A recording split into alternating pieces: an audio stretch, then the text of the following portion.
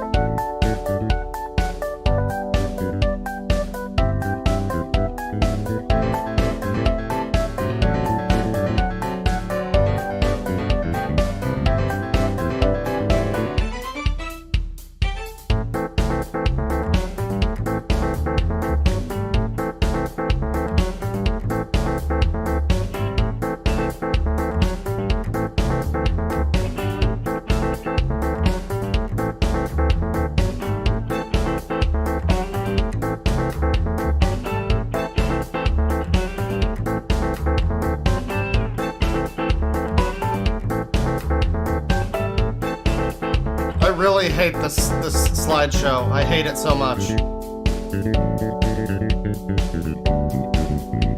I just started the slideshow. Why did you turn it off? God damn it!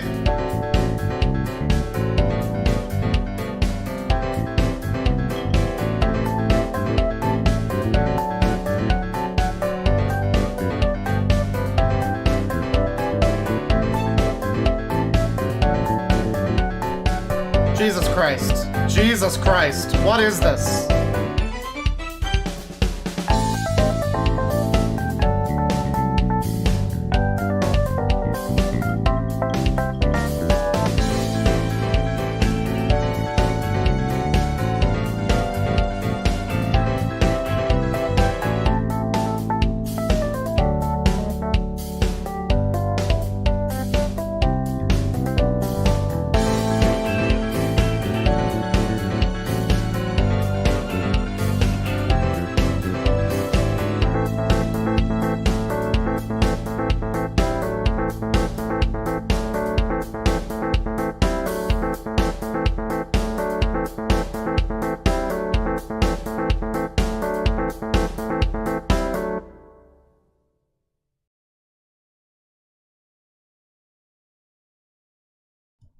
I really don't understand why the pre-stream slideshow hates me so much. It's never acted up more than this time. I don't know. It's got a mind of its own, man. Welcome to the stream, everybody.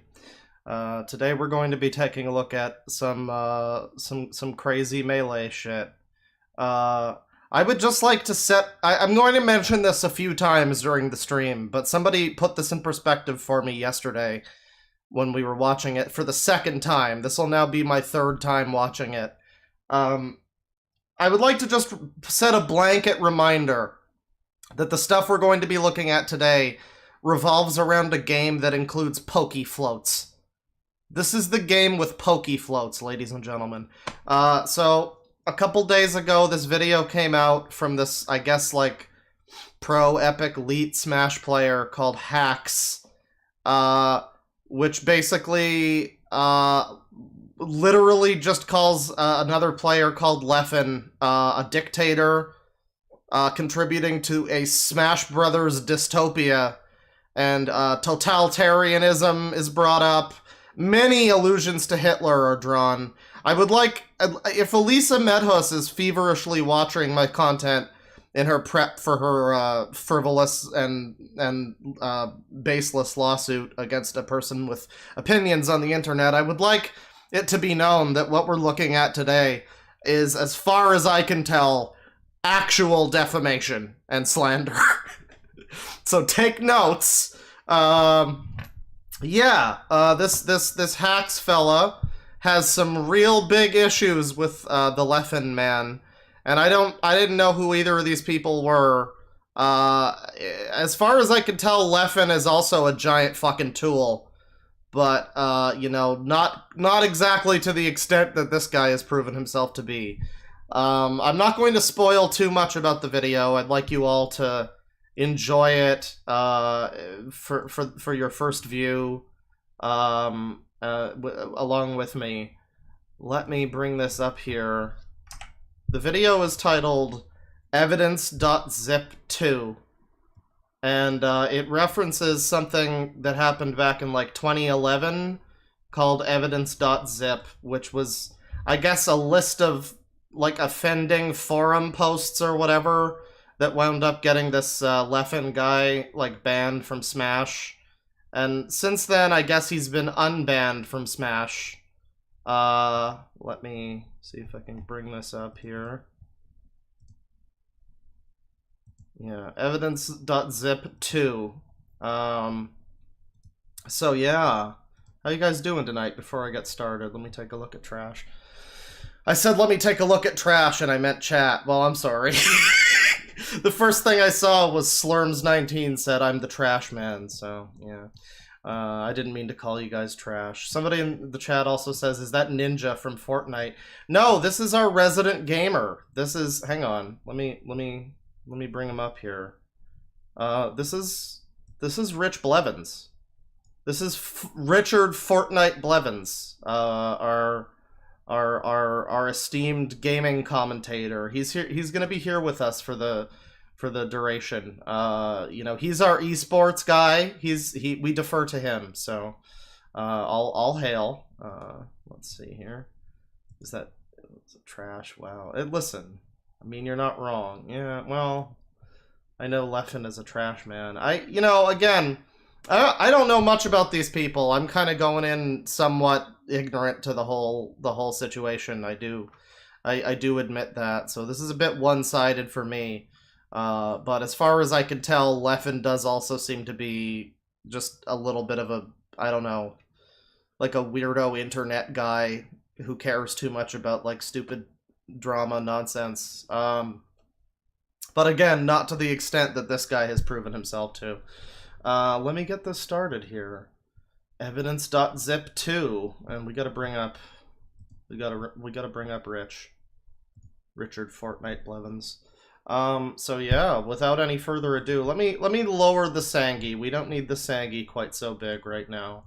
Troll looking motherfucker.png. We don't need that to be quite so big. You know what, actually, let's make him right about to scale with the trash man there.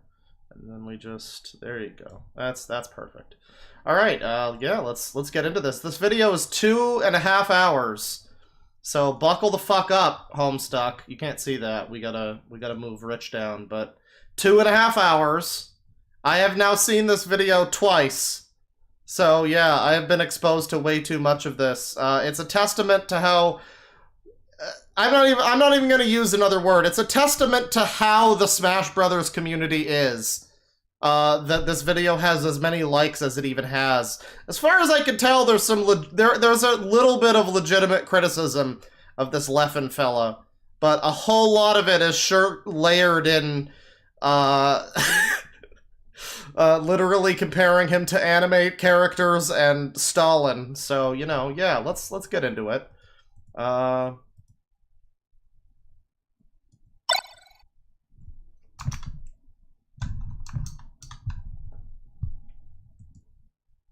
Intercept propaganda that's slated to broadcast this week. The last thing the Smash scene needs is propaganda that will send it further down the path to dystopia. Hopefully this video is able to reverse the scene's current trajectory. Well, I don't know if you did that, necessarily. I don't really know if Smash Brothers is headed towards a dystopia, like you say.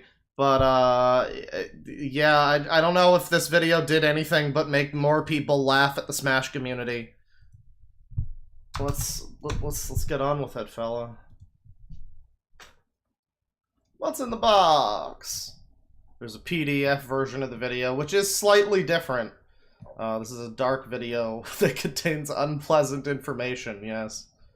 This is a dark video, guys. Hey everyone, it's Hacks. Today, I'm going to tell you some dark secrets about the Melee community because I think it's about time for people to hear them. Only I know the secrets. Today's video is not going to be addressed toward just the Melee community, but rather the esports community as a whole. That's because I value a safe future for everybody in esports, and I happen to know that the Melee community is currently engaging in a pattern of behavior that threatens not only itself, but the rest of the esports world as well. Unfortunately, I've watched my entire community be subjugated by this threat over the years, and it doesn't seem that anyone else sees what I see anymore. Now, I don't know if you're already picking up on some of the, words that are being used. Subjugate, dark path. I almost opened this video, or this stream, with a song from Blind Guardian. That's how serious some of the language is. He talks about, being banished from the sanctuary. I was gonna play the fucking, the Blind Guardian song, but yeah. Very serious tone. And again, a second reminder that this is a game with pokey floats. Let's continue. If they do, then they're either too paralyzed with fear to make an impact, or they lack the platform to do so. At first, I didn't want to give the esports world the red pill on what was going on within the Melee community.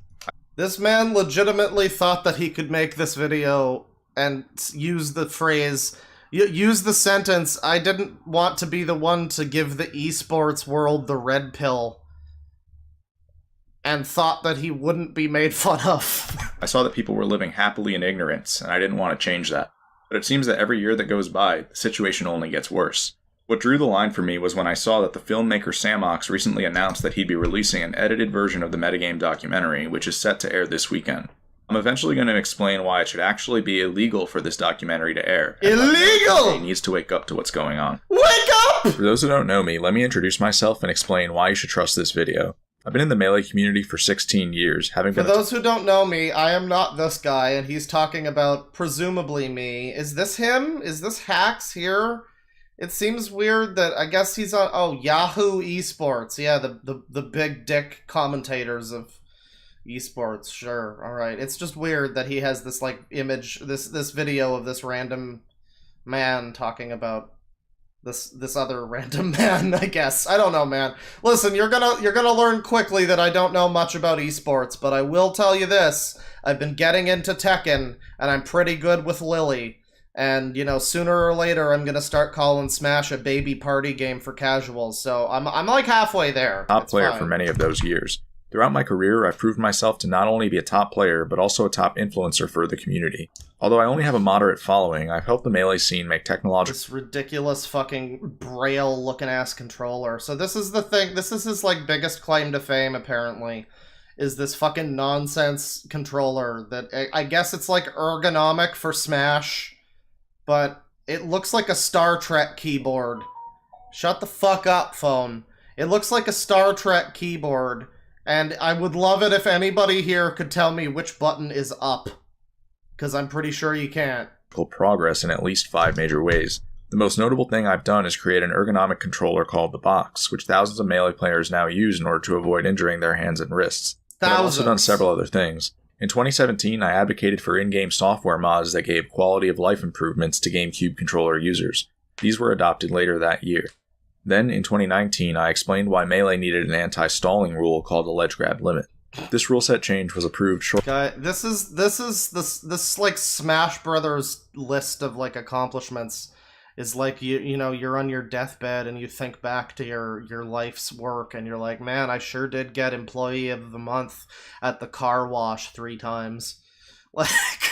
Guys, I influence the community to have a limit on ledge grabs. Wow, incredible. You might as well be Sakurai yourself with that kind of resume.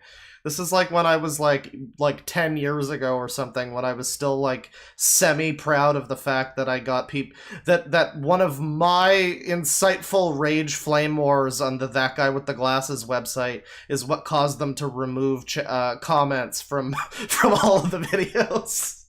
This is about on par with that, but yeah, go on. You made this weirdo controller for even bigger jabronis than the type of people that play Smash on a GameCube controller, and something ledge grab limits or something. Go on. Shortly afterward as well. Later in 2019, I started hosting a weekly tournament series called Hacks' Nightclub, which showed people that it was viable to play Melee on LCD monitors. Through the use of the latest technology, might as well have cured gave brain people cancer, a glimpse at what honestly. Melee might look like in the future. And finally, starting in 2020, I began making educational videos that taught people about intricate Melee mechanics. All my videos went into great detail about mechanics that people had never heard of before, and were fact-checked several times. Mechanics like if you hit a guy with your sword, he'll get injured by the sword. Wow. For accuracy. I recommend checking out those videos if you haven't already, because today's video will be somewhat similar. Something to know about all the innovations I just described is that they all went against the grain. These were all radical ideas at first, but I helped show that they were the right direction for the community to go in. Today's video will go against the grain as well. However, today's video will have to do with politics rather than technology. People may not realize this, but the Melee community's politics are in shambles right now. There's something Melee community's politics. Now, if you do want to get really technical, you could maybe claim that, like, the Smash... Like, everything can be political if you want to, like, call it that. But, again, this is the game that has Pichu. Just keep this in mind while you're watching all of this, please. Unthinkably evil going on right in front of our eyes. Unthinkably evil. And I have the evidence to prove it. Today's video will be tough to stomach, but the longer people remain ignorant, the worse the situation will get. Yeah, so we don't have a choice anymore. The most difficult part about this video will be accepting that the evil I'm referring to is being perpetrated by a community leader. Here it comes. There's a quote that goes, "The greater..."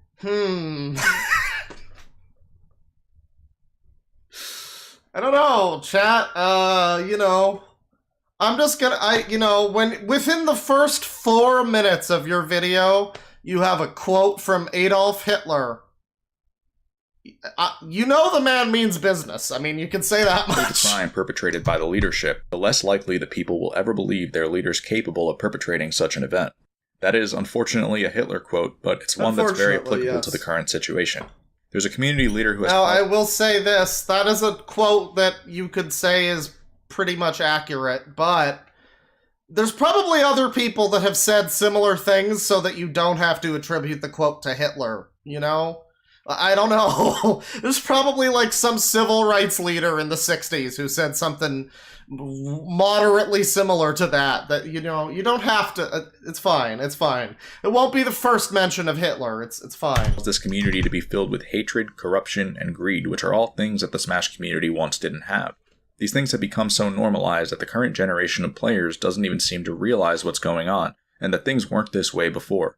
People are genuinely clueless that darkness has been cast over the entire Smash community, but hopefully this video will change that. Before I go any further, let me be clear about the magnitude of this video. This video is the final line of defense against someone who will continue to threaten the well-being of the Smash community. The final line of defense. I'm just gonna warn you now, this is gonna be a stream where I start fading in a lot of boss fight music, and I think you can tell why. As well as surrounding esports communities if he isn't stopped. The situation will endlessly get worse, to the point that it'll become comparable to a reign of terror within esports. A reign of terror, based on 3 factors. The first one is psychology. I've studied psychology extensively in order to bring you this video, and I know exactly what type of cloth this person is cut from. He studied psychology extensively in order to bring us this video. In other words, he specifically went into psychology, study with the, confirmation bias or whatever of well, I gotta find the things that'll make, Leffen look bad. He goes into a lot of stuff about psychology in this video, and it's pretty fantastically stupid. It effectively amounts to, guys, I read some books, okay, I'm smart. I'll be explaining what constitutes a supremely evil person, as well as how to spot one. Supremely I'll also be going evil. over proven strategies for manipulating people, especially large crowds of people, that have been used on several occasions. While it is bad that I'll be showing you how to manipulate people, it's worse for you not to know how the Smash community has repeatedly been manipulated. Shitpost smiley face from Aiden Paladin. I'm sure she's gonna have a lot of fun with that one. the psychology section. Finally, I'll be explaining how people with these personality traits view their so-called fans and supporters, and even some of the people who think that they're their friends. The next factor is history. I've been studying history so that I can show you that what is happening within the Smash community is one-to-one with what happened in societies that collapsed. We're setting ourselves up for a dystopia in more ways than people know, and an entire culture shift is going to be necessary to fix things. Finally, I'll piece everything together with classified information that nobody else has access to. Most importantly, you need to know the truth about evidence.zip, which is a collection of documents that was put together 8 years ago. Evidence.zip is the red pill because it reveals an MO that hasn't changed, and has only evolved as time has gone on. The press has continuously lied to you about evidence.zip, and so you'll need to drop everything you currently know about it. Evidence.zip will reveal that several events that have occurred in recent years were politically motivated in ways that the Smash community didn't realize. Politically motivated, everybody. It's all politics. Evidence.zip appears to be on the level of, like, the Watergate of the Smash community. And that there was an agenda in motion the entire time. I'll also be backing everything up with my own personal experiences. I've been withholding a ton of information for this inevitable moment, and it's time to release all of it. Something I want to apologize in advance for is the fact that I'm going to betray several people's trust in me in order to bring you the full truth today. Private information must be leaked in order to tell the full story, and so I'm sorry to everyone who that affects. One last thing I want to go over is why I believe this is a groundbreaking video. Oh, it's absolutely groundbreaking, but not exactly in the way that you thought it would be. This video is a case study for how a community can be uprooted without even realizing it. It will show how platforms such as Twitter, Twitch, and YouTube can be weaponized in the modern-day era of social media, and how laws should be implemented to ban certain strategies when it comes to these platforms. Laws! Similarly, this video will show how we, as a society, underestimate the impact of political and psychological crimes, and how we can't underestimate crimes that affect socioeconomics and people's mental health. It will also show how the esports universe provides the perfect platform for criminology, by constantly using the excuse that someone is a hero. Well, yeah, it is the perfect platform for criminology if you're trying to fucking crack down on pedos, I guess. They become able to exploit their community endlessly without ever being held accountable. All these things are injustices that call for reform. Most notably, this video calls for an entire community to undo its way of thinking. There's a cult of personality that needs to be broken up within the Smash community, and I have a feeling it will be after people find out what they become a part of. This is a story of political and psychological warfare that took place in front of your very eyes over the course of the past decade. As the only person in the entire world capable of telling you this story, I know that I have to, as it has the potential to change the timeline we live in. 2 years ago, Esam emerged as a whistleblower who stated that he was tired of Leffen shaping the discourse wherever he went within the Smash community, and having people blindly follow him as well. Esam's posts did incredibly well on Twitter and Reddit. They were clearly representative of something that lots of people had felt, but may not have had the platform or the courage to express. The courage. Who would ever speak against Leffen? He is God. He is king and kingdom.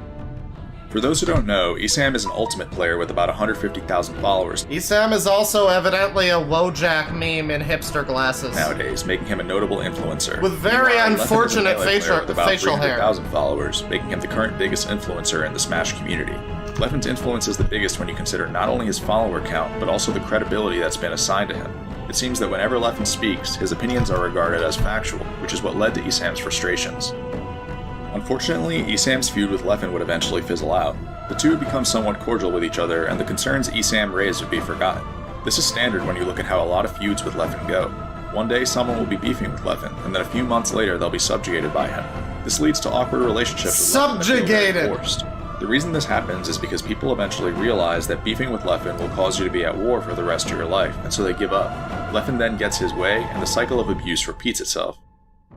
In Esam's case, a whistleblower who raised very valid concerns was lost when he decided that he wasn't willing to keep going. Because time is running out for the Smash community, I'd like to reopen the case. Guys, time is running out. There's only 2 more DLC characters left to be announced! In this video, I'm going to explain to you why Leffen is a disease that can be expected to fully erode the Smash community as well as several other esports communities within the next 10 years. I say this as someone who has known Leffen for exactly 10 years and knows exactly how predictable his trajectory is in terms of both scope and malicious intent. The Smash community simply doesn't understand the crimes that Leffen has already gotten away with, and will continue to get away with if the status quo is upheld. If you've read up on why Leffen was banned back in 2013, then it should be obvious there's something fishy going on within the Smash community. When Armada issued Yeah, there's other reasons to think that there might be something fishy going on within the Smash community, but, you know, go on. There's other reasons than just some posts he made on a forum fucking 10 years ago. Leffen's ban back then, he described Leffen as a chronic liar with no credibility whatsoever, and he encouraged people to always assume that Leffen is lying when he speaks badly of other people. Yet, 6 years later, and Leffen was able to terrorize the Ultimate community with opinions that people treated as factual. In the Melee community, there's a similarly strange disconnect. On one hand, there's the widespread belief that Leffen is a former villain who emerged as a hero, yet on the other hand, Leffen has clearly instilled fear into the current generation of players. This fear is entirely warranted when you consider that Leffen randomly attacks people with small follower counts, even going as far as to ignore their requests to be left alone. There seems to be no one truly safe from Leffen's wrath anymore, and so it makes sense for people to be on their toes. The wrath of Leffen, everybody. And again, this is, as far as he is probably concerned, and Leffen does seem like he's a little bit of a bitch boy as well, but, as far as he is concerned, he probably mostly just thinks of himself as a normal fucking guy. And, he tweets, like, his random fucking 3 a.m. thoughts like anybody else. And this guy is, like, fucking Pepe Sylvia corkboarding every tweet that this dude makes. It's, I don't know. I don't know how this is supposed to make him look worse than it makes the uploader of the video, but very, very cool. Chapter 1, Totalitarianism.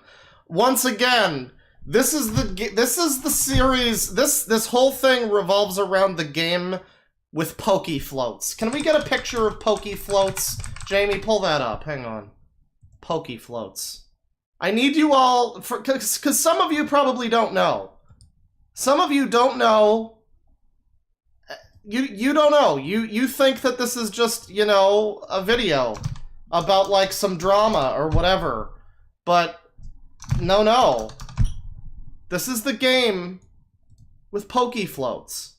Chapter 1, Totalitarianism. Pokey floats. This is all I wanted you to know, is just pokey. This is like a weird mock-up. I don't know what... This isn't actually from Melee, but still. This is Chapter 1, Totalitarianism. Pokey floats. This is... Okay, let's continue. There's only one type of society in which these disconnects exist, and that is a totalitarian society. Under totalitarianism, it may not be entirely clear whether those in charge are truthful. Can somebody keep a count of every time he subtly or not so subtly compares Leffen to Hitler or other dictator? Because this is like the 3rd time already. And heroic or not. This is because while they give their citizens a place to live, totalitarians deprive their citizens of basic rights by controlling the press, performing mass surveillance, and resorting to state terrorism, which is when the state attacks its own citizens in order to instill fear. The reality is that totalitarians are neither truthful nor heroic, but they make their citizens think they are in order to mobilize them. This is done through either manipulation or force. What totalitarians will commonly do is craft false hero narratives through the Oh, I get it. Orange Man, bad. vilification of others. They'll create a problem and then they'll solve it for you in order to create the illusion that they're heroic. This is why it's important to take a look at where someone's hero status came from, as it could very well be a facade. In Leffen's case, what you'll eventually find is that his hero status was entirely self-engineered. Everything Leffen is remembered as a hero for was a political heist in ways that people didn't consider. And his motive... I can't do much more than just, like, stop the video occasionally and quote the things he says directly. Like, political heist. Did you listen to this before you uploaded it? I mean, clearly not, because of some of the stuff we get into later. But fuck, man, political heist. You're talking about Smash Brothers. Jesus, go outside and touch grass! Motivations are much darker than people realize. In general, people don't oscillate between being villainous and heroic in the real world, and if you ever see a disconnect like this one, then it probably means that you've been duped. What happened here is a villain realized that hero status would be beneficial, and so he made it his goal to obtain it. If you look at the current state of the Smash community, it is in line with the totalitarian regime, and that is entirely because of Leffen. It's obvious that Leffen wants full control over the community based on several of his tendencies. A dead giveaway of Leffen's intentions is the fact that he blocks anyone who disobeys him on Twitter, to the point that he probably has thousands of people blocked. Okay, it's Twitter. Everybody blocks people. What are you talking about? This strategy isn't being used by some random person either. It's being used by the person with the highest follower count in the community. When you think Someone in chat says this is the new Metal Gear Solid timeline. Yeah. About how dangerous this strategy can become over time, it should actually be illegal, and I'll explain why. It should be illegal to block people on Twitter. Well, go ahead, friend. Explain why. The beauty of Twitter is that no matter how few followers you have, you can always make an impact. This is because when someone makes a bad tweet, you can always make a very visible reply to it, which is why you see low follower accounts ratioing high follower accounts all the time. When enough people I fucking hate this, like, science of Twitter shit where these people, like, analyze, this guy ratioed that guy, fucking shut up. Reply negatively to a tweet, the tweet can end up looking terrible. To the person with the high follower account... That's right, being blocked on Twitter is literally 1984, chat member. You are not wrong. Not to spoil too much, but he does, in fact, use imagery from 1984 later in this argument, so... People replying are like pests in this case. They're practically latching onto the tweet with a hook shot, and when enough of them do this, it can have a huge impact. Guys, he latched on like Link and Zelda in the video game! However, what the person with the high follower account can do in response is block every single person who dissents from their tweets. I call this strategy pest control. Over time, pest control has a damaging effect. For mere insignificant insects like you, you will be dealt with, you will be sprayed and neutered. Because of the way crowd psychology works. Let's say that there are 10 Leffen supporters and 10 Leffen dissenters to begin with. All 20 of these people have an equal right to free speech, and so Leffen's tweets are met with equal discourse on... Yeah, actually, you kinda don't have an equal right to free speech because you're on Twitter, and technically free speech doesn't, like, actually apply. It's like a whole thing about how they're like a company or whatever, so it's not like a free public forum or whatever. I don't know, I can't explain it, but yeah, I don't know if free speech is really what... Try a different tactic, is all I'm saying. I don't know. Both sides. As time goes on, Leffen makes it clear that he will block every single person he views as a pest. The first thing this does is it scatters the Leffen dissenters. They can no longer reply to Leffen's tweets, which causes them to lose their power in numbers. Dissenters, because the dissenters' personal profiles are powerless on their own, the supporters are now at an unfair advantage. At this point, the dissenters can choose to do one of three. There are a lot of people in chat who are pointing out that this just basically sounds like a crazy person's ramblings, and it does seem a little more put together than that, but it's like a very well-formatted crazy person's ramblings. I don't know. The ultimate takeaway in this stream is pretty much just get some help, dude. I don't know. The first thing they can do is keep tweeting on their personal profiles, which, like I just said, has no impact. This leads to the second thing they can do, which is give up and stop tweeting. It is highly likely for a dissenter to choose this option once they realize that they will most likely just get harassed if they keep tweeting from their personal profiles. Unfortunately, this leads to the third option. If a dissenter wants to remain involved in the conversation, then they only have one real option, and that is to turn to the dark side. By mutinying in the dark side of the smash! Yes. The dark side, everybody. Again, pokey floats. Just keep it in mind. The dissenter is I'm gonna stop reminding everybody so much, but like, because I think you can all keep it in mind now, but good God. Able to regain power in numbers and avoid social isolation.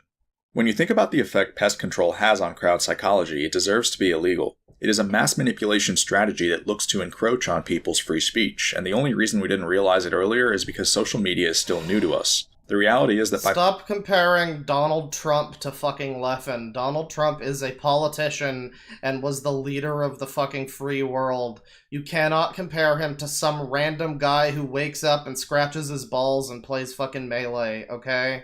You know, just because he's like a dickhead on Twitter or whatever. If Donald Trump blocks people on Twitter, it's a little bit weird because it's like, hey, you're the president. Maybe don't do that. But this is just some guy who fucking plays Smash. Why should he not be able to block people on Twitter? Kind of a bitch move, I don't know, but it's like, it's his fucking right to do it. Performing pest control, someone with a large following can filter out anyone who disagrees with them, and turn their social media account into a cult gathering. Pest control is nothing more than a censorship tool, and the fact that Leffen seems to have pioneered it speaks volumes. The next sign that Leffen wants control has to do with something called a preemptive defense. I'll eventually show you the article this excerpt comes from, but a preemptive defense is when someone goes out of their way to assure you that they're kind or trustworthy without any provocation from you whatsoever. Leffen happens to do this in his Twitch bio, where he states that he is honest to a fault. This is a preemptive defense that creates a false sense of trust between Leffen and his viewers, which he... Not really. You can look at it as he says he's honest to a fault, so that means when he says dumb shit, it's just him being honest. But you know, you can also take it as like a 7th dimensional chess move. Again, keep in mind, this is all centering on a man with an avatar that is Fox Pepe. Can then exploit. Another troubling statement in Leffen's bio is that he won't hesitate to ban trolls or idiots, which is nothing more than a delusion. In Leffen's mind, a troll or idiot... did I miss the part where he says that he pioneered blocking people on Twitter? Yeah, so one thing about that, right, is like, have any of you people been on Twitter before? Have you ever been blocked by Hideki Kamiya or like William Shatner or something? If somebody's so prone to block people for no reason, then usually those people, it's like a badge of honor to be blocked by them. You're like, oh, what did you say to get banned, to get blocked by this guy? And then you're like, oh man, I called him a fucking, and you go off, and it's like, it forms its own like sub-community. It's counterculture of people that are like, I guess if you want to use such theatrical fucking terms, like the resistance to Leffen, or something like that. So I guess that's what the mutiny part is, but it's like, I don't know, man. It's just Twitter. Settle down. Just settle down. It is anyone who disagrees with him, which isn't normally what makes someone a troll or an idiot. The worst part is that Leffen even goes as far as to make the people he views as pests fill out unbanned forms if they want to return to his sanctuary. By forcing people to display obedience, Leffen is able to corrode the minds of the masses even further. These types of crowd psychology tactics have a dangerous effect over time, and are responsible for the disconnect I showed you earlier. Over the course of a few years, it is possible for someone using these tactics to go from being a pathological liar to being widely considered trustworthy. In addition to manipulating large crowds, Leffen also hunts down anyone who disagrees with him on practically anything. He's known to quote retweet people with microscopic followings as to embarrass them, and pressure them to delete tweets that speak negatively of him. It is rumored that he even name searches himself in order to find these people. In 2016, Leffen showed how ridiculously far he was willing to go to censor people when a content creator named Magic Scrumpy made a video called Nerfing Fox. The video didn't even necessarily imply that Fox needed nerfs, it just explained what they would theoretically look like if they happened. When Leffen saw that Magic Scrumpy had even suggested that Leffen's melee character was overpowered, he immediately began tweeting and streaming to turn his fanbase against Magic Scrumpy. This led to long-lasting beef in which Leffen seemed to want to discredit Magic Scrumpy as a content creator entirely, and push him out of the melee community. Yet another thing I've noticed about Leffen is his Discord screen name, which is 2 dashes. This gives him alphabetical priority over everyone else. In this private netplay server for... I really like this part where he whines about this guy having his dashes in his name. Meanwhile, Hax is in his server, but okay. For example, everyone uses their regular screen name, but Leffen uses a strategic one to make people aware that he's present. Similarly, if you've ever watched Summit's online melee events, then you've probably noticed that Leffen's always commentating from a TV screen that is front and center. It seems that no matter where you go these days, Leffen is always watching, and everybody knows it. He was right. Yeah, funny enough, yeah. I think the scariest thing was when I did the pivot forward smash, because like I immediately thought, oh no, Leffen's doing commentary, he's gonna get mad at me. Finally, the premier Melee podcast is called the 6-4 Podcast, which is named after propaganda that Leffen has pushed onto the Melee community. He hosts this podcast alongside Mango and Zane, so you don't have much of a choice but to watch it if you want to hear what they have to say. You don't have a choice, guys! In the Melee community, and no one wants to talk about it. When you consider how ridiculous the lengths to which Leffen has gone to control community rhetoric are, it truly feels... Guys, look.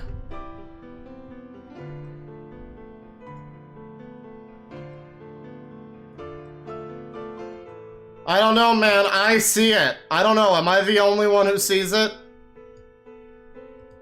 I don't know. It feels like a surveillance program.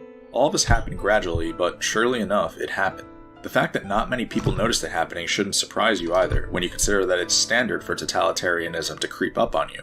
As the author Pat Miller explained in the book Willfully Ignorant, the best way to take control over a people and control them utterly is to take a little of their freedom at a time, to erode rights by 1,000 tiny and almost imperceptible reductions. In this way, the people will not see those rights and freedoms. First they took my ability to tweet at Leffen, and then they took my entire freedom! Being removed until past the point at which these changes cannot be reversed. This quote describes exactly what happened to the Melee community.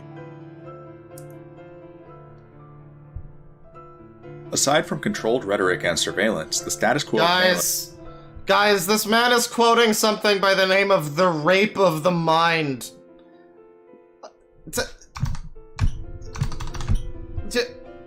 The rape of the mind, ladies and gentlemen. Is totalitarian in several other ways. The state terrorism I mentioned earlier serves a purpose, and that purpose is to instill fear in a population.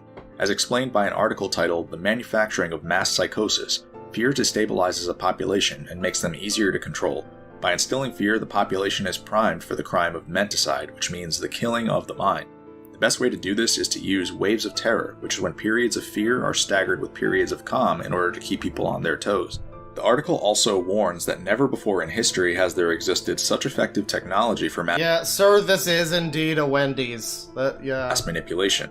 Nowadays, social media allows people to quickly censor the flow of unwanted information. The same people who instilled fear can then offer a return to normalcy through a never-ending stream. Someone in chat says, this ain't even about Smash anymore, what the fuck? This was never truly about Smash! This was about our rights as citizens! Free, sovereign citizens of the world! I'm just traveling.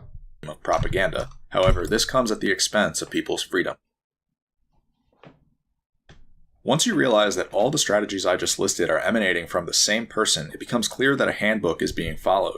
Leffen's inevitable I don't know who this guy is, but I like the fact that he basically looks exactly like Game Dude. Tendency to feud with people at random has given him a hostile aura that people tend to want to steer clear of.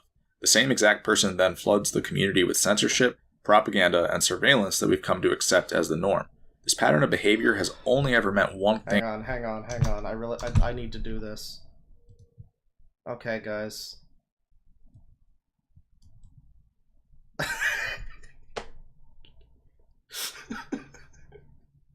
I mean, again, I see it. Like, if you don't see what he sees, clearly you're crazy, okay? It's right there. It's on the screen. This is real.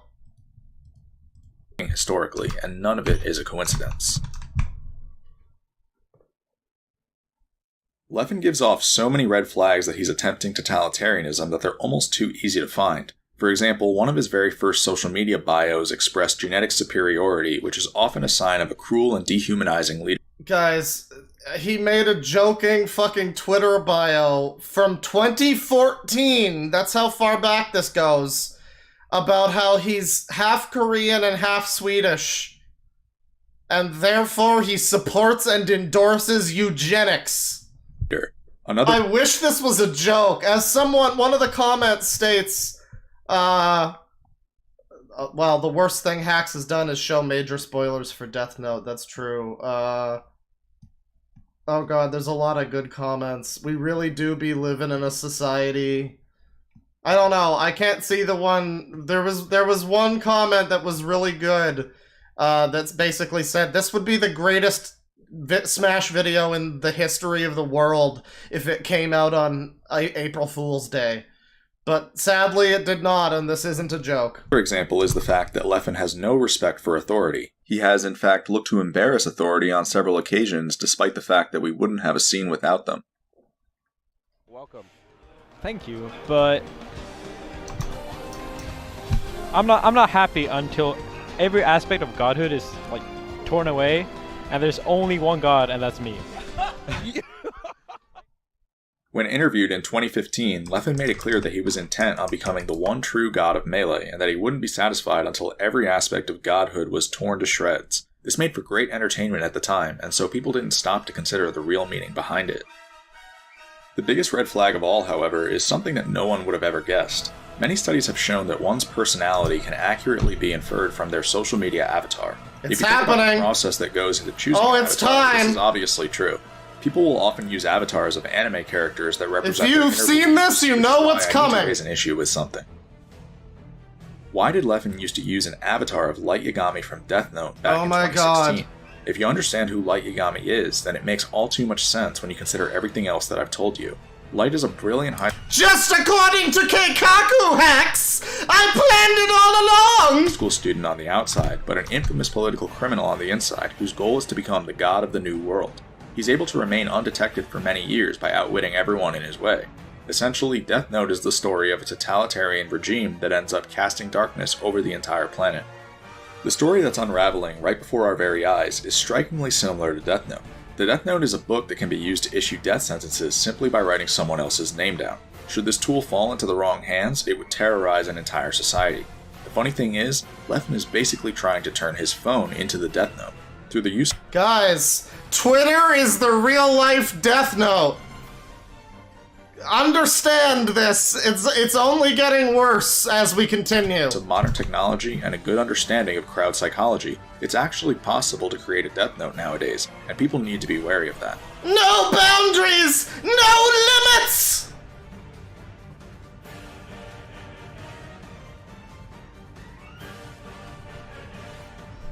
Oh man, Star Wars Episode 10, The Dark Triad, that was the best one.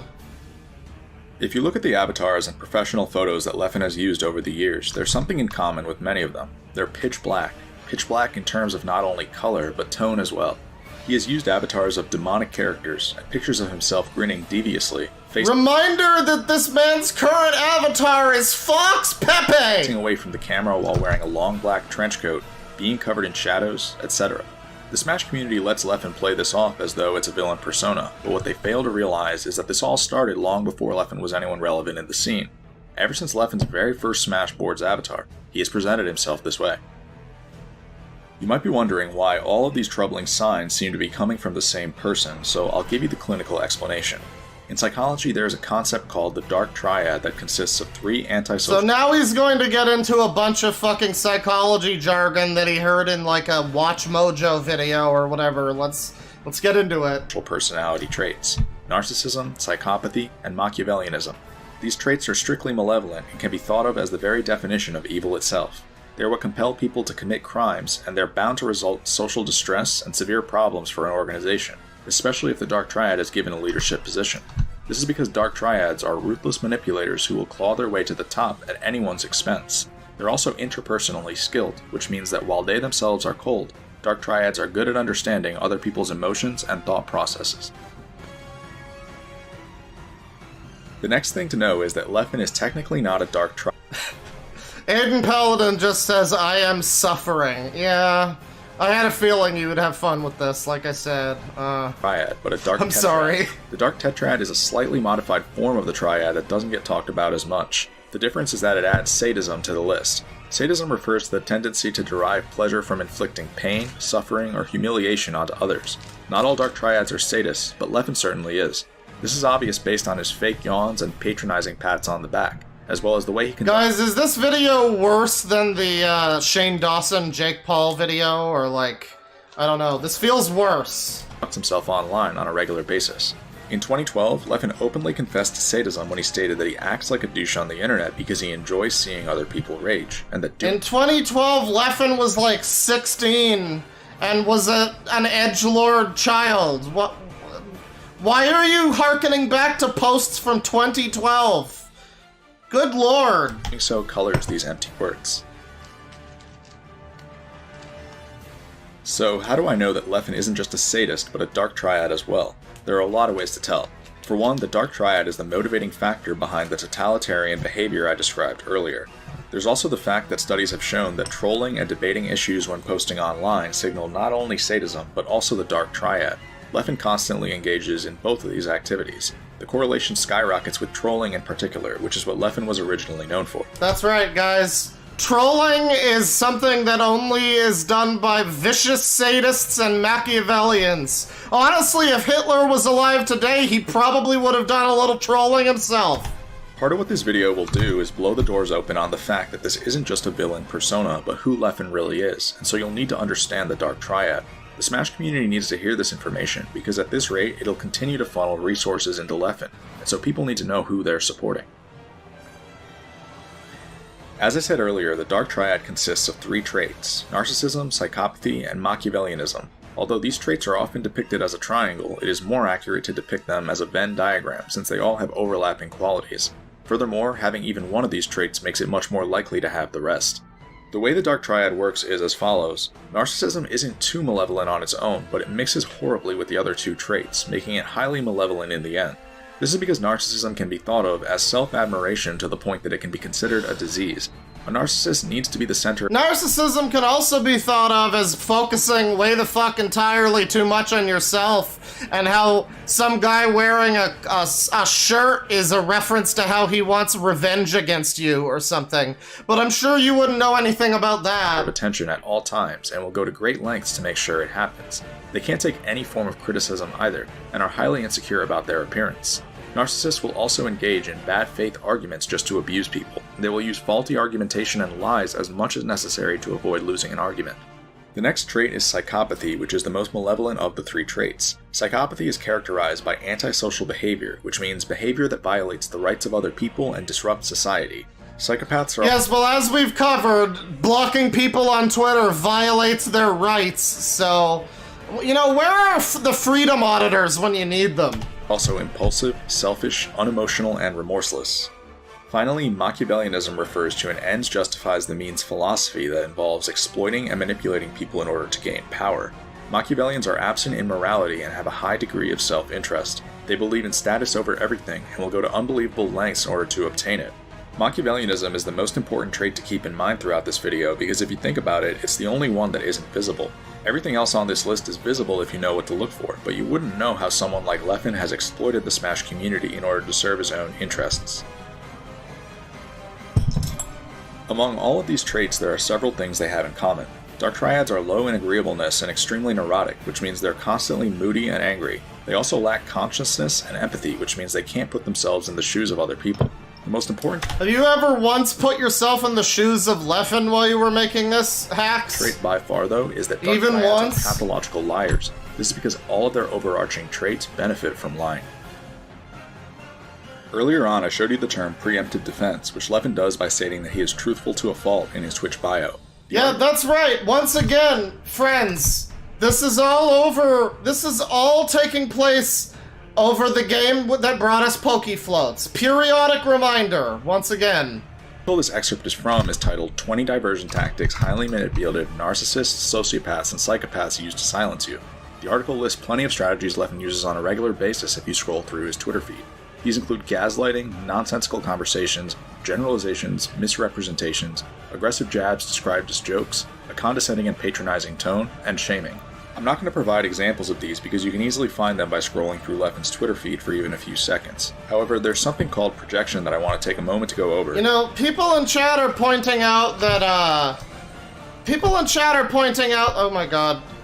Shut up, Sephiroth music. People in chat are pointing out that, this guy is kind of ableist, and while I do hate that term, like all the other Tumblr speak, this is kind of ableist if you think about it in the sense that this man is basically saying that this guy has a light Yagami avatar, so therefore that means he's a sociopath, and light Yagami from the anime series Death Note represents all sociopaths or something. It's very...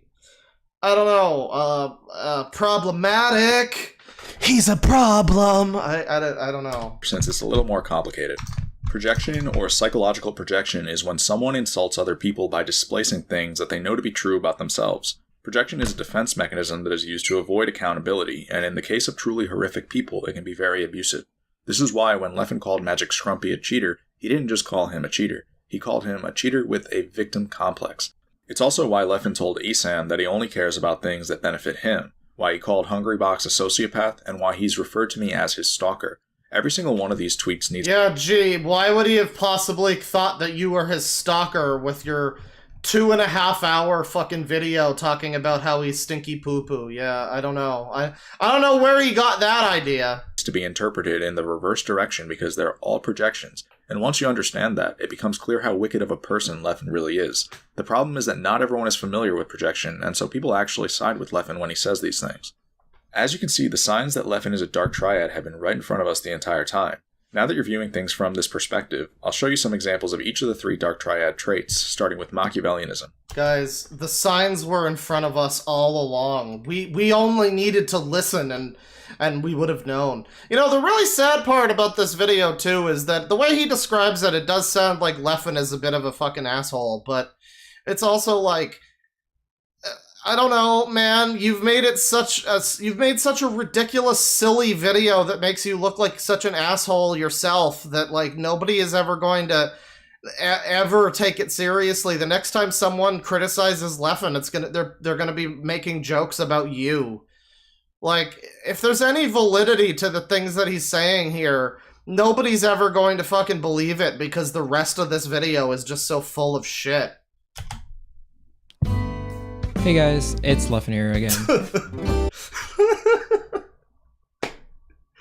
You know, this whole video, we're 27 minutes into this fucking thing. It's like, it's going off about how he's a Machiavellian, sociopathic, psychopath, stalker, totalitarian, fascist dictator, and the first time he shows up on the screen, it's like this warm fucking lighting, and he's just like, "Hey guys, welcome back to the channel. How you guys doing?" It's like...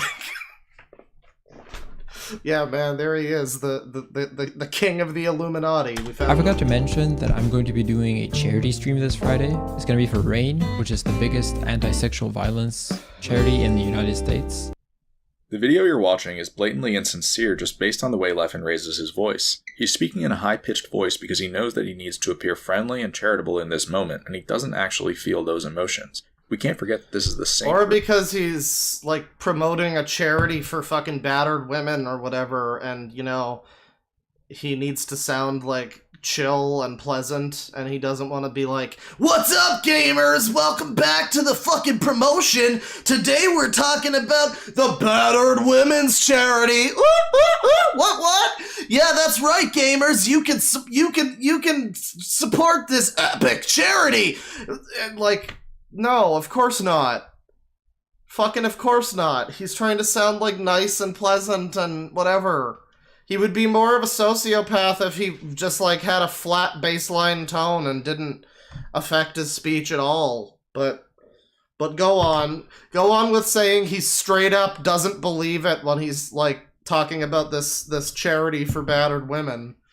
Again, this is what I'm saying, like, this is pretty legitimately, like, defamation as far as I can tell. Like, he is straight up being like, "Yeah, you don't mean it when you were promoting that charity. You actually wanted the women to be battered." Like, it's some pretty high-tier fucking shit-talking, at the very least. I don't know. Who was once banned for being a chronic liar with a manipulative personality, and that this slip-up isn't merely a coincidence. Moving on to narcissism, take a look at this post Leffen made in 2011. Someone had listed a bunch of Melee sets they recommended watching. Moving on to narcissism, here's a post that this man made when he was 15 years old. Yeah, of course he was a fucking narcissist. When you're 15, the entire world fucking revolves around you and your problems. Of course he was a fucking narcissist. I'm pretty sure that guy was as well. But we don't see all his posts from fucking 10 years ago. We are talking about posts from 2011, everybody. This is an era when I was still, like, pretending to be a trip friend on 4chan. Almost slipped up. I almost said the non-Pride Month word. I almost did it. This is back when I was still pretending to be, like, you know, like, stir up drama in fucking V threads. Like, this is how far back we're going. This is a pre-Gamergate society, everybody. And we're actually going back that far to show what a fucked up guy this Leffen dude is. If this isn't an example of fucking cancel culture, this shit, it's literally like, hey guys, he made these posts 10 years ago on the Smash forum. Guys, can we put him in jail, please? Like, this is ridiculous. This is so ridiculous. It just so happened to sort Leffen's sets individually rather than grouping them. Leffen then commented that he liked how the way the sets were sorted placed more emphasis on himself, which is an extremely narcissistic comment. Oh no, I have the pass to say it, but I'm, you know, I don't want to have to clear it with the authorities and everything. Comment to me. You know how it Additionally, is. Leffen refers to himself as an icon in his Twitter bio and has several heavily edited photos of himself that uphold that belief. Yeah, he's a bitch. Lastly, I'll show you an example of psychopathy. The fact that Leffen used to state that he is really mean in his social media bio is an indicator of psychopathy in itself, but I want to give you a real-world example. When I beat Leffen at Genesis 7, I was wearing a red pair of Adidas pants with white stripes on them. These pants would become synonymous with my run at that tournament. A few months after Genesis 7, someone sent me a picture they took of Leffen streaming. Leffen was wearing a red Adidas shirt with white stripes on its sleeves while editing a digital controller's button layout. Chat. He wore the same Adidas stripes. Therefore, he's mocking me! It's not even the same. Motherfucker's pants are red with Adidas stripes. This guy's wearing an orange shirt with Adidas stripes. Adidas has stripes. A lot of their clothes have stripes. What? At what point in the production of this video did you graduate from crack to cocaine? Please tell me. Again, this wasn't a coincidence. It was a psychopath's way of showing that he wants revenge. Needless to say, the behaviors you're going to find in this video are completely bizarre, but you might be wondering why I'm making this video. Yeah, this is pretty fucking bizarre! Now, because the status quo of Melee is becoming increasingly dystopian, and I've been growing increasingly discontent with it. It seems that instead of opposing the Dark Triad, we've actually embraced it as part of our culture. When Leffen randomly attacks people from other gaming communities, for example, we watch and laugh. Then, our content creators turn it into the latest news. This leads to other communities telling us to take Leffen back to the shithole he came from. Even worse is the fact that we built a bot off of Leffen's AI and used it to broadcast his mindset to thousands of people. Once you realize why the people behind Deep Leffen Bot found Leffen's personality so fascinating, it's actually a lot more dystopian than it looks. Above all else, though, there was something that happened recently that drew the line for me, and it had to do with the filmmaker named Samox. For those who don't know, Samox is the director behind the original Smash Bros. Documentary that turned Melee into a major esport back in 2013. In 2020, Samox returned to us with a new documentary called Metagame, which covered the newer generation of Melee players. However, Metagame wasn't received nearly as well, largely due to what people viewed as Leffen's character assassination. Character assassination. Of Swedes who knew about evidence.zip, and Leffen didn't like that. Even though Metagame didn't reveal too much about evidence.zip, it was still the current generation's only glimpse at the truth, and Leffen made it clear that he wanted it taken down. At first, Leffen complimented the first few episodes of Metagame for how incredible they were, but when the episodes that talked about evidence.zip aired the next day, everything changed. Leffen frantically began to tweet about Metagame every several minutes. His tweets suggested that evidence.zip was a conspiracy, and that Metagame was a terrible documentary for assassinating his character. Leffen tweeted so frequently that he seemingly went insane. He seemingly went insane, everybody! It's not as if people have ever live tweeted something that they've been watching. Nah, he went insane. He went, quite frankly, mad! Yeah. On and on. Clearly he was watching this thing, and then the thing started to talk shit about him, and he didn't like how it talked shit about him. And so his opinion changed. Maybe that makes him a bit of a bitch, but it doesn't exactly make him actual Hitler. But go on. There was no end. The next terms I'm going to introduce are called narcissistic injury and narcissistic rage. Narcissistic injury occurs when a narcissist perceives something as a serious threat to their self-esteem. It will happen if the narcissist feels that their true self has been revealed, and that people have caught on to their hidden behaviors and motivations. This triggers narcissistic rage, which when a narcissist goes insane and becomes extremely violent. Narcissistic rage happens at the end of Death Note when the police force finally close in on Light Yagami, the mastermind behind years of political crimes that terrorize the world. After realizing that he's been caught, Light begins to laugh like a maniac and contort his body in strange ways while the police force watch in awe. Again, reminder that this is his depiction of crazy people. This is his depiction of mental illness. Is a character from an anime.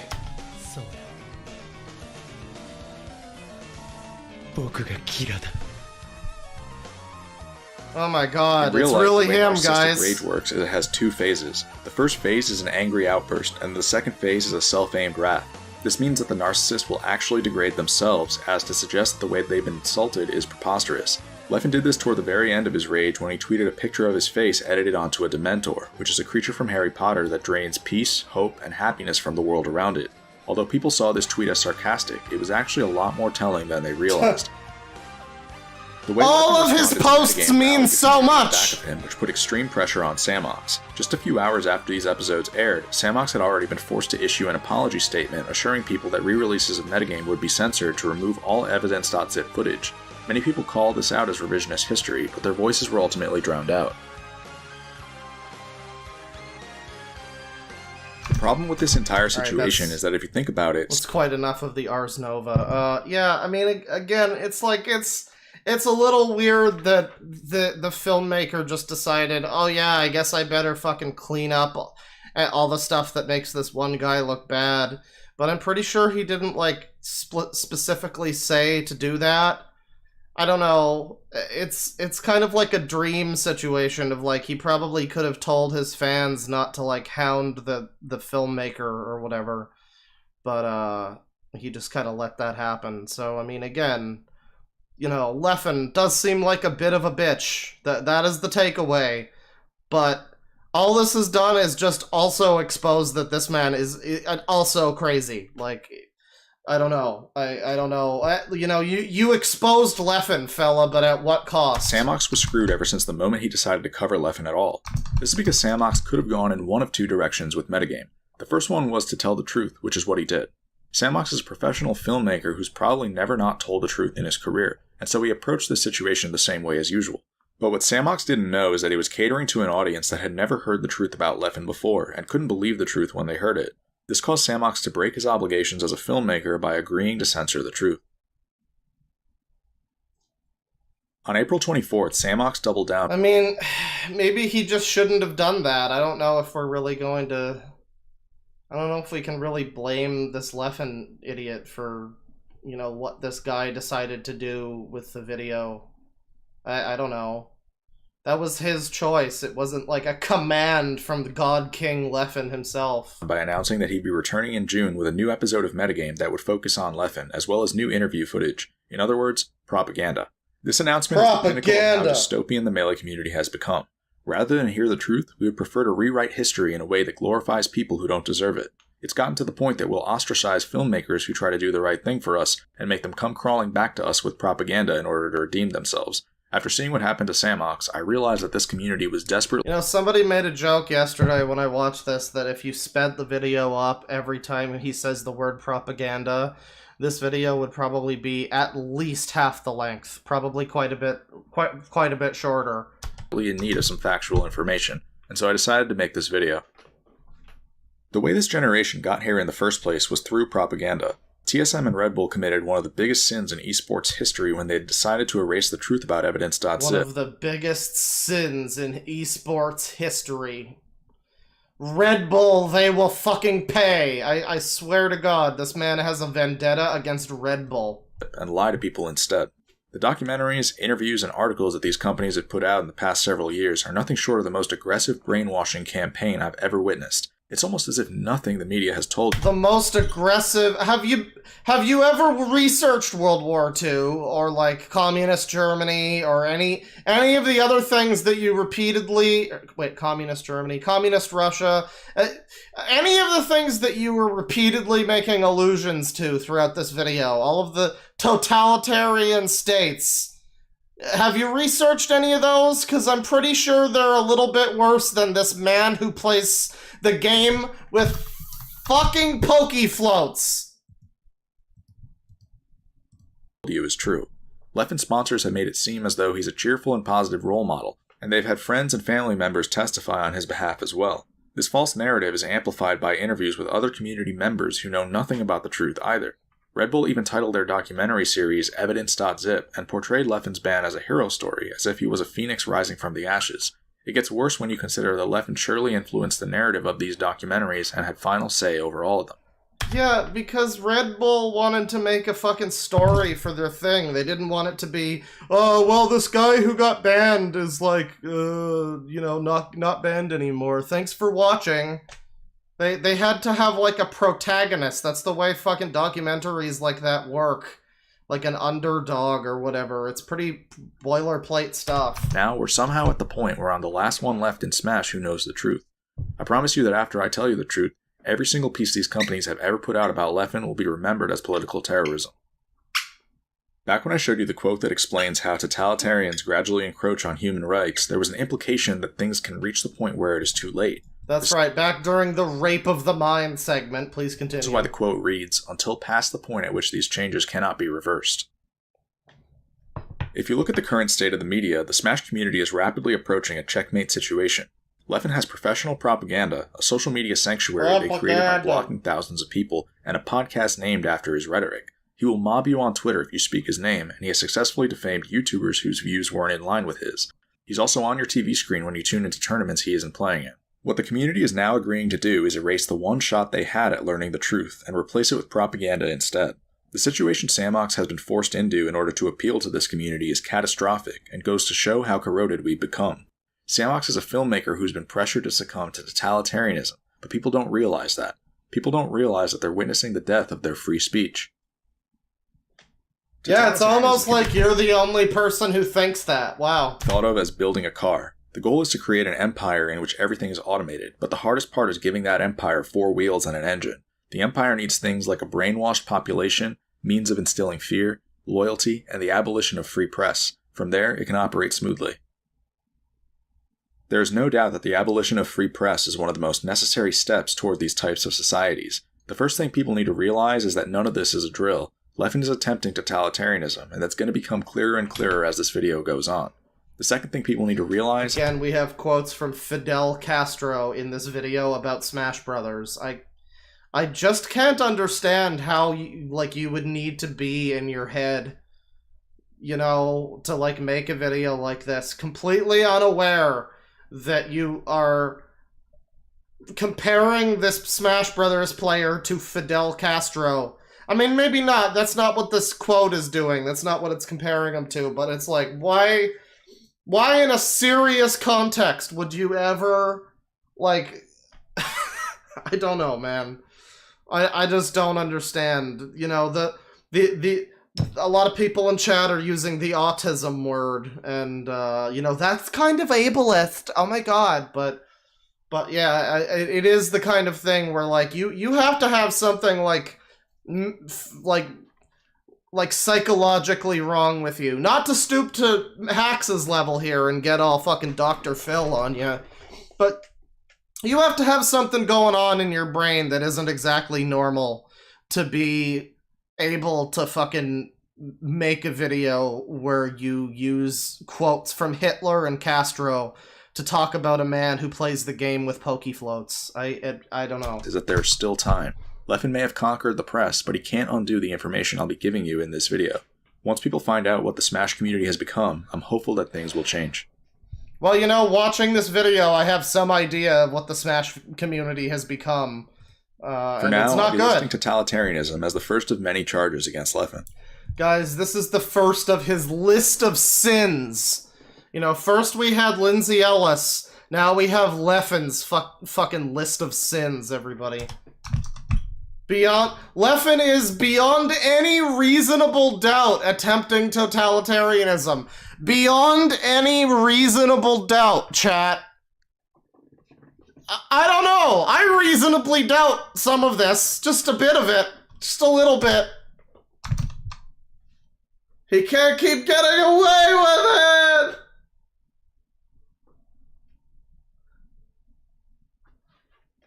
Chapter 3, Evidence.zip. I'm now going to tell you the true story behind Evidence.zip. I'm now going to tell you the true story behind that time that I paid for WinRAR. I'm violating multiple people's privacy by doing this, but there's no other choice. I don't know, is there no other choice? I don't know. I'm violating multiple people's privacy, but... 10 years ago, I made a thread on Smashboards that advocated for a ledge grab limit being added to the Melee rule set. I knew this rule needed to be implemented for a lot of reasons, but at the time, people didn't realize that. I assured people that one day they'd realize that I wasn't kidding. One day you will understand! A user named Leffen went well out of his way to destroy it. Leffen and I didn't even know each other, but he came across as incredibly angry and determined to undermine my credibility. He insulted me many times and told me that I was a moron for thinking that camping the ledge is broken. Once again, 15 years 8 old. years later, Leffen would be begging tournament organizers to implement a ledge grab limit because of how broken camping the ledge is, according to his own words. Players like HBox and Mewtwo had shown that ledge camping needed to be banned by then, and so Leffen was now in agreement with what I'd been saying since 2011. Luckily... So now, you need to understand something, chat. This all harkens back to the fact that this Leffen fellow shitposted in this man's fucking thread on the Smash forum 10 years ago. Almost 10 years to the day. This is June 19th. It's like June 7th right now. We're almost 10 to the 10-year anniversary of that thread. And all of this, I promise you, all of this fucking video is basically owing to him having, like, a problem with this man, like, memeing on him in his fucking Smash thread. This is like 2010 forum drama that has turned itself into this man fucking seething with rage over the course of 10 years and releasing this fucking crazy totalitarian dystopian manifesto. I don't know if this is on par or worse than the glitch text document of the like 30-year-old woman who was just like, wrote like a 500-page takedown about some 13-year-old who was into a fucking SJW cartoon. I think this is worse than that. I think this is slightly worse in some way, because at least that was just like some crazy person interacting with some girl for like a couple months or whatever. Actually, wait, no, that might be worse. I don't know, that's up to you, really.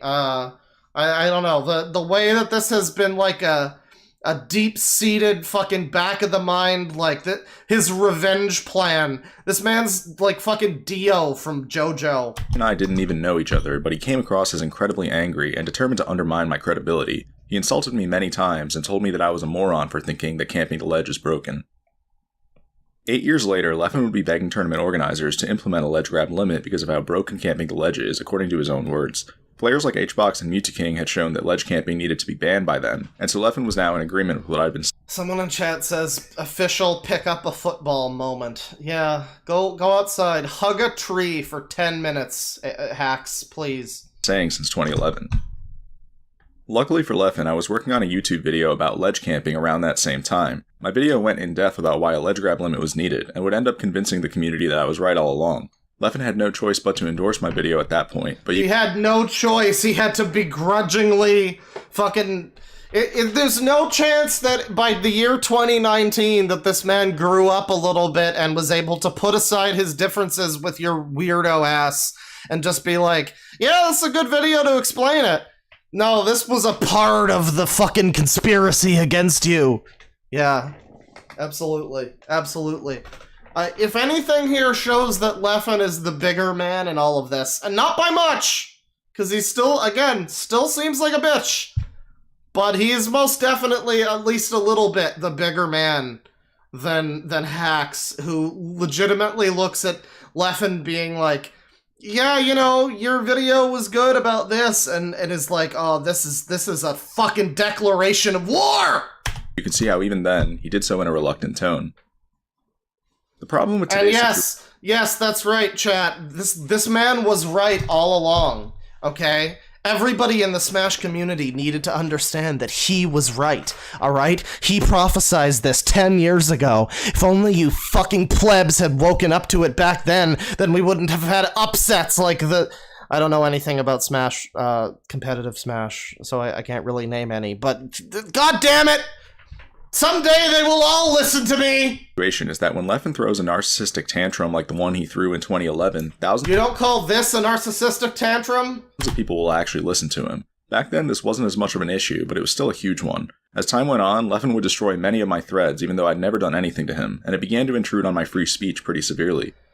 It began to intrude on my free speech because this man was mean to me on the forums! This video could just be 2.5 hours of him going, and it would be more coherent. In February 2012, I'd had enough, and so I condemned Leffen in a post that told him to never use my name again. I also let him know that he was a menace who would inevitably cause the community problems in the future. After I made my post, Leffen's harassment didn't just get worse, it turned into stalking. I couldn't really go anywhere on the boards without Leffen being there, and it began to affect me a lot as a teenager. Smashboards was the only form of social media back then, and so this reached the point of me not wanting to sign onto social media at all. By early 2013, things had gotten to the point where I knew that Leffen needed to be banned from the community, and so I reached out to Armada. What Armada told me in response caught me by surprise. Armada told me that there was already a team of Swedes working to ban Leffen, and that I was welcome to join them. This is how I became involved with evidence.zip. When Armada declared Leffen's ban official on February 9, 2013, he published some but not all of evidence.zip. This is because evidence.zip consisted of two parts, public forum posts and private testimonies. What you're looking at is the folder that was originally distributed to the public, which contained the forum posts. I'm the one who compiled the document with Leffen's Smashboards forum posts, which is why some people think I created evidence.zip. I didn't necessarily create evidence.zip, because other than... So this guy was even involved in the original cancellation of Leffen. And I guess it just didn't fucking take, so he had to come back. He had to plot his revenge and bide his time for 10 years to, like, come back and fight Spider-Man one more time. I was just another person who testified. However, it is true that I bridged the gap between Sweden and North America. The private testimonies within evidence.zip were never released due to their private nature. I'm going to betray several of my friends by showing them to you, because the world needs to see them. Evidence.zip consisted of 3 Swedish players, 3 Swedish TOs, and 3 American players. One of the American players and all 3 of the Swedish players are what we'll call prospects. These were people who felt that Leffen had made it his goal to remove them from the Smash community. I just so happened to be the sole American prospect. Other than that, why are we using the term prospects? Was more than enough to warrant banning Leffen. You're Armada weird. Was one of those 5 people. There's also a 10th document titled Letter to Genesis 3 Staff that was written by the Swedes collectively. Genesis 3 was originally supposed to happen in summer Careful you don't press the wrong button there, Swedes. I know you're prone to that. 2013, hence the title of the letter. There's only one document I can't show you, and that is the 3rd Swedish Smasher's testimony. There are reasons I can't get into this testimony, so I'll be skipping it. Other than that, I'll be showing you excerpts from each of these testimonies. Suspicious. So, now we get into this part where it's basically just a bunch of reading of people saying that he's a poo-poo head from 10 years ago when he was 15. And I'm sure it's all very damning, and yeah, I'm sure this was perfect grounds to get him banned fucking 10 years ago when he was 15. But basically, it seems like all of this is just, he's mean to me on forums, guys! He needs to be banned! A threat not only to the Smash community. Wait, is this... Oh, this is the letter to the Genesis 3 staff. Okay. But he's a threat not only to the Smash community, but to society! He is both a psychopath and a narcissist to a dangerous degree. Oh, dangerously cheesy. Yeah, this is just like 15 minutes of fucking text. It starts at like 38 minutes, and it ends at like 48 minutes. After reading these testimonies, it should be clear why I've been telling you minutes. that this community will be destroyed in another 10 years. We've been on a time bomb this entire time, and the press has done nothing but cover it up. Several of the people who testified for evidence.zip were able to predict that Leffen had the potential to fully erode the Smash community, even internationally. You know, it's getting to a point where like we don't even think about it anymore because he's used so much big, like theatrical fucking language, but when he uses the word testify, I'm just like, really? Testify? Or was this in a fucking court of law? Did that happen? Really? I don't think that happened. I don't know. If he wasn't banned. That was 8 years ago. The fact that I can look at the state of Smash in 2021 and reasonably compare it to totalitarianism means that the prophecy is all too real. He can reasonably compare it to totalitarianism, everybody. You know, because Hitler, okay, and Stalin, I mean, do you need any more information than that? Like, come on. Throughout his career, Leffen has lied about the origins of evidence.zip. Clearly, it wasn't the conspiracy he wants you to believe it was. Evidence.zip was a collective warning that Leffen is a dark tetrad with the potential to fully erode the Smash community, and the fact that this was kept hidden from people is nothing short of a travesty. Travesty. A violation of our freedoms. From evidence.zip that I want to highlight is one from Armada's testimony. This is the quote that states, "At one point, Leffen basically told me and another Swedish Smasher that he thinks humans shouldn't show as much respect toward each other as they do most of the time." This quote reveals that Leffen is... Again, he was an edgy 15-year-old. Get the fuck over it. Holy shit, there was a time when I named myself Better Than You on fucking V. Get over it. People used to be fucking edgelords back then. Not only a Machiavellian, but high on the Machiavellian scale, meaning he believes that empathy is naive and that deception is necessary in order to get ahead. Essentially, high mocks view people as chess pieces that can and should be used in order to serve one's self-interests. I'm pointing this out because, as I told you earlier, Machiavellianism is the most important Dark Triad trait to keep in mind. It is the trait that will cause us to have to go back and reinvestigate several of the things that Leffen has done in order to determine how they may have been politically motivated. As you'll eventually find out, you should never underestimate the degree of bad faith and pathological lying that high mocks such as Leffen will utilize. Another important aspect of evidence.zip is that it reveals Leffen's MO. From an early age, Leffen showed that he would latch onto prospects who he'd choose on a whim, then hunt them down until their careers were over. He would go to any lengths necessary to defraud these prospects, using strategies such as blackmail, gaslighting, and rumor spreading in order to ruin them. At first, these prospects seemed to be limited to those with physical or mental handicaps. I love console commands like this. That's great. But as time went on, Leffen began to target people for political reasons as well. I know this because I was the first person he chose. You know, the question is no longer will you play Smash Brothers, but will you support the Smash Brothers player in the fight for banning abortion? For these purposes. Yes, I pretty much stole that joke from Bo Burnham, but don't worry about it. In my case, Leffen seemed to dislike the fact that I had respected opinions that could potentially challenge his rhetoric, and so he wanted me gone.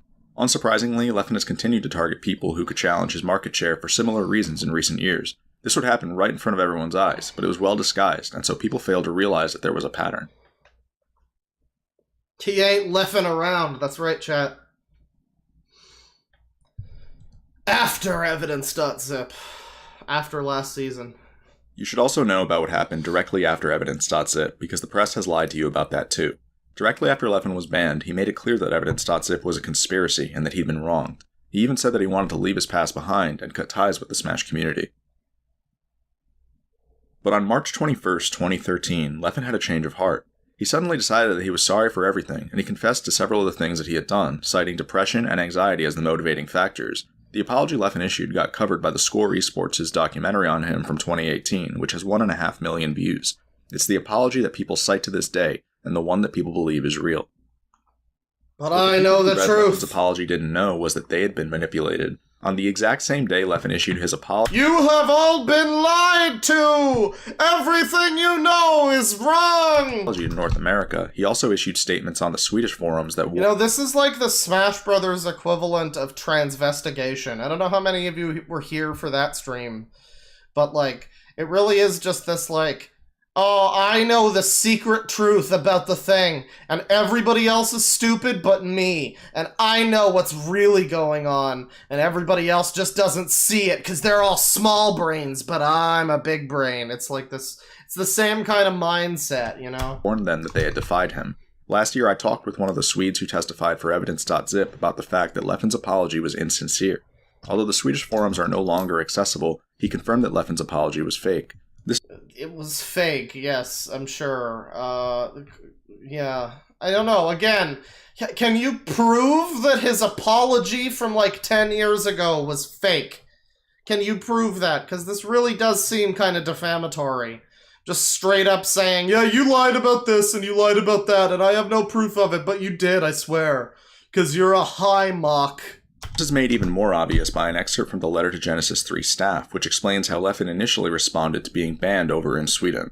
The excerpt explains that Leffen had condemned the Swedes to the point that he seemed to want to take revenge on them. The excerpt also warns the reader that Leffen is someone who will endlessly claim victim status in order to evade accountability, which is exactly what he did in his fake apology. 2 weeks after Leffen's fake apology, a tournament called Beast 3 was held in Sweden. Beast 3 was the first notable tournament that Leffen was banned from, and so the Swedes who'd been abused by him were looking forward to their first Leffen-free tournament. But what people don't know is that Leffen actually showed up to this tournament in person and tried to convince the TOs to let him in. Leffen didn't seem to understand that he was actually banned from Beast 3, and so the TOs had to physically deny him entry. Around this same time, I was emailing Mr. Wizard about banning Leffen from EVO 2013. I was transparent about the fact that this was a complicated case, and that it wasn't going to be easy to convey why a ban was necessary. Unfortunately, the EVO staff would end up rejecting the case. No, I don't even need to keep making reference to Pokey Floats when there's names... There are names of Smash Brothers people like Mr. Wizard. You know, this serious video about fucking totalitarianism. He's talking about, yeah, you know, so I emailed Mr. Wizard about it.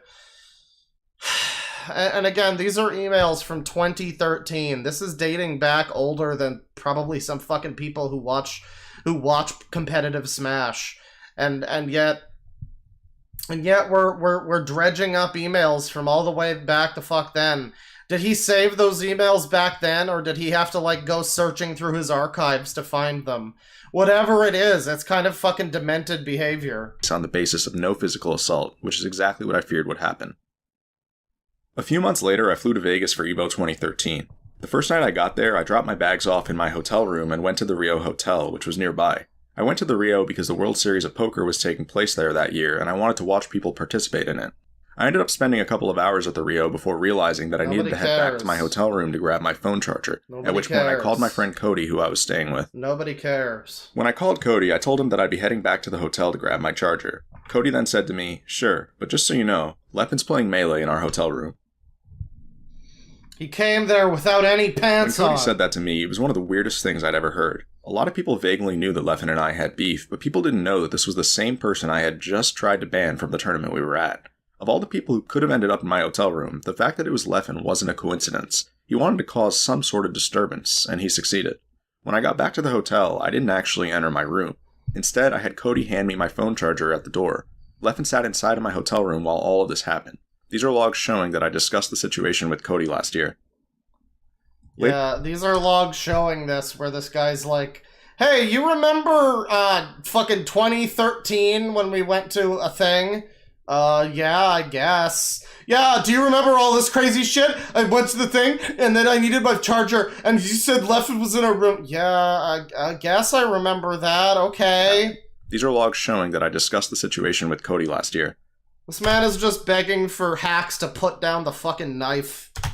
Later that weekend, something similar happened. I had spent a lot of EVO 2013 with my childhood friend J-Man, who was approaching retirement from Melee around that time. What I noticed is that during certain parts of the weekend, Leffen would make efforts to befriend J-Man, which led to lots of awkward moments where I didn't want to approach J-Man because he was with Leffen.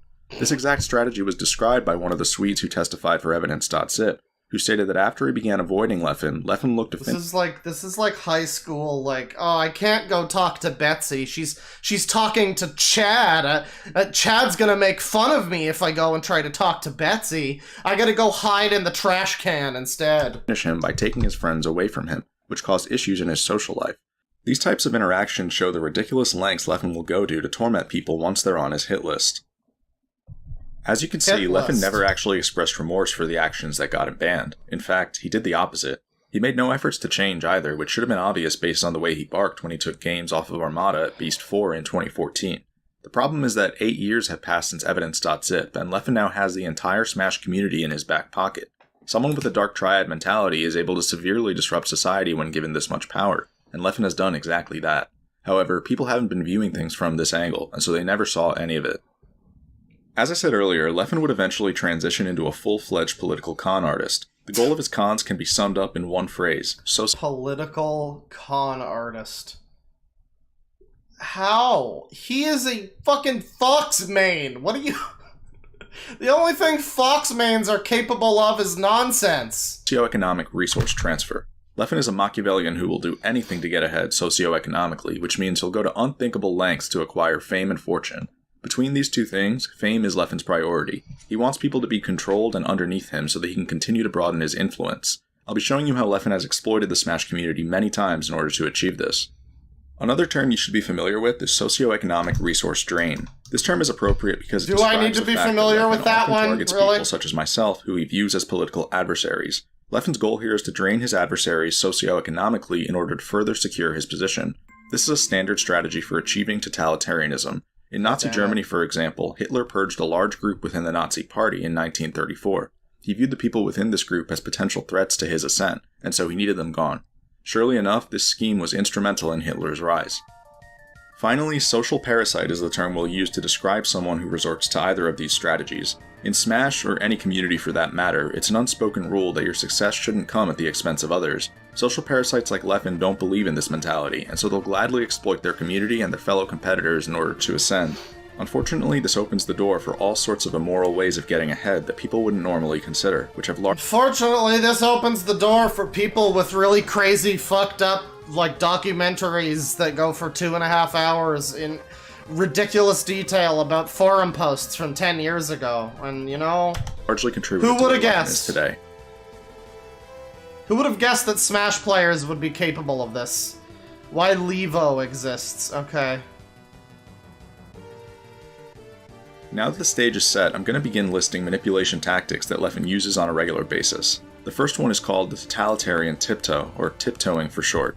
Tiptoeing is... Researcher and author David Icke calls this tactic the totalitarian tiptoe. Researcher and author David Icke. Yeah, you guys know who David Icke is? Have you heard of David Icke? Have you heard of the High Elves? David Icke, coronavirus conspiracy theory. David Icke, fucking, oh god, yeah, he's the one with the fucking, like, reptilians and everything. It all dates back to him. David Icke, this is where we're getting this handy information from. Good lord. People to agree to terms that they would normally reject. I've watched this video like 3 times now. And I've never noticed him say that David Icke is where this fucking information comes from. The totalitarian tiptoe. Talk about a fucking tongue twister. Yeah. Now tell me about the lizard people next, Hacks, please. This is the term that describes Leffen's gradual encryption. Again, this is a video we're supposed to take seriously, and he opens it with a quote from Hitler, and then 56 minutes in, he's got a quote from the reptile guy. Encroachment of free speech that I talked about earlier. As the Pat Miller quote explained, the best way to take control over a people and control them utterly is to take a little of their freedom at a time, to erode rights by 1,000 tiny and almost imperceptible reductions. In this way, the people will not see those rights and freedoms being removed until past the point at which these changes cannot be reversed. So, you know, now that I've seen that he's quoting David Icke, this really puts this all into more context. Why is he familiar with quotes by David Icke? Like, is David Icke someone that he listens to in his free time? Does he often spend time listening to him talk about the elite Illuminati lizard people? Is that, oh my god, I made the joke that this was like fucking transvestigation, but this is literally like getting into conspiracy territory. Good god. Quoting fucking David Icke. Holy shit. The idea here is that the best way to erode people's rights is to do it gradually so that nothing happens abruptly enough to raise eyebrows. Over time, this can cause people to fail to realize that they've agreed to massively disadvantageous terms, such as the fact that Leffen is on the verge of reaching full censorship. Basically, don't skip from A to Z or else people will notice. Instead, advance a couple of letters at a time. Now that you know about tiptoeing, I want to start by showing you that nothing has changed since evidence.zip and that Leffen is still the same malicious person in the year 2021.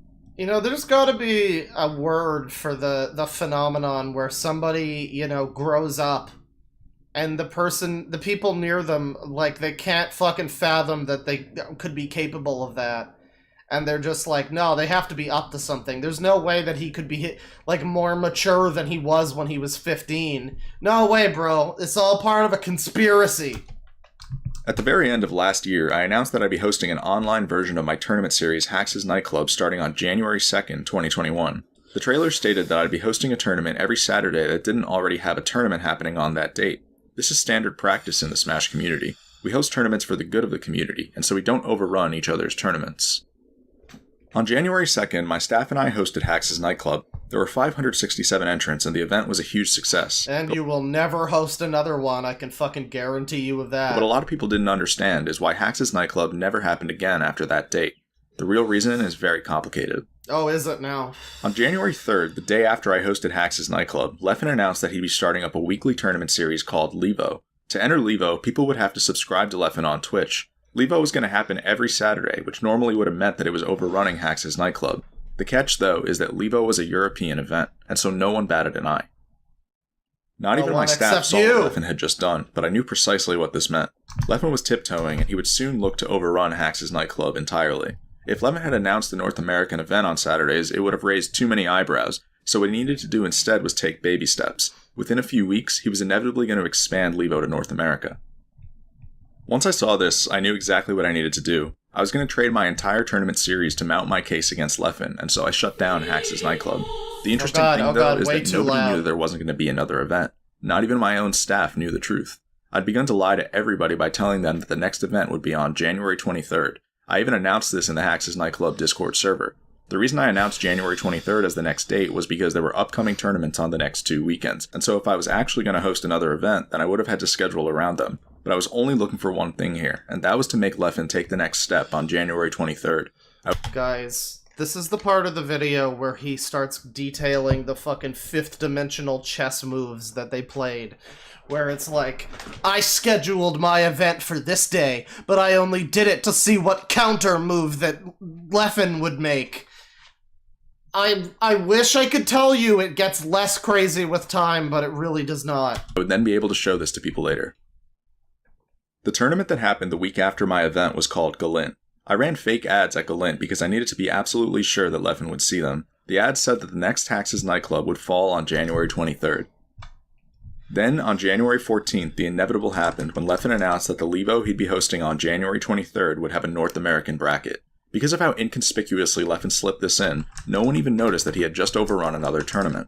January 23rd is also when Leffen would start calling it Saturday Night Levo, which is a direct shot at Hax's nightclub. Before I go any further, let me explain why this is so significant. Leffen wanted to overrun my tournament in order to weaken his longtime adversary. However, he knew that if his original announcement on January 3rd said that he'd be hosting a North American tournament on Saturdays, people would have brought up the fact that the East Coast had just gotten a major tournament series, and that he was blatantly overrunning it. So instead, Leffen started by hosting an EU-only tournament.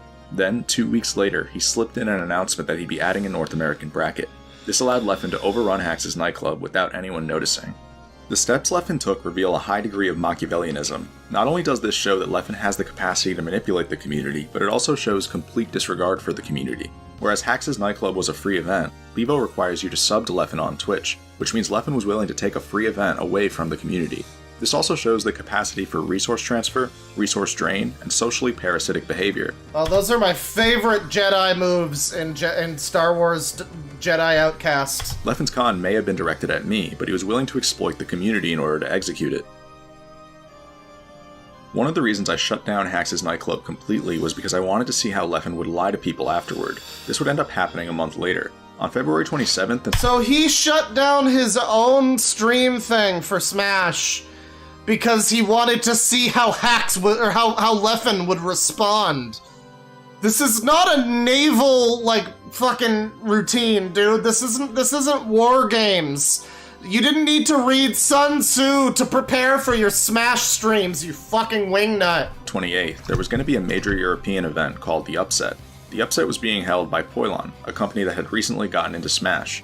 The Upset singles bracket was going to take place on Sunday, February 28th, while Leffen would host Levo on Saturday the 27th. A few days before that weekend, Leffen's narcissism kicked into full gear. He started criticizing the Upset for starting its Sunday bracket at 11 AM, as this would make it difficult for him to host Levo, then sleep, and enter the Upset the next day. He started to make lots of other criticisms as well. Things got to the point that the Upset's head TO had to step in and tell Leffen to stop shitting on his team's hard work, and that no one was forcing Leffen to enter the Upset. The TO also accused Leffen of overrunning his event, since it would have been common courtesy for Leffen to not host Levo at all that week so that the first day of the Upset could do better. Leffen then flat out lied to the TO's face by acting as though he cares about not conflicting with other events. We know that this is a lie because Leffen actually created Levo with the intention of overrunning Hax's nightclub. No, he did not, you fucking weirdo! Holy shit, you canceled your fucking thing! And he made his thing! Why are you like this? Oh my god! These types of cons can go a long way. Levo would go on to become the official qualifier for Summit's online events, whereas it's entirely possible that Hax's nightclub would have received this partnership if not for Levo overrunning it. Like I said though, I was willing to trade my tournament series so that I could show you this. The moment I saw Leffen's announcement on January 3rd, I knew that I had the opportunity to catch him in a string of lies.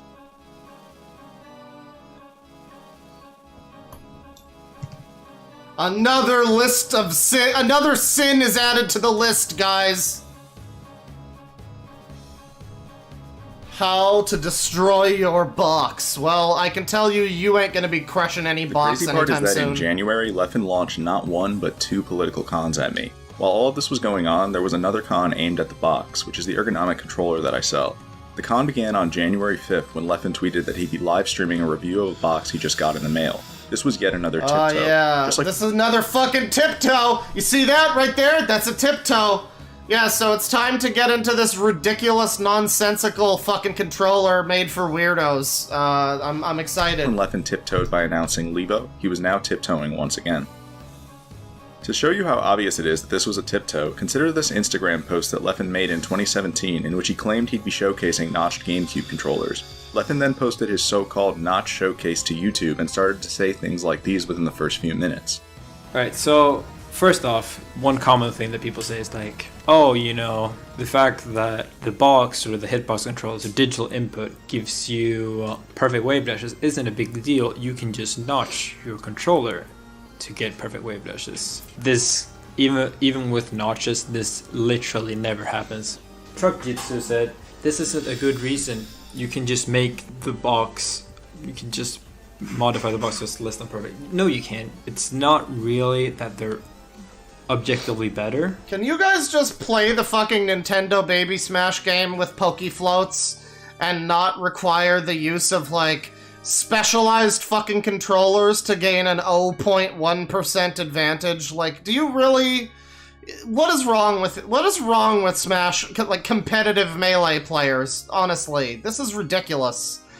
We need to modify our fucking GameCube controllers to have extra notches so that we can do this ridiculous glitch move. Like, can't you just, like, get better at the game without using a bunch of ridiculous, stupid fucking nonsense? I'm sorry, I had to rant about that, but Christ. That it's 100% consistent. It's perfect. It's far more important to be 100% consistent than 100% perfect in Melee. And that's the inherent problem with having digital input. You play outside of the rules. Leffen's notch showcase wasn't even about notches. It was a video intended to convince you that the box needed to be banned. The only reason Leffen used a different title was to trick people into watching the video. This is why when you see Leffen claiming that he'll be reviewing the box 4 years later, he's obviously being deceptive here as well. They both are kind of fingerprint magnets, but I think the box is worse. For the hand position for this one, I actually feel like these buttons are like too high up, but I have never... Guys, he said that my buttons were too high up! This is war! ...seen this many cuts on anything ever. It has 1 billion small cuts. Within the first few minutes of Leffen's review, it becomes pretty obvious that he's tricked people into watching a stream of him ripping into the box the entire time. I don't actually care about the comments you heard him making just now, but the comments that came afterward are the ones that would end up causing Are you sure? Are you sure you don't care? Are you sure you didn't make this 2.5 hour video because you care quite a lot, actually? I don't know. Problems. For me, I might actually swap so that this button is Z, so I can grab like this, and so that I can L cancel with R. Because I think L canceling with R is better than with light. A lot of people will not agree with me, but I am very sure about it. Leffen had begun to spout factually incorrect information about L canceling in Melee. He was then using that information. Factually incorrect information! He said he didn't like where the Z button was placed. Can you imagine Nintendo showing up like Sakurai shows up to your fucking door and he sees that you've got this ridiculous box controller and he's just like, I heard you were fucking trying to start some shit with me, motherfucker. Oh, what? The regular controls aren't good enough for you? Like, that's where we're at, just to keep you up to speed. Information to tell people that the box is designed incorrectly and that 2 of its button locations should be swapped. To show you what I mean, here's a diagram of the box's button layout. The 8 buttons being highlighted in blue are called home row buttons because they're the ones that you rest your fingers on. Chat, look at this fucking ridiculous layout. Look at this fucking ridiculous nonsense layout. Why is up over here? What the fuck? I don't care. You know what? If you've got, like, hand problems, motherfucker, I've got one hand and I don't need this fucking monstrosity. Play a different game. Get to competitive Bejeweled. I don't care. This fucking thing, if you own this, you deserve to have your fucking virginity card reissued. Holy shit. As you can see, the Z button is on the home row. This is a crucial design decision that Leffen was contesting by telling people that Z should be swapped with R. The reason you heard him give for this is that digital L cancels, which are performed with L or R, are allegedly better than analog L cancels, which are performed by lightly pressing L or R or pressing Z. Therefore, there should be a digital L cancel button on the home row, according to Leffen. As the person who spent 4 years designing this controller, I'm going to explain in detail why Leffen's button layout should never be used. The first thing to know is that Leffen is incorrect in telling you that digital L cancels are better than analog L cancels. It's actually the other way around. I ended up having to make a YouTube video about This is literally your opinion is wrong about button inputs. The 2.5-hour documentary. this in February because of how much misinformation Leffen would end up spreading. There have also been other YouTube videos about why you should analog L cancel, such as the one Mike Hayes made a few years ago. Since I don't expect everyone to have seen these videos, I'll give you a brief rundown of why analog L cancels are better. Analog L canceling is better than digital L canceling because it doesn't force you to pair your L cancel input with a tech input, even without much of an understanding. Okay, I no longer care. Skip the fucking stupid menial information about your shitty controller. I don't know, Digital L man. cancels. Take a look at what ended up happening to him. This is like 20 minutes of fucking information about how this man is wrong about like a button input or some stupid shit. Who the fuck cares? Holy god. The only thing that's good about this video is Leffen's fucking character select screen on Melee. That's pretty nice. Instead, find out a shield. In both of these situations, the attacker should extend their tech window by analog L canceling. Altimore and Leffen would end up going in circles for the rest of the night. Eventually, Altimore gave up on trying to get Leffen to stop misinforming people. Then, the next day, Leffen continued to broadcast the idea that digital L cancels are better.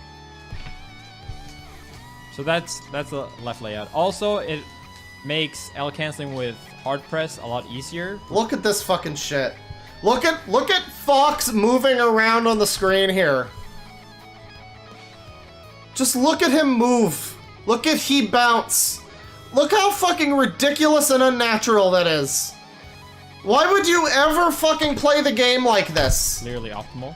Leffen was refusing to face the facts just so he could coin his own button layout, and it was taking its toll.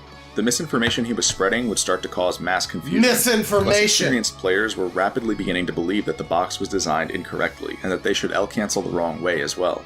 It was eerily similar to when He shit-talked my weirdo controller! complained that Ultimate players were treating Leffen's word as law. A week later, another moderator named Otak began to take serious issue with what Leffen was doing. Otak said it was weird for a player as good as Leffen to use such a bad button layout, and that he was actively misleading box users into thinking that there was something wrong with their product. Otak added that it was even... You know, I would like to point out that next to totalitarianism and fascism on Leffen's list of sins is he didn't like my button layout for my weirdo Star Trek controller. Worse, that Leffen was misinforming people about L-canceling, as this would damage the entire Melee player base. Why don't people just get a fucking clue and start playing Smash with the Xbox Mech Warrior controller or whatever? Was it Steel Battalion? I forget what game it was, but it was the one that has the ridiculous nonsense controller that's like a 5-piece system of levers and switches.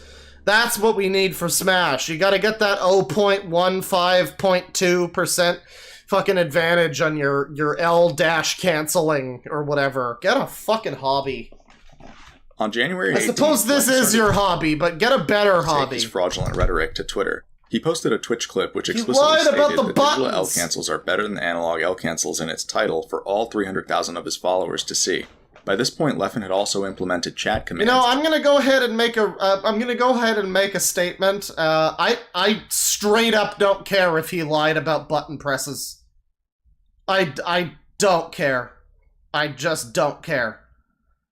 I could not bring myself to give a shit, even if it's 100% true and something tells me that it's a bit of a stretch to call whatever he did a lie. But no, I don't care, man. I could not give a shit. To ramp up the rate at which people would be misinformed. It seemed that the more we tried to educate Leffen, the more he saw that we were growing frustrated, and so he retaliated with even more lies. At this point, Otak had seen enough, and so he confronted Leffen in a separate... By the way, Chad, as we are now about halfway through the video, I might do a little more after this video. I don't know. I have some other stuff to look at, which we might want to take a proper gander at. But as we're about halfway through, I'd like to mention that I am drinking the Appleton Estate 12-year Jamaica rum. Tonight. I had a nice rum and coke earlier. It was very nice. If you're of legal age, I hope you're sharing in the drinks. Please don't try to do a drinking game. I considered a shot every time he says propaganda, but You know, I know the joke every time is, but you'd die if you tried that. Well, every time anybody makes a joke drinking game, somebody has to be the one that's like, but you'd die, lol, don't do that. But yeah, I don't know. I don't feel like putting my liver through what I'm putting my brain through watching Discord this. server about the misinformation he'd been spreading. This would mark the third attempt to get Leffen to stop lying. Just like with Altimore, Otak's conversation with Leffen went nowhere. Leffen would insult Otak multiple times and make generalizations that kept things going in circles endlessly. After Leffen continued to refuse to see Otak's points, that's some Otak powerful gave up stuff. on trying to talk to him, and ended the conversation by saying that there's no world in which digital L-cancel should be viewed as a silver bullet solution. In Otak's own words, a much... This is so dumb. Get through it. I hate this. Frauds like you and Leffen are actively damaging the box community by advising people to swap the locations of R and Z. If you're going to advise people to use a bad button layout, then you've got blood on your hands! Deal with it! Okay. We are now advancing into the heavy metal portion of the evening. Hang on. I've got just the song for this. Let's see. There you go. There you go.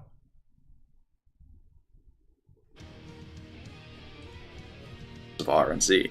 If you're going to advise people to use a bad button layout, then you've got blood on your hands. Deal with it. I'm sure people still remember this tweet because it gets referenced to this day. No, my tweet wasn't polite whatsoever, but that's because my company had been getting defrauded for the past month by a pathological liar. Defrauded! Unfortunately, Twitter didn't see things this way, and so I ended up getting ripped on for several weeks. Pipsqueak would make follow-up tweets suggesting that people should stop listening to me, and other people made tweets that joked about how much I had taken offense to a button swap. Yet as I've shown you, swapping certain button locations can completely destroy the box, and I was simply trying to protect my customer base. You're gonna ruin it if you change the button combinations! Stop it! After I deleted my tweet on February 4th, I issued an apology statement in which I said that I'd acted unprofessionally. My apology was insincere and was only meant to perform damage control. I'd done absolutely nothing wrong, and I shouldn't have ever been in this situation. I consider my apology very similar to Samox's statement from December in which he apologized for telling you the truth about evidence.zip. We're at the point where companies and filmmakers can find themselves in bad PR situations if they don't conform to Leffen's lies. It's incredibly dystopian, but it's also the reality. After seeing me end up in a bad PR situation, Otak actually quit the Melee community that same night. I later asked him if he was really done, and he confirmed that he was, because according to him, Leffen had ruined the community. Not gonna lie, I see him as the Trump of the Melee community! Otak compared Leffen to Trump in the sense that they both cultivate ignorance in their audiences and plan out everything politically in ways that people don't see. Even after February 4th, Leffen would continue to spread his rhetoric, but now Leffen wasn't just going after L-canceling, he was completing the con by going after the box's layout. But I was thinking that, like, you know for the layout stuff, like for the box layout, it's actually crazy how much better my layout is. The more I play and the more I think about things, the more I realize like how bad the default one is. Damn, dude, you don't have to fire a shot across the bow like that. Remember when I said that if Dark was the hour! Leffen were to throw a narcissistic tantrum like this one nowadays, it would cause serious problems? Now you know that I wasn't kidding. Leffen chose to set up his stream every day and knowingly lie about game mechanics in a way that would damage my company's customer base and PR. I even ended up having to make a YouTube Oh, your fucking company. Shut the fuck up. video to debunk the lies he was spreading, but it's not like my video undid nearly all of the damage. After I made my video, Axe contacted me in private to thank me for making it. He said that he didn't know why so many people had been L-canceling the wrong way lately, so I told him it was because Leffen had been lying to people. He lied to people day after day after day, and abused the fact that a lie told often enough becomes the truth. Here's a quote from Vladimir Lenin. And here's Pokey Floats. That's all I'm saying. Good God. Add another sin to the list! Oh, the Dark King will pay for this! Back Okay, in what are we 2013, on? Evidence.zip told us that Leffen Chapter was a dark 6? triad who would Okay. engage in this type of deceptive behavior. We're now in 2021, and clearly nothing has changed. So the question is, what did Leffen do between 2013 and 2021 that had dark motivations people weren't considering? As it turns out, he did a lot. Valinor's empty now, honestly. It's all Leffen's fault. How I legalize the box. Okay, legalize it, dude. In my opinion, Leffen's political cons began in 2017, and they all started with when I needed to legalize the box controller I'd been designing. The box has gone on to help thousands of Melee players in need of an ergonomic controller, and so thousands of careers were on the line back when its legality was being decided. But Leffen didn't care about that. He wanted me gone, and so he was going to get the box banned at any Man, I cannot wait for the Blind Guardian album called The Dark Triad. That's going to be such a fucking banger. It's going to be on par with, like, At the Edge of Time. Bust. On January 19th, 2017, I announced to the Melee community that I'd be returning on a controller called the Box. I had just spent a few years away from the game due to hand and wrist injuries, and people were happy to see that I'd not only... Okay, the one cool thing about this stupid controller is that it lights up. It's an RGB gamer controller. ...be coming back, but helping out other Melee players in need as well. Then, the exact same day I made my announcement, Leffen hosted a stream in which he made the following comments. There's absolutely nothing. There's no proof or even anecdotal evidence that Smashbox is better for your hands. I feel like there's a real concern that other top players could develop severe hand issues as well. Well, Look at this fucking Dark Lord sitting on his throne of bones and skulls. This monster sitting here dictating his doctrine to the Smash community. I don't see how he can get away with it. It was like, it feels like it's genetic. He has like arthritis and stuff like that. And Hax was honest in his own. Like, yes, I do worry that other people will get hand issues, but I also think that it's 95% at least their own fault, and then like 5% the GameCube controller or whatever. Everything you just heard Leffen say is false. You just heard him say that there's no proof that keyboard controllers are more ergonomic than GameCube controllers, which everyone knows is untrue. He also lied about my hand Everybody knows it's untrue, Leffen! Shut up! injuries by claiming that I have genetic arthritis, which I don't. I have osteoarthritis, which is from wear and tear. The fact that Leffen felt the need to make these lies on the exact day of my announcement made it obvious what was to come. 2 months later, I would encounter Leffen at Summit 4, which took place between March 2nd and 5th, 2017. When I first got to the venue, I saw SFAT, Pew Pew, Ice, and Leffen playing teams, so I said hi to all of them. Then, within 5 minutes of my arrival, Leffen got up and asked me to speak with him about the box, so I obliged. Oh boy. Him and I then went into a different room. My conversation with Leffen would end up being an interrogation, in which he tried to get me to commit to certain lines of logic about how the box would be legalized. Leffen kept asking me questions about GameCube controller mods and in-game mechanics that the box's legality might affect. A week after I got home from Summit, Leffen began to flood Twitter. You know, one thing I will say is that we're getting into the part where Leffen starts to say, yeah, this. And it'll essentially make anyone who's serious about Melee have to use a new $300 modded controller every 6 months. You're like, if your product is something which can basically consistently every time always do this like broken move that everybody uses, this stupid fucking wave cancel dashing whatever the fuck, then how is that not like an unfair advantage for the people that have your ridiculous controller? I mean, I think it looks stupid, but if you're gonna get good with it, then yeah, it's gonna make you better than everybody who's just playing like with a normal controller. By default, you'll just be better. So how is it like legal in a tournament to have this fucking controller that every time, 100% of the time, is able to let you do these moves that are, you know, sometimes kind of difficult to pull off, or, you know, not always a sure thing or whatever. It's like if some guy in a like Street Fighter tournament just had a button on his controller.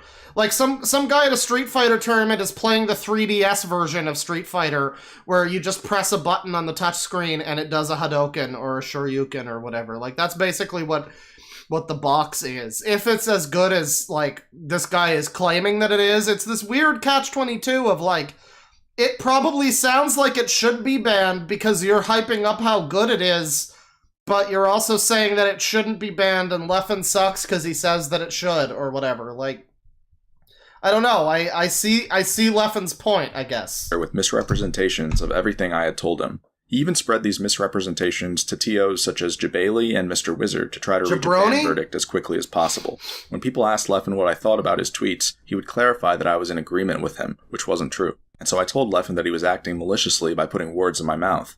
This was when things got even weirder. Leffen clarified that he had no malicious intent, but that he had made contact with the engineer who I was working with at the time. To be clear, Leffen lives in Sweden, and my engineer lives an hour away from me in New Jersey.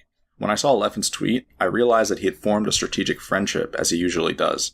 I didn't think too much of it at the time, but it would end up coming into play later. Again, this Leffen guy just, like, trying to have a friendly working relationship with Hacks. He's like, oh yeah, I'd love to clear things up then, blah blah blah. You know, he's just trying to be, like, cordial. And Hacks is looking at this like it's some kind of fucking deep... Again, it's like 7th dimensional chess, where Leffen is, like, trying to be 5 steps ahead of him, like Light Yagami or something. Like, I'm sorry, man. Once again, touch grass. I didn't think too much of it at the time, but it would end up coming into play later. A week later, Leffen began to flood YouTube with anti-box propaganda. The first video he made was released on March 21st, 2017. It was only a minute long, and it was called Box Controller Exposed.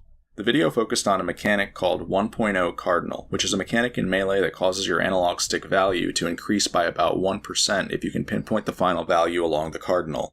This improves things such as dash speed and DI by about 1%. Since the box is a digital controller, it can pinpoint this value every time, whereas GameCube controllers may struggle to do so. That being said, 1.0 Cardinal is a touchy subject, and it's easy to misconstrue certain things about it through the use of crafty language. It also affects... Your thing lets you do the thing 100% consistently, whereas a normal GameCube controller that's not modded doesn't let you do the thing 100% consistently. I don't get how you can even make the argument that it's like it shouldn't be in some way banned or whatever. I mean, again, I don't know. I don't know much about the whole competitive Smash thing, so I admit I might be a little ignorant about that, but I don't know. It's, from what you're saying, it sounds like it makes you just better at Smash. Like, if you could do the button presses, then you can, like, always do the move. So, like, I don't know. I don't know how you can stick up for that. Up or down. This also affects airspeed. So, it also affects even the Smash DI and normal DI. So you can literally DI further on a keyboard or a digital input. Do what you will with this information. Leffen's video is incredibly disingenuous for several reasons, but the public didn't realize this. For one, the fact that Leffen's video is only a minute long and ends with "do what you will with this information" means it isn't intended to educate people, but to spread fear. There are several... No, it's intended to say, here's some information, do what you will with it, but okay, guys. Arguments Leffen's video doesn't mention, such as the fact that 1.0 is a microscopic advantage that would never warrant banning a controller. Then there's the fact that some GameCube controllers are way better than others at pinpointing 1.0 due to hardware differences, yet those controllers aren't banned. There's also the fact that 1.0 should be fixed on UCF, at which point it isn't even a discussion anymore. Leffen's video wasn't intended to be truthful about any of these things. Yes, it is a children's fighting game for GameCube. Reminder for everybody who is just joining us, this is, say it with me now, chat, this is the game with pokey floats. You know, just... I hate this image that I keep using, because it's, like, not even from Melee. It's, like, a mod or something, but, yeah, I don't know. I don't know, man. It just... I joke about it, but legitimately, if you just keep in mind pokey floats the entirety of this video, it becomes so much funnier. You just imagine Pichu, like, hurting himself with one of his fucking moves on pokey floats, and you're just like, man, that game sure was stupid. And I'm not even shitting on Melee. It's great for what it is, but what it is not a platform to talk about the totalitarian tiptoe. The very next day, Leffen followed up with another video called Digital Input DI Meta Incoming. What Leffen shows in this video is that if Peach upthrows Fox and he DIs away with 1.0, he will escape her down smash, which he can't do with the value before that. But what Leffen doesn't show you is that this is only true at exactly 0%. Starting at 1%, the value before 1.0 is enough to get Fox out of this combo. Another thing Leffen doesn't show you is that even when Peach upthrows Fox at 0%, She still needs a frame-perfect down smash input in order to hit Fox on the frame before he lands. If Peach is even a frame late, then her down smash will miss. This means that what Leffen shows in his video is practically irrelevant because it needs not one, but two very precise conditionals. Releasing these types of deceptive videos... What's great about this, too, like, can you imagine... So, Leffen says that he hired a lawyer, and frankly, he fucking should have, because again, this is, as far as I can tell, as far as I know what defamation is, this is some fucking defamation of the highest order. Just literally just saying random statements from this guy are complete total lies, and he's gaslighting people and manipulating them and all this fucking shit. This is actual defamation. Once again, Elisa Medhus, please take notes. But can you imagine the court case? The fucking Smash Brothers court case where a bunch of elderly boomer judges and lawyers have to deliberate over, well, no, he was defaming my business because he said that the 1.1% chance of the button press and the wave cancel dash, fuck. I want an active court recording every day. I need that to be streamed live like the fucking Michael Jackson trials. Videos when my career was on the line wasn't a joke, but Leffen's intention wasn't to be honest. It was identical to when you saw him lie about L-canceling for political purposes earlier this year. This is defecation! 2 days later, a tournament called Royal Flush announced that I'd be competing at their upcoming event. Royal Flush had invited me to play on the box, and so I accepted. However, within 2 hours of Royal Flush announcing that I'd be in attendance, Leffen hounded the TOs about redoing their controller rule set. This caused Royal Flush to rescind their invite. When Royal Flush rescinded their invite, I didn't... So, again, you have, like, beef with this man, so you're making this angry video. Like, all throughout this video, there's all this proof that this is just, like, an angry man who has a bone to pick with this Leffen fella. And it's so comical. Like, you can try to look at this on some kind of, like, you know... neutral, unbiased perspective of like, well, yeah, you know, Leffen is kind of a dick, but it's like, this man is just upset that the dude, like, got him to not go to a fucking fighting game event or whatever. Like, this is just back and forth fucking shit-talkery on the internet turned into this, I keep saying ridiculous, different word, fantastical... bullshit video. Care too much, as my engineer and I were mostly focused on a separate project at the time. Our separate project was called the Arduino. This was an electrical mod that gave the GameCube Oh, I really like the chat right now. L canceling for political purposes. Leffen manipulated the US elections. He's L canceling to left, therefore he is a leftist. Biden wants to take away L canceling. Pink Floyd court trial, yes. That's very good chat. Very good. Controller improved capabilities such as dashback, shield drop, and 1.0. While it isn't talked about too much anymore, the Arduino is largely what paved the way for UCF. Even though I was banned from competing in Royal Flush, I was still going to go so that I could see people demo the Arduino for the first time. What I didn't know is that while I was working on the Arduino, Leffen had secretly been making arrangements with my engineer for an Arduino here we to be go. given to him at Royal. Okay, get your fucking saddles on for this one. Get ready for this one, because this is where we start to get into some of the, like, dangerous psychotic level of this video. If anybody is showing signs of being a crazy person, once again, it's not necessarily Leffen. Let's listen. Flush. My engineer had never told me this because he had no idea that Leffen was malicious. However, when I met up with my engineer at Royal Flush, he revealed to me that he'd be giving an Arduino to Leffen later that weekend. Once my engineer told me this, I literally... So far, so good. I'm giving one to Leffen to take home. I began shaking him by the shoulders. Give me that Arduino back right now! Revealed to me that he'd be giving an Arduino to Leffen later that weekend. Once my engineer told me this, I literally began to shake him by his shoulders.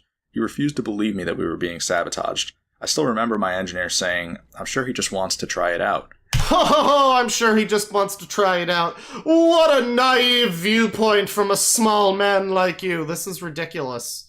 You began to fucking shake this man and, like, froth at the mouth because your mortal enemy had your fucking, like, toy or whatever and you wanted it back. As like, if Leffen was just another customer.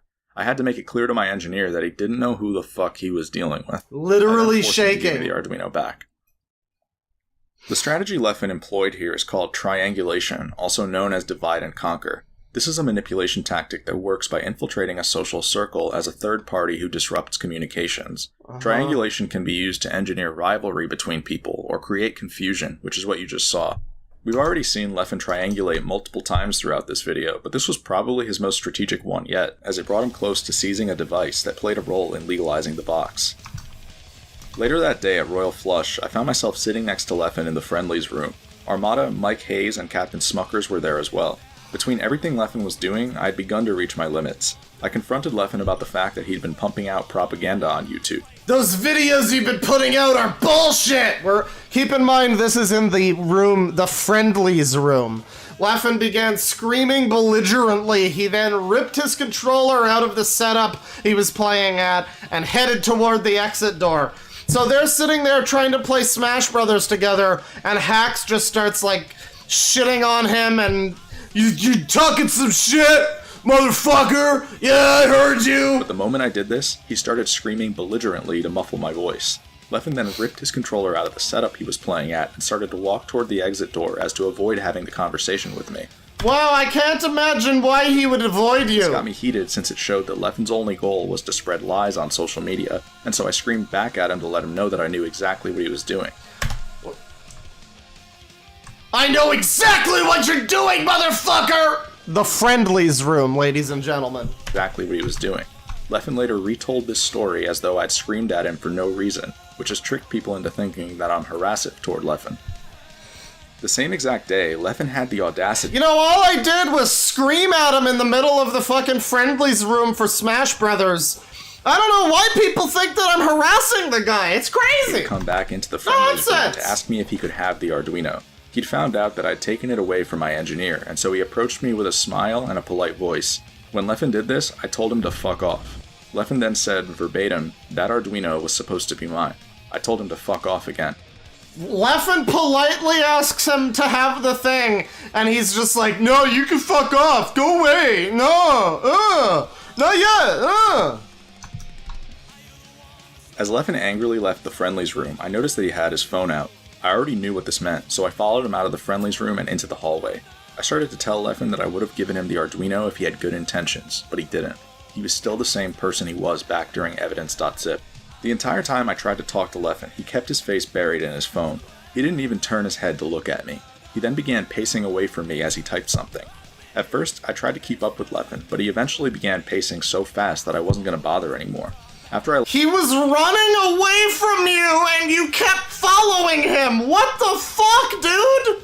How can you reasonably call him a stalker of you when you are following him and shouting at him at this fucking event? Holy God! To let him get away, I checked his Twitter account, and surely enough, I found a tweet that suggested that I'd done something wrong by not giving him the Arduino. Leffen had typed that tweet out right in front of my face as I tried to get his attention. Later that week, Leffen would also host streams that talked about how I hadn't given him an Arduino that was supposed to be his. This caused my engineer to realize that I was right about Leffen all along. Yeah, I was right all along. YouTube with anti-box propaganda during this time. Propaganda! All the videos were intended to fearmonger and spread misinformation. Guys, notch controllers are fair, Kappa. He would misconstrue several game mechanics and continue to challenge the fact that ergonomic controllers were even necessary. The lengths he was going to destroy me were unbelievable. Eventually, I couldn't take any more of Leffen's abuse. At Smash and Splash 3, I saw him lose to Zane, which was a major upset at the time. This led to me taking a shot at Leffen on Twitter. I called him out for losing despite the fact that he had notches, which he had constantly been misrepresenting in order to get the box banned. At first, Leffen didn't respond to my tweet for a while, but later that night, he blew things insanely out of proportion. He blew things insanely out of proportion, chat. You need to listen to him. Onto my tweet for a while, but later that night, he blew things insanely out of proportion. Leffen posted the fucking nerve of this man to say that about anyone ever. Of a private conversation I had with I'm pretty sure that Phil Marillion didn't blow shit out of proportion as much as you. 2016, in which I came to him with a confession. I'd been suffering from PTSD for 3 years at the time, and I needed help. I have been suffering from PTSD due to this man's fucking Smash forum posts, everybody. I got PTSD due to the forum posts. I was literally shaking. Gamergate stepped on my stairs, Muffin.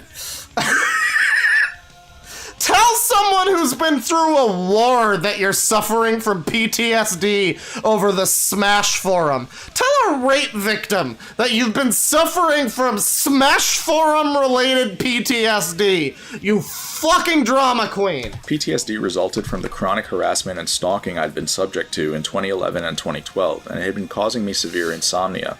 The reason I used to have PTSD is because I didn't understand psychopathy back when I was a teenager, and so I didn't understand why someone was stalking me so obsessively. Apparently, when I gave Leffen this information, he viewed it as a way to stalk me again in the future while blackmailing me. It's still probably the most evil thing I've ever witnessed. After Leffen posted these logs, he tweeted that he had tried to be nice to me despite how terrible I'd been to him. I know it's hard to believe, but Leffen really did tweet that. Tons of people then told Leffen to take the logs down, so he did. However, when someone told Leffen... Wait, hang on. I was listening. I was reading the chat. I'm sorry. What happened here? After Leffen posted these logs, he tweeted that he had tried to be nice to me despite how terrible I'd been to him. I know it's hard to believe, but Leffen really did tweet that. I know it's hard to believe.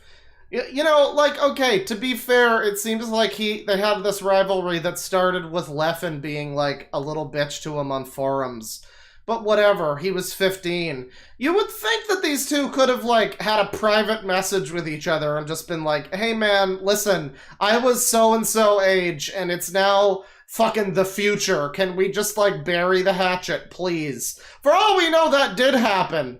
And this is still happening, regardless. Like, I don't know, man. It's so ridiculous to me that this fucking thing from 2011 is, like, the source of this stupid fucking video. Lots of people then told Leffen to take the logs down, so he did.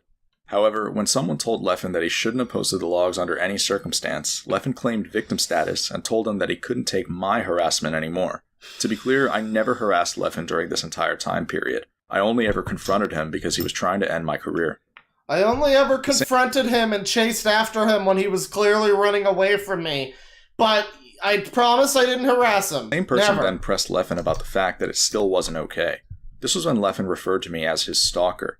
It's very important to realize that this was a projection, and that Leffen was openly confessing to the fact that he stalks me, just as he was confessing to several of his other flaws back when I showed you some of his other insults. After Leffen projected, he told the person that he was done speaking with them since they insisted on victim blaming. This interaction shows exactly why evidence.zip urged the reader to understand that Leffen will always claim victim status, and that they need to be able to see through it. Less than a week after this all happened, I released my Arduino project to the general public. Leffen tweeted within a few hours to encourage people not to trust me, and to view my work as if it was research funded by a cigarette company. When I released lengthy box documentation a year later, Leffen made the exact same tweet. Ironically, my box documentation contained nothing but factual information. There was even a long chapter on 1.0 Cardinal, the mechanic that Leffen had spread. Oh, I'm sure it was long as shit, bro, I'm sure. If not for Leffen, I never would have had to write this chapter, but I needed to debunk all the lies he'd been spreading. Leffen ultimately failed to ban the box, but his intentions were clear the whole way through. He wanted to remove me from the community at any cost, even if it meant banning a controller that thousands of people would end up needing. Looking back at it, Leffen's success would have been catastrophic. It would have cost so many players their careers. Here we go, buddy, here we go. Launched at me, there's been a common denominator. He doesn't give a shit about this community. When Leffen wants to defraud someone, he will do it no matter how much collateral damage it causes. So far, you've seen him overrun a free tournament series, teach people to— which you cancelled and stopped running so that you could see how he reacted or whatever crazy person shit. Don't stop pinning that on him! The L canceled the wrong way, and convince people to desecrate their ergonomic controllers. 4 years prior to that, he tried to deny people the right to even use an ergonomic controller in the first place through blackmail and propaganda. Leffen was the only beneficiary in all of these situations.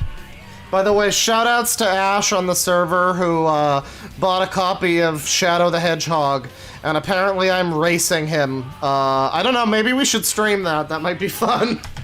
At this point, one of the biggest mysteries is surely how Leffen ever managed to attain hero status within the Smash community. He's done absolutely nothing heroic this far in the video, yet he somehow made people think this to be true of him. The way Leffen achieved hero status was through a series of political cons that would take place over the course of the next 3 years. This is because narcissists will strategically claim victim status and hero status in order to get ahead. Victim status, which you've already seen Leffen claim, allows the narcissist to evade accountability, while hero status allows the narcissist to mobilize people underneath them. But to obtain hero status, the narcissist must create a common enemy, which often comes at the expense of innocent people. Step inside and hold on for dear life. That's a good tagline for this stream. Step inside and hold on for dear life. One of the many reasons to dislike Hungrybox. So here we get into the Hungrybox section of the stream, and I would just like to say, as we get into the Hungrybox section, apparently Emplemon reacted to noted YouTuber who I quite like, Emplemon, reacted to all of this by saying that it's basically like a content cop, which I don't know, man. Kind of not a great take. I don't know about that one. I wouldn't say this is like a content cop. I don't remember when Ian called Keemstar like a fucking Machiavellian Hitler. But great videos, man. Love the one about the thing. Leffen's usage of the common enemy strategy began in 2017 when he realized how good of a target Hungrybox was. HBox's popularity had started to dip after the Big House 7 because of how much he'd been winning at the time, which made him vulnerable.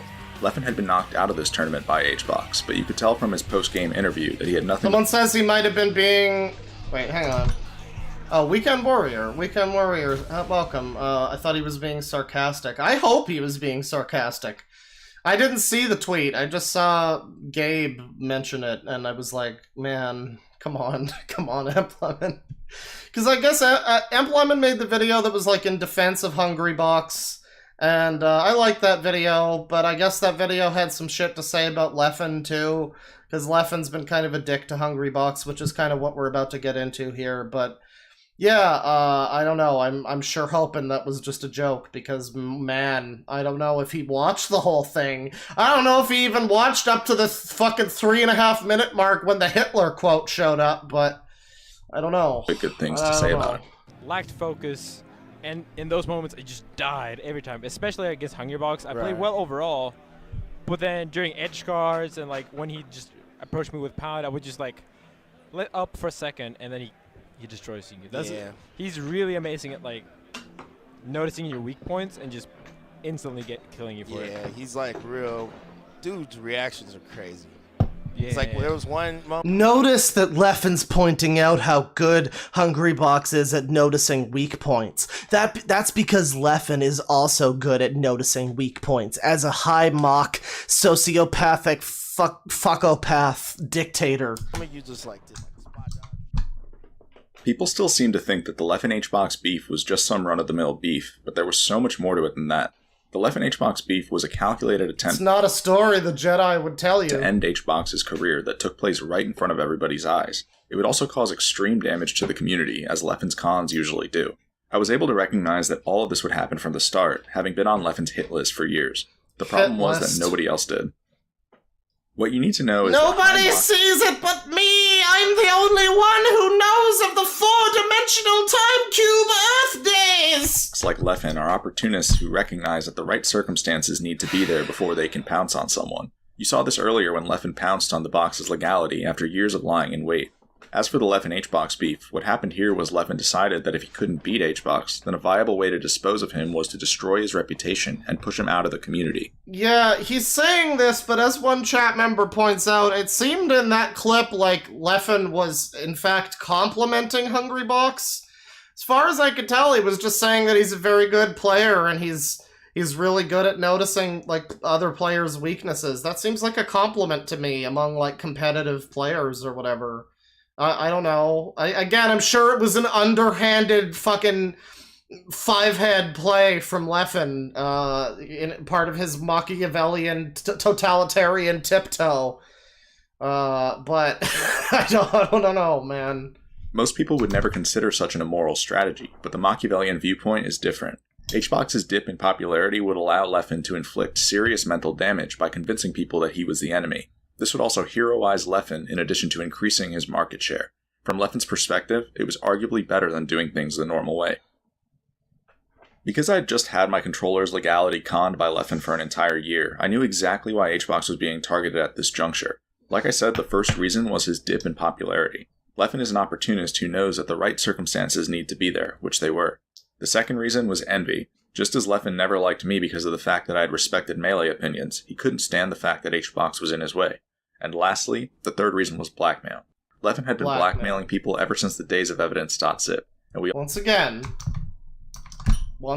say it with me now, chat. This is the game with pokey floats. This is the whole drama about the blackmail and envy and all of that. Pokey floats. Just keep it in mind. We all saw how he blackmailed me during the box legality process. In this case, Leffen's blackmail was the little-known fact that HBox had cheated on his girlfriend. Everyone would find out about this a few years later, but at the time, not too many people knew about it, and we can assume HBox would have preferred to keep things that way. A few weeks after the Big House 7, Leffen's con began when he abruptly decided that HBox was killing Melee. The same person who called Leffen out just a few months earlier for blackmailing me pointed out how much of a U-turn this was from everything Leffen had said about HBox in the past, including during Leffen's Big House 7 interview. I quickly saw how personal things were getting when Leffen tweeted that HBox is a miserable person, and that everyone has a story of HBox being shitty toward them just a few days later. Leffen obviously had no business saying these things given how he's treated people, but by now you should know that there's no consistency among the things that Leffen said. This is like getting to the point where I just want to skip shit, because it's like, Leffen's bad, he's mean, but this is one of those videos where you might want to skip around because it's a little boring, but you also never know when he's gonna say something that's like fucking 10 out of 10 crazy, so you gotta just keep watching the whole thing. Furthermore, neither of Leffen's statements about HBox were true. Having been a part of evidence.zip, I started to become very worried about where this was headed. A few days after Leffen's tweets, the tournament Summit 5 was held in California. Leffen, HBox, and I were all in attendance at this tournament. HBox has been a close friend of mine for many years, so I confronted Leffen on the very first day of Summit 5 to try to defuse their beef, but it was no use. I knew that HBox was being blackmailed, so I repeatedly told Leffen that HBox's sex life wasn't his business. I also made it clear to Leffen that HBox wasn't the only person guilty of cheating, and that Leffen would be a hypocrite if he continued to go after HBox specifically. Leffen blatantly didn't care about any of this. He spoke to me in a deadpan expression the entire time, and gave me responses that kept the conversation going in circles. I left Summit 5 knowing that Leffen was dead set on ruining HBox. As soon as we all got home from Summit 5, Leffen continued to spread rumors about HBox and misrepresent the way other pro players viewed him. When HBox got fed up and defended himself, Leffen immediately signaled to him that he was being blackmailed. This blackmail would keep HBox silent for the remainder of the feud. In December 2017, Leffen posted a video of himself stabbing a pancake that had a green Jigglypuff drawn on it. This video tells you that Leffen desperately... Fucking... what? No, go back to that one. Hang on. Hold on. Just...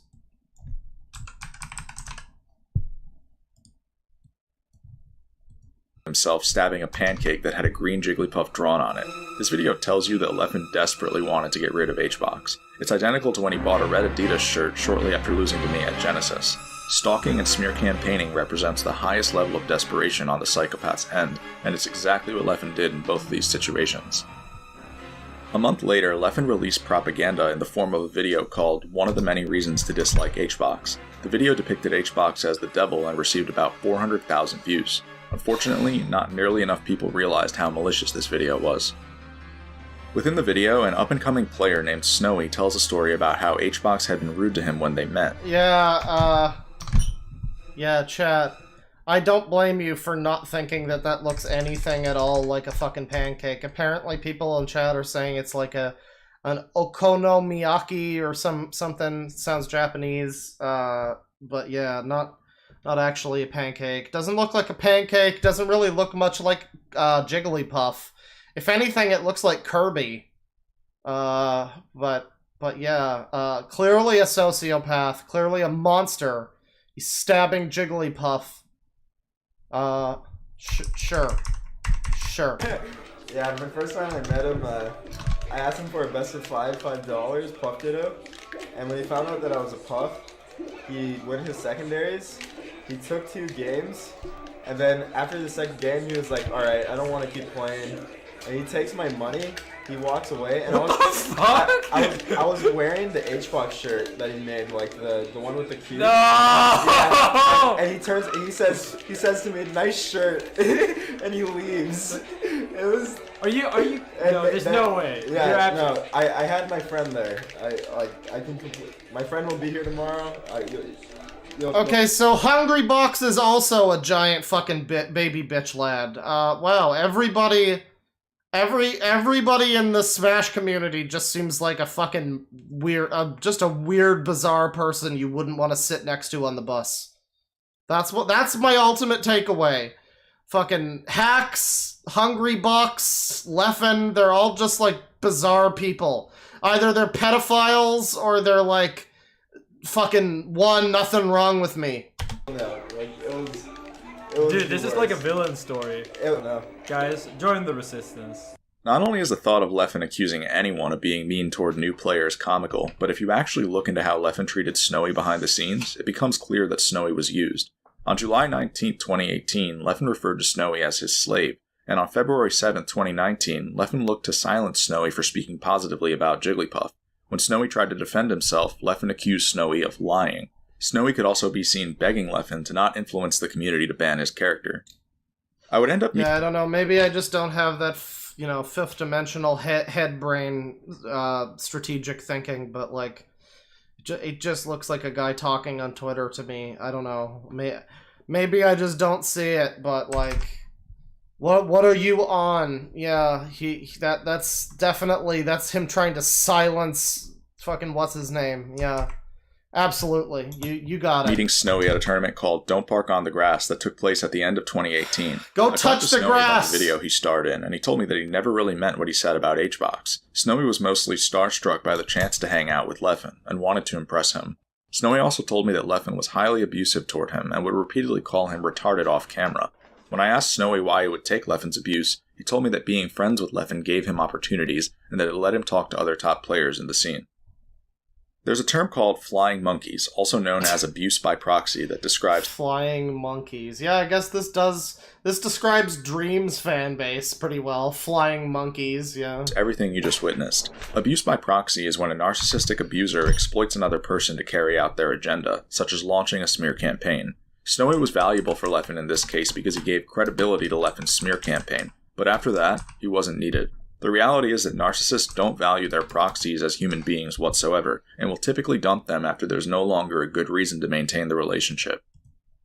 As you can tell by now, the Leffen HBox situation never made any sense. It was pot calling the kettle black. The most malicious person in the entire community had made up a narrative that someone else was an abuser, and people believed it.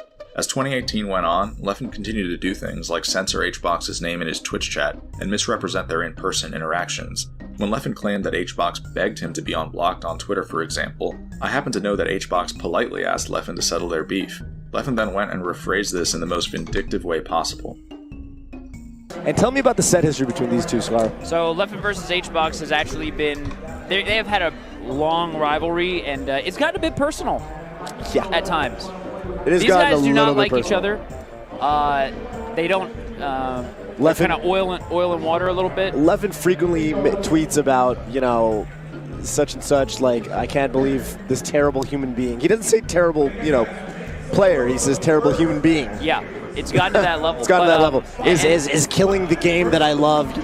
Leffen's maybe a little bit melodramatic about it, but I can't wait to get copyright struck by fucking Evo as well as Banjo-Kazooie and Blind Guardian. It's a little, but that's what we like about him.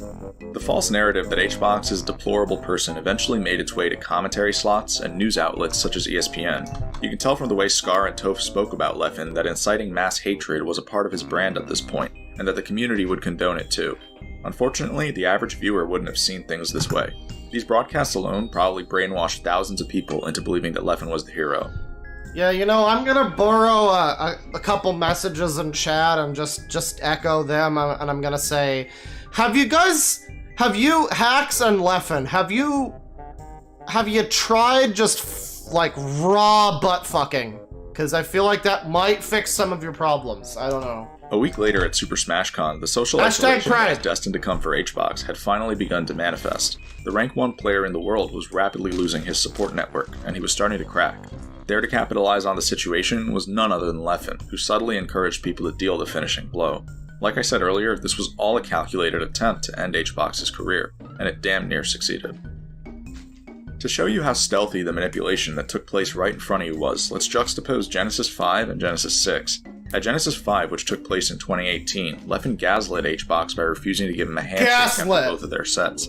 This was intended to push the narrative that HBox is horrible. Wait, no, that's not what gaslighting is. You don't know what that word means, do you? Oh, he gaslit him by not shaking his hand. And then after that, he blackmailed him by shitting in his cornflakes. Like, what? That's not what it means. HBox can't be blamed at all for his reaction to it happening the first time, as he didn't deserve any of this. However, evoking that type of a reaction was all part of Leffen's plan. Oh, man. And a down smash from Hungrybox. Really solid 3. Do you think YouTube would get mad at me if I tagged this stream with #Pride? I don't know. Go for it, man. We will move on. This is the greatest love story of our time. Winners Finals. That was for Winners Finals? Yep. Oh, boy. Yeah, no. Hey, Hungrybox sitting clean as usual. That's not a good stunt.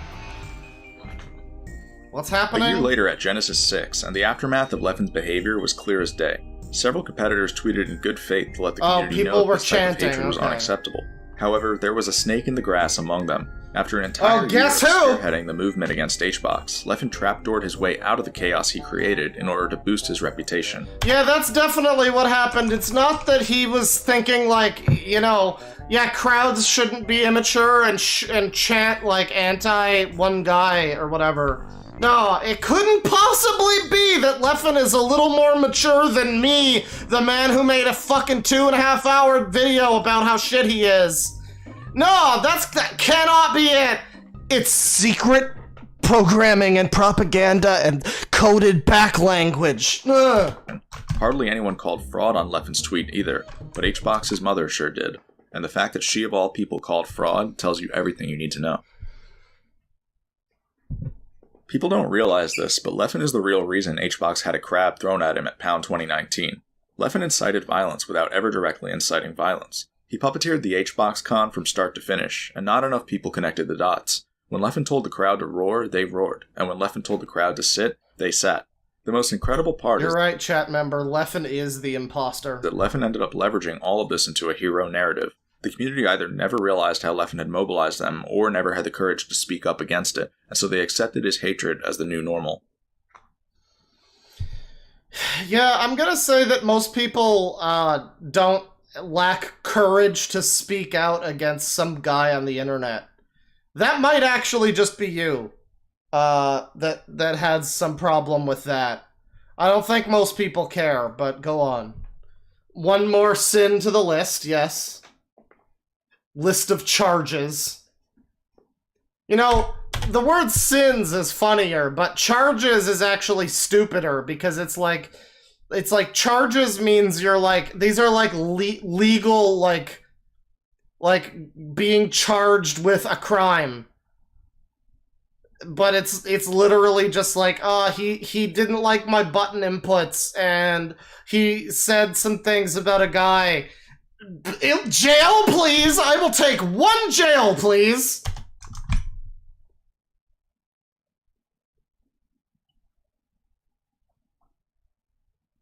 Sounds like a really shitty community. Well, I mean, yeah, you said it, not me. Research is probably the con I'll catch the most flack for defending, but there's so much worth talking about here in terms of political angles that were never considered. When people look back at years of research, they don't seem to remember it correctly, so I want to share a different perspective. On December 7th, 2018, a new Smash title would come out, which presented Leffen with yet another huge opportunity. Realizing how easy it had been to craft a hero narrative within the Melee community, Leffen would now repeat the process within the Ultimate community. Any other content creator would have simply created content to profit off the release of a new Smash title, but Leffen is always willing to take things a step further, and so what he needed was a new hero narrative. Because hero narratives always come at someone else's downfall, Leffen needed to pick a target. Sure. You're absolutely not supposed to say what I'm about to tell you, but Salem was conned by Leffen. I discussed this with Mewtwo last year. Oh, damn, I can't believe you did it. You did it to him. Things about the Melee community that couldn't be defended, as N2K put it. MTK and I agreed that Salem was just a nerd who'd been bullied and said things they probably didn't mean. They became part of Leffen's political agenda when Leffen started harassing them about their opinions on Ultimate with the intention of vilifying someone. None of the arguments Leffen made about Snake being a bad character would end up being correct, but that wasn't the point. I mean, Snake kind of is a bad and he would end up doing just that. After Salem posted fine. years of research, they ended up losing their entire reputation over the course of 2 days.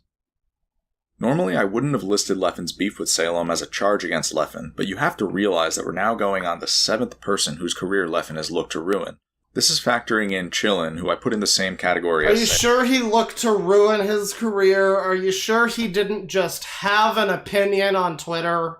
Are you sure? Go back over that one and think about it again, and just tell me if you're really sure about it. Chillin and Salem weren't necessarily Leffen's political adversaries, but they were still instrumental in Leffen's ascension.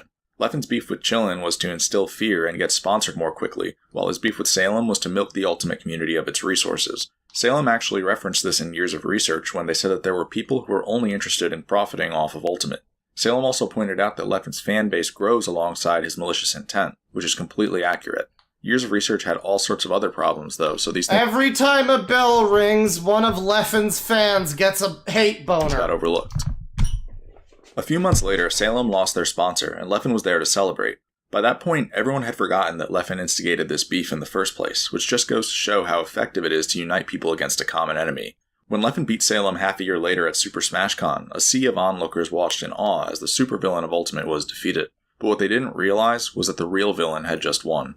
Watching this clip of the crowd is terrifying once you realize that Leffen was the mastermind here, and that Salem was nothing more than a scapegoat so that Leffen could mobilize. Okay, stop watching anime. Officially stop watching anime. Is that Pat? These people. The situation was so one-sided that even HBox had no choice but to participate in it, despite being vilified by Leffen the year before. Leffen could have picked anyone as his target. Look at this man smiling in the middle of the crowd. I can't believe how horribly victimized he's been by Leffen. Despite being vilified by Leffen the year before. Leffen could have picked anyone as his target in this situation, but I'm almost positive I know why he picked Salem. If you look at who won EVO titles for Smash in the Mandalay Bay, the most recent winner at the time was Leffen. Before that, you had HBox, who Leffen had already gone after, and then you had Salem. When you consider the fact that Leffen has a god complex and will target people for trivial reasons like these, it makes perfect sense. Leffen may very well have taken offense to the fact that Salem once stepped foot on the same stage as him, and so he wanted to make it clear that only he was worthy of that stage. This is obviously nothing more than a theory, but it's something to keep in mind. Most of this video is nothing more than a theory, one of the conspiracy forms. The main reason I bring up the Salem feud is because it shows that certain patterns are being repeated, and those patterns are less innocent than people think. Within less than a year, Leffen vilified 2 different people in order to attain hero status and climb the social ladder. HBox was a political adversary who Leffen weakened, while Salem was a scapegoat for Leffen to mobilize people underneath him. Regardless of where you stand on these feuds, there's no denying that each of them served a purpose. Both times, Leffen was able to control crowds and walk away as the beneficiary without anybody scared realizing. of their controlling the point is that there is a crowds. political agenda, and soon you'll know why that agenda will spell the end of this community. The end of the community. Oh my good lord. Good God.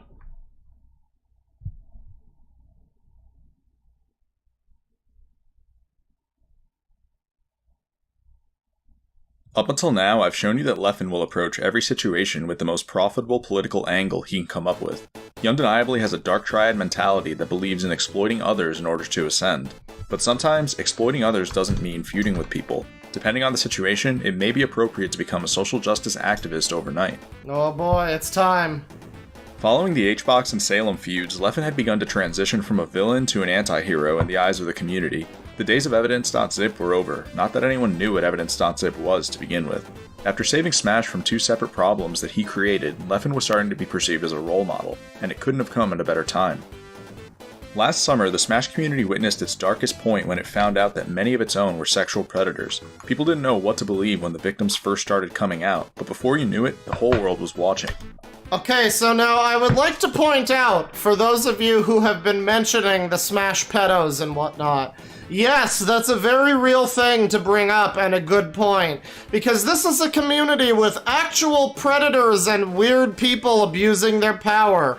And yet, without a fucking blink of an eye, hacks will sit here and say that because this man was mean to him on a forum 10 years ago, that he is as bad, if not worse, than the confirmed criminals. Let's proceed. Unfortunately, if there's anything last summer proved, it's that the Smash community is twice as naive as it thought it was. This is because, just as sexual predators can live among us, the Dark Triad among can live us too. Guys, he's making me watch the hacks video about Leffen. Guys, Leffen is cancelled. Why would he make me watch the video from... I'm sorry. Go sub to Arcade Craniacs. They deserve Sexual predators can live among us. The Dark Triad can live among us too. People fail to realize how profitable a Me Too movement is from a business perspective. Most of us would never imagine that someone could be cold enough to view things this way. Time for the sadly real red allows pill. the Dark Triad to gain the upper hand. The truth is, you should always be skeptical about the people who rush to the podium in these types of situations, especially when you consider how well suited the Dark Triad traits are for it. By taking the helm of a Me Too movement, narcissism is rewarded in the form of worldwide acclaim. Psychopathy allows one to remain unemotional throughout the whole process. Yeah, you know, we joke about sus and Among Us. The whole chat has turned into Among Us. But, yeah, I mean, again, he wants to talk about narcissism and sociopathy, and meanwhile, he's talking about actual confirmed predators, and he's using the Among Us fucking imposter. Like, good God. That's like using Comic Sans on a fucking notice about a funeral. Like, you couldn't get more out of place than that. And Machiavellianism allows one to take advantage of the scattered masses who need a leader. It's the perfect opportunity. Hacks is the QAnon of Smash? I don't know. So far, I've explained how Dark Triads strategically claim victim status and hero status in order to manipulate people. There's only one better status to claim than either of these, and it's called virtuous victimhood. This refers to when victim status and hero status are combined. Virtuous victimhood is the strongest signal one can emit because it combines the sympathy of victim status with the admiration of hero status, making it ideal for leeching resources. Virtuous victimhood can't be signaled in every situation, but it can certainly be signaled during a Me Too movement. A Dark Triad is able to emerge as someone who can resonate with victims while also coming across as a leader who victims should stand behind. So this is a really fucked up part of the video where he's basically saying that he is manipulating the community during the time of, like, fucking predators and pedos being outed, and all for his own personal gain. He doesn't mean any of the things he's saying, guys. He's just trying to manipulate you. Don't listen to him. Like, I don't know. Again, I think this Leffen guy seems like a bit of a bitch, but that being said, it seems really weird to do this to the guy. Be like, oh yeah, he was totally lying when he said he stands behind victims or whatever. This is why it was never a matter of if Leffen would show up, but rather a matter of when. Surely enough, Leffen would begin tweeting frequently on June 28th. The tweets he made over the course of the next few weeks gave victims hope and empowerment, and caused him to become the community's beacon. Leffen's actions were showered with praise by community leaders, and not a soul stopped to question his intentions. Not a soul stopped to wonder if this man speaking out against predators might have been...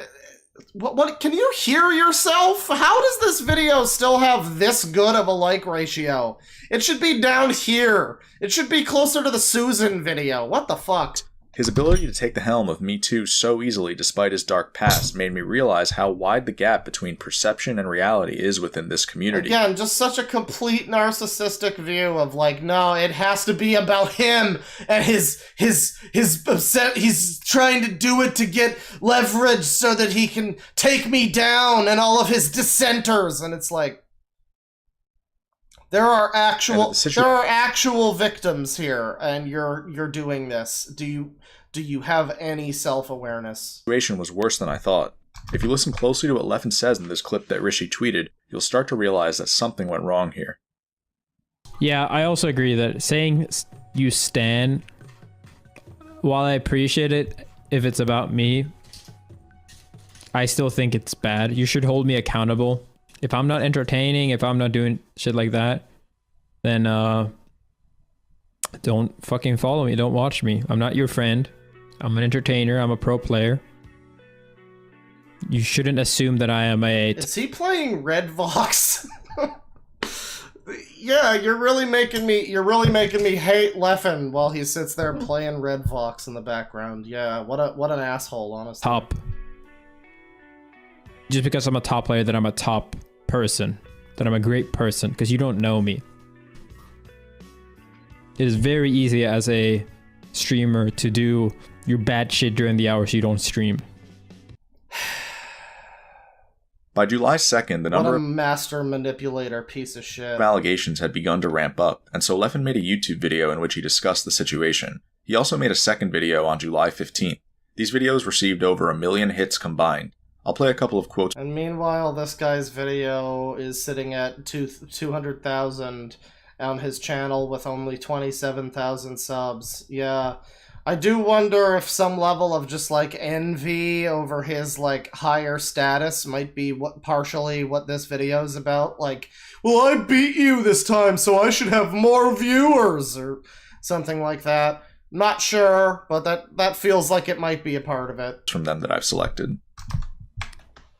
The people these people hurt don't deserve to just be a summary and just to be like, these people overall have been abused. Do I do bad shit when I'm not streaming? Yes, sometimes I play arcade games. Right.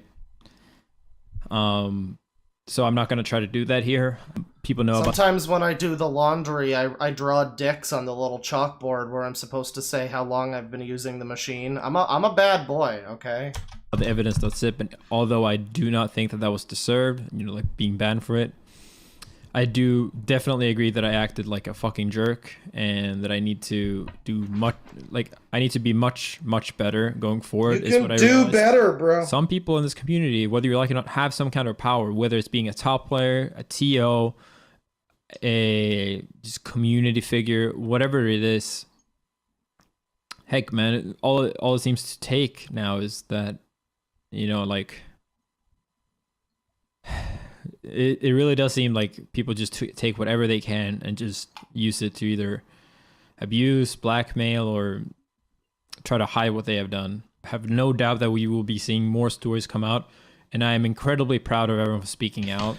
I don't know, I feel like he's pretty genuine here. I'm gonna skip ahead because it's really just him, continuing to be sounding like a fairly decent guy. He says he believes all victims, which is kind of stupid, but that's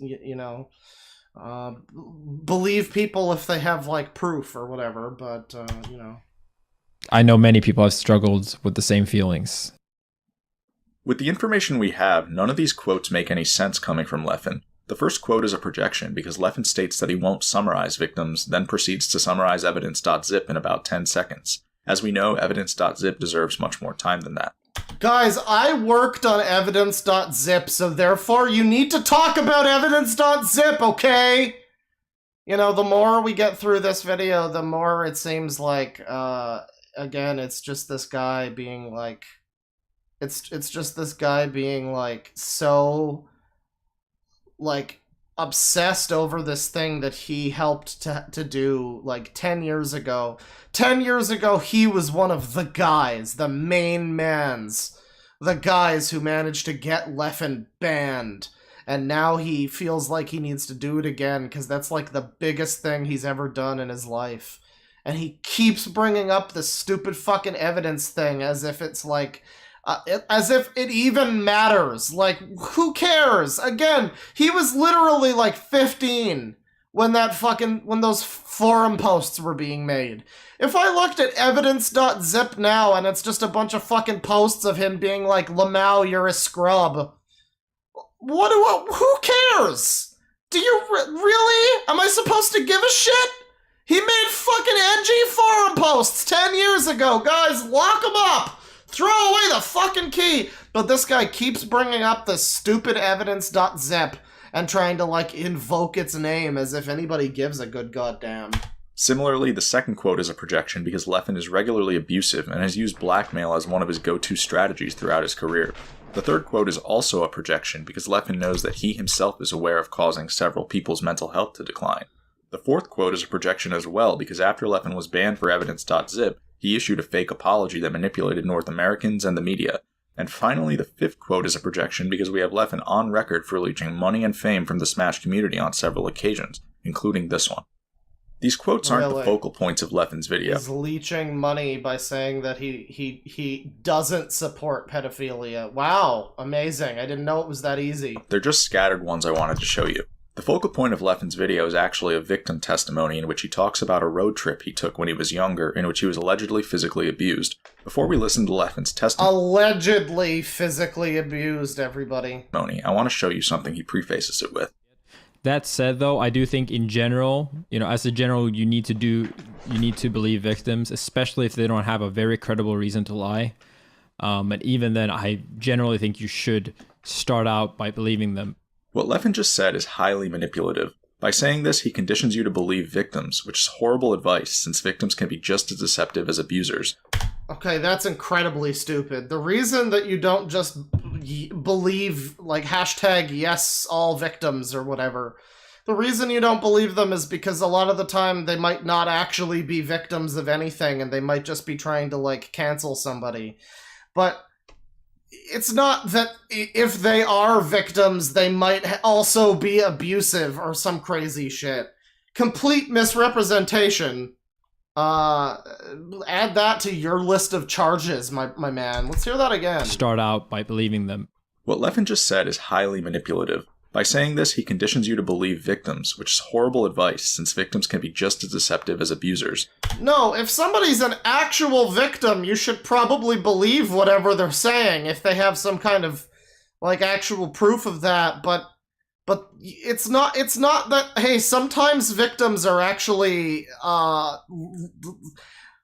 don't know, I guess it's a semantic thing, but it's just like, wow, you totally got that backwards. Good job. A few minutes later, Leffen gives his victim testimony. Please listen to all of it very closely. When I was, before I was banned, I went to my first tournament over in the United States, and I've told this story many times before, so I'm not going to go into great detail about it, but as a 16-year-old, I went there, traveled with an RV around California and the nearby states for about 2 weeks, and there were about 10 people in that RV, so it was a lot of people, many people adults. And during this time, there was one particular player that physically abused me, like basically slapped me extremely hard across the face several times over basically nothing. I sat in his seat, I was playing Smash, and he wanted to go to sleep. His alarm didn't wake him up. So I'm gonna skip past this because it's, not really necessary to listen to all of it. Apparently it proves that he's a big stinky poo-poo liar. But basically the main thing that Hacks is going to try to call him on is the claim that he got slapped like 8 times or something. And he's gonna run with this and go back to forum well, just watch. And no honestly. One really said anything. In Leffen's video, he states that he was slapped 8 times, but on April 29, 2012, Leffen told this exact same story on Smashboards, and he stated that he was only slapped once. This means that Leffen modified the story in order to make it sound like more of an assault. Guys, Leffen's trying to be a fake victim. Literally. This man is now jumping to forum posts from 10 years ago to be like, no, back then you said you only got hit once. Bullshit, lies.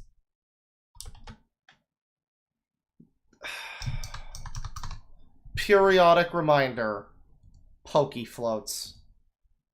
All of this insanity is happening over pokey floats. Good God.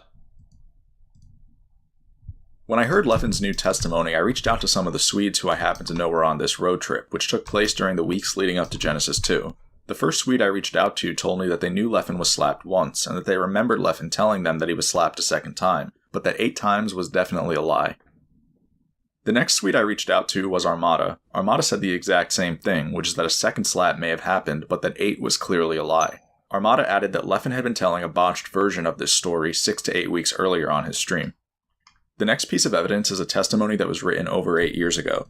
Earlier on in this video, I showed you excerpts from evidence.zip, but this is the part where he brings up the guy who, like, the third testimony or whatever of this guy who says that, like, I think it says he was the one that smacked him or whatever.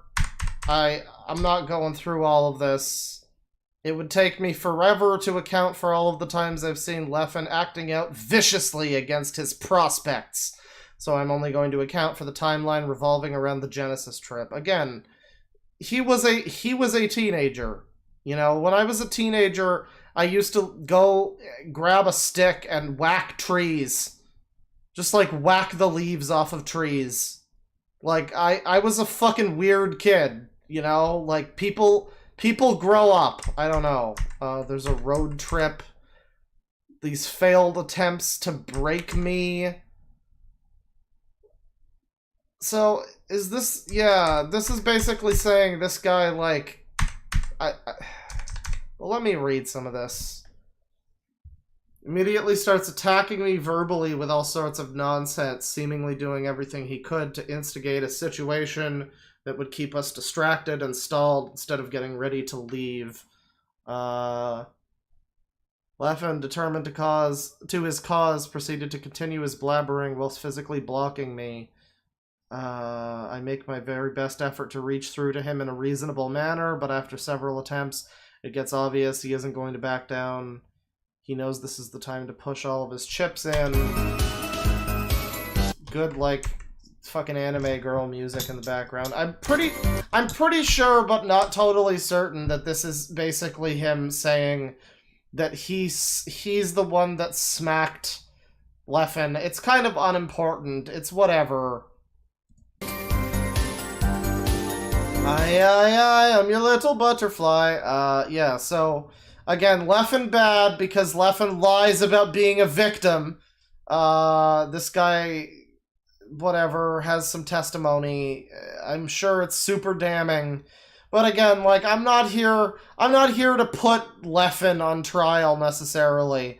You know, for all I know, again, everything he's saying about Leffen might be on some level legitimate. He might be on the right track, but my god, is he doing a very fucking poor job of making people believe that. He has taken all of the focus off of whatever it is he's trying to accuse Leffen of and just made himself look like some kind of fucking madman shrieking in the streets about government conspiracy chips and Frankenstein gangster computer gods. Truthful in his 2020 testimony, but that shouldn't surprise you by this point.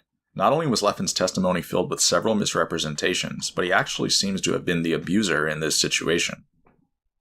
This past March, I contacted C to ask him if he'd seen what Leffen said about him last summer. C took a moment to watch Leffen's video, then explained that this was a standard victim narrative from Leffen. C also clarified that he had slapped Leffen once in response to extreme harassment. Leffen had tried to sabotage their hike in several ways, as well as the atmosphere of the entire trip. This was after C fought for Leffen to be Guys, it was all Leffen's fault. Everything was Leffen's fault. Included on the trip in the first place. While C didn't approve of what he did, he also couldn't say he overreacted, all things considered. C commented that Leffen is highly manipulative and sociopathic when it comes to these things. To add validity to what C is saying, you should know that dark triads will go out of their way to sabotage people's goals, which can include trips and vacations. The way C described Leffen socially isolating him throughout the trip is one-to-one with what this article says. C pointed out that several smaller details within Leffen's testimony were also lies, and that Leffen had been spreading these exact same lies for years. For example, C had borrowed $600 for this trip, which Leffen rephrased as C stealing thousands of dollars. C had also offered to share a pizza with Leffen, which Leffen rephrased as C trying to force Leffen to buy a pizza for him. C then clarified that Leffen had jammed a plane seat into his knee twice on the flight home, which caused C knee pain for weeks. Leffen ignored C's initial request not to do this again, which is— Guys, Leffen hurt his knee! Leffen literally stepped on C's stair muffin, and that's why this has all occurred. Why C slapped him a second time. Leffen left this part of the story out of his video. From there, our conversation shifted to the fact that Leffen has caused people like me and HBox insane amounts of damage with lies in recent years. C wasn't surprised to hear this. He said that people should have known that Leffen is a pathological liar by now. I then brought up the fact that on top of everything else Leffen's done, hijacking a Me Too movement isn't a joke, and that Leffen turned out to be an actual threat to society just like Evidence.zip prophesized. C agreed, adding that Leffen potentially deserves to be in jail, seeing as how he tries to ruin other people's lives and reputations. He's a menace! I'm inclined to agree with C here for anyone wondering. Put him behind bars! C then explained that Leffen wants to dehumanize people and get people to view them as though they don't deserve empathy, just as What do you mean by the Nazi German part? Guys, what did he mean by that? minority groups were viewed in the past. According to C, Leffen will do anything to acquire influence, and wants people to join in on his agenda of treating people without any remorse. I then raised the possibility that Leffen studied totalitarian handbooks such as Mein Kampf. The reason I ask is because I have this bad feeling that Leffen studied literature like Mein Kampf. Literally, Mein Kampf! Chat. This man is saying that this guy studied fucking Mein Kampf.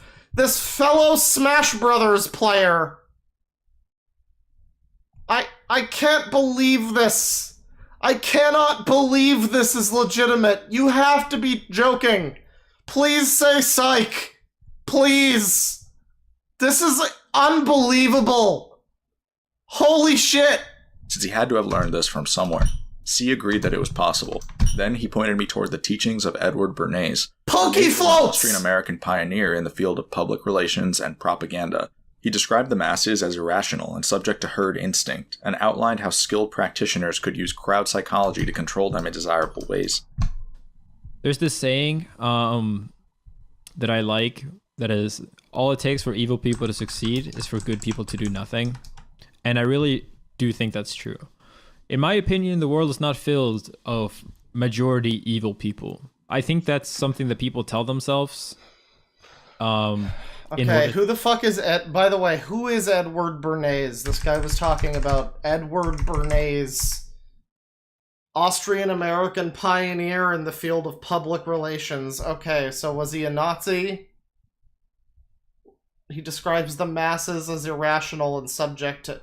I don't know, I just heard this guy bring up this other dude, and I'm just like, is this another David Icke? Is this another guy who rants on the internet about aliens? It's true. I don't know. In my opinion, the world is not filled of majority evil people. I think that's something that people tell themselves in order to kind of put blame away from themselves, that they couldn't have done anything, everyone's bad, and if I'm bad, you know, I'm just part of the majority. I really do think that the majority of people are either decent or good. However, many good and decent people do not do enough, myself included. Back when you heard Leffen say that, you probably thought he was speaking from the good guy's perspective. He wasn't. He was telling you how easy it is for him to exploit the people of the Smash community. Oh my god, this is fucking disturbed, man. This is disturbed. Get some fucking help. I don't know. Am I the only one who doesn't fucking see it? Like, yeah, maybe this guy's a dipshit. Whatever. Whatever. It's clear that he's not a fucking master manipulator when he's sitting here talking about, like... myself included. You know, people need to do better or whatever. No, he's not playing a double negative fucking chess wizard master move, okay? Every word that he said, this is not Death Note.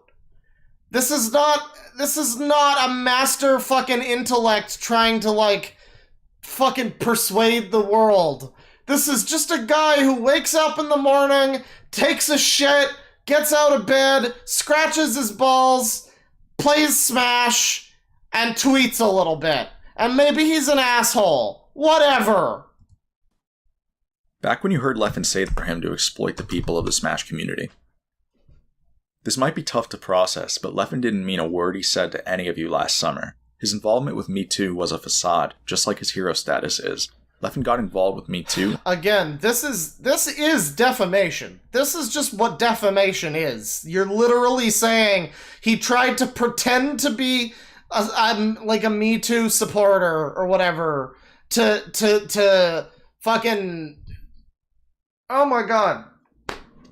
You know, Elisa won't have a case if she tries to sue me, but Leffen will have a case if he tries to sue this guy. That's all I'm saying. In order to draw a crowd and mobilize it underneath him, just as he's done several times before.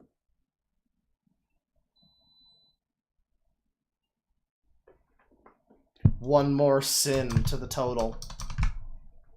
You guys keeping count? You should be. 0 adversaries remaining. So theatrical. The ninth and final charge against Leffen is one that also took place during last summer's Me Too movement. Up until now, I've shown you how a Me Too movement presented Leffen with a golden opportunity for a resource transfer. Leffen gained about 15,000 followers in a few days, built massive loyalty with those followers, and made plenty of money along the way. But those weren't the only benefits a Me Too movement presented Leffen with. The ability to implicate other people as sexual predators presented Leffen with a once-in-a-lifetime opportunity for resource drain as well. So far, we've seen Leffen drain 2 of his political adversaries in recent years. Both times, Leffen made it clear that his intention was to end the other person's career in order to secure his footing within the community. This is why when Me Too would end up presenting Leffen with the opportunity to take down the only person left in the community with a larger following than his, he obviously wasn't going to pass it up. Leffen wouldn't just use the Me Too movement to grow his brand, he would also seize control of the community through the elimination of Zero, who had the largest following in Smash prior to being banned. Something I want to be clear about is that this section of the video should be viewed separately from the fact that Zero was deemed guilty. It is simply intended to establish that Leffen was personally invested in Zero's downfall, and that Zero's trial was fraudulently administered. This is obvious based on the fact that Leffen wasn't approaching the Me Too movement with pure intentions, but rather with the dark intention of increasing his market share. At that point, we have to assume that everything Leffen did during the Me Too movement was done with this goal in mind. According to what we know, Jisoo approached Leffen on July 2nd, 2020 for advice about coming forward with her allegations against Zero. This is what it says in Leffen's Twitlonger about the Jisoo and Zero situation, which was posted on the morning of July 3rd. As if this story couldn't get any darker, what Jisoo didn't know is that when— Just according to Keikaku, chat! When she approached Leffen for advice, she He approached is a someone who would not mastermind! just hijack the entire Me Too movement, but would also gladly He's cancel playing Zero you in the all! process. Zero is the only person left in the Smash community with a larger following than Leffen, and so the situation had practically fallen into Leffen's lap. These are the types of benefits Leffen was bound to receive after duping the entire community into trusting him. The reason Leffen made his Twitlonger in the first place was because people didn't initially believe Jisoo's allegations. On July 2nd at 8:10 PM EST, Jisoo alleged that Zero had shown her hentai when she was 15, but people didn't believe her at first because she didn't provide any evidence. This led to Leffen stepping in the next morning at 5:01 AM EST. Leffen's Twitlonger was intended to turn the tide back in Jisoo's favor, but it was riddled with so much manipulative language that I knew Leffen had a vested interest in canceling Zero the moment I read it. I also knew that Zero would end up getting cancelled as soon as I read Leffen's Twitlonger, simply due to how these situations always play out whenever Leffen's involved. Leffen's Twitlonger begins and ends by clarifying that Leffen would like to remain friends with Zero after this is all said and done, and that he simply wants the best for his friend. These statements are blatantly insincere, especially when you consider where they're placed. Insincere. Leffen even clarified I had seen Leffen We're gonna jump ahead a little here, because this is... at all. Leffen even apologizes in the final paragraph by saying, "I'm sorry this has been a lot of words without any clear conclusions." All in all, most of Leffen's Twitlonger doesn't actually tell you anything, and reads as though it was written by someone who was on drugs. Someone who was on drugs. And furthermore, he on crack! And his mama is so fat! Speaks throughout his Twitlonger is called word salad. Word salad is a narcissist way of spouting meaningless sentences that can muddle what they're really saying. In this case, Leffen's word salad caused every single person who read his Twitlonger to make a crucial oversight. There's only one part of Leffen's Twitlonger that actually matters, and it's a testimony he gives toward the end. Leffen's testimony talks about how he allegedly witnessed Zero sharing hentai with 1 or 2 Japanese smashers in a hotel room at Apex 2013. According to Leffen, this made it more likely that Jisoo's testimony was truthful. There's a problem with Leffen's testimony that I want to highlight. At the time of Apex 2013, Zero was 17 years old. This means that Zero was legally a minor, and so if any of the Japanese players were 18 or older, they'd have been guilty of the same crime Zero would later commit against Jisoo. Zero would end up confirming that the Japanese players This is getting off track. Like, it's getting to be more about Zero, and I didn't want to talk too much about fucking Smash weirdos today. I mean, outside of this one weirdo, But yeah, basically, Leffen tried to play you all and pretend that he was pretend that he was. I don't even know, man. He's evil. Whatever. He's basically this guy, but you know, the horns are on the Fox Pepe instead. 2 years prior. When Leffen posted the video about HBox that would receive 400,000 views, he assured people that he wanted to keep out of the drama, which obviously wasn't his intention. Leffen also portrayed HBox as being abusive toward a player named Snowy, when Snowy was nothing more than a stepping stone for Leffen to enact his smear campaign. By half a year later, Leffen would be on the verge of fully pushing HBox out of the community. Leffen didn't need half a year to pivot toward his true intentions this time around. Just 17 minutes after Leffen posted his twit longer, he was already tweeting in a way that suggested that Zero was a criminal who ought to be cancelled. This would have been perfectly fine if not for the fact that Leffen had just assured us that he wasn't trying to cancel Zero. There was no emotional consistency among anything Leffen was saying or doing. As the days went on, more information... And again, you know, it seemed like he started out and he was like, oh, I want what's best for my friend, and now he's like, you know, now he's like kind of throwing him under the bus some more, which, I mean, I guess based on what he did is reasonable. But, you know, I suppose you could make the argument that he, like, whatever, stabs his friends in the back or something, but... I don't know, man. Again, I don't read any of these tweets as like some kind of fucking literally Machiavellian plot to like, you know, convince people of. I don't read any of that into this.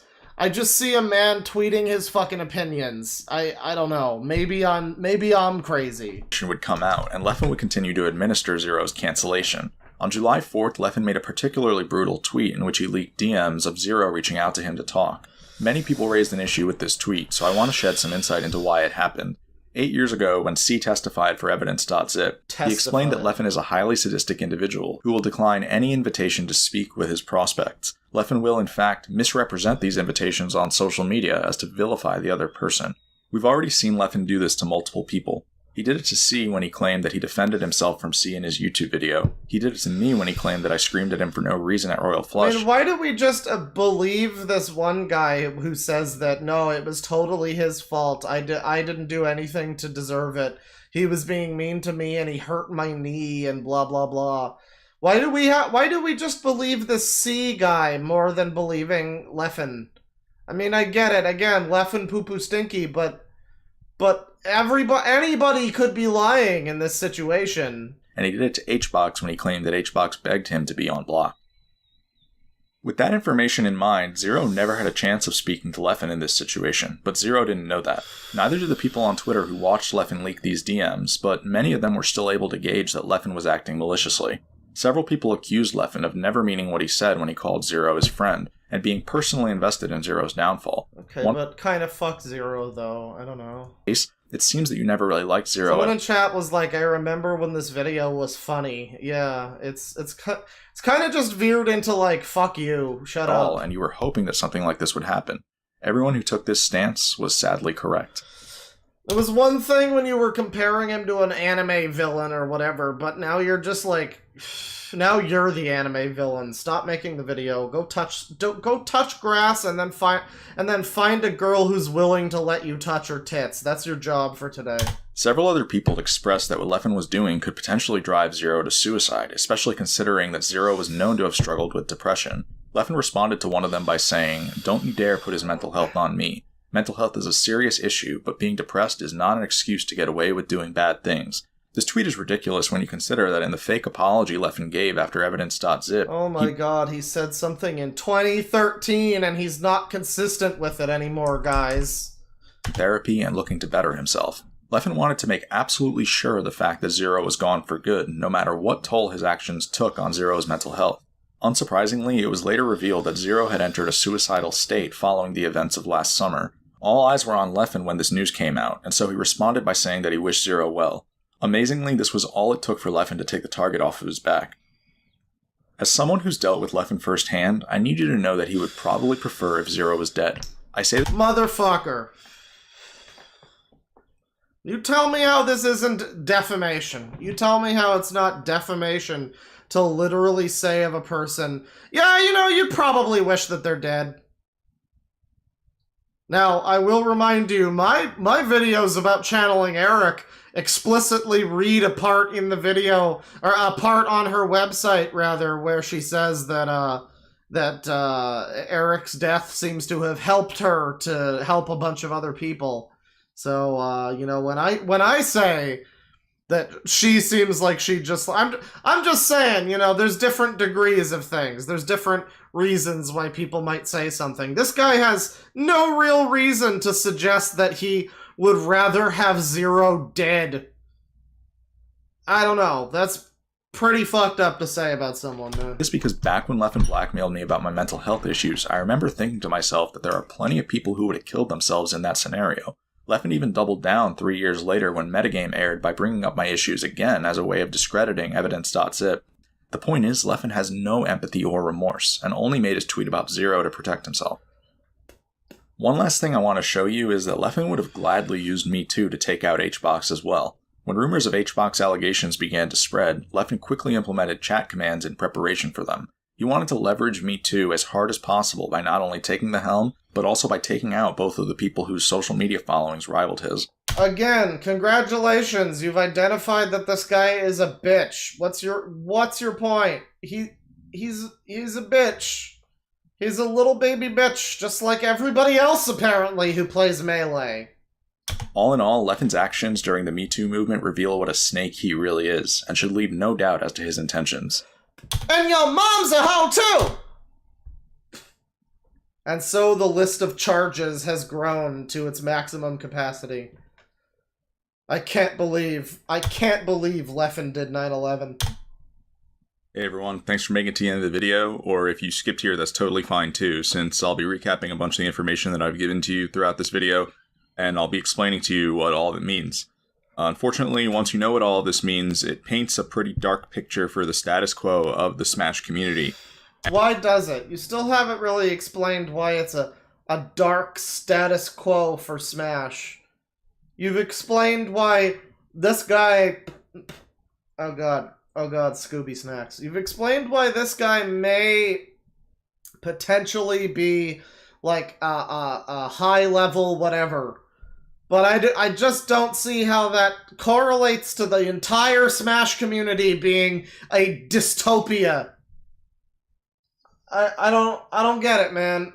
I'm too small brained for this shit. I'm sorry. And it's really important that everybody weighs in on this, because whether you're a top player or a TO, a community leader, or even a casual player, this is going to have an impact on your future within this community. And that's because there is a real argument for basically usurping the person currently running the show within this community based on heinous acts of deception and malicious intent. Just a long, long history of those two things.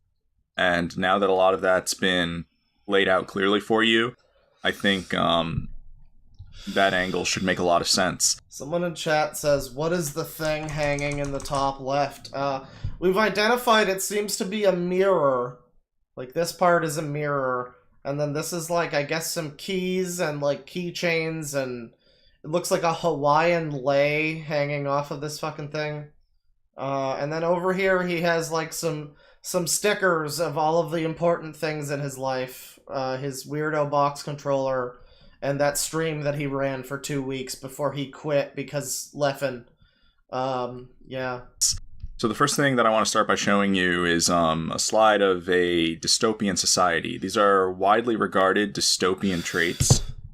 One thing I'd like to point out, too, as we talk about this dystopian society, if we're talking about Smash Brothers, the Smash Brothers community as a society, then that literally means that that Sakurai is God. Just keep that in mind. And as you can see, just about everything on this list is currently being imposed on the Smash community. What you're witnessing in front of your very eyes right here in the Smash community is... The natural world is banished and distrusted. Citizens live in a dehumanized state. Yeah, that's right. Someone got blocked by fucking Leffen last week, and that was actually a war crime. Citizens have a fear of the outside world. What does that even mean? What is the outside world in this ridiculous equation? What is that? What is that? The rest of the esports community or some other stupid shit? A figurehead or concept is worshipped by the citizens of the... I don't think Leffen is worshipped. A lot of people think he's an asshole. A lot of people don't like him. Citizens conform to uniform expectations, right. The society is an illusion of a perfect utopian world. Yeah, that's right. The Smash Brothers Society. The Smash Brothers community is a perfect utopian world, even an illusion of it. Yeah, I believe that. Is an attempt to basically seize the throne at the expense of every single other member of this community. The people are being dehumanized, they're being watched, they're being taught how to think, and these are all very totalitarian. This is a guy who grew up in a... You know, I hate to use the term privilege, but my God, like, imagine... I just, you know, there's 221,000 views on this video. And I can only imagine that one of the people who viewed this video has to have, like, grown up in fucking Yugoslavia or some shit, where, like, they had fucking, I don't know, you know, they grew up in, like, Africa, some place where there's, like, militias pointing guns at people every day. And this guy's sitting here talking about the game with pokey floats being a dystopia. Shut the fuck up. Qualities that are reviled, just historically reviled. You're not supposed to allow this to happen to your community, but the reality is there is a real attempt being made here to control people in this manner. So let's talk about... Citizens are perceived to be under constant surveillance by who? The fucking tourney moderators. No, chat member.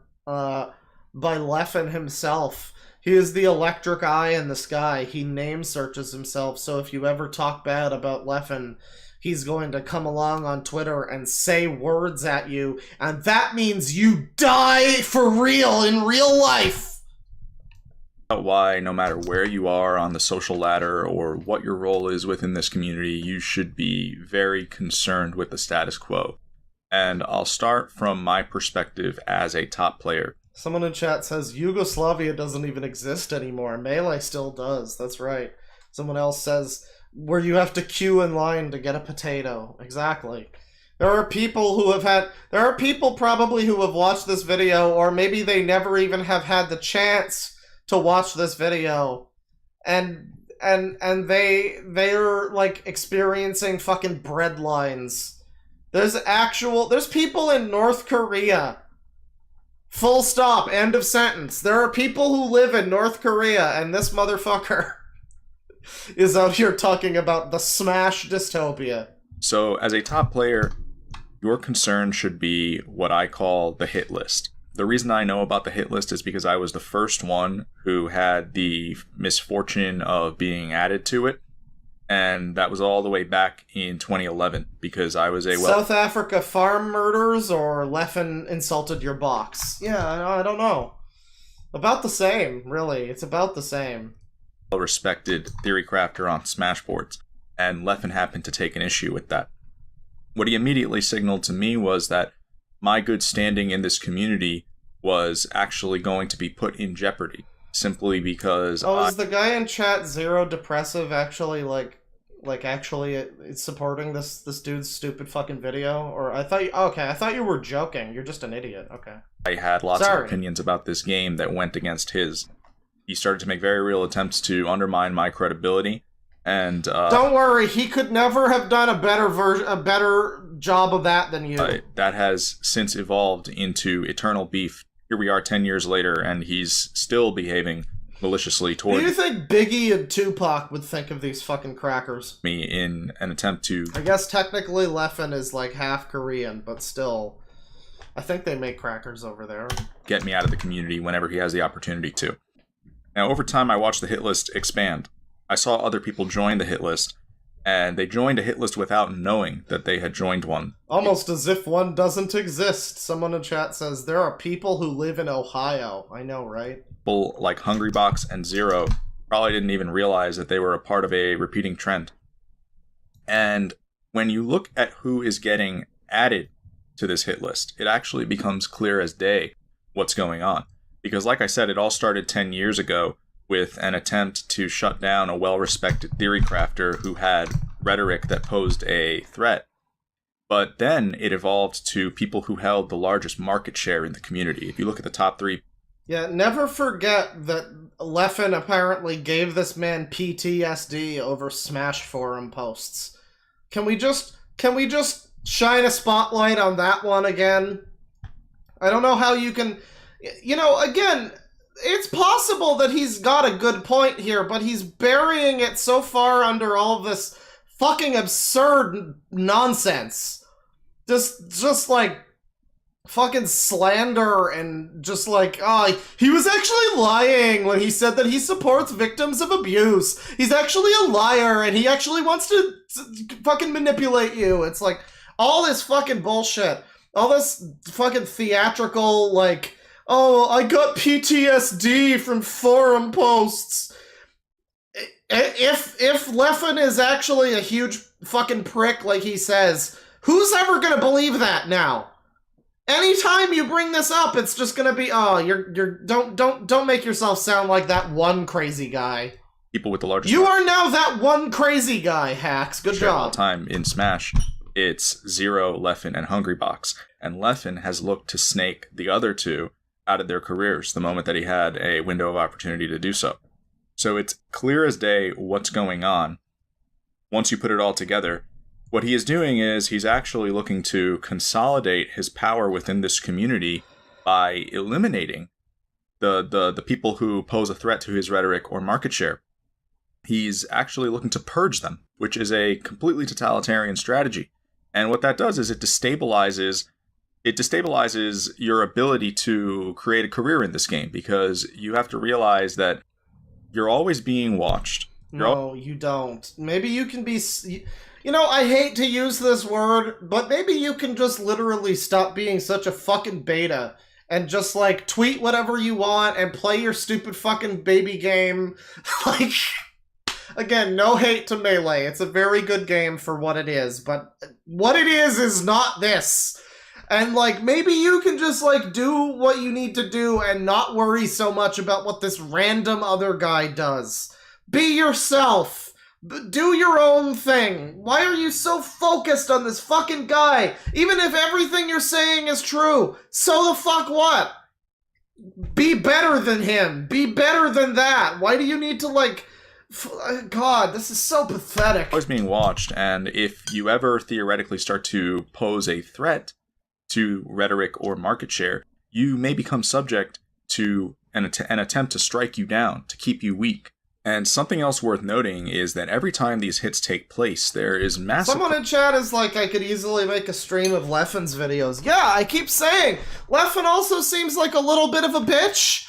I have walked away with just a generally worse opinion of Smash players as a whole from this video. But mostly this guy. I don't know, everybody involved in this seems like a little baby drama whore who just wants fucking... To be, like, angry at people on Twitter or whatever. Fucking good. Go outside.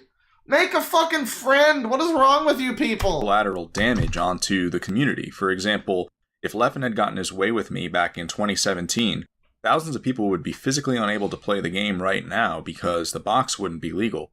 Similarly, in 2021, when he overran Hax's nightclub, he displayed the intent to make people from the East Coast have to subscribe to him on Twitch rather than play in a free tournament series that had just been set up for them. And then also in 2021, around the same time, when he decided to intervene with the box's button layout, he was willing to teach hundreds of people how to L-cancel the wrong way just so he could grow the Leffen brand. He actually spread false information throughout the entire community just so he could be the sole beneficiary. How did he... I fail to see. I'm sure he explained it in ridiculous fucking detail. Minute, stupid detail. But I still fail to see how Leffen having a different opinion about where the R and the Z button should be, or whatever the fuck. Maybe it was L and Z. How that's, like, lying and spreading misinformation. He literally, this is like your friend plays FPSs with the inverted y-axis and you take him to court. then I actually ended up having to apologize for that. I was the one who ended up in a bad situation, despite the fact that I was working the entire time to protect my customers.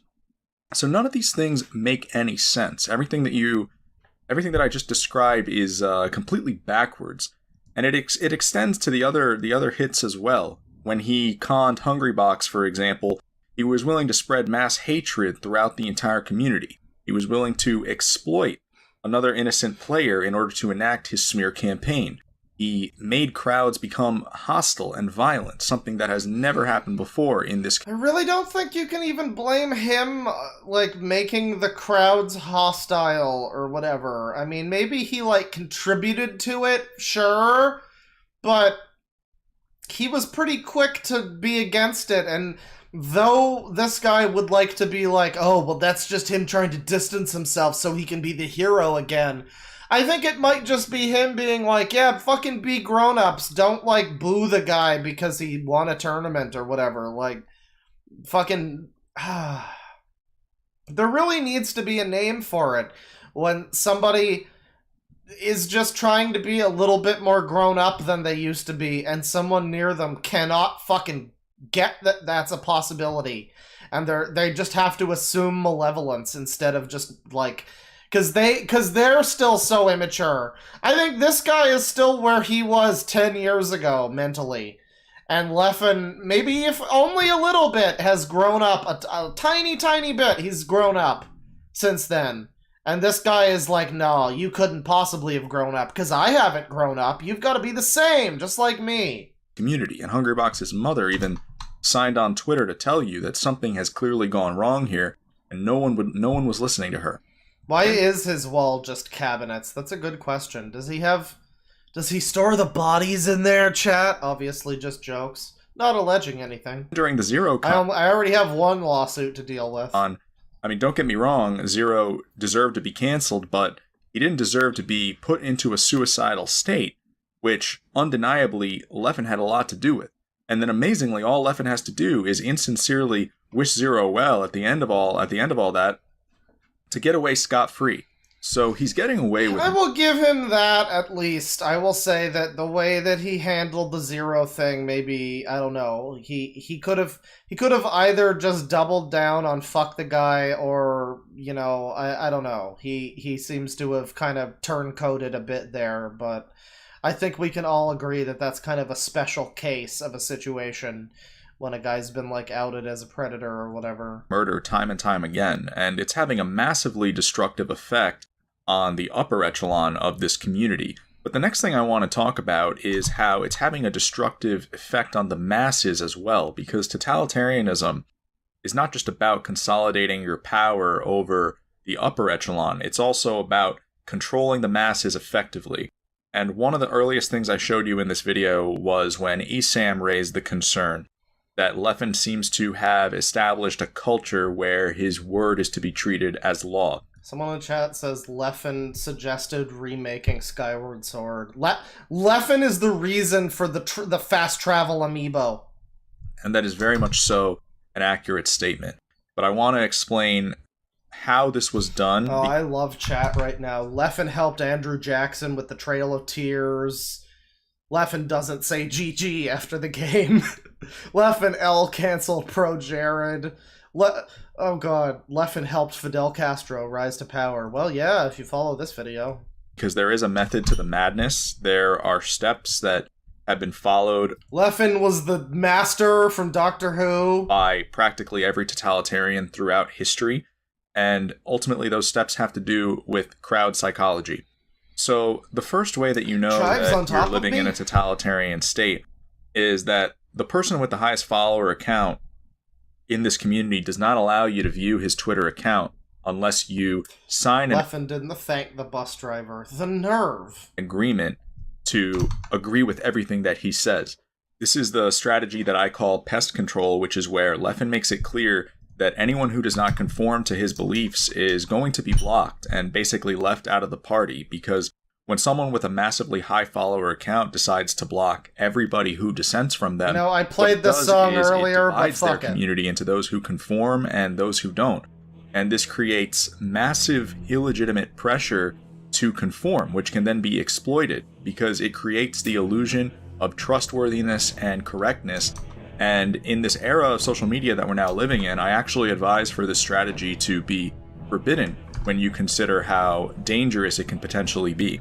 So the first layer of crowd psychology that you're seeing is that Leffen's followers are basically selectively chosen, which is a massive advantage because normally just because someone follows you doesn't mean that they also agree with everything that you have to say. But in Leffen's case, a much higher percentage of his followers are going to automatically agree because they understand that they actually have to. Otherwise, they're not allowed to even follow him. So now, on top of that, there are actually two... Evil equals every villain is Leffen! That's wonderful. Two more layers of crowd psychology that are pressuring people to conform even Anybody further. else playing Hitman Blood Money after the stream? Two more traditional layers that you will see in just about any totalitarian society. The ones that I'm referring to are fear and love. So let's go to a quote from Niccolo Machiavelli. This is the Italian Leffen likes new Star Wars. Machiavellianism is actually named after. So Machiavelli coined a lot of these strategies for ascending to power politically. And one of his most famous quotes is, "It is better to be feared than loved if you cannot be both," which implies that both of these things are great, but fear is the better of the two. So, starting with fear, just as I told you that top players are basically under surveillance, meaning Leffen is keeping track of who poses a threat to his rhetoric or market share, Leffen is doing the same for the masses as well. The masses are also under surveillance, meaning he scans social media to make sure that the masses are acting in line with the way that he wants them to behave. And this creates fear. This is called a menticidal assault. It keeps people on their toes, and even when Leffen's not actively attacking people, it's still in the back of people's minds that whatever they tweet may not be in line with what Leffen would want them to say, because they never know when the next menticidal assault will come. So this has a psychologically damaging effect on people. It destabilizes them. And at that point, the person is destabilized. They don't know what to think. They don't know what opinions to express. So now they need someone to retrain them. And that person who retrains them is of course going to be Leffen himself. So notice how after he floods the community with all of this fear... Guys, I am sick of all this Leffen wing bullshit on the internet. This political activism needs to stop. Leffen and his drones will be excised from the country. By my word, we will remove him from this establishment, and he will no longer be allowed to spread his lies and his hatred anymore! The same person is then flooding the community with propaganda as well. So now this propaganda starts to be enforced as law through massive amounts of illegitimate pressure, and that's how Leffen's rhetoric is able to infest the community so effectively. Now, going back to the Machiavelli quote, believe it or not, there's still yet another layer of Leffen made Bell in Wonderworld! Crowd psychology that Leffen has working in his favor. So the Machiavelli quote implies that while fear is better than love, it is still very useful to be loved for obvious reasons. If you are loved, then people will gladly support you.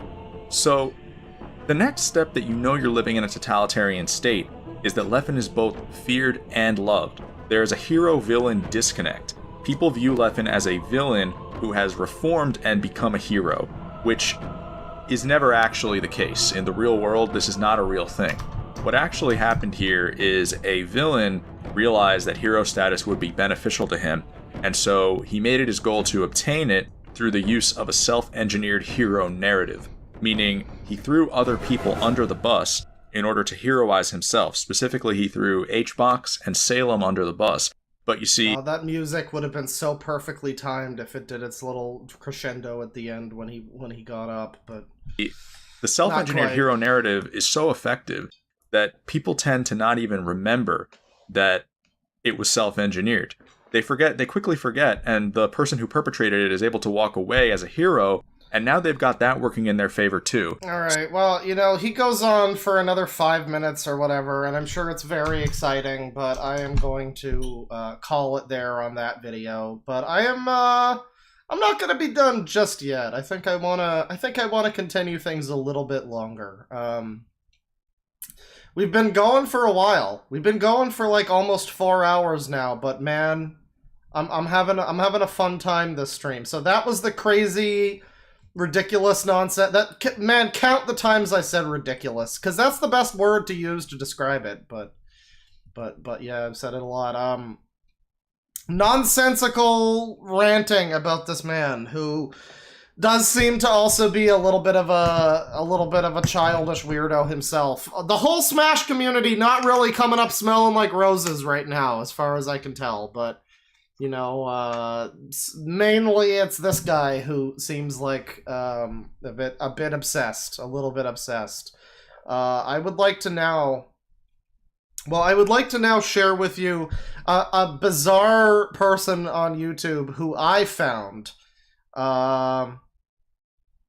This was so a couple days. The last time I streamed, after I finished the stream, I started watching Joel's Hardcore Friday of Ghosts and Goblins for the NES, which was a like nearly 8-hour video followed by a nearly 4-hour video of him trying to fucking finish this awful fucking hard game. And around like the 6-hour mark or something, Joel starts breaking down, and he starts joking about the kid who was like, "Go take a shit!" And apparently some people don't know about the go take a shit kid, so I guess I'm gonna have to inform you of that. This is leading somewhere else, I promise. But first, let me just. This was like a couple years ago, so some of you might have missed this, but this is one of the best videos on the internet, and let me just. Demetrius, get off the game, go to the bathroom, and take a shit. Now. Hey. Bathroom and shit now. Go to the bathroom and take a shit. Get off. Hey, go to the bathroom. Get out. Get out. I can smell you shitting yourself. Get up and go to the bathroom. Now. No. Get up and go to the bathroom. Yeah. Go to the bathroom. So this is one of the best videos on the internet, and I'd like to point out one of the really good comments. Oh, I think it's on the other upload of this. One of the really good comments on the original video of it was like, the best part is that he's just like standing. The game he's playing is Mafia 3, and he's just like standing here in the middle of like a warehouse area, and nothing is happening of import. I love how it's HD video, by the way. You can't see that because Sangi, but yeah. He's standing in like this random area. He's not doing anything of importance, but he still refuses to stop shitting himself. No! No. Up and go to the bathroom. Yeah. Go to the bathroom. So, you know, I was reminded of this. We're not going to watch the rest, but yeah, it's a classic video of internet history. I was reminded of this, and I wanted to find this guy and take a look at his channel. Sadly, his channel is not very interesting. I did find it, and it's mostly just him. I'm gonna be honest, you can't understand a word he's saying. He seems to have something actually wrong with him, and I hope he gets some assistance with that. That's part of the reason I'm not gonna be necessarily looking at that. But yeah, you know, you can barely understand a word he's saying. But thankfully, you know, my quest was not in vain, because when I looked up "go to the goddamn bathroom" on YouTube, I found this video, and this video is titled "I want my own goddamn bathroom too, assholes." And this is another hashtag Pride Month video, because this is him like being upset about transgender bathrooms, which I think transgender bathrooms are kind of a stupid concept. Just use whatever bathroom that you want to use. I don't know. It's not really that big of a deal unless you're Jonathan Yaniv. But yeah, this man is a very interesting channel that I wanted to share with you, and let's just listen. Why can't we all go on this and all be protected groups, you know? Yeah, I deserve my own shiny golden toilet. Now, why are we jumping a minute in? Come on. Alright, I'm gonna just say this video real quick because my last video about this timed out. What I really wanted to make a video for is, I'm gonna make this video for right now, is what I wanted to say in the first place to make a video. To make a long video short, unlike the last one I made that I wanted to say. Okay, yeah. So that's a full 20 seconds of whatever the fuck he was just saying. I was gonna make a video, the last video that I made was gonna be the first video, and I just gotta make this video. Transgenders, and they want their own bathrooms and fighting for the rights of that. This ain't a video to bash them, but this... Speaking of, someone in chat says this is Abby from The Last of Us 2. Stunning and brave, really. This is something that I'm saying that since they have want their own bathrooms and everything, because campus organizers say so, and they want the government to demand it, like going on now, I say I have rights too. Hey, they got it. Why can't I have my own rights too? I ought to lobby in government if I could get a campus organizer in government to do it. God damn it, I want my own bathroom, right? And I want a shiny toilet made of gold with a golden nameplate on the fucking bathroom door, okay? I fucking deserve the right too. Yeah, that's right. They got it. Why can't... Well, I mean, with your majestic ponytail, you know, I'm sure that if you wanted to identify as something, you could probably get away with it. But, yeah, I don't know. It's a weird video where he seems to, like, completely misrepresent the situation. And, like, he's like, I'm a protected group as well, even though he's just one person. I really don't know what point he's trying to make. It's vague. I get it. How about some of you guys watching this video? I don't care what race you are. Yeah. No, the fact that you randomly have to say, I don't care what race you are, it's very strange. It's like getting a scam email and being told, this money is not stolen. I don't know. You don't cross-dress or anything any more than me, but come on, man.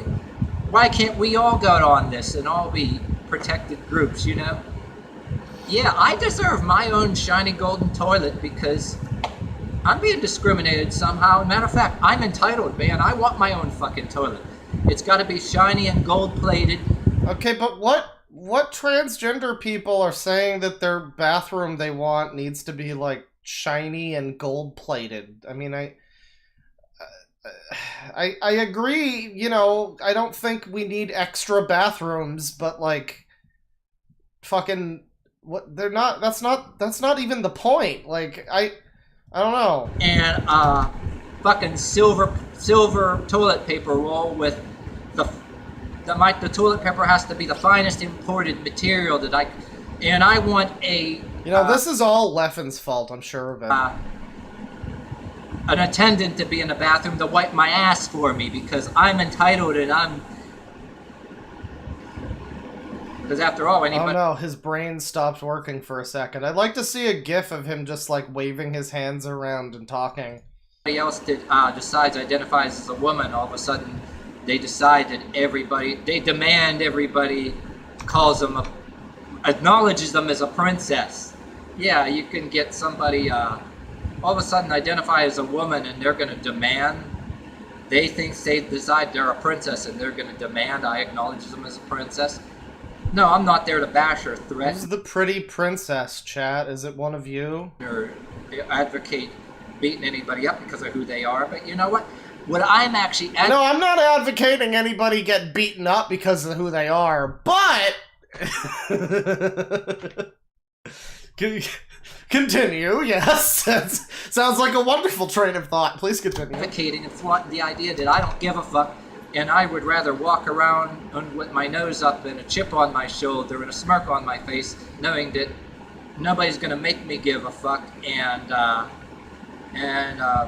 nobody's gonna physically stop me on the street to enforce it. How about that?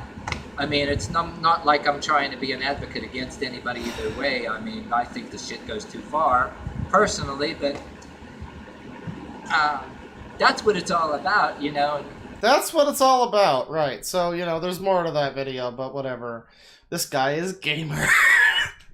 And it's weird, he's got 15 views on this one. This was like 4 years ago. So this is Iron Wrath 444 Doomsday Yoga.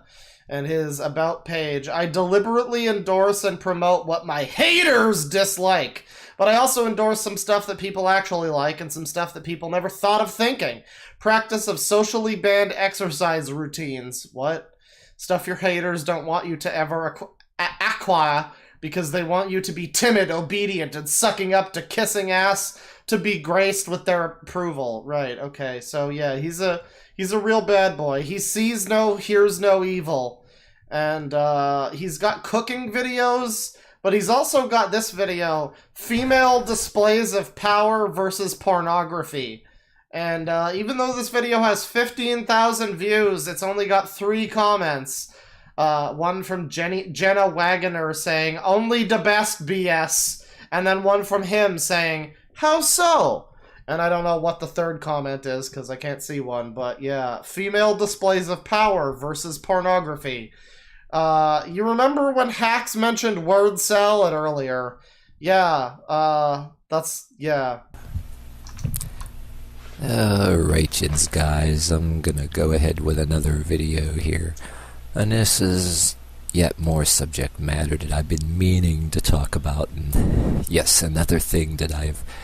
Okay, take the microphone and move it like 5 feet away from your face. Thank you. Talked about in blogs.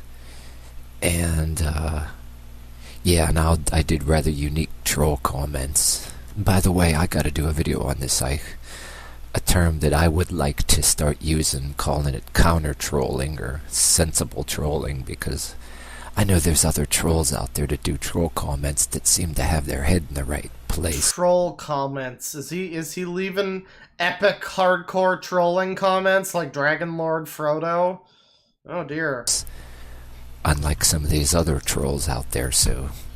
Some of the pussies! The subject matter I want to talk about today is, I'm gonna just call it random discussion. I'm gonna make it as, plain. Why is he being so quiet? Someone in chat says his mom is home, but if you look at this video closely and other videos that he's made, it looks more like his grandma might be home. It's a very grandma-y, like doily type beat, you know what I mean? Like potpourri in a big jar kind of thing. As I could without rambling this time, I promise. He's talking like really quiet into the microphone so that you can barely hear him, so that it's like a real sexy ASMR type thing while he rambles on about. Well, I don't want to spoil what he rambles on about in this video, but this has been like this has been like a full 60 seconds almost of him just basically saying nothing, honestly. Like, if you go back, like... I'm gonna just call it random discussion. I'm gonna make it as... He's just rambling. He's just like, yeah, this video's gonna be about the video that I'm making, which is gonna be a discussion about the video. Like, get to it. Come on. And another thing, yeah, that's one thing I want to say too is, yeah, what you choose to put on your computer's desktop, or computer's desktop, excuse me, or what you want to look at in a magazine is up to you. And I'm not saying anything that I want to be some big religious fundamentalist that wants to deny you what you're allowed to look at, but So it's really difficult to understand what he's saying. His like ASMR vocal tones are like sandpapering over my brain. It's like the inside of my skull is now a peanut butter jelly sandwich. Basically he's saying a thing about like if you have like a sexy lady on your desktop, or if you have, like, some magazines or whatever. It's some very boomer stuff. he's not gonna like judge you for it or something, but I think that's, I don't know, I think he might judge you a little bit. Just gonna say it's a reflection on you and your ideas and what kind of person you are and how it could be better. But like it says, it is all up to you. And I'm gonna say why if you have some whatever picture of a girl on your desktop, nothing wrong with that. It's like nothing wrong with that. But what I'm advocating in my YouTube is another thing too. That's what I like to talk about a little bit here. My question is, nothing wrong with having some girl on your desktop and all that, but we're gonna. The question is here.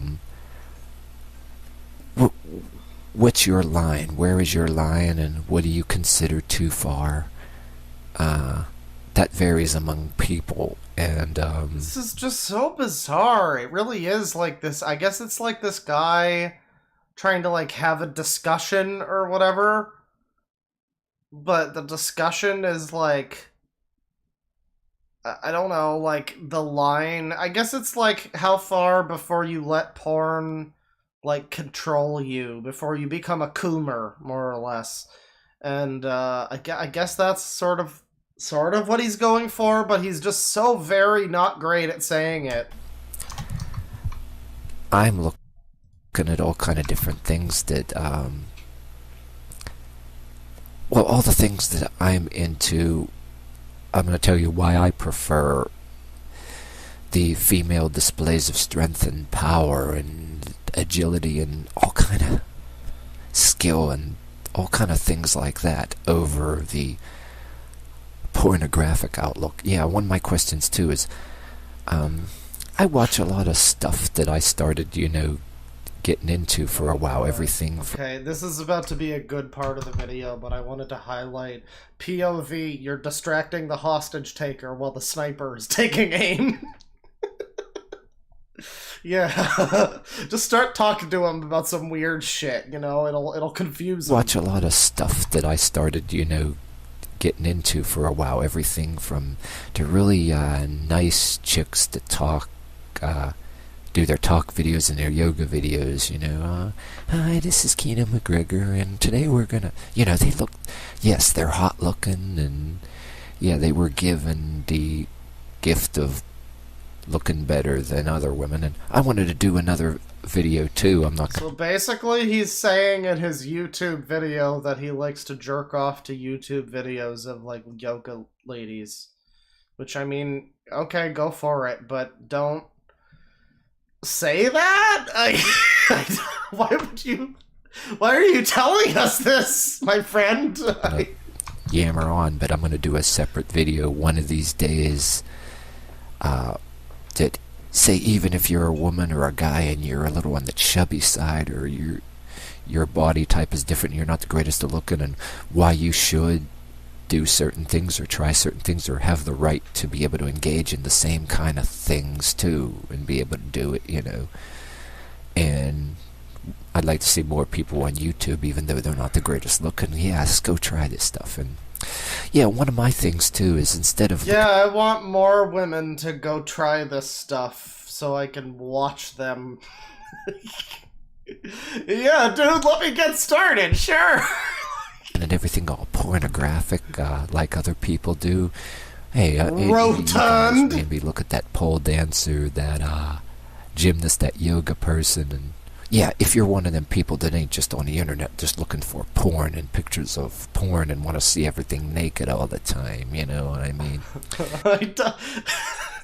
I can firmly say that I don't know what you mean, my man. Like, I'm lost. So that's that video. He's got a lot of videos here where he posts like songs from people, leg stretches. A lot of his channel is just sort of him like doing stretches or whatever, yoga poses and things. But then there's like gameplay videos. Let's play Tom Clancy's Rainbow Six 3.1.avi. Yeah. We've got the YouTube Asshole Cooking Show, episode 67, Tuna Helper.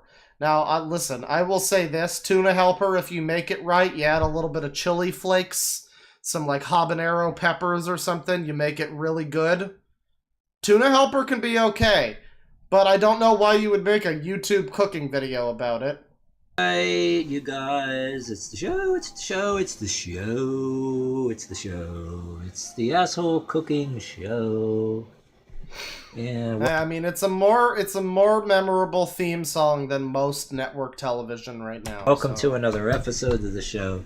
I've gotten a request in the past for tuna helper a long time ago, but every time I always went to get it for some reason. A lot of flavors of hamburger helper are always like gone. They buy it out, in our Walmart. So I finally got me some, and I'm like, yes, that's the only thing I haven't done yet. So we're gonna go ahead and do it. I got the only thing that he hasn't done yet is make tuna helper. This is like going into space, but this is slightly 2 cans different. of tuna. So I got the flavor packets out, so don't dump them into the water by Chad is divided that I am okay on tuna helper. Fuck you. I'm also okay on hamburger helper. Eat shit. I'll die on this hill. It's fine if you make it properly. accident. It's not gourmet. And just throw it in there. It says on here you can use this for tuna or chicken. So yeah, we're going to get this to a boil for a bit here. Get it started. Get the noodles cooked good and soft. Wait, is that how you do it? The tuna. We're just gonna do it really. Wait, don't you? That's not how you do it. What? He put the tuna, or he put the noodles into like boiling water. That's not how you make it. You do like you do the sauce stuff and the tuna and all of that together, and you put the noodles in there and it cooks with the rest of it. Why are you cooking it separately? Get the noodles cooked good and soft before we add the tuna. We're just gonna do it really quick and simple, really nothing to it. Cook it up. Just gonna do it really. Okay, this tuna looks reflective. Has he not drained the tuna? Quick and simple, really nothing to it. Cook it up there and then add the tuna. How are you making tuna helper wrong?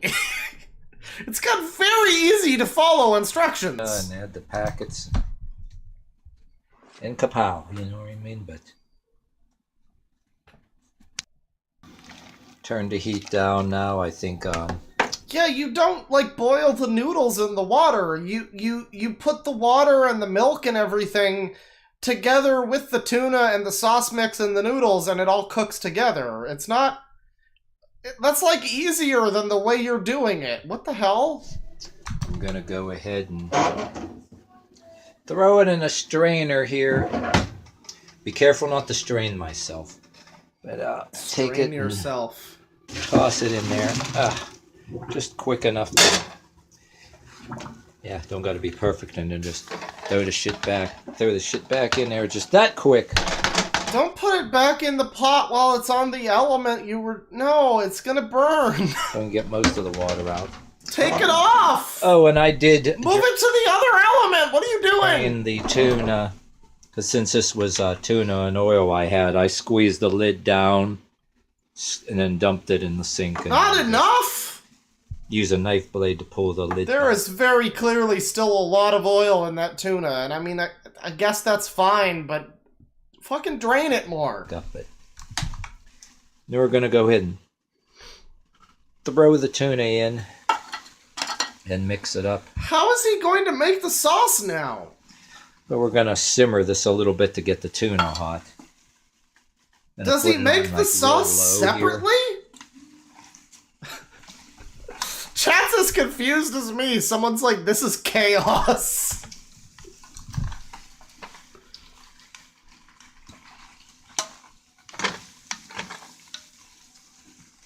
Hey, don't call me an expert helper chef.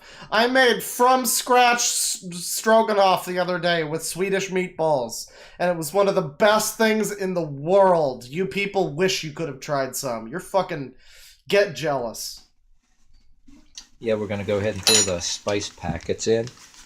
Throw that shit in. No, what are you doing? No! Then we're gonna go No, ahead the noodles are gonna be mush! mix it up. Are you even adding milk? See, I kind of... See, when I use I don't like to use a strainer a lot of times, but most of the time I put the pot lid on and just dump it like it, leave some of the water in here as well. Put a little water in here. A little water. It tells you how much water to use. Why are you using the can? Most of the time I don't like to drain all the water out. Oh, this is Kay's cooking tier, chat. We found something. That's why I don't always use a strainer, so... It's even got the same cuts. What we're gonna do is now throw a little bit of water in here.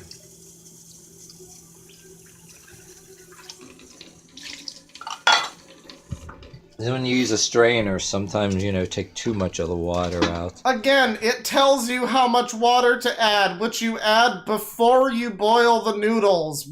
Why didn't you just read the directions? Or did you read them and decide that they were just too mainstream and they were written by a hater? But let that, Oh, God. simmer just a little bit there. That's not how you do it!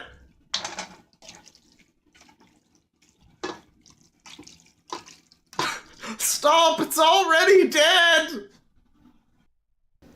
Alright, I had that on a low heat there, just simmering, and I kind of... Okay, you know what? You know why fucking Helper has such a bad reputation, other than the fact that it's greasy as shit and always gives you diarrhea? Listen. It's because people like this do stuff like, what is this? How do you fuck up Tuna Helper? Come on! Stirred it for a couple of minutes here so it don't get all messed up. Had it stir in there so it don't get all messed up there.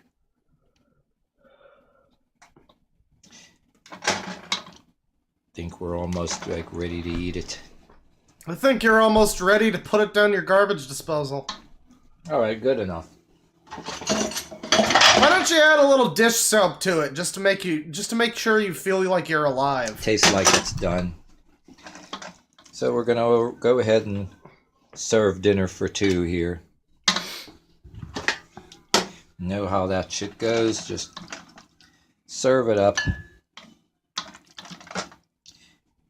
And serve it up. What is the second bowl for?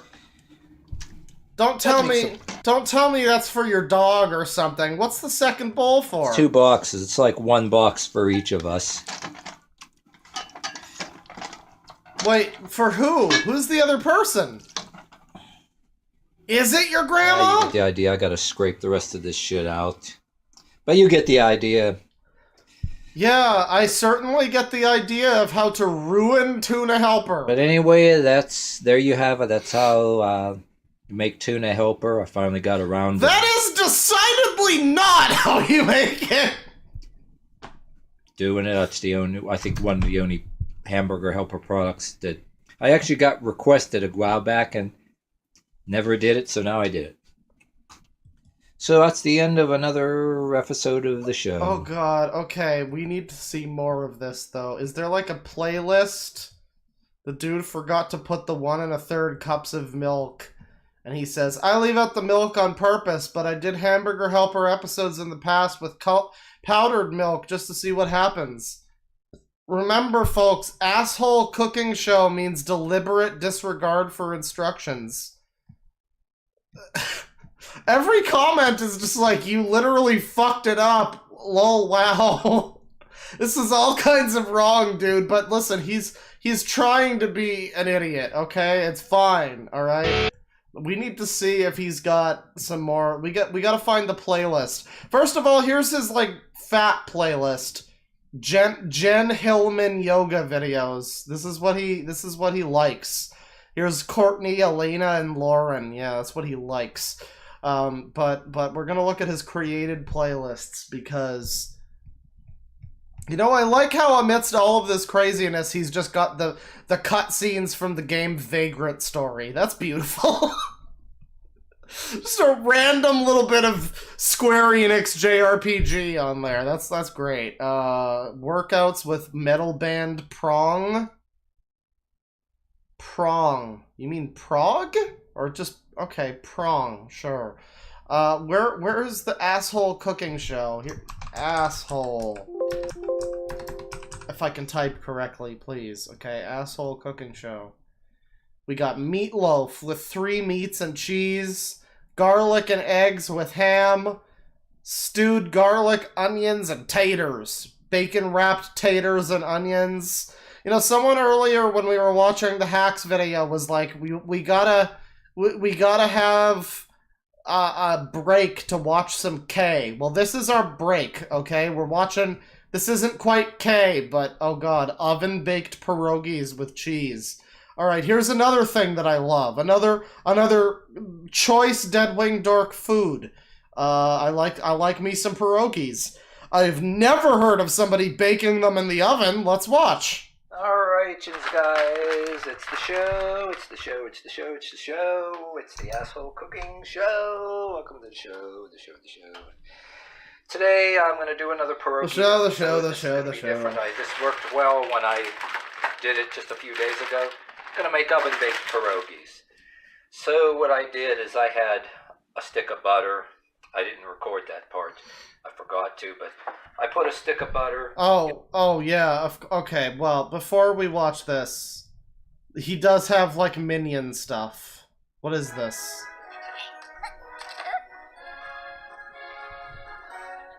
Why is this in his cooking playlist? Right. Very good. Very good. Alright, guys. I'm gonna make oven-baked pierogies. So what I did is I had a stick of butter. I didn't record that part. I forgot to, but I put a stick of butter in the microwave about 30 seconds, and I kind of melted it because it would be hard as a brick for the stuff. Okay, so now, someone in chat's like, pierogies, let's see how that goes. Here's the thing, right? Pierogies, the way they're usually done is either they're boiled or they're fried. I like to fry them. I like to give them a bit of oil or butter or something. You know, get them all golden brown. That's the optimal way, but some people boil them. I have never heard of them being baked before. This is fucking news to me, and if this turns out in any way acceptable, I don't know. Instead of, you have that cooking spray I usually do, you could do that too anyway. Throw this other half a bag of pierogies in. Just gonna have it that simple. I got the oven preheated about 350 degrees. This is chaotic. Throw that bag away. So we're gonna move the pierogies around for there's plenty of lubrication in there with the butter anyway. So there is nowhere near enough lubrication with the butter that you have in there. You've got like a tablespoon of butter. You need to add more to the top if you're gonna do this. I'm gonna take some of this. This is how I did it last time. Not overdo it, but a little bit of this onion powder, just... Yeah, he's cooking them like pizza rolls. Why are you sprinkling them in onion powder? Okay, you can add a little onion powder to them as they cook in the pan, but this is just gonna be dry and disgusting. Oh, that's way too much. Holy shit. And just a little bit. Not gonna overdo it, but if you're the only one eating it, you can dump it on, which I'm not going to this time because, you know, my partner's eating this too. But his partner? Usually I'll put half. He's got a partner? Really? Okay, look, incels, listen up. If this guy who pours fucking granulated garlic on his oven pierogies can get a partner, I'm sure you can as well, chat. I know there's at least one of you in here who's like looking for love. It will come to you. Maybe it'll be a blow-up doll, but you know, mysterious ways. On one side and half on the other, but if you do one thing about the asshole cooking show is what you really could do on you want to if you're the only one eating it, you can dump shitloads of garlic on. But I'm going to do what I didn't do the last time I wanted to do. I got a lot of this cheese left, this cheddar. I'm using it I'm going to make bacon wrapped potatoes again. I got 4 more potatoes in my bag I want to use, so I'm just going to do that. You already saw my episode about bacon wrapped potatoes, so it's a no-brainer if you haven't. So anyway, I'm gonna just... I'm gonna bake this for... Okay, so what you're going to get when you do this is like burnt blackened cheese and destroyed like potatoes or pierogies rather that just stick to each other and stick to the pan. There's not enough butter in there. There's a bunch of fucking powder stuff that's going to like contradict the butter. I don't know, man. I'm not a master chef over here, but like in my admittedly limited knowledge, I feel like this cannot end well. I think an hour, but check on it in a half hour. I got 350 degrees. You know what I mean by that. Put some cheese in here. Add more butter! Hit on the bottom, but so it shouldn't hurt any. So I'm going to be fairly generous with this cheese.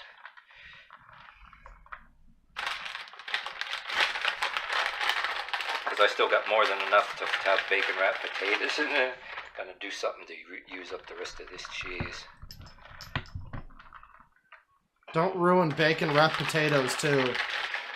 You think when he does bacon wrapped potatoes, he just like wraps bacon around a like baked potato, like with the skin on and everything? I don't know. I don't know, man.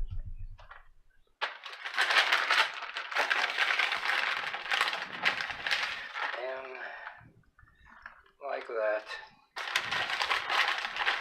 Wow, that is a fucking ton of cheese. Just gonna try to... It's gonna be pretty cheesy once it gets there. Dangerously so. Oh, and a little bit in the corner over here. I think it's just disappearing behind these pierogies here, so... I only need... This is still more than enough for these 4 potatoes when I make bacon wrapped potatoes tomorrow. So... Oh my god, add more pierogi to the cheese! Be fairly generous. Fairly generous! There we go. Then I'm going to take some foil and cover this up and put it in the oven. Alright, so I got my foil going here. So I don't have a splattery mess in the stove. I'm going to throw it in the stove. Check on it in about a half hour. I'm going to bake it for about an hour. Since the pierogies are still... See, now I'm, like, curious, because, like, this has to wind up being a horrible disaster, right? Like, it has to. Frozen, you know what I mean? That might take some time, so it's preheated, so see you in about an hour. Stay tuned. Okay, I'm tuned. Get these out of here. Close this up. Okay, come on, unveil them. Unveil. Woohoo! Yep, they're good and cooked. It's a bunch of fucking melted cheese and some pierogies. Okay, I mean, it looks better than I expected, but let's see him try to get them out of the pan. I touched them with my finger. They're soft. Time to serve them up. Take your, like, cleaning supplies off the floor before you do your cooking video, man. Come on. Have some self-respect.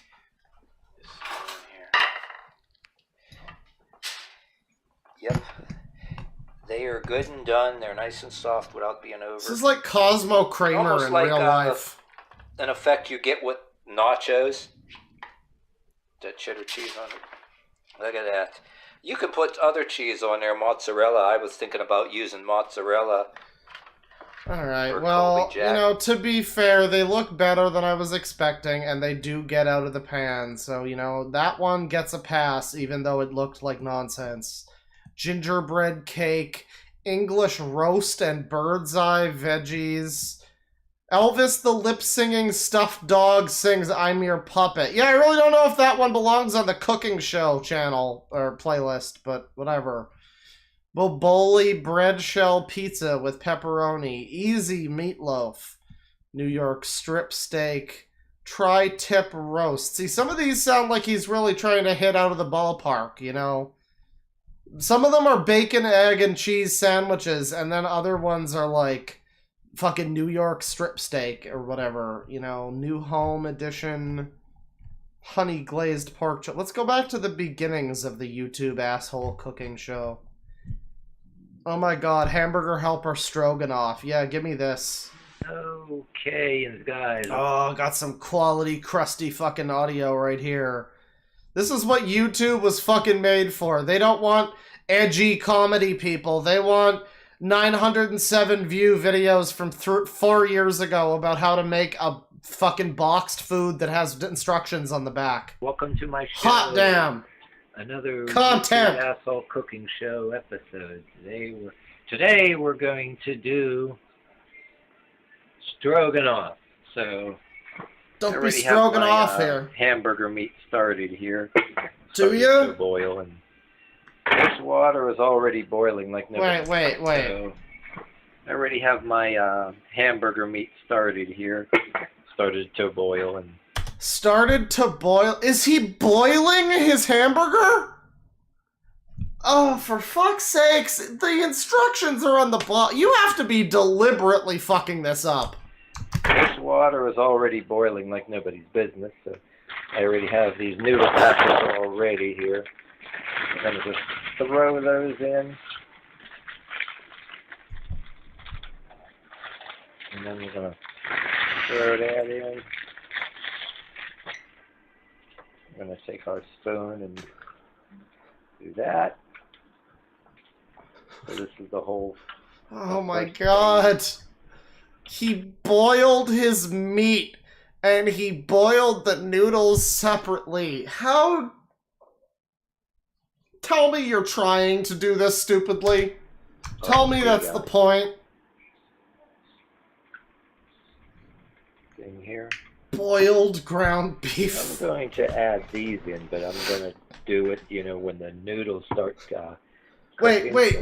What is that? Sliced potatoes? Why? Do it, you know, when the noodles start cooking, but stay tuned till then. Oh, this is detestable. All right. Wait, these are kind of half cooked, so I'm gonna throw these. You know, if Leffen needs to go to jail for crimes, this guy needs to go to ultra prison. Potatoes in here. Just gonna throw them on in there. Why are there sliced potatoes in your stroganoff? Cook up along with the noodles.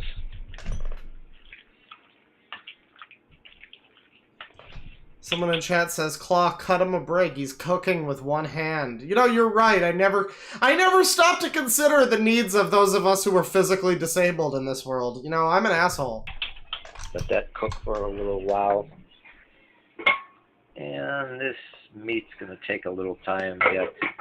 Gonna drain that shit out like in another few minutes when it's cooked. So we'll give it a good drain, and you know, in a couple minutes, check on it in a couple minutes. Okay. Good lord. Okay, we're gonna. Oh, we're boiling our ground beef. Who the fuck thinks to boil ground beef? Are you British? What? I have never encountered somebody. I have never encountered a recipe that says you need to boil your meat. Fuck, man. That is disgusting. Off here, this ground meat. Listening to it fucking boil. Let me prop this camera up here for a second. We're gonna go ahead and drain it.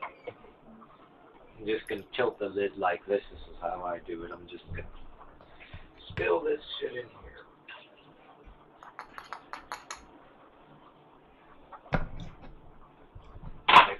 Make damn sure. Cook with a shirt on before you do your video. What is happening? Maybe he has a shirt on, but it looks like he's topless. I'll make damn sure that you wash that down real good. So that's like. Then I'm going to turn this off for a second. And what we're going to do right now is go ahead and dump that in there. That's still boiling. I turned it off. But we're going to go ahead and throw it in. Throw it in there. Sure got that rest of that out of there. Wait. Has he not drained the water yet? Now we're going to go ahead and mix it up. What are you doing? I'm going to cook it for a while longer, but... Chad, he hasn't drained the fucking water yet! Oh my god, tell me this is a fucking joke! Put the packets in, this stuff is going to get thick though too, so I'm going to turn the flame back on after I get this situated here. So we're going to take our packets, I'm going to take the packets, dump them in like that. This shit's going to start getting thick, so you don't even got to bother to drain the water. He's just throwing it in there. You put a pretty good bit in there. No, you do though! Anyway. You do though! Chat, this is so much worse than I thought it would be! I almost didn't click on the Hamburger Helper videos because I was like, okay, how do you fuck up Hamburger Helper, right? Like, it's a boxed food with directions on the back, but somehow, especially when it cools, so we're going to do that. We're going to put that in there like that. Start stirring I'm it. surprised he didn't put his fucking beef in the toaster. Around. He's making water soup. Get all this situated, I'm going to turn it all back on, turn the flame back on. But I'm doing this for safety reasons. Turn your flame. Oh yeah, we're going to go ahead and... I got plenty of bottles of this. I'm just going to dump the whole damn rest of it in. I might have to get another bottle. Oh, here we go. I have another bottle already. But just pour a bunch of shit in, whatever. I'm going to take some of this. If you want to, throw the whole goddamn bottle in. If you want to, but I'm not going to do that. I'm just going to throw... that. I'm just gonna throw about 2/3 of the bottle in by the looks of it. Yeah, I also like to cook my beef with granulated garlic. But I like to cook it in the pan with it so it actually cooks with it. And it's not like fucking fine particulate matter in the food. In there. But if you like that, which I do sometimes, throw the whole damn bottle if you want that much in there. Sure, man. Just toss it all in. Keep a lot of it in stock like I do, but so and then I'm gonna get my. I like how every review or every cooking video, it's got the part where he's like, "Yeah, you could just throw the whole damn bottle in, man. I don't know. I'm not gonna do that, but you could do that if you wanted to." Like, wow, wonderful recipe. New container out here because I ran out there. Throw a little bit of that in. There's no helping that hamburger. No, chat member. There's not. Throw a whole bunch. Maybe this is how Grandma taught him how to cook. I don't know. I mean, his partner. Sorry. Here we go.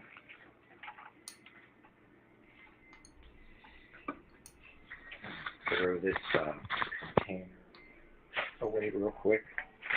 Oh, I'm going to take some of this because you're supposed to have milk anyway.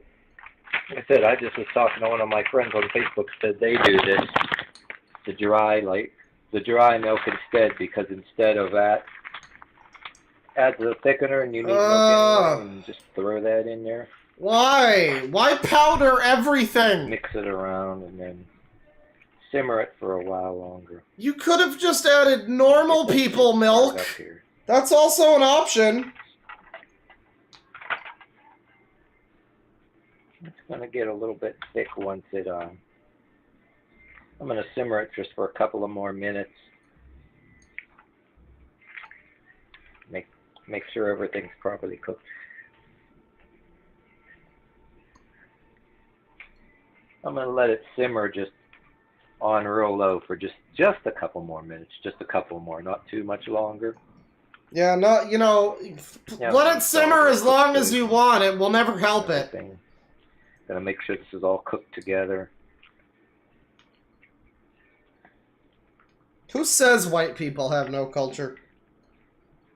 And there you have it. I'm gonna simmer it a couple more minutes, and then I'm gonna turn off the flame and let it cool. Dude, and slow cook it for 5 days. It won't fix it. there you have it. So, all right, you guys. Like now, see how this got thicker? It's Yeah, still look at kinda that hot. slop. See, look at that. Just it sitting around for a little while made it got a lot thicker. Made it got, yes. So, you can just go ahead and just serve it up. Or throw it in the garbage, one or the other. Whatever suits your fancy. There you have it. You want to throw something in extra like I did, like the cans of potatoes that taste like shit by themselves anyway, you know, and make the meal go a little further, you can do that too. Yeah, let me add some canned potatoes that taste like shit. Good suggestion. Wow. Alright, so that's beef stroganoff. I should really stop this and order food, but fuck it, man. Fuck it. We got more. We got so much more. We accidentally stumbled upon the next K's cooking, and I'm not ready to be done with this yet. Ultimate Onion Enthusiasts Meatloaf. Okay, I've got to see that. This one is 26 minutes. I need to see him make a fucking meatloaf. Or, not meatloaf, lasagna. Because lasagna is so easy for people to fuck up. Is this just a frozen lasagna? Okay, it's the show, the asshole cooking show. Welcome to the show. I'm gonna do lasagna again. This time I'm gonna... Real lasagna. We're about to watch this guy make real lasagna. I'm ready. Take care of a couple of my shortcomings here. Some other kind of, but I've done so well, you know, I'm gonna go ahead and do it again and improve upon it. I got my lasagna already, and this is almost cooked. We're gonna go ahead and drain it in my old cast iron here. And I got my cheeses all out. All right, guys, I've already boiled my spatula for prime cooking. I threw some bacon bits in the air dryer, and they're deep frozen now, and they're ready to pop with flavor. We got some cheese. I left that to sit in the sun for about 3 weeks. Oh god. This guy, I really wasn't expecting him to start the last video with, like, I boiled my ground beef. So now anything could happen in this video. For all we know, he's gonna fucking boil his cheese. In my jar of sauce, where the hell did I put? Oh yeah, there's my jar of sauce. Yep, jar of Prego, sure. Got my water already boiling, and I'm gonna go ahead and take these out. Like I said the last time, I learned from a long time ago when the earliest memory of lasagna is when my mother's doing it. I'm learning from her mistake. Just make the... First time I had some no-bake lasagna that I was trying to use up, the first video I made. And then I got a bunch of this, and I got a little bit of this kind too. I just had to get some sauce and then get some other things because I didn't have enough to make it. Just make this soft enough so it starts to have some give to it. You overcook it, it's going to rip to... I know my mother used to really get frustrated. She'd cook it too much, and you try to take it out of the pot and it would just fall apart. So just... Yeah, break the... You don't cook them whole. You like break them halfway and cook them like that. Otherwise, you're gonna have fucking half of the noodles just hanging out of the water. What is this? Like, what is with this? How... And you try to take it out of the pot and it would just fall apart. So just kind of make it half cooked, just enough so it starts softening. No big deal, because it's going to cook inside the pan anyway. That's all I'm looking to do here. So I had the water to a boil, and you're going to go ahead and have this boil, but I'm going to pause this for now. It's going to take maybe another, like a couple of minutes to get this to give. It's starting to give already. It's going to take another, holy crap. Okay, so all the stuff at the bottom of the pot is going to be way more done than the stuff that he eases in from the top. This isn't how you do this! Okay, it's starting to go in already. But I don't want to force it right now because I don't want to break it in half either. But I'm going to put my first layer in a pan. I kind of did a pre-lube for the pan. Yeah, pre-lube. Pre-lube for the pan anyway. I sprayed. I'm glad he said that twice. I'm going to get some sticking. Like, went ahead and sprayed it. See, I'm speaking loud in this recording here. Loud enough, but, yeah, the water's not hot enough anyway. It's not even boiling. This up here. Matter of fact, it's starting to soften up pretty well. If I get these ends, oh, there we go. It's going in there. It's falling down in there without even. I'm just moving it around a little bit. Matter of fact, I might not have to pause this camera. The way I did it the last time, give it another minute or whatever, and then once it starts baking. Once it's baking in a damn thing anyway. You know, I feel like he keeps baiting us by showing us the dish soap in the background. I am waiting for that to be a feature member of the flavor palette for one of his meals.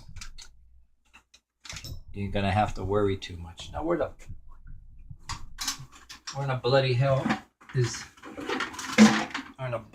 is that plastic? Here it is. Here, this is the one I want to use. I'm gonna try to lift them out of here. I'm gonna give us another few seconds here. Again, we've got like half of the noodles have been cooked now, at most. Because you're gonna have a lot of sauce, and then I'm gonna have this covered with foil so the top don't burn, and plus the heat stays in. I don't want to overcook them because, like I said, they'll fall. You know, what are we at? Nearly 4 minutes. I gotta go back to when he was showing the lasagna here because can we see anywhere on the lasagna? Maybe it says if it's pre-cooked. I wonder if it might have been pre-cooked. Take care of a couple of my shortcomings. Like, because a lot of lasagna noodles like this are pre-cooked. And I just wonder if he was even supposed to put this in the fucking water to begin with. I don't know, but man, continue. Please enlighten us more. Like I said, they'll fall apart. It's kind of a... See, I can go another minute here, or yet I'm gonna go ahead and pause this so I don't... Yeah, boiling pasta is not at all like an exact science that you want to have like a specific timer for. You can just do it for however long you want. Waste too much time when I gotta render this video, but... Alright, we're gonna go ahead and take this out. This time I got the pan is sitting in here where I got more room, and I can go like this with the camera unlike the last time. That's why I'm gonna go ahead and do this, because I'm gonna try to get this shit out of here. See, that one's breaking apart already as it is.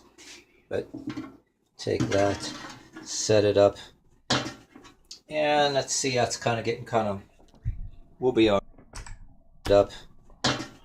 And this noodle's already breaking.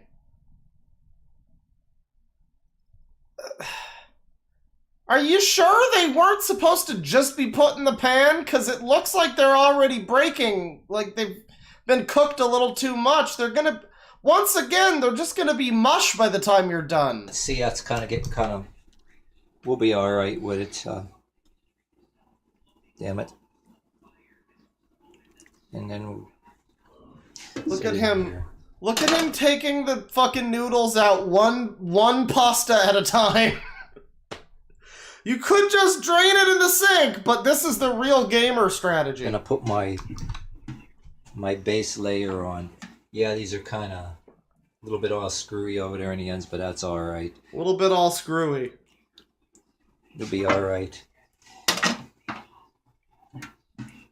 Just add cheese. Yeah, it's almost done. This is literally bitch lasagna. And that's right like that.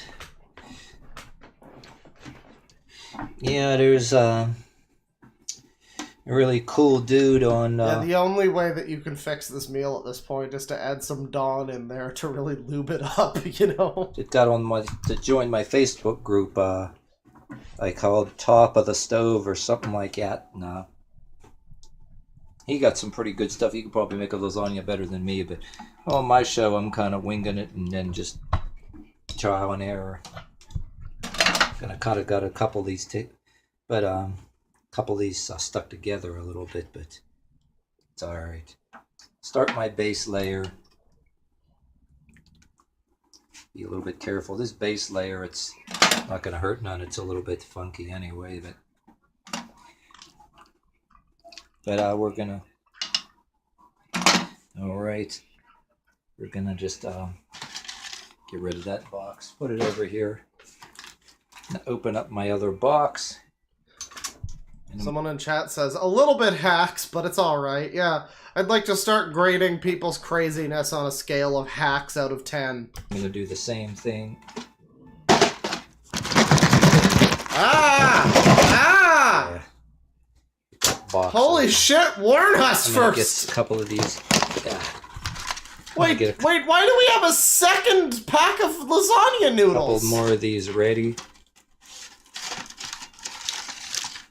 I'm going to get a couple of these ready for the next layer. Why didn't you just boil enough to begin with? Meantime, I'm going to start my 1, 2, 3, 2, 3, 4.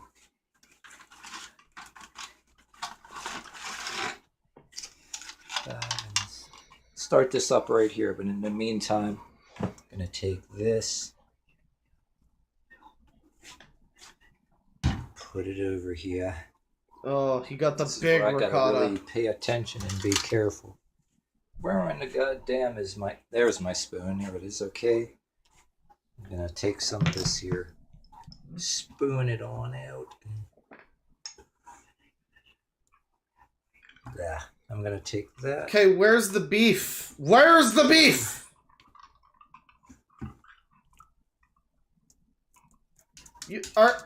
What are you doing? Why are you just putting all your ricotta on the noodles? What the fuck? What the fuck? What the fuck is this? I'm gonna smush this down. This is not what you do with the ricotta! This layer here for now. Oh! Yeah, I have both hands free when I do this, but doggone it. Okay, I'm gonna pause and I'm gonna straighten this out a little bit with two hands. All right, I had to use both hands and kind of adjust things a little bit to spank it. They gave us a good spanking here. Someone said we need dramatic music, you're right. This time I kind of see how the things kind of mix together, so I used the whole dang thing and put it in the layer. But when I put my meat, I'm going to put my sauce in, it's going to kind of... I love that he has iced the lasagna with ricotta cheese! Go in anyway, because I ain't going to have very many layers in this pan, because this pan I got ain't that deep anyhow, so I kind of did this. This is going to be a version of how I did it the last time, but... On a cold winter morning, when I made some shit lasagna, anyway, it was really crap, it was really bad, but I filmed it anyway! Oh, okay, there we are, it's ready. This lid out the way here. Look at that boiled beef! Yeah, I got my sauce. Alright, that's enough dramatic music. Oh wait, no, I have a perfect song for this. I can't believe I forgot to use this during the fucking hacks part. Hang on. Splat. I'm gonna go ahead and put this. This is gonna settle too. I'm gonna squish this in here. This is gonna have some give to it when I'm putting the meat in here. So, and I'm gonna intentionally kind of conglomerate it into the ricotta because the ricotta kind of is gonna cave a little bit anyway. And I'm working on my next layer here, but. Unlike the way I did the last time, I got to remember I'm going to put some of my mozzarella sprinkle on the top. That's the only thing I did wrong in my last... Yeah, that's the only thing you did wrong. In the video. So. Oh, this looks diseased. I usually drain this, but I'm taking out with a spoon with a hose. If I have a little bit of this in there, All of the juices from the boiled beef are in there too. They're congealing with the ricotta, everybody. Anyway, it's gonna cook. I'm kind of gonna. I could have chopped this up a little bit more, but I'm gonna spread it around. There's gonna be some settling going on here too. I'm gonna just push it into. Yeah, there's gonna be some settling. There's gonna be some tectonic shifting in that pan. There's gonna be violent forces of nature fighting for supremacy over this shitty beef concoction. I'm gonna push it into this ricotta and make it cave. Then I add some Koyaanisqatsi. Okay, like that. Yeah. Distribute this. Yeah, meat. just keep spanking the beef until it's fucking a completely different meal. That'll fix it, I promise. As fairly as I can. Figure when this cooks together, it's gonna kind of shift anyway. Matter of fact, it's shifting anyway when I'm going like this. So we're gonna go ahead and put that in here. This looks like a bloody battlefield. That's cooking a little bit, so we're gonna go ahead. Got this open. So I'm gonna go ahead with this. Flavored with meat. Yeah, just vomit it all on there. Like that. Oh my god. Just gonna go ahead and just. Oh yeah, just dump it. Yeah, that's how you do it. And I'm gonna distribute it around a little bit. I'm gonna, remind you guys too, I'm gonna try to make a pizza. Just gonna buy a pizza dough and just.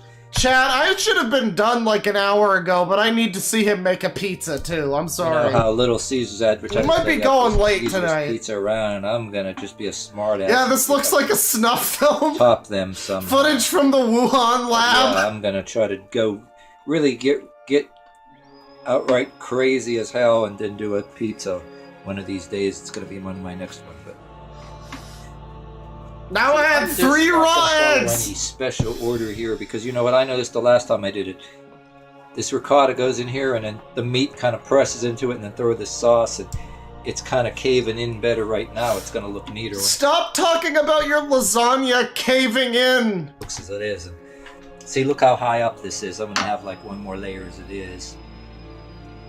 And I'm going to turn this off, because you know what, my next order of business here. What I am going to do, and the spaghetti cheese is very crucial here. I just love to use this stuff, so we're gonna go bloop bloop bloop bloop bloop bloop bloop. Oh, it's gonna burn. This one right here, because we want to be real cheesy, and I want to save mozzarella for the top. I'm gonna sprinkle some of this, but no, if you do that, it's all gonna burn on the top. This one here. I'm gonna throw the whole damn thing in, but it's good. That's gonna take the whole damn thing to cover it anyway. But just as long as I disperse it real good, because what's gonna happen here next? I'm going to spread it like in here, because it's gonna take on the inside of the sauce. And it's still gonna be kind of creamed up here. There we go. See, I got this extra thing of that, but I have this extra thing out, but I ain't even gonna need it. This is so chaotic! I got this here, it's soft enough, I'm gonna put it in that layer. This pan ain't deep enough to go beyond 2 layers, this is how we do it, that's all our pan we have. Alright, so I'm gonna take this big... I want this on the stove, it's gonna be melting. You know what, let's move the Dawn out of the way. No, add it to it! It can only help! We're gonna take some of this cheese and just cheese the whole damn thing up right here, but like I said, we're gonna need some for the top in the end. I could have used some underneath the meat, but I didn't, but That's okay because it's gonna swirl together once I'm through anyway. But I gotta be careful because this is getting high up. The powder content, It's gonna melt in there. Oops, I gotta make sure I'm showing. It's gonna melt its way in there anyway. And I'm gonna go and just put the soap in, my child. Put it on around, but I could see I got a lot of this left. Wait, did he add the second layer of noodles? He put all the sauce on and then all the Parmesan, and then he added the did he just cut? And we're gonna... No, he's just putting... He added one layer of noodles. This isn't even a lasagna. Oh, are you adding more on top? You said you were gonna put the Parmesan on the top, or the mozzarella. I'm gonna go ahead and get these out. Let's see. I have the flame turned off, so anyway, look at that. Oh, look at that puddle of meat over here. Yeah, that's softened up fairly good. I'm just gonna throw that down here real quick and I'm gonna straighten that out. I want some give to it. I don't want it cooked so it's gonna fall apart. And okay, he's doing a second layer. I don't want it where it's not gonna cook right either. But someone in chat is like, honestly, yeah, just dish soap at this point. It's fine. Like, you can't make it worse. Just go ahead and shit in it. Whatever. There's gonna be some heat. And I'm fuck this. Covered with oil any damn way. Got that. Doing this in one hand. Gonna put that on there like that. I mean, it don't gotta be perfect. It's not rocket science because I'm gonna put my other layer of mozzarella on there anyway. Like I said, it's gonna just mozzarella agglomerate together there, and it's gonna look good. And then the top is gonna look better than my last video. So, god damn it! Stay on that. Oh shit! Careful! I dropped the wrong one. Oh, guys, you know, I think we really did find the next case cooking. This is so good. There we go, we got it.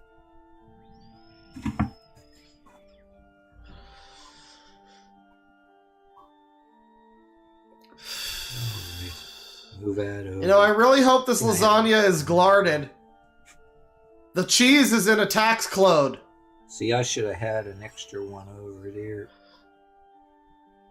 It's okay. It's fine if they don't all line up. It's fine. Whatever. You know, with this pan, it's kind of not really square anyway. Yeah, add even more cheese. That's right. Like this. Because when this cools and it turns into a...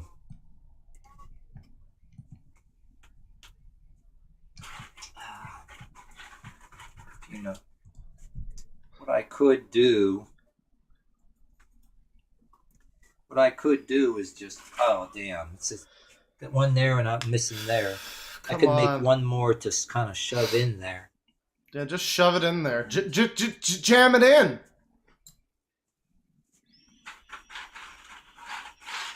You know what? I got room here. I'm gonna put one more in there and kind of shove it because that. Okay, so he adds. He adds more cheese on top of the fucking noodles. Really? That's not what you do. Jesus Christ. This is what I didn't do. For those of you who don't know, and I'm not claiming... listen, I'm not claiming to be a master of making lasagna either, okay? But, like, for those of you who don't know, the way that I, at least, would normally make lasagna, you, like, first of all, you fry your beef. You don't fucking boil it. You fry it, you add some vegetables to the mixture, and then you, like, mix it with some sauce and stuff. And then you, like, layer the sauce and beef mixture a couple of times. Not just one layer with some, like, extra, like, a fucking ton of cheese on top of it. I shouldn't have to say that this is all wrong, but, like, hey, at least this is closer to lasagna somehow than the Hamburger Helper was to Hamburger Helper when Hamburger Helper has instructions on the box. The last lasagna I made. This is what should be done. And then, see, that don't need to be very long. Someone in chat says, as a pansexual, I'm very offended. Well, hey, listen, as a pansexual, you're probably always offended at something. And I'm just flip it over. Hashtag Pride Month. I'm going to let it so it collapses in there, and then I'm going to fill this gap. Yeah, just collapse the light into Earth. Matter of fact, here. All the rest of this. Throw the whole damn rest of the envelope on. Just pour all the cheese in. Why not? A bit more. But we're gonna spread this around. Someone says Hex cooking corner. I'm gonna. I was fresh out of Hex until I saw this video. I'm gonna leave this bare, but I'm gonna spread on top of it after I place this on here. I'm gonna pause right now because I'm gonna show you as soon as it's gonna be time to put this in the oven anyway. I'm gonna pause and then I'm gonna show you and take this out when it kind of collapses in there, softens up. And Stop saying collapse. I'm gonna cover the rest of that over and stuff. Yeah. What we're gonna do. Someone also says, as a pansexual, I'd still fuck this lasagna. Hey man, that's American Pie 27. It's coming out soon. Get this out of here. Damn you. Come on. Now again, the ordinary everyman would probably drain the fucking pot of pasta and not, like, take out each single fucking noodle. Like, I don't understand. It's the same with Kay. If she just can't figure out how to make fucking, like, pasta. It's very simple. There are instructions on the back. It tells you exactly what to do. You can look it up on a recipe. It's fine. Don't. It's not that hard. Throw that down. Done. Okay, I just want to shove that in over there. Shove it. Wait. So the construction of this lasagna... We've got a layer of noodles on the bottom. Then we've got, what was it? It was like, was it the beef after, or was it a ton of fucking, no, it was the ricotta after the noodles. And then a ton of boiled beef on top of the ricotta, and then sauce, and then a bunch of fucking, like, Parmesan, and then some more noodles, and mozzarella, and then more noodles and mozzarella, and now more noodles. Why are you adding more noodles to the top? What are you doing? Shove that in over there.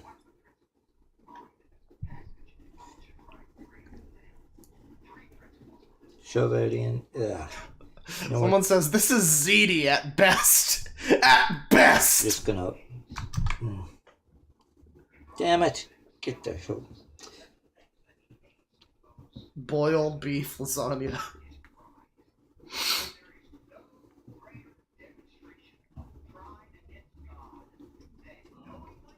Gonna get copyright struck for the TV in the background. Put this over here. And okay, so we added extra cheese. Alright. I'm gonna take my foil and I'm gonna cover it up. I'm gonna scoot this over. What was with the one extra noodle that he added? I don't get that, but alright. So he puts this in the oven, and then he takes it out.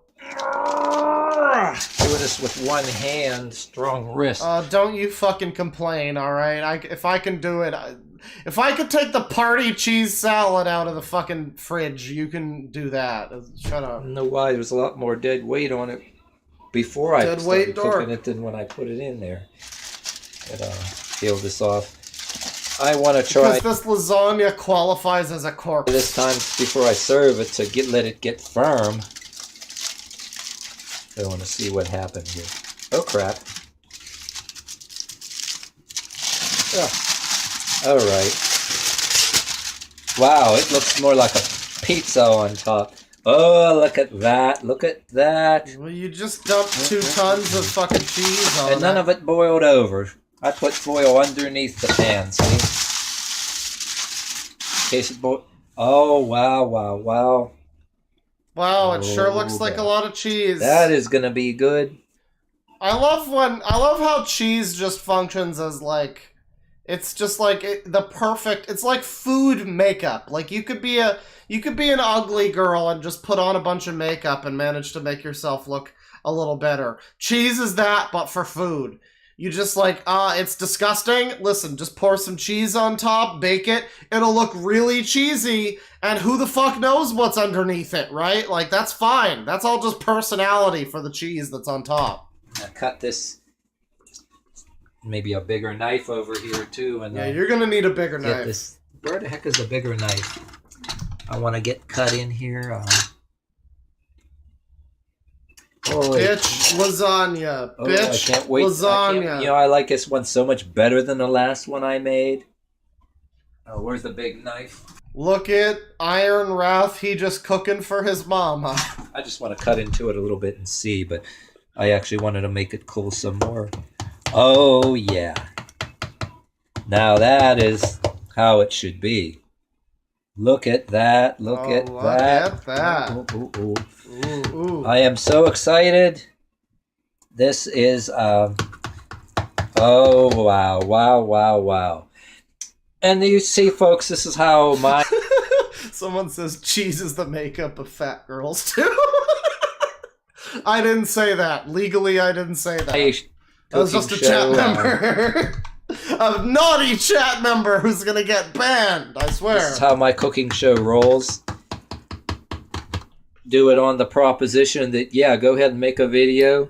And some people might not even say anything, man, this sucks. But then you do another one again and it improves. Now Wait, is this the improve? Oh, I'm so sorry.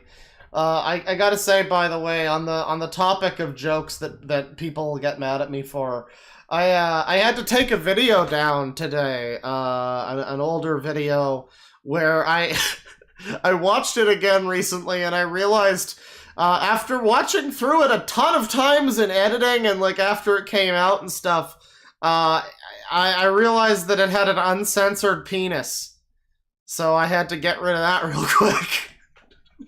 So that's been privated. The video will be re-uploaded, and boy, I say some things. People who didn't see that video when it was first up are gonna see it now. And they're gonna get really mad at me. It's gonna be a lot of fun. couldn't do that with the last one. I forgot to put my cheese on top, but that was okay because it still ended up being good. Look at this. Oh, I mean, it just looks like a cake made out of cheese, and not a cheesecake, but just a cake made out of fucking like mozzarella. Let's go ahead and serve it. So, oh wow, it looks like so much like. You know what? I gotta make me a pizza next. You know, it's gonna be one of my next videos. But all right, I'm gonna get this in a computer and get the software. Go ahead and render it. But let's see, like right away here. I didn't really want to serve it yet, but I. Oh boy! You know what? We need to see the cross section of this. You know what? I'm gonna go ahead and put it on a plate because. I like the two chat messages next to each other. One says, "He forgot the cheese!" And the other one says, "Granny is salivating." Yeah, she's just waiting in the other room, rubbing her hands together. She's got the bib on and everything. Put it on 2 plates and go ahead and make one for... So I do that with everything that I cook anyway. I'm going to get this up. I try to not to make a mess while doing it because... when it completely gets cold and then you heat it up with a microwave, it comes out real, it comes out of the pan real good. It gets all firm and stuff. That's the Don't forget to wash your foreskin, Luigi. Nature of it. But, get this out of here. See how this... Get out of there. That's... Oh, God. Oh, dear. Oh, that doesn't look good. See, it's still out of the oven. It's not Oh, boy. That's completely it's going to destroyed. fall apart, but... Oh, look at all this cheese. Yeah, normal lasagna doesn't do that. Oh boy, oh boy, oh boy. I'm gonna make this come out real, Oh, look at this. This is a disaster zone. This is basically food 9/11. if it falls apart anyway. It's with one hand and a camera in the hand. Hey, come on, don't complain. I managed to do it. Servy. I gotta put one on a plate here. Jesus Christ! For the love of God. Oh. This isn't even a lasagna anymore. It's just like, you might as well have put it in a blender at this point. Come on! It's falling out of I got one hand and a camera in one hand. Oh, but it's good. I don't care. Once you eat it, who cares? It's not like it's... Listen, Frank Barone once said the stomach knows not ugly. This is like the second time I've referenced Frank Barone from Everybody Loves Raymond within 2 streams. But that man is based. It's gonna... Based on what? I can't tell you. Alright, you get the idea. I get the idea. When it gets cold, it's just you gonna... can see the constipation. Cut up in nice slices when it gets cold. Yes. You know how it gets. Oh, boy. I am just... Yeah, you know how it gets when it gets cold, and most of us, as we all know, we eat our lasagna cold in this household. So excited. It's not perfect, but it come out so much better. I can't wait to dig into this. I just can't wait. It's not perfect, yeah, to say the least. I am just totally this... I'm pretty sure if you had made the lasagna hamburger helper, it would have been more constructed than this. Bubbled up with excitement here. Look at this. Wow, I'm gonna dig right into this. It's not smoldering hot because I kind of... Holy crap. Look at this. Oh, don't worry. Dig right into this. I'm looking. I'm looking at this. It's it's literally just slop. Yeah. Very good. You know, hey, the good thing about watching cooking videos is it's like, hey, whatever, man. If this makes you happy, fine. You enjoy it. Have fun with it, honestly. Like, I can't stop you. He said he was gonna make pizza. Let's see. Pizza. Boboli bread shell pizza with pepperoni. That's the one of 4. Garlic lovers, pepperoni, pizza burger. Okay, guys, we have to watch him make a burger. Listen. We inducted Kay into the Hall of Fame for bad cooking, watching her make a shitty Big Mac. So let's watch this man make the pizza burger. What is this gonna be? Bongard. What is this? What the fuck is this product? Bongard's Creameries. Alright, sure. It is the show. Another episode of the Asshole Cooking Show. It is the show. And today we're going to do...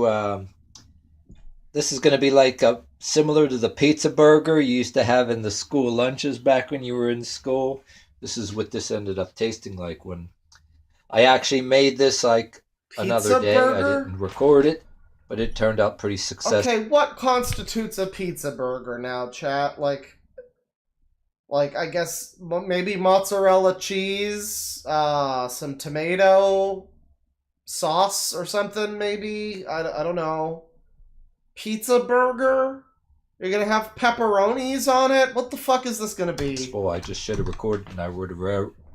Excuse me, I would have already had the episode, but we're gonna... People in chat are bracing for it. They're like, he's gonna boil that, right? He's gonna boil that meat, isn't he? And it's like, yeah, you already know what to expect. Do this.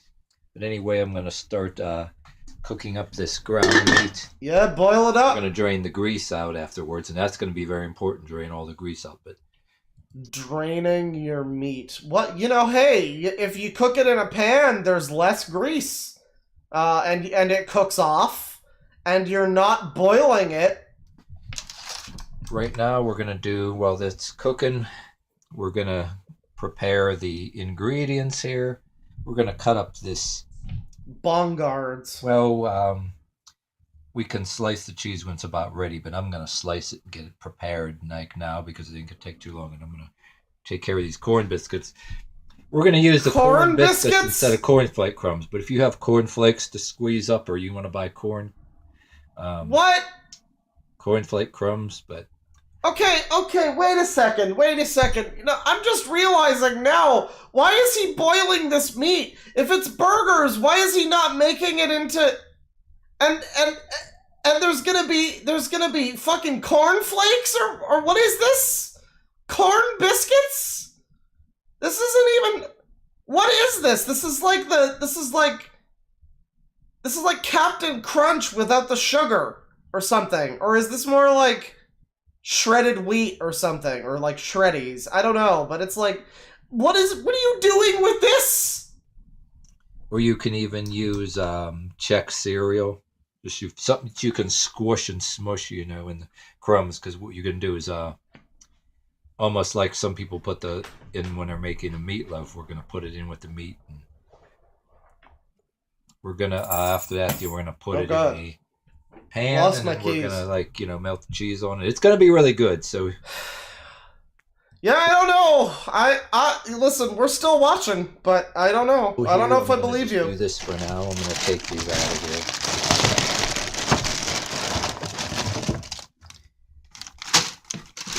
And we're gonna just dump them in here for now, and then of course we're gonna throw this box away. Take care of that later. But I'm gonna show you with one hand now. I'm gonna just show off. Pulverize these really good. Oh my god, my ears. I like this kind of stuff. You know why? Because when you pulverize it, it squashes way better than... That's why I made a meatloaf with this. I'm going to do another. There's another way I want to do meatloaf, and I'm going to use this too.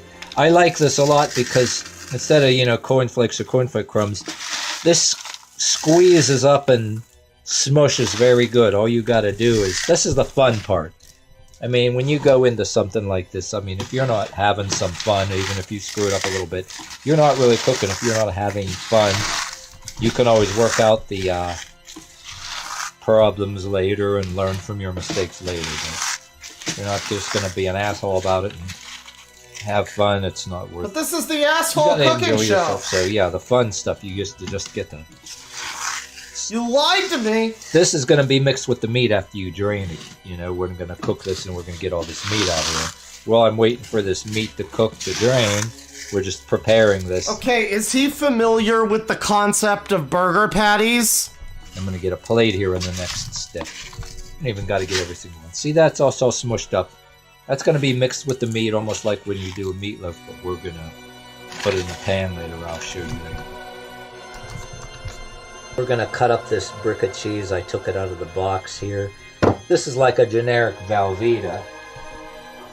A brick of cheese. Uh-huh. Like this right here. You can, like, it comes in a brick. Oh, it's like processed. Places. Disgusting. We're going to cut it in slices the best we can. It don't got to be perfect. Don't want them to be too thick, but... You're cutting your burger they're cheese? Somewhat thick because they're going to be melted on top. You can't just buy Kraft singles? I don't know, that might be a little too thick. If you can go a little thinner, go thinner, but we're going to cut this whole thing up. And we're going to cover, when you'll see what I am going to do, and when the time comes, we're going to put this on top of the meat. People are saying government-ass cheese. Is this government cheese? I wouldn't know. Okay. By the way, this is episode 69, everybody. Nice! After we cook it, we're going to put it in a pan and we're going to bake it for some time. But just cut these all up in some bunch of slices until it's all gone. Even if it isn't perfect in pieces, we're going to lay it all over there. You'll see how this goes down when...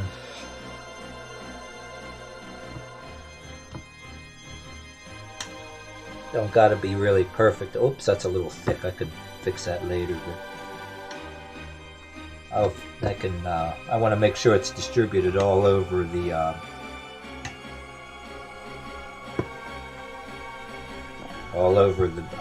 okay, these are legally not slices. They are wedges. These are wedges of cheese. Okay, so that's good right there.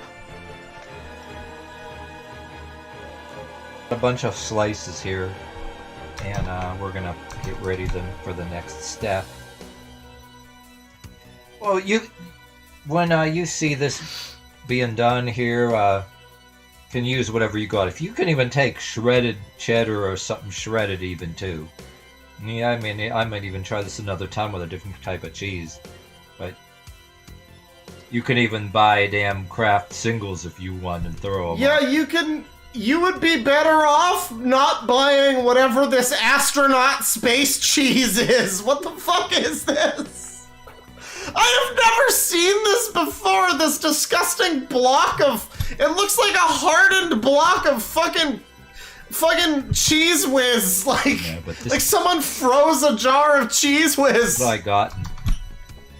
I've been on social media things, and people were talking about this cheese here, and I was talking about the mac and cheese, but this is another thing. Alright, we're gonna give this another few minutes. Some of this is still raw here, but just checking on Oh my god, cook it more. Please. Cook it in a pan, preferably. Just a little bit longer, and then we'll be ready for the next step. I have never fucking considered boiling ground beef. This is concerning.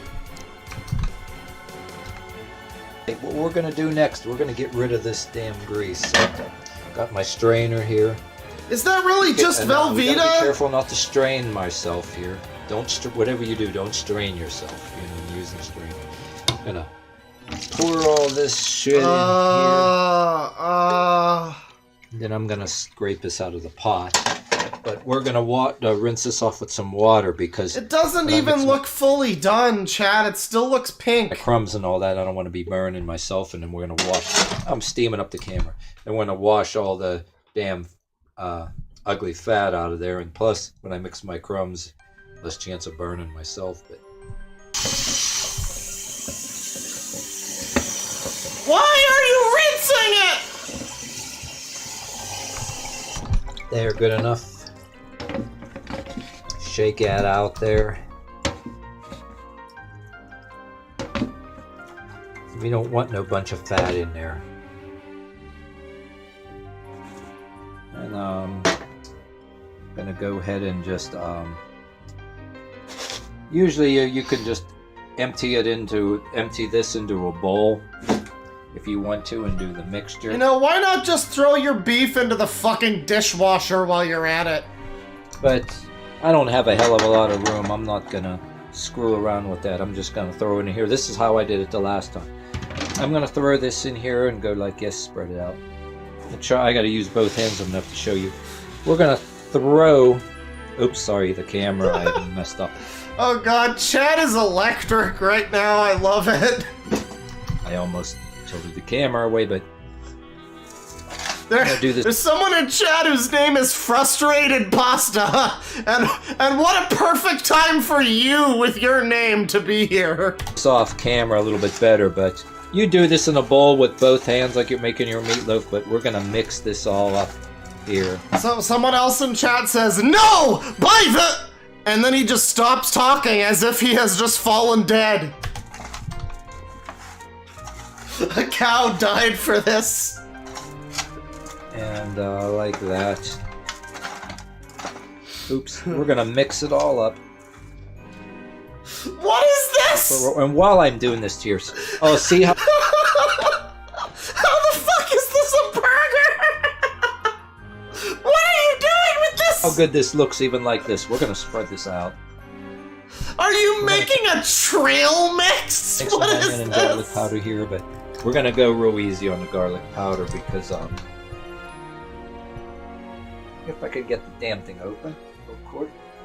Hold on. God damn it. Hold on. Yeah. There. Cereal burger. I'm gonna put a little bit, not too much, just a little bit. I actually will put a little bit more, but sometimes, you know, so me and my partner here both gotta eat this, and the can't partner have too much garlic, but like you can put as much as you want. Just be sure and right, you know what I mean? Somebody else you're with, ask them how much you want. And onion, we're gonna throw some onion powder in here. I'm a little doing a little dump bit it more in. onion powder than the garlic powder, but So what part of this is burger? there's not. Oh my god, that is too much! It's a small jar anyway. Can we take away this man's, like, cooking license? Can we make those a thing? Not the whole thing. I had some left. This was partially used. It wasn't the whole thing. It was an teensy jar part used. Someone in I only had a little. someone in chat's like, no, poor partner. The partner doesn't deserve this, man. Little bit in it. I only had a little bit in there anyway. Like it was like partial jar. It was just amount for. What a mess we made. Just enough for this, not too much. You don't want too much onion either, but a small jar like this. Just not too much! Then while you mix it, see what I did? We're spreading it all around. Do I need to make this? Is this my next cooking video?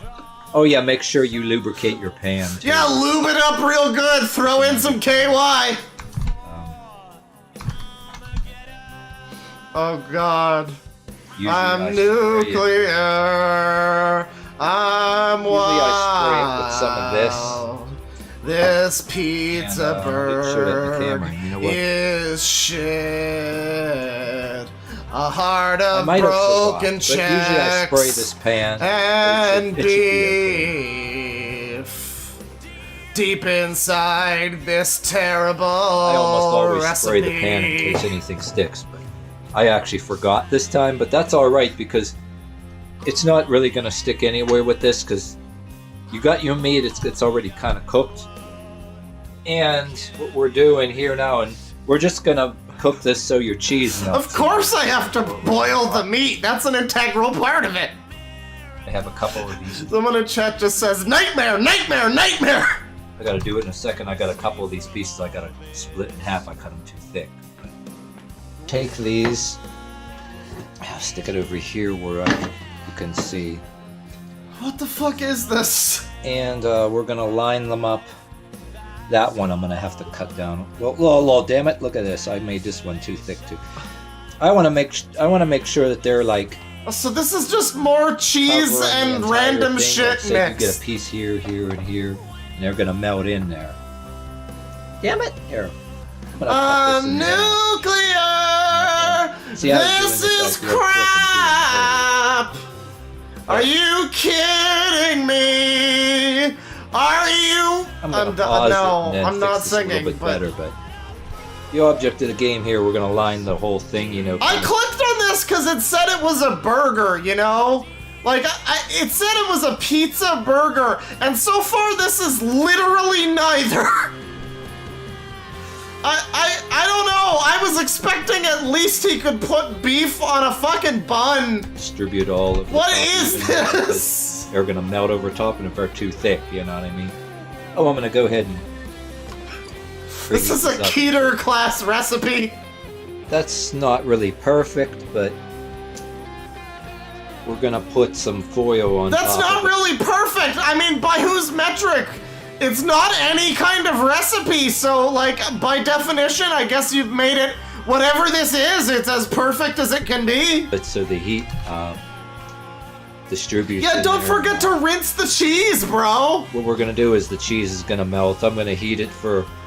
I think it took about a little under an hour, like 45 minutes or so, not quite an hour. Did I bake this? You want the cheese to melt all over and look. How is this pizza or burger? Pizza burgers. But like I said too, you can take. In fact, it won't even take. It'll probably, I'm guessing, take 15 minutes. Chat, the name of the recipe is Pizza Burger, and he somehow got both wrong. This is closer to being a fucking 69 than it is to being a pizza burger. So say you use something like Kraft singles, because they're real thin. But if you throw handfuls of shredded cheese, it's probably going to take you longer. But these are kind of thick. This is going to be like half hour to 45 minutes to melt the cheese. And then that's it, it'll be done. So let me cover it with foil. Stove heated to about 400 degrees. And we're gonna put this in. beef Chex I'm gonna Mix. check it in about a half hour, but it's gonna take like 45 minutes because that's what it took the last time, under an hour. To get He's that definitely cheese white. His midnight snack is cheese wedges. I'm gonna wash all these dishes and all that crap in the meantime. It's a piece of shit. Take out the love glove here and I'm gonna take a. It is officially appropriate to play battle music. Even Cobra could put beef on a bun. All right, look at that. Oh yeah. Oh yeah. Oh yeah. Oh yeah, what is Look this? At that. This is just this is like part of a meal, like beef and cheese. Like you could put this on a bun. Maybe he does put this on a bun. So nice. Maybe he has buns. Maybe we're all freaking out too soon. Decided to have dinner for two. Oh, this melted better than the last one. See, I gauged it just about right. I wasn't even gonna check it yet. I mean, like, if he puts this on a bun, it would be at least kind of like a burger. He's not gonna put it on a bun, is he? He's just gonna eat it like this. That melted pretty good. I didn't even have that in a half hour. I had it like, what? 20 minutes? Yeah, it's amazing. Cheese melts when it gets hot. Yeah. But let me get this. Yeah, I heard the love glove. I heard it. This here and have dinner for two. Government cheese and beef checks. Rinse the bun, yes. Don't forget to rinse your spatula. Get this out. Yeah. Okay, are you putting it on a bun at least? Nope! Straight on a plate! That's the burger, ladies and gentlemen! Okay, this is officially worse than the K-Burger. Can we all agree? The K-Burger was at least meat on a bun. This is neither pizza nor burger. This is the worst burger recipe on YouTube. Get it. Hold on, I need both hands. The meat is gravel at this point.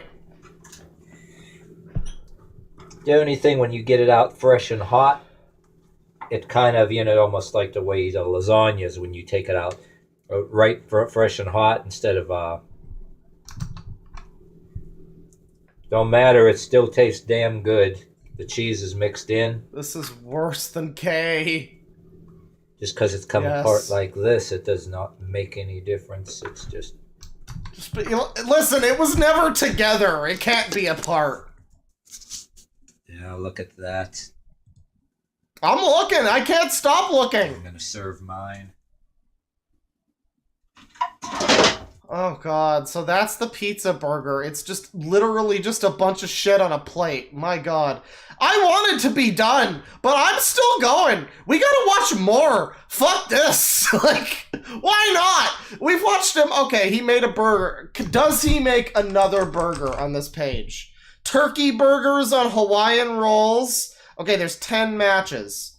Egg burger sandwich. Pizza burger, of course. Bacon cheese. Oh, I'd love to see how you fuck that one up, but no. Hamburger helper. Okay, the rest of them are all hamburger helper. Let's watch him make the fucking egg burgers or turkey. What are we thinking, chat? Egg or turkey? Turkey burgers might also be interesting. I don't know. It's your call. Chat members. Turkey burgers on Hawaiian rolls or egg burger sandwich. I feel like egg is gonna win. Can I interest you in a nice egg in these trying times? I'm spiraling into a YouTube asshole cooking show obsession. Yeah, everybody's saying egg. A nice egg. Let's see this one. Okay, literally all he has to do for me to call this one a success is, okay, he's got bread. Well, that's not buns. That's not buns. I was gonna say all he has to do is put the burger on a bun. But, listen, I guess bread works. This is very King Cobra JFS. Fucking meat on bread, and that's how you eat your burger. But listen, this is still more of a burger than the last one. All Alright, guys, what's up? It's the show, it's the show, it's the show, it's the show, it's the asshole cooking show, it's the show, it's the show. It's my favorite theme song since, like, the X-Files. So, I can only assume that he's not going to fucking boil this beef, right? Because, like, you cannot make a normal, ground beef burger with boiled or even fried meat. You have to, like, make it first, make the patty, and then cook the patty. So is he gonna manage to make patties? Today we're gonna make egg burger sandwiches. We're gonna have an egg patty in there and some egg on top of that.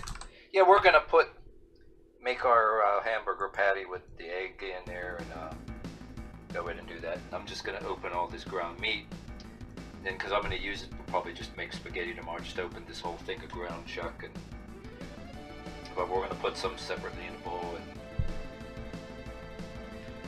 Anyway, first, I'm just going to go and lube this pan up. Stop saying lube the pan, please. I got some of this, but I want to use this up first. I'm gonna do this anyway. There's gonna be grease coming from the meat, but okay. Honestly, you don't even need to do that with burgers if you know what you're doing and you cook them carefully. You don't even need that. There's a lot of fat on the beef, but go on. Oh, that's a ton of that. I do the eggs too, but I want to get that started before the meat starts making grease. And this ground chuck doesn't make a hell of a lot of grease, but I want to keep it from before it starts making grease. It gets all stuck in the cast iron, so plastic bowl out, and I'm gonna put this in here because I need it. I'm gonna use it as table space. Chat, I'm very happy to have discovered this fucking terrible cooking show with you. This is a special night, chat. This is our night, okay? We found this together. Alright, I'm gonna stop now, but because I don't got no goddamn room in this kitchen. You never forget, he cooks over the sink. Got my eggs and got some bread. I'm not gonna heat this up yet because I had a plastic bowl sitting on the stove, but I already arranged things so I don't do that. And this is table space. Clever, huh? So I'm not gonna use all this meat. That's gonna be a lot of egg burger. I'm just gonna take some. It's gonna be dinner for two. I'm just gonna grab about this much and throw a wad in there like that. Start out with a couple burgers first.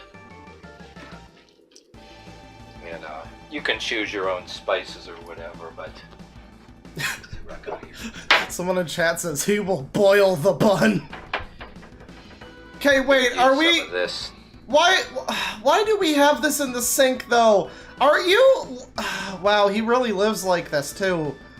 Like, I swear, when I found this guy's channel, if you are just joining us, I found this guy's channel by looking up the kid who took a shit while he was playing Mafia 3, and his mom told him to go take a shit. He's smelling up the whole house. And somehow I came across this weird Doomer Yoga channel that talks about how he deserves his own transgender bathroom with a gold-plated toilet. And now here we are on fucking Cooking with Hoarders 2.0. This man has no counter space because his whole fucking kitchen is covered in fucking shit, so he has to cook in the sink.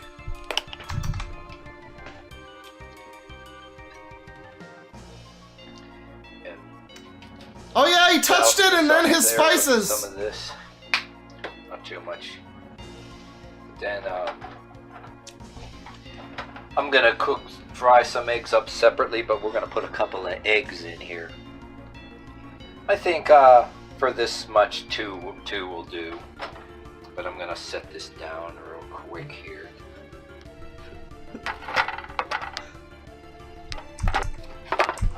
What? Oh wait, he's cracking eggs, chat. We gotta watch this in slow motion. Oh, I think he might have done it okay, surprisingly. Damn it. Move the camera. He's doing those eggs with deftness, with the quick speed. He'll make your nose bleed.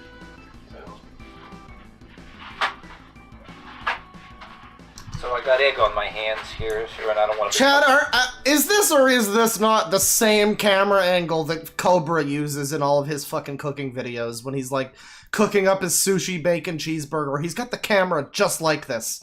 This is so perfect. My camera, so I gotta wipe my hands off real quick. And yeah, here we go. I got. No, you actually sometimes do add egg to the patty. I'm just wondering if there's gonna be more egg than just this. The egg is used with the beef as like a binding agent to keep the patties together. So that's pretty common, actually. I'm actually surprised that he knows to do this, but maybe he doesn't know. Maybe he just did it for fucking whatever shits and giggles. But I wonder if the egg in the egg burger sandwich is going to like be more than just one yolk in the patty, because I don't know if that's really gonna like make much of a difference to the flavor. I don't know. I'm gonna take this and just mix it up together a little bit. There are 2 eggs is more than I actually thought. Oh, there's way too much egg too. Why did he put in 2? He should add like extra beef for the amount of egg that's in there. That's pretty eggy. Oh, that's disgusting. You know what I'm gonna do? I'm gonna go ahead and take some more. Yeah, there you go. That's right. See how that does. I like to just. Go ahead. I like this just log of fucking meat on his table. Like he's got it in a special dish just for the meat. And he just grabs it. Big fucking hunk. Big squelchy hunk of meat. He just rips it off the shit log and fucking globs it in. Take some more here. See how that does. That's a lot of damn egg in there. If only he would have rinsed his beef, he could have avoided all of these problems. He's making a meat cake. Because I'm going to have several sandwiches anyway. Wait, yeah, so don't forget, these aren't even burgers, they're burger sandwiches, which is probably why they're gonna be on, like bread, but I don't know. Oh, God. I don't even want to hover over the thing here and see how, like, it winds up looking, because it could be... This could be a fucking brand new culinary war crime.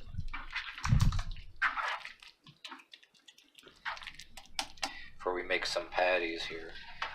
Take a little more because there.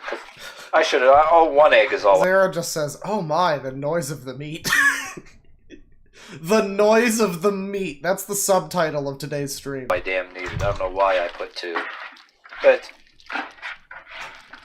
when you make patties without no egg in there, a lot of times it don't. Clown meat. Starts to cook. It gets kind of.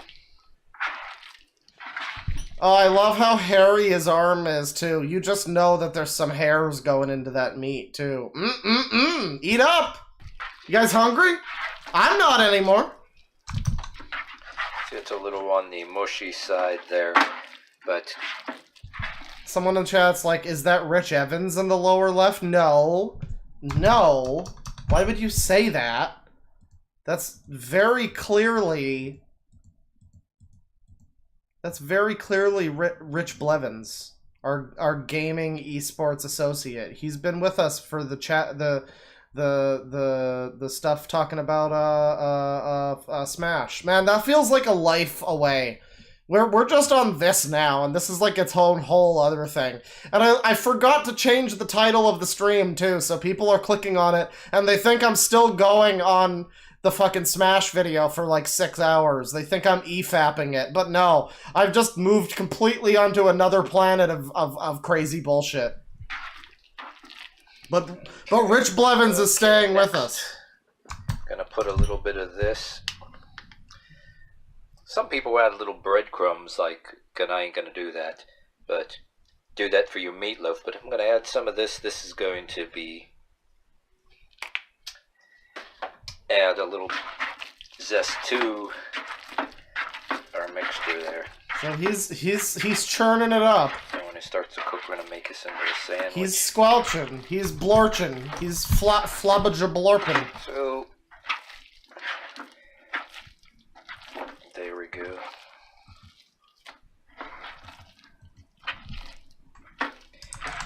Alrighty then.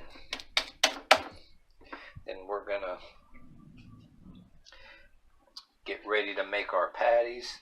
Because you can spice it up with whatever else you want, though, too. I just use little garlic. You can look it up, you know, whatever else people want to do with patties. But we're just going to use garlic.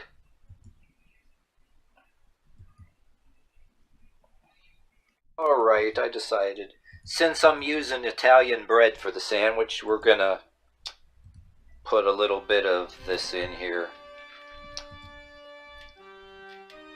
Like instead of, you know, breadcrumbs, you know what I mean?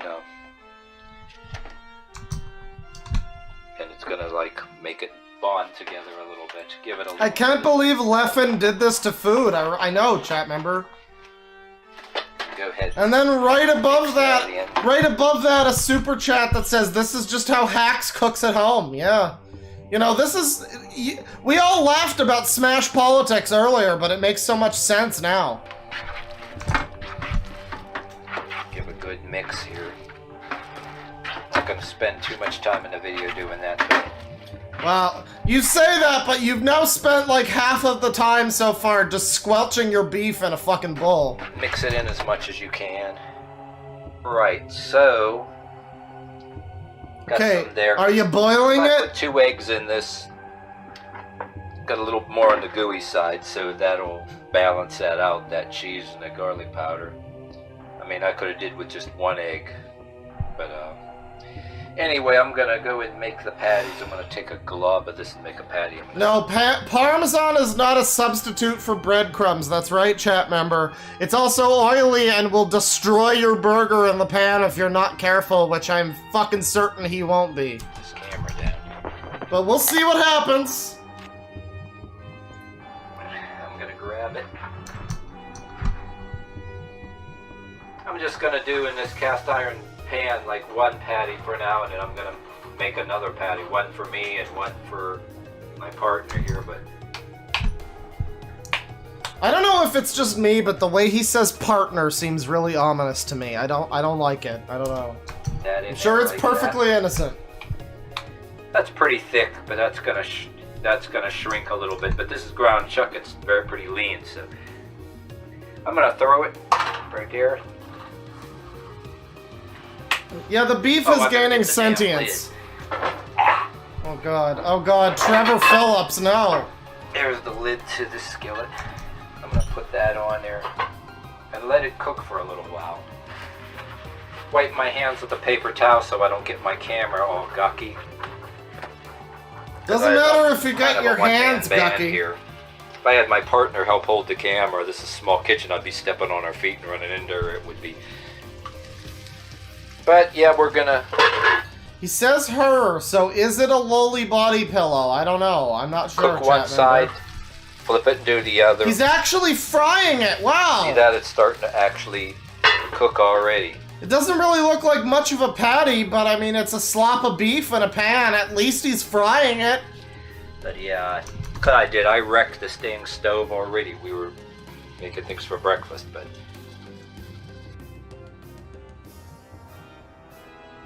Good smear frame, loving it. I put a plate loving over it. here. Love the 5 seconds of transition there. Very good. And I'm I guess it's going to be time to flip it eventually. Want to get it cooked real good. But while I'm at it, going to get the bread ready. I don't have a hell of a lot of room in this kitchen, so we're going to make the patty first and put it on the. Damn it, doing shit with 1 hand here. 2 pieces Don't complain, motherfucker. Oh god, here. I have to make this guy's food now because he keeps complaining about cooking with 1 hand, and I have to put him in his place. But guy has a supermodel wife. Yeah. In any event that this doesn't shrink like I thought it would. Oh god, no, you want to stir your patty around. Move it around in the pan so it doesn't stick to the bottom. See, I'm going to end up just going... It's going to be black on the bottom. I'll end up with 2 sandwiches. I was going to go like that. That patty is way the fuck too big for those pieces of bread, too. It's going to be hanging halfway off the side. What I'll end up doing is chopping that patty in half there and half there. And Those are some government-looking egg. That's the best chat message all night. 2 sandwiches. But as soon as I get it on the bread, then we're going to move this plate. Oh, the plate will be okay here. Then we're lube and spank the buns. Yeah, we have a whole ritual for this guy's food. If I make his food, I gotta make sure to lube my pan and spank it too. to make our egg to put on top of the burger. We're going to show you that later. So we're just not making like some things you see on TV in a restaurant that we're going to fry up a egg and put it on top of the patty and have it in a sandwich. Okay, alright. This is what I expected the egg burger sandwich to be, was like a burger with an egg on top. The question is how this burger is gonna look when it's hanging halfway over the fucking side of the bread. And I'm guessing there's not gonna be any like lettuce or tomato or anything like that, so it's... I don't know, this is gonna be bad. So this is the first step. Check this. Oh, I'm drinking, Zara. I'm drinking. Once Right, again, so 12-year Appleton Estate. With the bare hands, Very nice. It's getting hot at this point. So I went in the drawer. I got me the Love Glove, and we're gonna pick this up and check it. Woo! Oh God. Oh dear. It's like he cooked the beef in a pan, but it still looks like he boiled it. Check it. Woo! Woo! Put this down here. With the Love Glove, yeah. Okay, I got a table sitting the maiden flip. Is it gonna be completely blackened on the underside? I think it might be. here. Okay, we're gonna flip it. No, maybe Try to flip not. it too soon. It's not falling apart, but if it's not dark enough back here, I can flip it over again. There we go. Oh yeah. That's pretty. It actually doesn't look too bad. Okay, well, all right. It looks a little bad. It's kind of falling apart here. This entire chunk here is gonna fall off, but. And frankly, it's going to be... Yeah, actually, this looks pretty bad. Because it's like too seared on the bottom, but it's going to wind up being undercooked in the middle. Because he, like, cooks the outside too fast, but he doesn't let the inside cook too much. Which is weird, because he's got the lid on it. But, yeah, I don't know. Good. I might be wrong. It might wind up okay. So, we're going to brown Still doesn't look like a patty. It looks like a fried meatloaf. it on the other side. I'm gonna take the Love Glove again, grab this, put it back on. You gotta have a lid because work so hard cleaning this kitchen, and when you got shit like this cooking, you're gonna get splatter everywhere. You don't want that. But yeah, maybe if you didn't fill your fucking pan with like pan cooking spray or whatever, and just let the fucking juices of the burger cook itself, like, you might not get it spraying all over you, but, you know. Beef slab. I'm gonna get the Love Glove here. Take this off. Okay, that's wrong, chat member. He does not do one-handed cooking better than me. That is slander, and I'm gonna sue you in court, in a real court. Ordained over by spirits and shaman. Yep, cooking a little bit there pretty well. We're gonna take it again and go flippity-doo-dah. Not splash grease on my camera. Flippity-doo-dah. Flippity-doo-dah. Go flippity-doo-dah, flippity-yay. Put the lid back on. It's almost ready. We're gonna brown it a little bit more and check, make sure the middle was good and cooked. I want to put all these eggs back in the fridge just to take it up room before I knock them over and they're all over the place. All right. Take the Love Glove here. That over there. I just turned the heat off. Someone in chat says, double or nothing, that Love Glove has seen more action than the partner. I'll take that action. So this is sizzling a little bit. See, that's a little bit big for that bread. We're gonna go ahead and... Oh, what are you doing? Oh no. Oh no, what is this? Chop it in half. What the fuck? Why not just make 2 patties? Why are you doing it this way? Yep, it's done inside.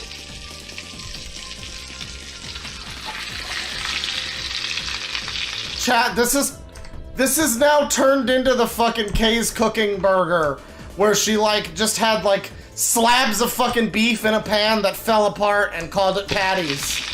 Gonna go ahead and throw that on there. It could have been a little flatter.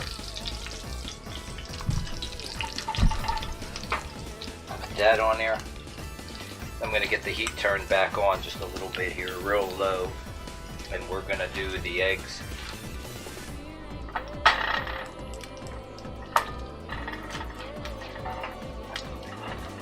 Feel it, yeah. Feel it, chat. So I got the Feel the cast nausea. iron pan out the way. There's all that grease in there. And there's all the traces of that hamburger that I gotta scrape out and clean that later. So we're gonna take some of this and I'm gonna use this griddle. So I don't want the eggs to really look like shit on there, you know, if I throw it in the same pan. He has his raw, exposed meat in the fridge. Did I miss him opening the fridge? I must have missed the fridge. I must have been looking away. I must have completely overlooked the fridge. But I believe you. I'm sure you're right. So now he's frying the egg, I guess. The same pan, and however the eggs come out, they just come out. Who gives a shit? But today, you know, even though it's the asshole cooking show, I'm gonna wake with a fresh griddle here.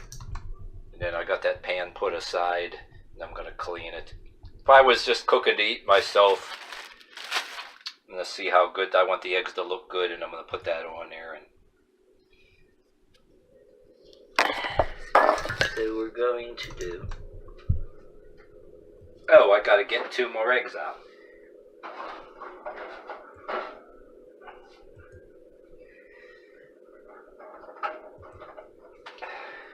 Gonna just take 2 eggs back out the fridge. I'm gonna plop them on here. Damn it! It's rolling over that one side. God, I'm gonna get copyright claimed by everybody in this stream, and I don't even give a shit.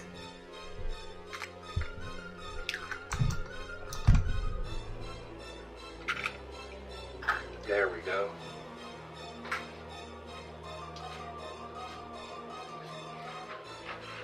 Alright. Wipe my hands off. This So I is got terrifying, them on there, chat. the way they kind of landed. This is But terrifying. that's okay, they're separated.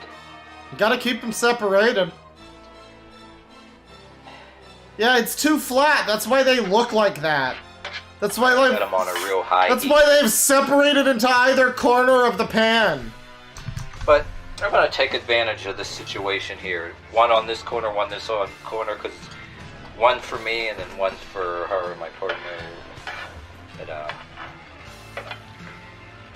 I don't want to cook these too fast. But I'll go ahead and cook them. I went ahead and did. I did turn the other front burner on. Oh boy. So Oh, that burner. boy. These look as much like eggs as the things you get on a McDonald's McGriddle. Burner's hot and that burner's hot, and I did it like that. So, I don't know if I'm going to flick them too soon or not, but I started moving them around a little bit. I'm going to try. Chat right now. Social distance the eggs. Are the eggs divorced? Yeah. Like that. There we go. Flippity-doo-dah, flippity-yay. My oh my, what a wonderful day. If this one's ready yet or not. Flippity-doo-dah. That is... Oh my god! There we go, and let that cook a little That's not how you flip an egg! There, and that's gonna go on the sandwich. Moment of truth here. Oh, and what we're going to do real quick too is we're gonna add a little ketchup. Of course. Here. Damn it. And we're gonna say The partner very well could be a dog. You know, I love when he makes the fucking vomit noises for his own recipe. It's like, you're doing my job for me. ketchup. And we're gonna take our egg and we're gonna toss it on there. Just fucking flop it on, it's fine. Toss that one on there. Yeah, on top of the ketchup, sure, why not? Little bits of egg on this pan. Ah. And we're going to take 2 more pieces of the Italian bread. And we're going to top that off. My egg moved. And there you go. 2 egg burger sandwiches. Time to dig in. I guess that counts as food. Dinner for 2. Well, if this is breakfast and lunch, you can call it brunch. Or, I don't know, this is more dinner time, so I call it Brinner. Alright. Brenner, yes. So that's the egg burger It is better than the other burger thing. Alright, you know, now we've had a nice meal during this stream so far. We've had some lasagna, some shitty hamburger helper. Now it's time for dessert. How about the pink strawberry birthday cake, everyone? There are some other ones, though. There's also... Oh, God. What the fuck is Connecticut beef supper? Again, I should be done now. Everybody in chat is like, how have you been going this long? Because by sheer power of this channel alone, like, this is granting me the ability to just fucking keep going. I kind of want to do the pink cake, but there's, like, a different cake, and then there's just, like, a bunch of other shit, but I feel like we should get to the dessert now. I don't know. Okay, I gotta look at the insane chili, alright? We got 2 chilies here. One of them is chili marinara. But I gotta look at the insane chili, because I gotta know how insane this shit really is. Radians, guys, it's the show. This is... Someone earlier said this is like the most fun we've had since the throwdown at Toontown, and you know, you're right. This is the best stream. It's the show, it's the show, it's the show, it's the show, it's the show, it's the show. We will, listen, we'll do the pink cake, but we gotta have some chili, alright? We're not done eating just yet. We gotta have some fucking insane chili. I gotta know what makes it insane, okay? This has been a stream where we watched the 2.5 hour fucking hacks document. Insane is a high bar to cross at this point. But somehow I feel like it might be able to cross it. I don't know. Ho, ho, ho, ho. It's the asshole cooking show. Today we're gonna do some chili. I'm gonna do my chili. My record stream was like 7 hours.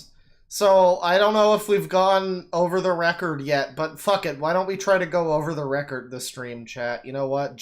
Just for you, because you've been good. Looking forward. We knew we need a chili episode, so we're going to go right to it.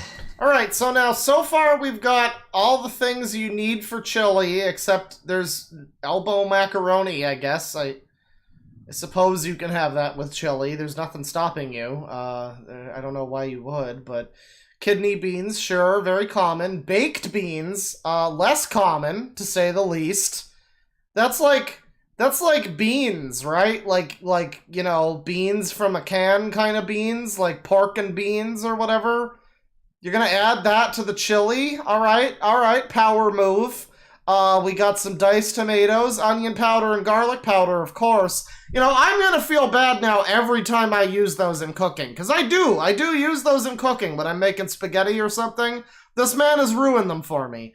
We've also got some Folgers hiding behind the garlic powder here. I can only assume that's a crucial element of the chili. Gonna get the macaroni. But yeah, I'm gonna put macaroni with mine, so I'm gonna dump this in here. Wait, hang on. Hold the fucking fort. Hang on. Elbow macaroni, right? But yeah, I'm gonna put that water's not boiling. Macaroni with mine, so that water is not even fucking close to boiling. I'm gonna dump this in here. He's just putting his macaroni in the water and it's not even boiling yet. That's not how you do fucking pasta! It's not hard! They have the fucking instructions on the back. God damn it. Box flap kind of got stuck here. God damn it. He's going in dry! There, it should have been like that. That's what should have been that simple. Alright. So we're gonna turn it up and just start. That's right, a little Folgers in your chili, you know, like I always say, to help you know you're alive. Cooking it here. And wait. Then we're gonna prepare the other ingredients. But yeah, just fucking pour the noodles in a pot and throw the lid on, and you know what? You'll take the lid off, and by magic, it'll just be perfectly done. I'm sure that's the way it works. Sure. I have never once seen somebody put a lid on boiling fucking pasta, but you know what? You know what? Break my conditioning, Daddy. Ingredients. I'm gonna take my partner's advice. This works out way better. I'm gonna strain. Why is that's a good question. That's a good Christian man. He's doing the fucking pasta. You're supposed to do it last. He hasn't even started the beef yet or anything. But hey, listen, we don't know how this is going to be prepared. He's probably going to boil his meat and then just shove all of the ingredients into the pot of boiling meat. That's my prediction. That's what I'm calling. These beans and wash them out. We're gonna wash the slimy liquid. Yeah, he's rinsing the beans. He's doing it. Cause that stuff that the syrup. Chat, in this household, we put pepper on our ravioli, and we rinse the beans. Syrup that's in there kind of kills the flavor. So we're gonna wash it out here. I'm gonna leave them here for a bit in there too, for a second. So I'm gonna prep the other ingredients here. But they're gonna stop. All my other ingredients are gonna go in. All my other ingredients are. On the first day of Christmas, my partner gave to me a pot of pork and beans. That's right. Gonna go in this other pot. Yeah, there we go. Got all that out here. Don't have to be really perfect. But there we go. Guys, we did it. He rinsed the beans. I'm so happy. There, it's a little better. Then we're just gonna toss it into this pot. Oh, I'm gonna put some meat. Why are you putting the beans in the fucking fry? In here too, but why are you putting the beans in there with the No, the beans go in later. They're got all this other stuff in the way. I'm just gonna prepare. They're gonna be mush. God damn it. Ingredients first, but got my macaroni. He said he's putting his meat in there. At least that implies that he's frying his beef. When you cook it, I'm gonna put some meat in the other pot, but I'm gonna do these other ingredients first. I'm gonna open up these cans for the get that little. Don't forget to lube the beans. I just couldn't make up my mind if I wanted to use these or these. I'd probably add them too anyway. I don't know, but we're waiting for the macaroni to cook. We're gonna take this and throw the whole damn thing in there like that. Just toss it in. Juice gives it flavor Whatever. right there, so we're gonna be okay. But I'm gonna go and add some of these. I'm gonna be different. Gonna throw these in there. Some good fart fuel. Some good farting fuel. You're gonna be a mean, lean farting machine. Oh, guys, the fart server is back. So this is gonna be where we're gonna have the simmering in here. But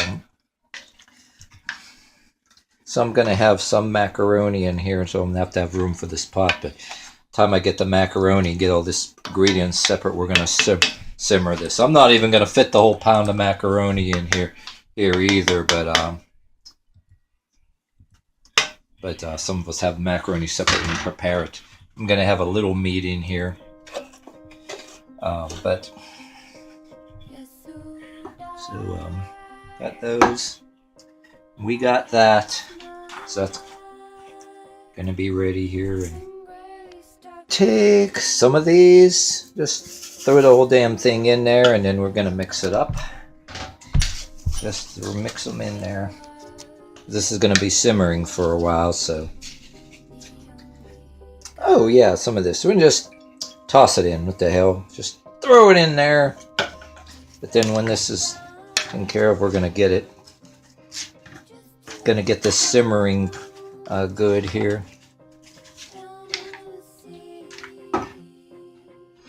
Chat, what am I looking at right now? What the fuck is this?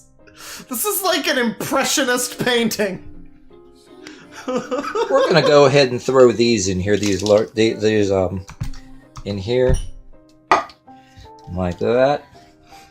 I'm gonna mix that shit up real good. This is all gonna be simmering. It's gonna be real good. I gotta get the meat cooking. I gotta look at this macaroni. I gotta get some meat in here. That's gonna happen here too. Oh yeah, 1 can of tomato soup, and this is a pull top can, so we're gonna pull it open. Hold up. Put it here for a second, just 1 second. Yeah, you're right, chat member.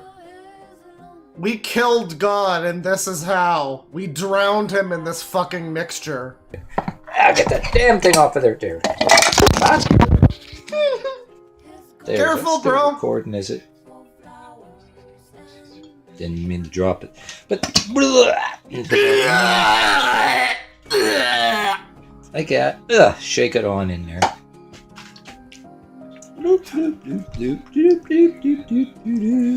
He's singing along with the song, guys. Someone in chat says he mixed the entire can dial together.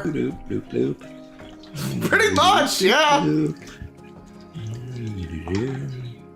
Okay, has he added the baked beans already? Did I miss that part? Because this is like kidney beans, tomato sauce, water, fucking baked beans with like maple or whatever they come in. Almost like Bugs Bunny on there cooking, you know, in the cartoons, you know, just... Oh, right. This is the bad cooked food from Breath of the Wild, yeah. We're gonna... Bloop, bloop, bloop, bloop, bloop, bloop, bloop, bloop, bloop, bloop, bloop, bloop, bloop, la la la. Just get it on there and just get it all in there and just... Comes out really slow and it's not even... Wait, no, I need to go back. Rewind, hang on. Cartoons, you know, just... Hang on, what is this? What the fuck is this that he's just pouring into this? Oh, it's molasses. We're gonna... And he just dumps that shit in! Just get it on there and just get it all in there and just... Comes out really slow and it's not even run like in molasses in January. Just throw some of it. Dang, holy crap, it's still... Yeah. Yeah. Good enough. I'm gonna go like that.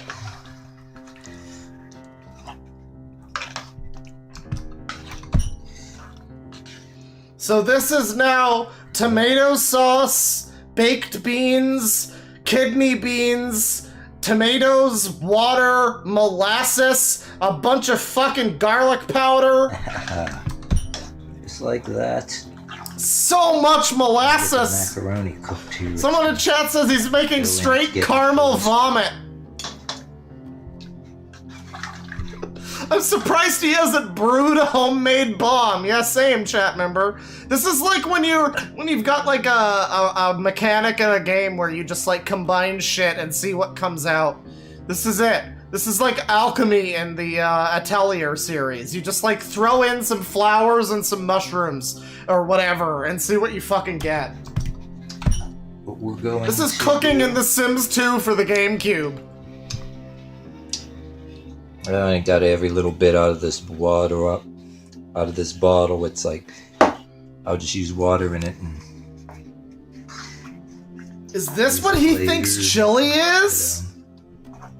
What we're going to do is I'm going to go ahead and put this on a lid and simmer this a little bit. Behold, the bathroom blowout special! Get this spoon out of here.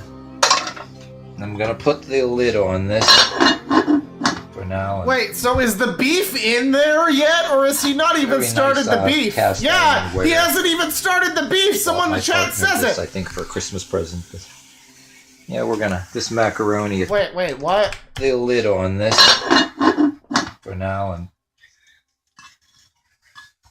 very nice cast ironware. Bought my partner this, I think, for a Christmas present.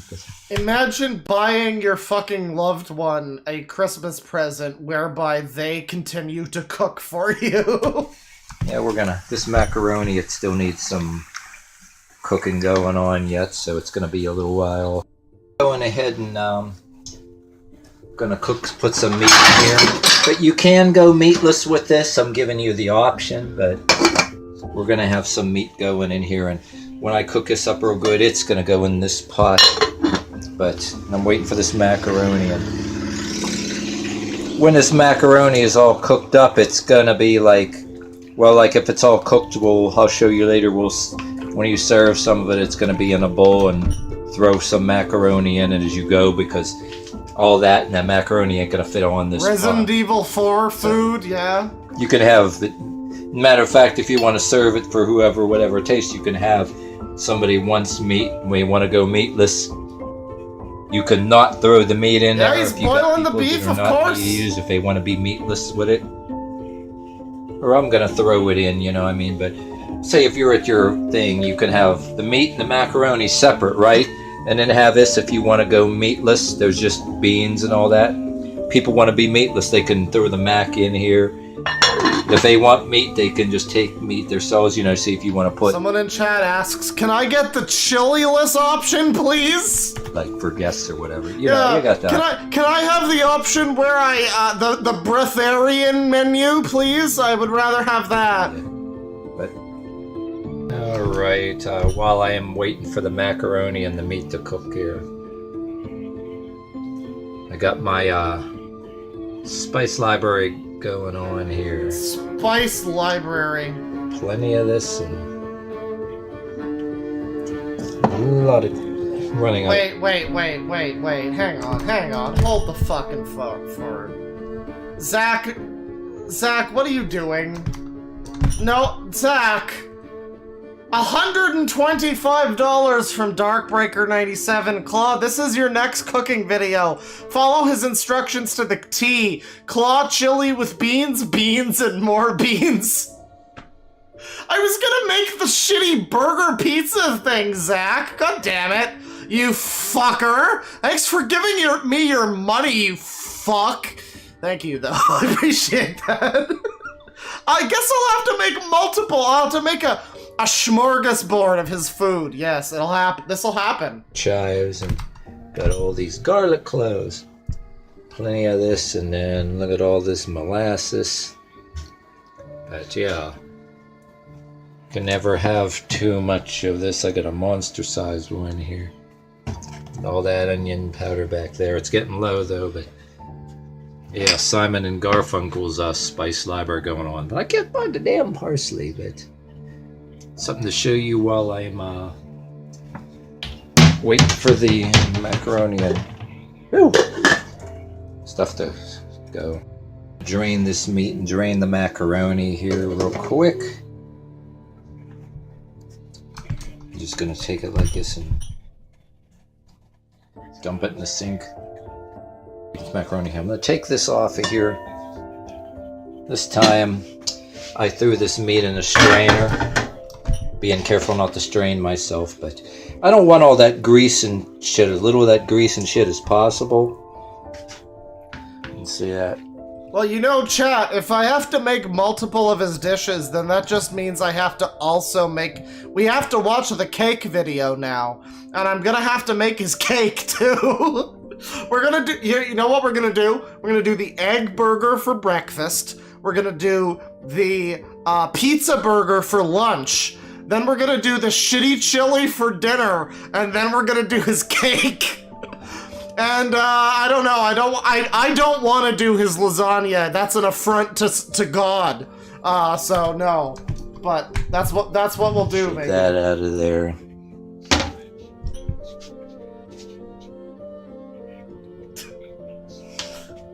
And gotta take care of business with this meat, but then I'm gonna do the macaroni after. Once again, reminder that he just poured his macaroni into the water before he started this whole process. The water wasn't boiling yet. It was cold. He was going in raw, and now he's just like, yeah, you know, the macaroni's probably done. It's fine.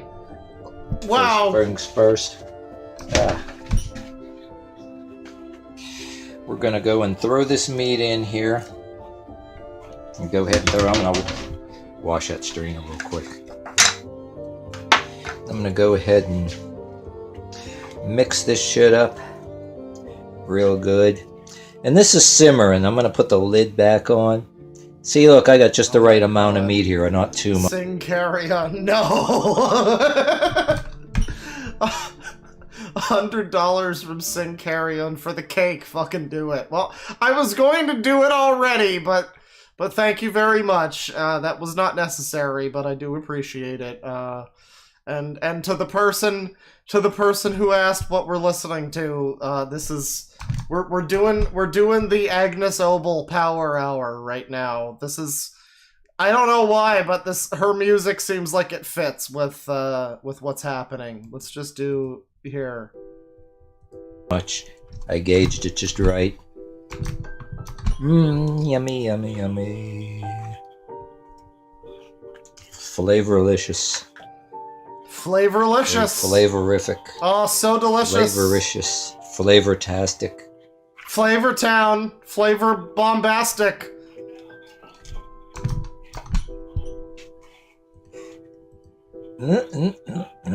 Yowzer.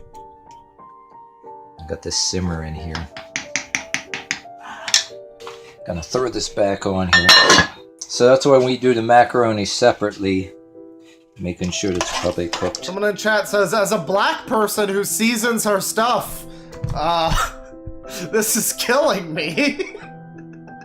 Hey, he seasoned it, okay. Alright. He put garlic powder and McCormick's seasoning on it, alright? That's spice right there. Oh, it's delicious. Oh, the sound. The ASMR. Imagine the smell. No, and I'm going to have right, to pause chat and just member. wash that strainer real well, because I'm going to strain this macaroni and I'm going to put it in a bowl separately and then wash it out. Then we're going to have it as an option to add here, and then when I serve it in the serving phase at the end of the video, you'll see. So we're going to strain the macaroni, and I'm going to be careful not to strain myself, but I got myself a bowl here to put the cold macaroni. Ugh, ow. Damn it. Someone asked earlier why the macaroni is so cloudy, and again, it's because he just cooked it from cold water to now. And that's like all the starch from the macaroni has just boiled into a cloud. And get out the love glove out of the drawer. The love glove, the flashlight. This one glove is a little small and tight. I like this one better. Just here, get my hand on it. So I'm gonna grab the love glove and I'm gonna throw this in here. This faucet out of the damn way. It's probably steaming up the camera too. God damn it. Alright. I can only imagine how fucking mushy and disgusting those noodles must be. So, I'm gonna do by the rules here and just rinse the starch out of this macaroni. Play by the rules, and for once I'm gonna wash the starch out of the macaroni and I'm gonna let that water drain a little bit. I'm gonna leave it there and let it drain. But yeah, you don't need to rinse your pasta, but good job. You contributed to the meme. We're gonna let this simmer for a while. Then while this drains, and then the next step will be serving here. Bowl here. Says tight. Says tight. I'll put some of this chili in this because it's a big pot. And notice that I wrecked the stove again. I sort of, when I paused, washed everything else that I used here. That thing's getting pretty worn. That's been through hell. Like the blues song. You ever hear that blues song? Too many dirty dishes in this house for just us two. You know, look it up on YouTube. Somebody probably has it. And I'll also remind you too. See, I bought these. Say, people come over here. I can put these on the stove. All right, get to the chili. Gonna cook. Take them off and put your old ones back in, the ones that look like shit, and then use the hell out of them. You gotta have yourself a set that. Anyway, I got this simmering here. It's simmering like kind of slow. I don't want it boiling like crazy. I got it simmering. It's almost gonna be time, you know, I gotta wait a little while longer, but damn near it, just a little while longer. But can turn it up a teeny bit, you know. I got it heated. You just had it on simmer while preparing everything else, you know what I mean? But yeah, anytime now we're gonna do the final unveiling and serving of the... I can't wait! I can't wait!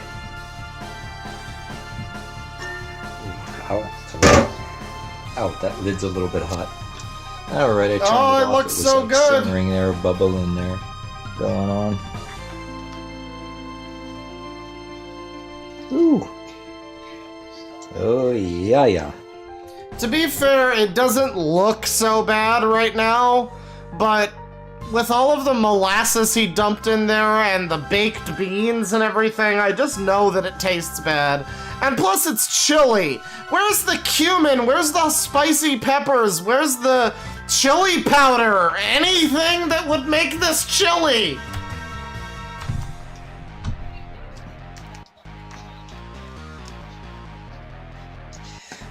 Okay. Look at that.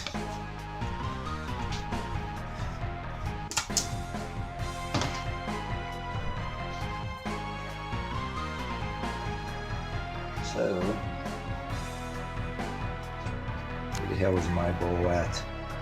I'm going to serve some in here, but what we're gonna do is this out the way. I'm gonna use this. So he's... Wait, no. Why would you do it this way? Put the macaroni in the thing if you're gonna use it. Is his chili just like shitty pasta with like molasses in it? Throw about a good bunch of it into the macaroni here. Because there's no room in the pot, you know what I mean? And like that. Someone in chat.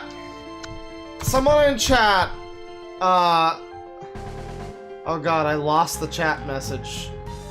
Never mind, I lost the chat message, but like still, okay. So, I would like to just point out this is called Insane Chili, and it has delivered. This is pretty insane.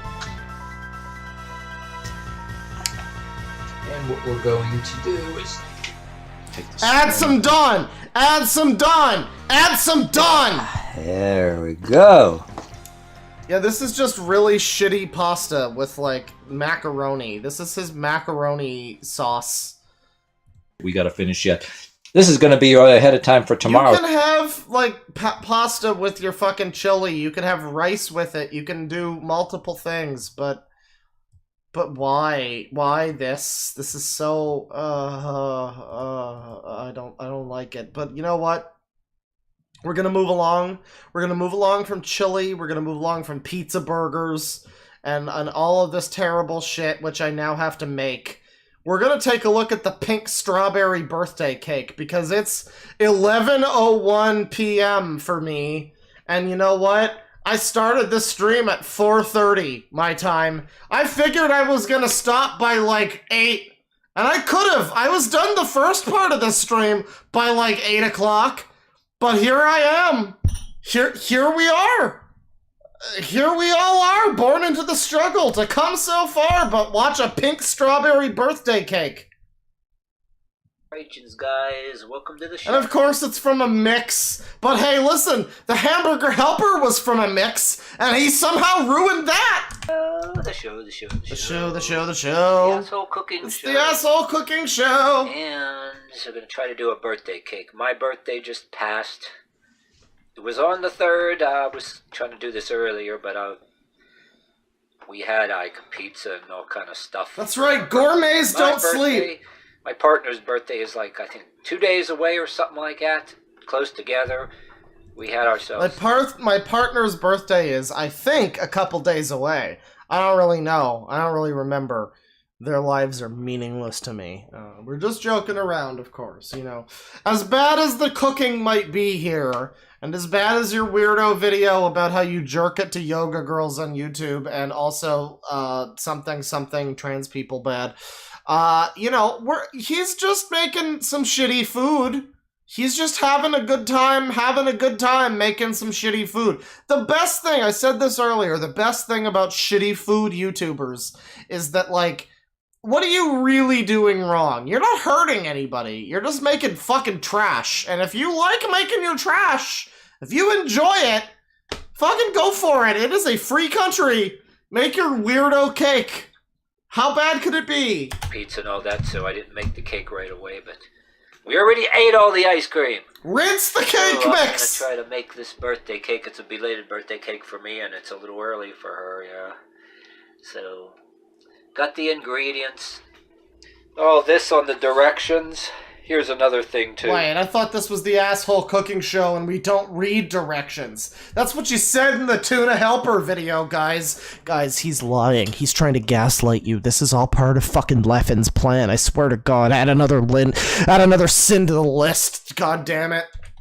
The sin of cooking. Okay, this says 3 eggs. We're gonna put 4, okay, because in my partner. You know, that's right. That's right. As crazy as the cooking might be in these videos, he has not made one Hitler or David Icke quote yet.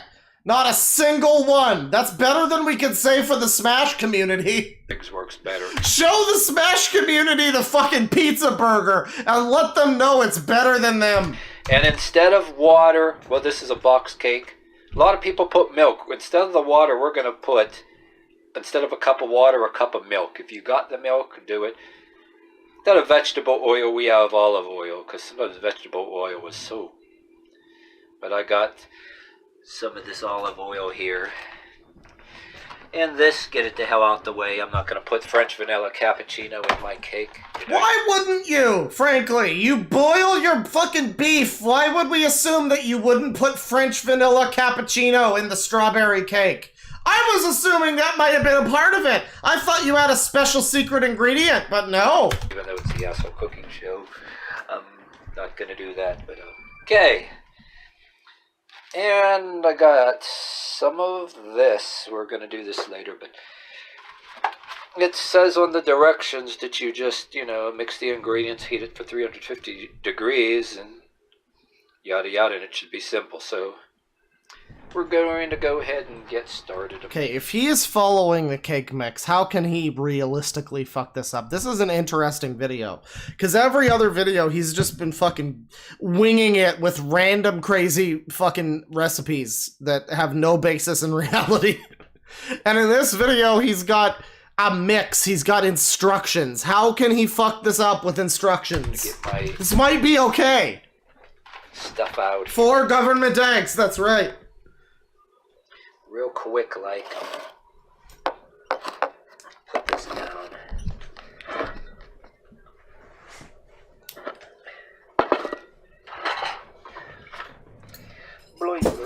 And then out of nowhere, he adds Parmesan, yeah. Like that. Put that in the fridge. Bloop, bloop, bloop, bloop. Okay. It says 1 cup, okay. Throw that in there, because I got this fancy handy-dandy mixing gadget that, here, and then, okay, 1/2 cup of the oil. Gotta get this damn thing open real quick. Let me put this shit down. Hold on. Yeah. Break down. 1/2. Pull this damn stupid seal out that's a pain in the damn ass. Alright. Okay, 1/2 cup, so we're gonna pour some of this in here until it gets to 1/2 cup. That is about... Yeah, he didn't rinse the milk! What are you trying to get away with here, guy? Stuff. Throw it in there. Alrighty then. Yeah, we're gonna throw the mix in after, but I'm gonna go ahead and do with the eggs first. The eggs. God damn it. Here, back down and get out the eggies. This is over here real quick. This is camera still rolling? Yes, it is. Okay. Instead of 3 eggs, we're gonna put 4. You can do that.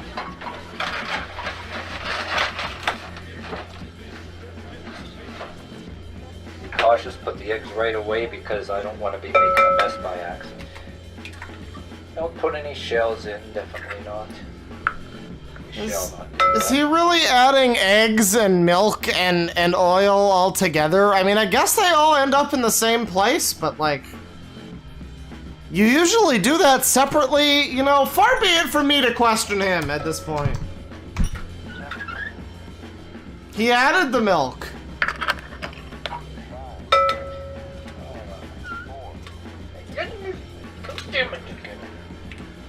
No shells in there. And one more. Never forget, any of you guys remember watching Captain Kangaroo as a kid? There was a thing where Captain Kangaroo wanted to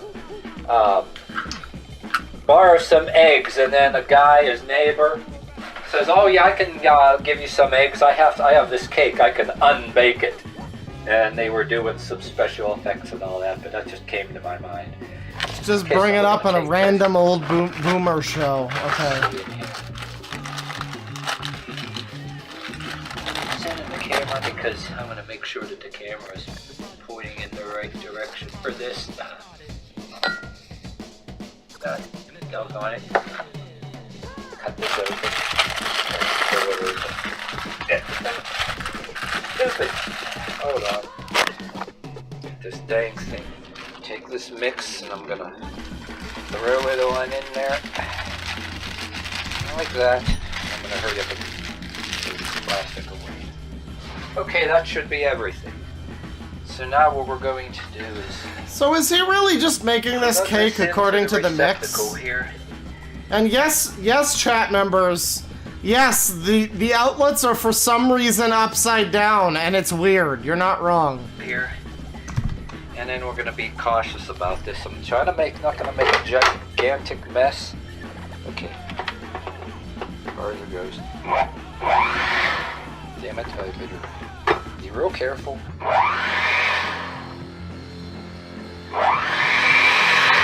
Okay.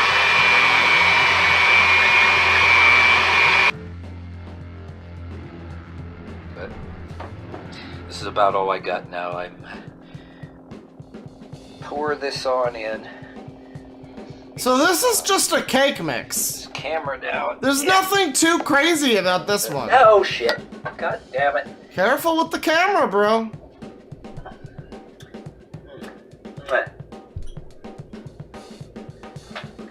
Get something in. Yeah, this is just a cake mix. Number 2 is if I make a mistake and do something wrong, I can give myself a good spanking with, you know, and punishment. Oh, he's dripping the fucking Pepto-Bismol looking ass cake mix down the front of the thing. Oh, just kidding.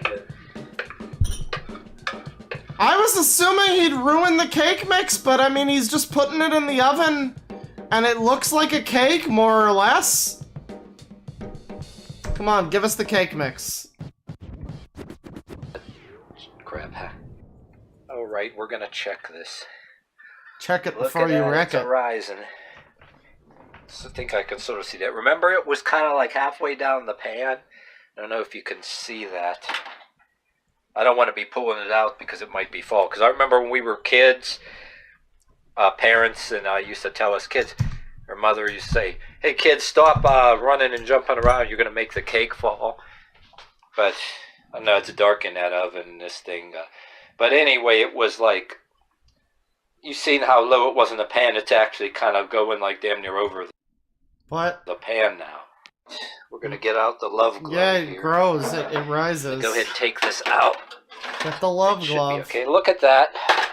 It's browning on the other side, so I know, like, you're supposed to stick it in with a knife. So, I mean, yeah, it's just a cake, pretty much. I mean, to his credit, I was expecting him to in some way fuck up the cake mix. In the early, I think it was the early 80s, or like when I was in like 1st or 2nd grade or something. Yeah, Why does he have the cake split in 2 halves? What the fuck is that? I think that song come out and some of the kids were singing it. There was an old commercial back when I was a small kid. I still remember it because I'm that old curmudgeon back here. There was, I don't remember the brand name of the frosting, but they were trying to sell you really runny, cheap frosting. And their sales pitch for selling you cheap, runny-ass frosting was, this is a good fact for you guys, that it's so rich and creamy or whatever that you could spread it with a paper knife. So they were cutting a piece of that thin cardboard. They were calling it a paper knife, but it was actually the non-corrugated cardboard. This is such a bizarre fucking rant about like a commercial from the fucking 60s or whatever. And he doesn't even have all of the fucking facts in his brain. This is like listening to Kit Boga fucking hold off a scammer for 6 hours. You know, maybe the same kind of cardboard I think a cheap shoebox would come from. And they're spreading the cake with that. Yeah, it looks and like that was salmon. Their pitch to selling you like the real cheap runny frosting that you can spread it with a paper knife, and actually they're just selling you cheap runny ass frosting.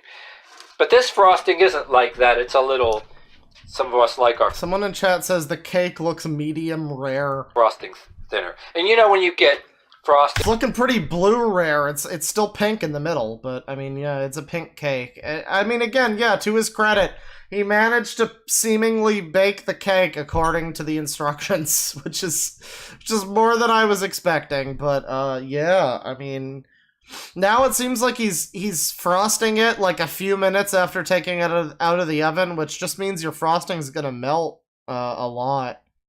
But yeah, he's frosting it, and I mean, I guess that's the rest of the cake, really. It's just a frosted... Oh god. Yeah, it's just a frosted, like... Well, there's way too much frosting on that one. What the fuck? say squirt the... Oh, and you know what you can do? Squirt? Cans of different whipped cream. I should have... Oh, god damn it, I should have did that. Them cans of that whipped cream you spray. Instead of this, if you want to, take a big bunch of... Instead of this, if you want to, take a big bunch of... No, pause, no. That other cake looks pretty fucking glorped in...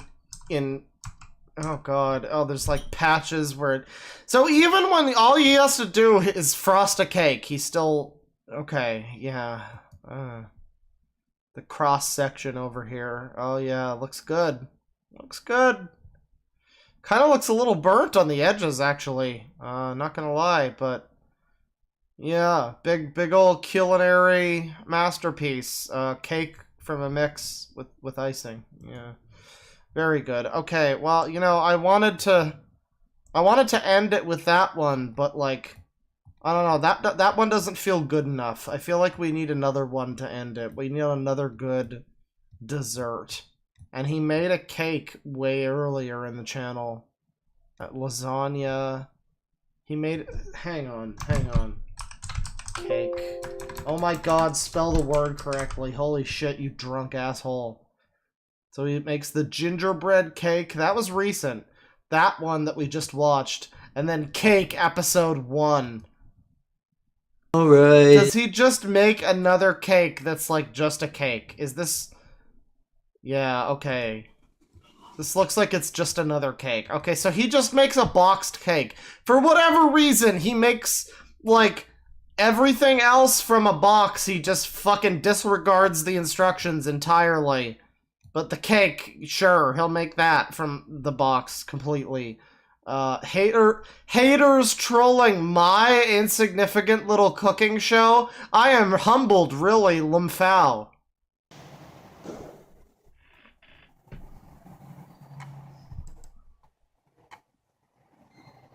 Looks like Satan's kitchen, lol, when demons would eat humans, lol. Dupont devait bodiste experimente, yeah, Oh my god, what was that? What was that about the voice of God?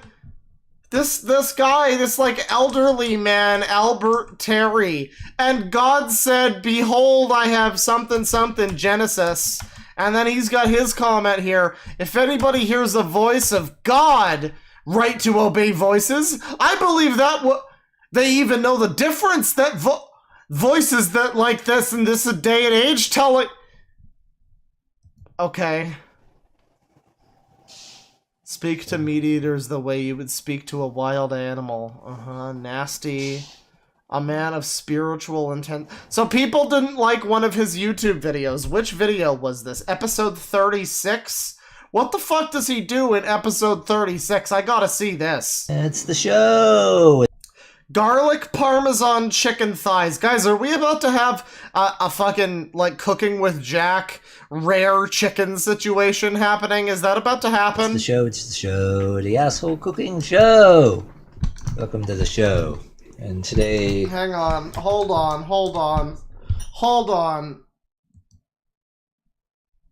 Okay, we got 50 bucks from Lachlan Banks, who says, love! Well, love right back at you. I don't know if love is the emotion we're feeling during this, but love right back at you. Thank you very much. I will be reading all the super chats still, even though this stream is going fucking ridiculously long. I'm not done yet. I'm sorry. There's just a feeling in my head when I'm like, yeah, the stream is over. The stream's still not over. This might be the video that changes that for me. Listen, as far as I'm concerned, McDonald's is open all night, so... I was gonna order some real food, or at least a pizza or something, and now it looks like it's Big Macs for me. Oh yeah, I know it's chicken again, but I don't believe I did thighs. Salmonella I did time. Legs, quarters.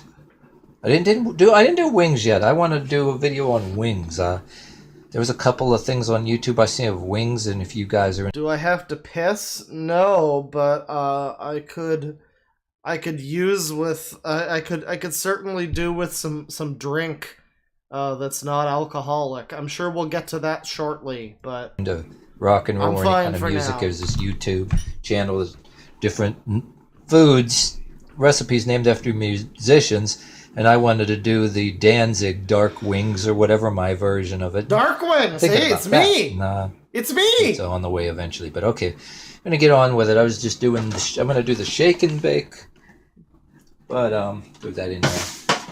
So I got the pan here, and I usually spray the olive oil on here, but I don't have it right now, so we got this kind, and I'm gonna, don't pour a lot, just go like that, bloip. Bloip. Just a tiny bit. This goes raw, because you don't want no sticking on the Just piss a little bit in the pan. Don't piss too much. pan, nothing to stick. There's, and then I put this away. Then I'm just gonna smear it around. I just want to make a coating on here.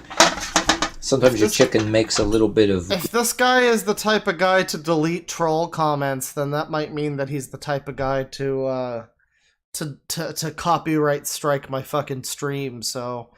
Yeah, can you say live clip? I don't know. Grease, you know, too, but... I don't want... olive oil is good for you, too, so I don't want a lot of... stuff all over burnt if you can help it, because that still ends up happening, you know what I mean? But I'm just going to take my thighs and just throw them all on here for now.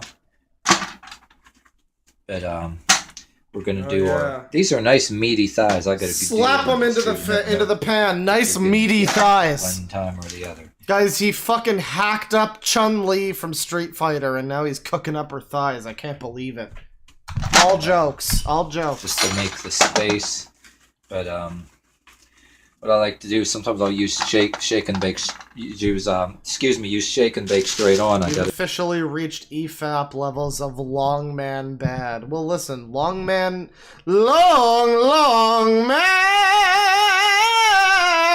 In the bag, but sometimes you almost want to coat it with something a little bit, you know, so it sticks a little bit better. So pour, just dump all these chickens into a fucking pan, and they're all gonna stick together, and they're all gonna end up like a fucking congealed mess of like fat, but whatever, it's fine. So, that's what we're going to do. But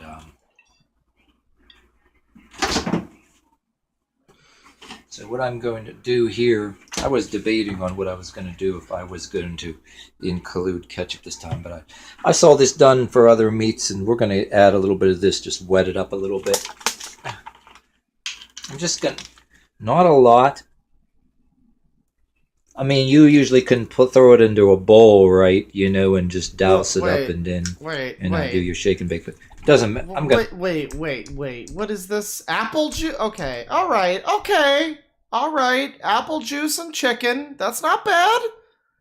Not a terrible thing. Works better with pork, but you know, hey, apple juice and chicken. This could be worse. Although apple juice and chicken with garlic parmesan. I don't know about that. That doesn't sound like a great combination, but yeah, you know, hey, at least it's something that works okay with chicken. How you know? Right, you know, and just douse it up and then do your shake and bake. But it doesn't. I just want to wet it up a little bit, and that's going to add to the flavor. Yeah, just wet it up. People do this with pork and ham and everything else, but I'm going to do a little douse. It's just to lubricate it. But okay, I'm going to pause this because I got to put the camera down and I'm going to start the shaking and baking, you know. Yeah, and you roll this all over and that. But to you guys, I was doing the shake and bake thing, and I was shaking the bag and everything, but somehow the recording didn't take. I don't know what the hell happened too. So, but anyway, not like you guys got to watch me do even the recording didn't want anything to do with it. But, well, the next step in this is you shake it in the bag. And so wait, this is just shake and bake, really? You run out of shake and bake, and even with the 2 envelopes. Okay, how are you gonna fuck up shake and bake? He kept getting apparently troll comments on this video, and all this is just shake and bake. How is he gonna fuck this up? And you run out, but it doesn't matter because you can use damn near anything you want. You know, you can mix some garlic powder, onion powder, like whatever green spices, Italian seasoning, sage or whatever, a little bit of a mixture. Watch certain spices, they One is death, the other is mental institutions. get pretty strong. I learned that in trial and error, but so that doesn't matter. So anyway, what I'm gonna do here is gonna move some of these over real quick and just I'm gonna put some of this under my chicken. Fucking raw! Move some of these over like well, it's not cooked yet, Chad. It is raw. It ain't gonna hurt nothing because I'm gonna redo this, do this whole thing over. And this is gonna cook right into there under there. And just go like that. Put it all back and do the same. Because that's going to, since it's slightly watery and a little bit of the chicken grease is going to cook in there, that's the flavor is going to cook in there pretty well. Damn it. Move. I would indeed call this forbidden sorcery, Electric Wizard Singer, yes. Just shove it all back. I just move all these over. I wanted to put that in there like first. So. And you know, that's not even covering up very well. So, all we got to do is, this is going to add to the breading. I like doing this. Sprinkle that, if it didn't get all hardened up all over. And when this cooks into the breading, it's going to get... This dimension of misery is my penance. Now I know what this looks like, but once it cooks into the breading, it's going to kind of change some color and all that stuff.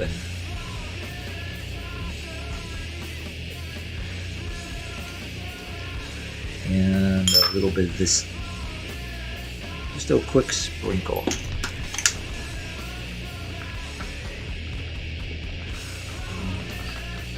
Of course he's touching the raw meat and then his spices. Do you think this man has any kind of concept of sanitary care?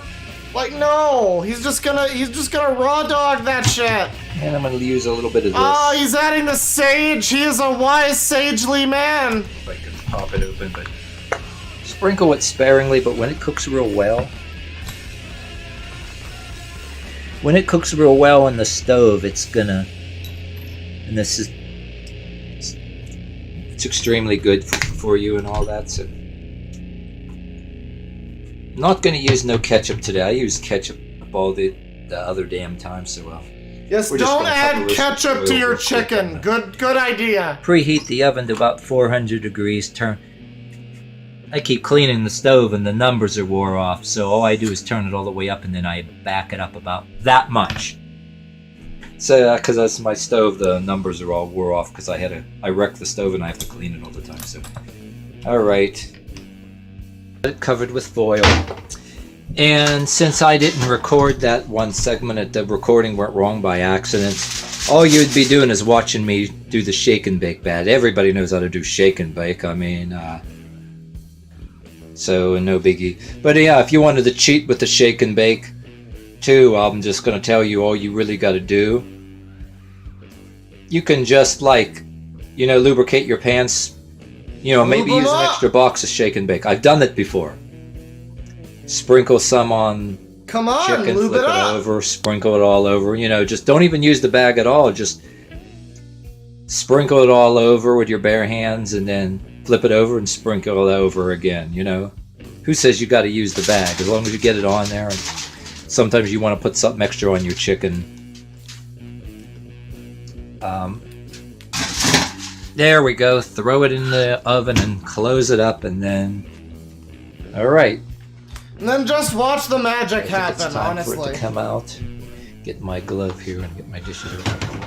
Whew. Hot in there. Okay. Let's see. It's back in the drawer here. Pull this off.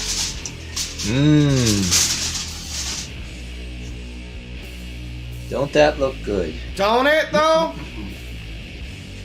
Okay, that's not done, right? That's not done. That's not cooked. Here it is. Really good stuff.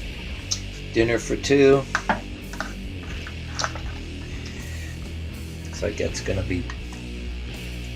I don't think that's cooked! There. Cut it open. Of course, cut it open to see how well it's cooked, but I had it going pretty long. It should be ready, but start out with this mini here. Do some serving. Someone in chat says animals died for this food. At least cook them. Yeah, exactly. Gonna be some good stuff. Dead in the womb. It looks melted. Hey. It's melted chicken. Yes. Dinner for two served. All right, there you have it. The chicken thighs. Get our silverware here. Make sure that if that didn't cook very well, all you got to do is either nuke it or throw it back in. Yeah, just nuke it a little bit. It's fine. Yeah, chicken thighs, these ones are really meaty. If somehow you just didn't cook it all the way in, you could just throw it in and nuke it. He even knows it. Hey, if you didn't cook your chicken and it's still pink in the middle, just put it in the microwave for 25 minutes and it'll be fine. Microwave and there you have it. But yeah, you don't even have to use now we know how Corona started. Chicken bake, crumble anything from cracker crumbs to cornflake crumbs. Mix it with garlic, onion powder, and some sage and some Italian seasoning or whatever the hell. But oh yeah, one of the things I wanted to do next too, I just realized honey mustard chicken. I want to do honey mustard chicken. I don't want to do that many chicken episodes, but I always liked honey mustard chicken. Maybe I want to do that in a video next. But anyway, until next time, thank you for watching the show. You're welcome. The asshole cooking show. Thank you for making the show, honestly. Alright, so that's that video. I should be done now, but I don't know, man. This has energized me so much. Just watching this. I kind of want to look at his mac and cheese now. Wait, no, hang on. Hang on. The asshole cooking. Shut the fuck up. Chicken legs and spaghetti? What is this? No! It's the show! It's the asshole cooking show! It's the show! It's the show! It's a show. It's the show! Okay, I get this water boiling. I get this, and I get this. And what we're doing today is going to be something a little different. Get this water boiling. I'm going to put this down so I can take care of the... Damn it. Don't move. Each video fills me with enough rage to stay awake, that's correct. Okay, what are you doing? Are you putting spaghetti in a pan? Okay, no, that's a pot. That's a pot. We're just at a weird angle. Okay, he's putting the spaghetti in a pot. It's fine. Yeah. This is fine so far. As far as we know, he's doing this correctly so far. How the fuck do you make chicken legs and spaghetti, though? What is that? That's not a meal. Now just stir it with a spoon or a fork regularly here and check on it.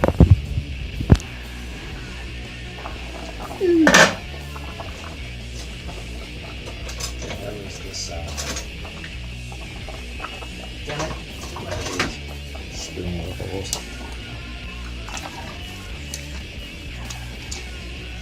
Okay, I'm just gonna soften this spaghetti up. Okay, was the water boiling first? Come on. Like all the way.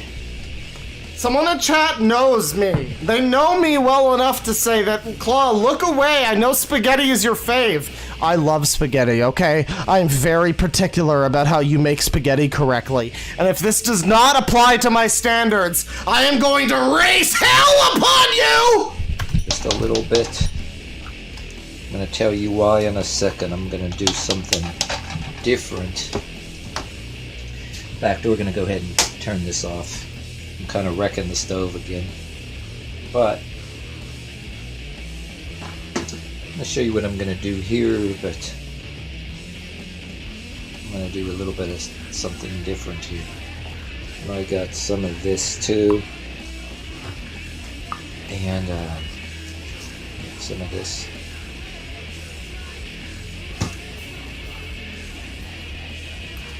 Nuclear warheads ready to strike. This world is so fucked. Let's end it tonight.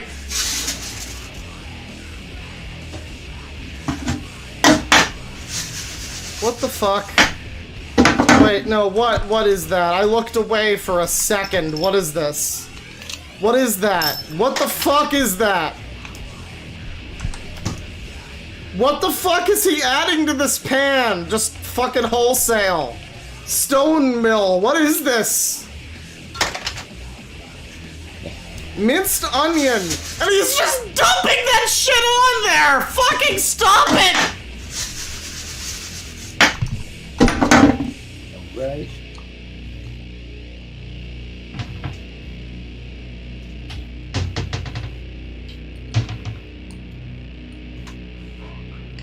Fuck. Damn it. Flick this open here. Damn you. So he just dumps a whole thing of fucking minced onion and he's not done. Why are you adding the fucking spices first? What is this? What the fuck is this? Are you trying to make a rub? Is that what this is? You gonna rotate the chicken on there?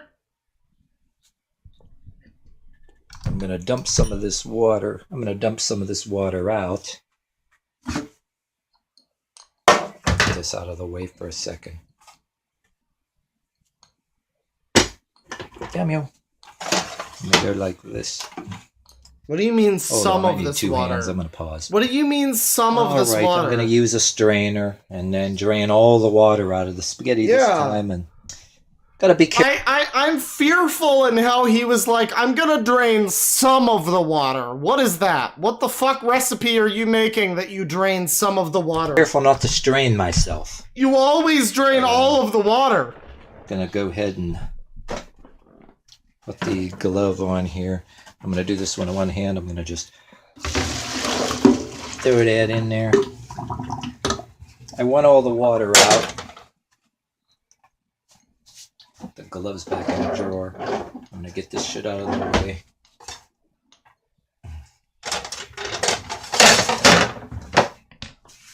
Then I'm going to have this. What I'm going to do here is just... Ah! Right in there. Yeah. Damn it! Get out of there. I'm going to spread it all around. And what I'm going to do is...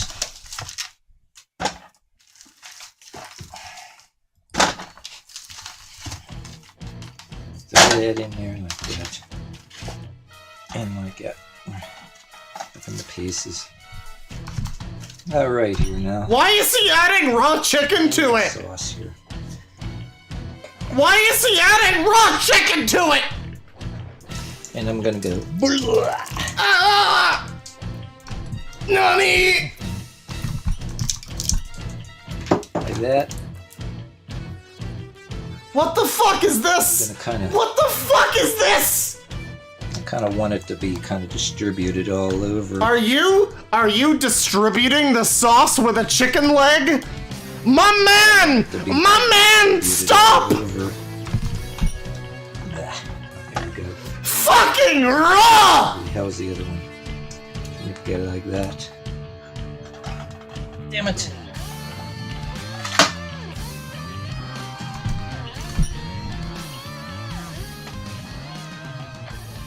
A little bit everywhere.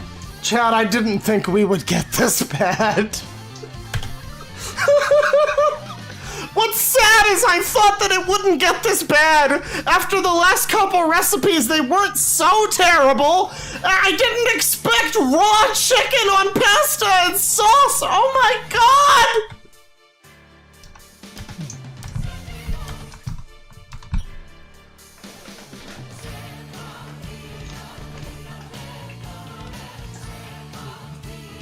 Got sauce all over my hand. That's COVID-20! And we're gonna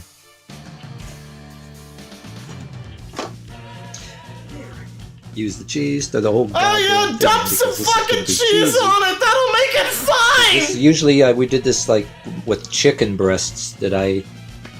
Parmesan chicken breast thing, but this time I'm rebelling a little bit. And when this all cooks together, I did this before, just. There we go. It's more cheese than chicken, and the chicken's not even cooked. Oh my god! Yeah. He's dead! He's dead, and we watched him die! And a little bit of the grease from the chicken's gonna cook in there anyway, and then. Alright, so it's gonna give it some flavor here, and that's gonna cook through and. Get the damn foil. Damn it, I gotta get the foil out here. Where the fuck did I put it? Oh god! Oh god! I drank too fast! Oh god! Wrong hole! There we go. Haha. I need 2 hands to put the foil on. Set this to about 400 degrees, like I said.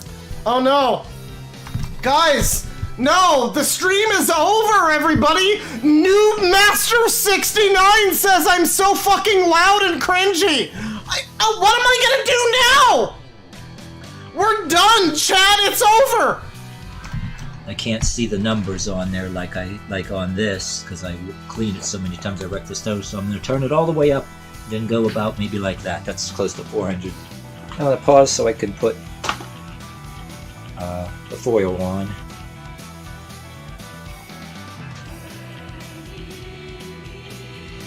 So we're going to put this in here. And... So we're just cooking this raw chicken with fully cooked spaghetti and sauce. What would compel you to make this? In about holy goddamn! So, and see how it comes out.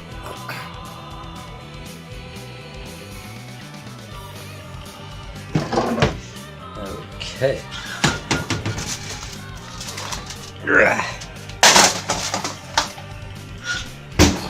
how this shit came out.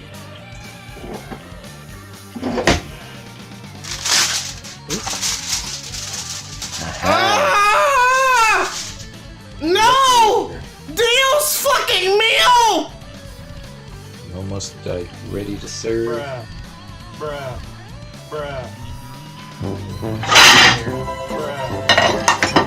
Serve some of this up.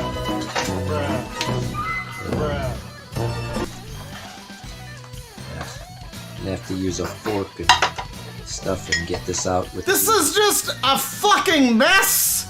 This is just a trash bin of food!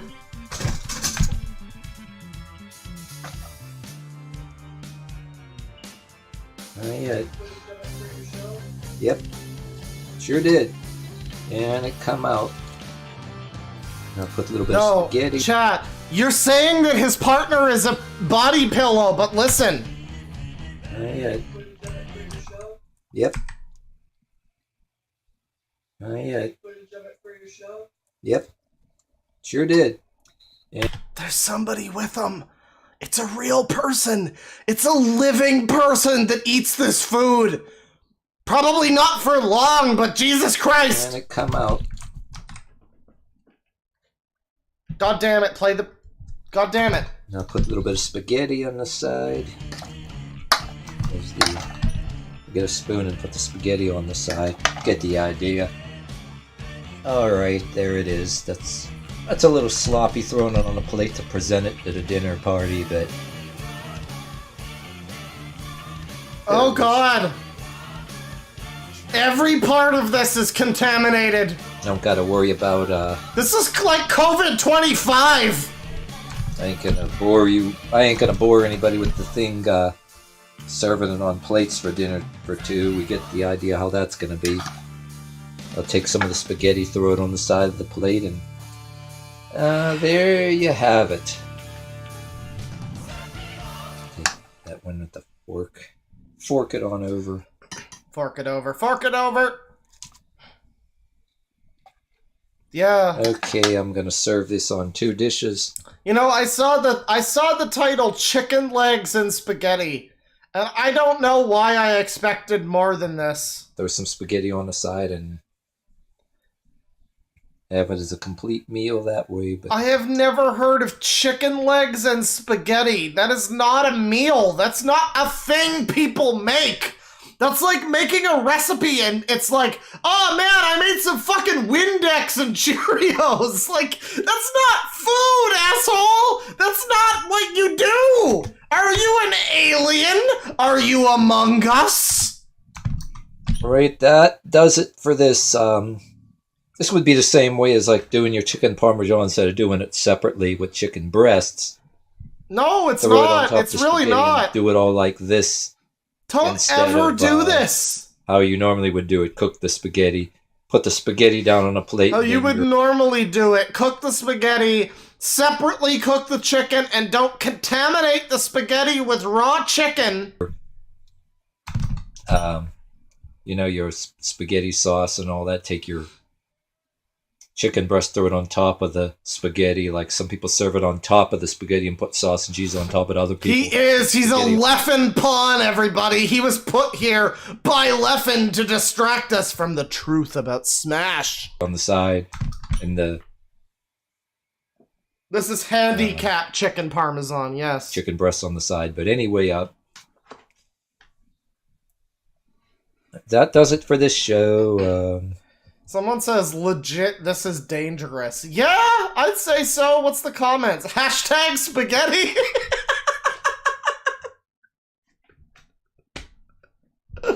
Yeah, I'm gonna give that one a big ol' thumbs up right there. Yeah, hashtag spaghetti, everyone. You fucking did it. Oh, God. Okay. Yeah. Let's see. Well, shit, it's almost midnight. We might as well try to do one final one. One fucking final one. One absolute final one. The actual final one. I won't fucking watch another one. I swear to God. Listen, I have willpower and I can stop whenever I want to. What's Manwich Spaghetti Sandwich? What is this? Hey, it's the Asshole Cooking Show. The Asshole Cooking Show. Welcome to the show. And I decided to do a video on, since I was talking about it in the other... I hope he makes lots of spaghetti! ...video I just posted. I'm using regular long spaghetti. I just busted it all up now and get my meat. There's the nice uncooked fucking boiled beef. Some people in chat are asking for beef supper and... Oh god. Yeah, I drank a little too fast earlier and it went down the wrong way. Yeah, beef supper. I don't know, that sounds ominously vague. We might have to also watch that one. Cooking. I'm sorry, Chad. I know you people have jobs, but I can't stop. And as I promised, as I said in the other video, I got me some bread. I actually got bread, so Italian bread, so I'm gonna do what I did in the other video. Same deal here, but instead of elbow macaroni, you know, man with spaghetti. But Chad, are we gonna wind up watching this guy's cooking videos for longer than we watched the fucking document of crazy people? I'm gonna do spaghetti. Is this going longer? This video, or along with this video. What is a spaghetti sandwich? Break it up and that's not a make thing. A special, separate video with spaghetti sandwiches. Anyway, it'll be included in this one, but it'll be a separate video also, and then I can kind of put a little link to this video. But anyway, this is our first step. And I'm gonna, if you don't want to watch this whole thing in its entirety, you can, if you've already seen my Manwich Mac video, you need not even worry about this. I mean, if you can get one quick view and just follow the directions you heard on that. But yeah, I got my meat going. It's just the first step, and not rocket science, and just cooking up my spaghetti here. We're doing beef supper! Shut up! It's gonna happen! Here too. Not quite ready to drain, but I'm gonna let it be a couple minutes for the next step. So, okay, see you then. Alrighty then. Here we go. I'm gonna go ahead and drain some of this water here real quick.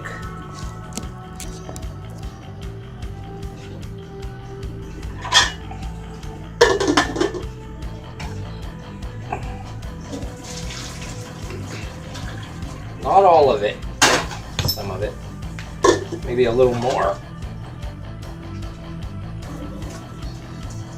Most of it. Well, I don't bother to use a strainer. If there's a little bit of water in there, it don't hurt nothing. And I like straining spaghetti like this because I hate it when long spaghetti gets stuck in a strainer. And then when you do the dishes, and there's my meat here, I'm gonna drain it. Throw this. So far we're just draining some spaghetti, right? Throw this camera here. Now we're adding manwich sauce to the spaghetti. No, my manwich!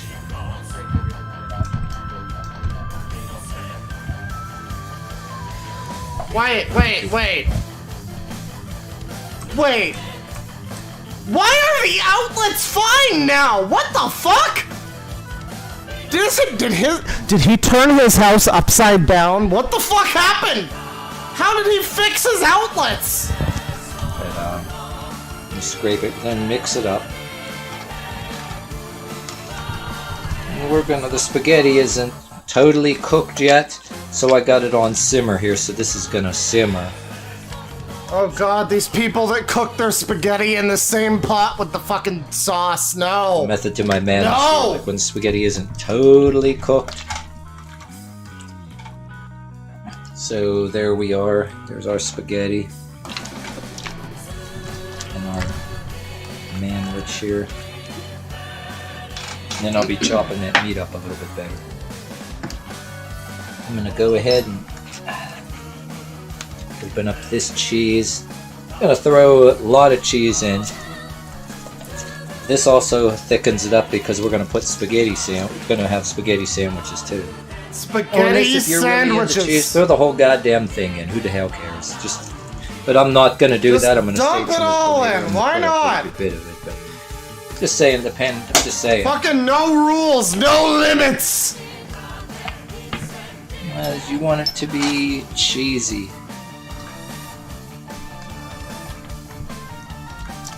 It's not easy being cheesy.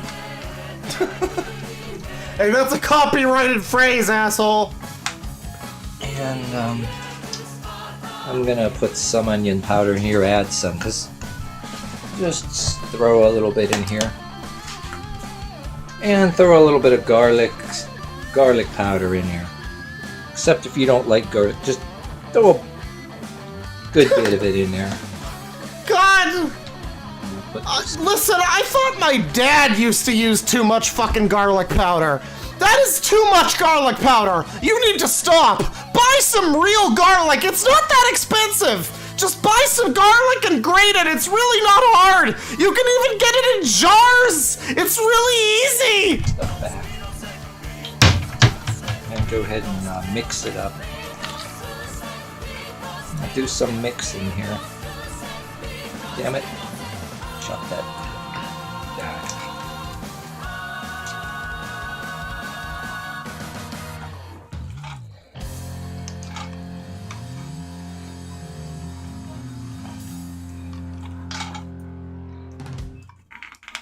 Maybe just a little more cheese. Just more. Add more powder to it, yeah. God damn it. It's all hardening up inside the bottom. I wonder if his partner is ever like, you added too much fucking cheese to this shit, god damn it. I wonder if they're ever just like concerned about that.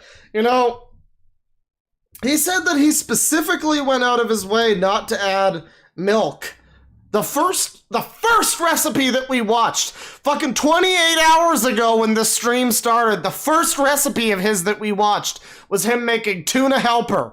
And his tuna helper, he said that it was specifically without milk. We all jumped and fucking screamed at how he didn't add milk to the tuna helper.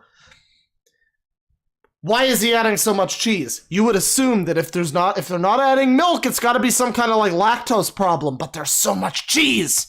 So why did you not add the fucking milk? What's going on that you didn't add the milk? I need answers. Doesn't take long. All right.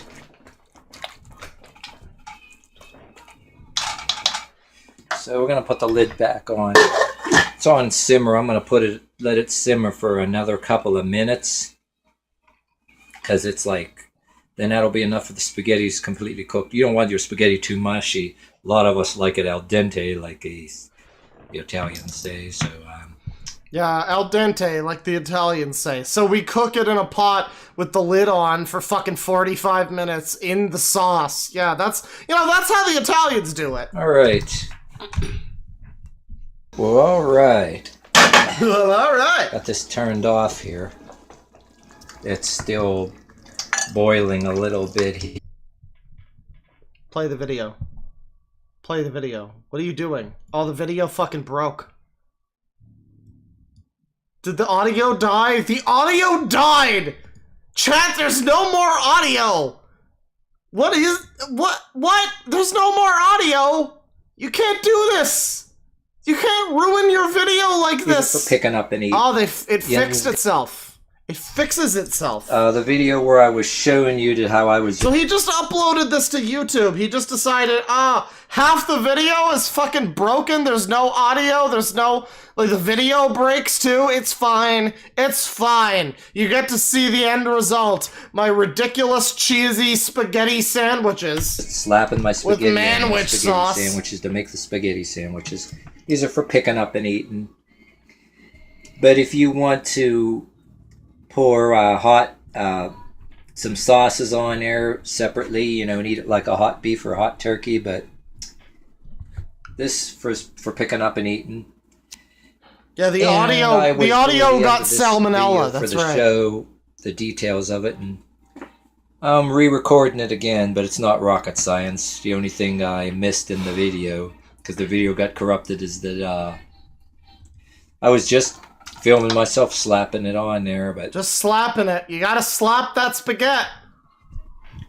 Anyway, I gotta make a good ending for the show, and so I got my other video card in here. I make so many videos and it happens. The last video gets corrupted. But... Someone in chat says, I'm carbo loading, bro.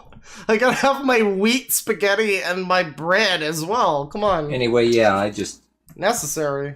Threw them on top of each other, and that's just falling out of there a little bit there, you know, to show you, but... Oh, good. So, we successfully made the manwich spaghetti, and you successfully made for this something. video. Thank you for watching the show, the Asshole Cooking Show. Thank you for watching the show. Guys, I lost. Hey, it's the show. God damn it! Shut up! I lost one of my fucking. Where is it? Oh fuck! It like rolled under my desk. What the hell happened? I lost one of my bowls. This is bullshit. I mean, what? I don't do anything weird like that on the stream. Yeah, so that's the Asshole Cooking Show. That's the Spaghetti Manwitches. And I guess I should probably end it there, as much as we've had fun going for all this time. But, you know, we need to end it eventually, and sadly, I think it's time to finally do that. Although, I don't know, he's just got so much more here. Like, obviously, this is gonna wind up being its own entire fucking stream clip. This is just gonna be a 4-hour stream clip in and of itself. But I'm just wondering, you know, post-Christmas ham and bird's eye pea soup, Connecticut beef. Oh yeah, we were gonna do beef supper. Where's beef supper? Hang on. Supper. Connecticut beef supper. What is this? It's 6 minutes. Floor either.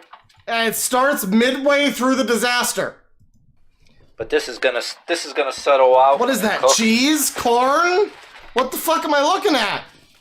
Because it says you can do this if you want to, and you can not do it if you want to. But you got to cover up with foil anyway, and the cheese is gonna bubble all up. That's why you really should use the Rice Krispies. Just have. Oops, there's a corner there. You don't have to completely cover it, but kind of have it. A little bit everywhere. Rice Krispies? Right. Why must your beef dinner include Rice Krispies? Cut to size. And I'm going to leave it like this. I'd rather have the shiny. Why are we halfway through this video when it starts, too? Side down and this side up. I'm going to take a little film of this. No, I'm not going to go crazy with it. Just hit it like real evenly, a blast. A blast right across. You know what? Guys, I found it. I do this with my lasagna too. You know why? Because so it don't stick all to the foil when you pull it off when I do my presentation, when I take it out of the oven. Yeah, you don't want it to stick all.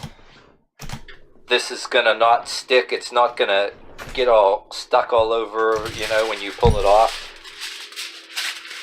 So there. You don't need to saturate it so apparently this is from Connecticut.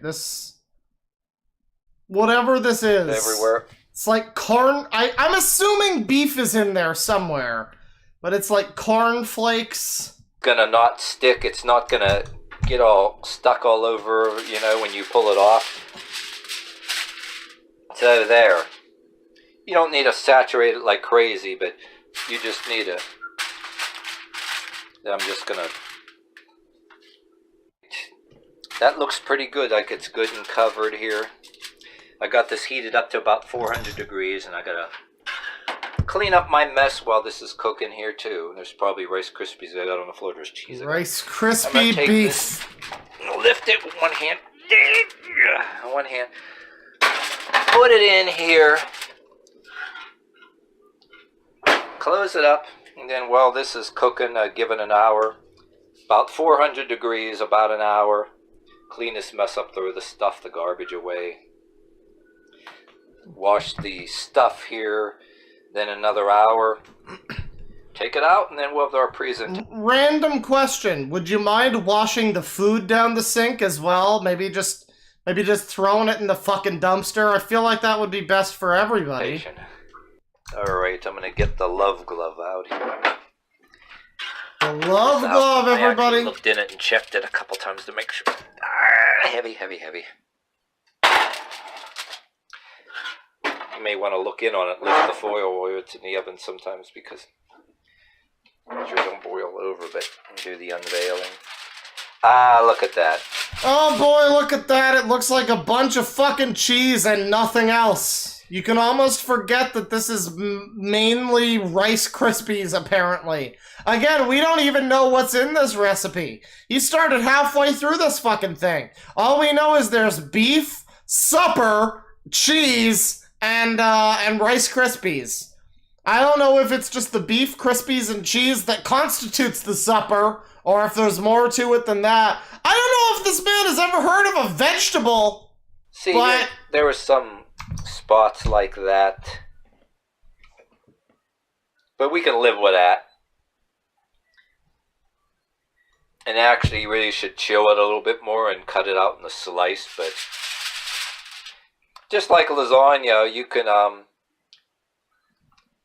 let it cool some so you can slice it out, but always when you take your first piece, you're hungry, you want to eat it, you know, but then... You know, we all make jokes, but if some fucking white bitch made a TikTok where she makes this, everybody would be like, oh my god, that's such a good, inspiring meal recipe idea. Oh, I can't wait to try it, Becky. Oh my god. Hey, it's gonna cut out in nice slices, but...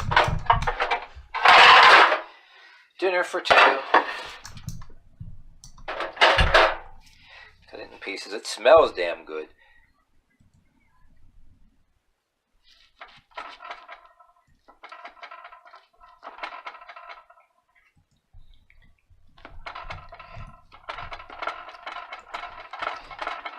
Yeah, it's gonna get kind of... It's harder to take out and serve when you're like...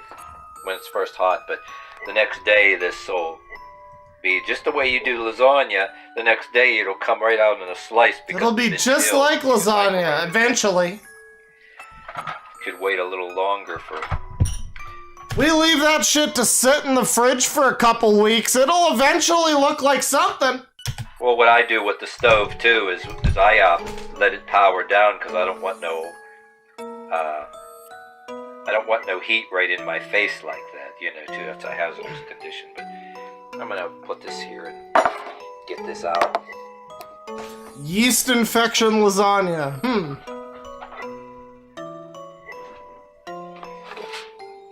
Ah, there we go.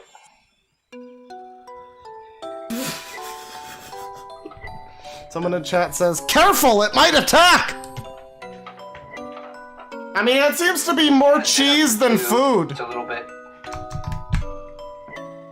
It's all the same when you eat it anyway. You're gonna chew it up and swallow it and eat it anyway. But like I said, when it's chilled the next day, it'll come out in a slice like lasagna got.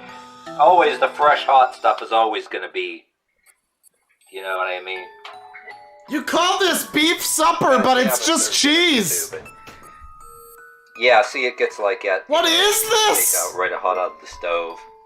When the cheese solidifies and everything, you know, it'll cut out in a slice, not like this. Is this just the pizza burger again, chat? Is this just cheese, Rice Krispies, and beef? Is that all this recipe is? There doesn't seem to be anything else in this pan. If anything, at most there might be multiple kinds of cheese, at best. And it'll be, Where's the beef? It's just the way that is. But it smells damn good. It's like pretty tasty. There are taters all in there and that cheese. Oh, the taters. Okay. By that, this tastes better than it looks like. It's like I said when you first do your. Well, it looks like baby diarrhea, so I should fucking hope it tastes better. Flops all over the place because anything you take out fresh and hot with cheese in it, it's gonna do that. You know. Remind you one more time, it'll solidify. You know, this is gonna be. Oh, and sour cream. Okay. Even too. All right, there's mine. See how that come out. Dinner for two. Dinner for two. Someone in chat just says so much constipation. Yeah. Well, shit. We're now past 12 a.m. It is another day for me. I should really probably end the stream now. This has been a lot of fun, but it's time for super chats and things. I'm sorry to. There's so many more cooking videos from this man. This monster. There's so many more cooking videos, but I'm sorry. We're gonna have to move along, and I'm gonna play some more Crystal Chronicles OST. That works. While I read these super boys. We have been going for 8 hours apparently, or like 7 hours. I don't know, somewhere close to it. Turn this down a bit more. Alright, I gotta fucking scroll back, Jesus Christ. 8 hours ago. Oh, the first super chat was 8 hours ago. Jesus Christ. This is gonna take me all night. 100 rubles from Mediker's Lunicorn Archives. Remember how Smash wasn't a circle? Oh my god. Chat, I'm gonna have to read through all the super chats that are talking about the Smash guy that this stream is ostensibly still about. I never changed the stream title. People were jumping into the stream expecting more of the Smash guy, and it's just some other fucking guy cooking, you know? But we're gonna have to get into it. 100 rubles. Remember how Smash wasn't a circle jerk where people go mental about getting their favorite characters shoved in the roster? Well, listen, hey, okay, listen. I don't remember that, okay? It's pretty much always been that way, so it's fine. Don't worry about it. $10 from Shero Sudo, another stream. Another Beepus. Yes, it's always appropriate for Beepus. $2 from Squid. What's with Rem Lazar in the bottom left? I keep telling you people, none of you are listening. This is Richard Fortnite Ninja Blevins, okay? He is our gaming esports correspondent. Can you get with the program? $5 from Pazzy Shifter. Thought this was a 7:30 a.m. stream. Nope, it's 7:30 p.m. here. Help my sleep schedule, Papa Claw. Well, this stream didn't help anybody's fucking sleep schedule. I'm sorry. $5 from Polyfrog64. Hacks is going to shoot up the next Smash tournament. Can't wait to read the headline. Mass shooting at Smash Championship. 2-hour manifesto posted to YouTube. I don't know if he's the shoot up a tournament kind of guy. I think he's more... If he was to do anything like that, he would maybe poison the water supply. But I don't think he would do that. I'm just saying. I'm not alleging anything. $5 from Tech Priest. Been a while since I managed to catch a stream. I hope you're well, Clawfather. Long may the sun shine. Well, you know, you do enough streams that go 7 hours talking about people's fucked up lasagna, and the sun will stop shining at least halfway through. But yeah, £2 from Quick Footy Designs. A few measly simp bucks for Dad. Oh, well, thank you, but you know, focus on yourself and then give me money if you wish.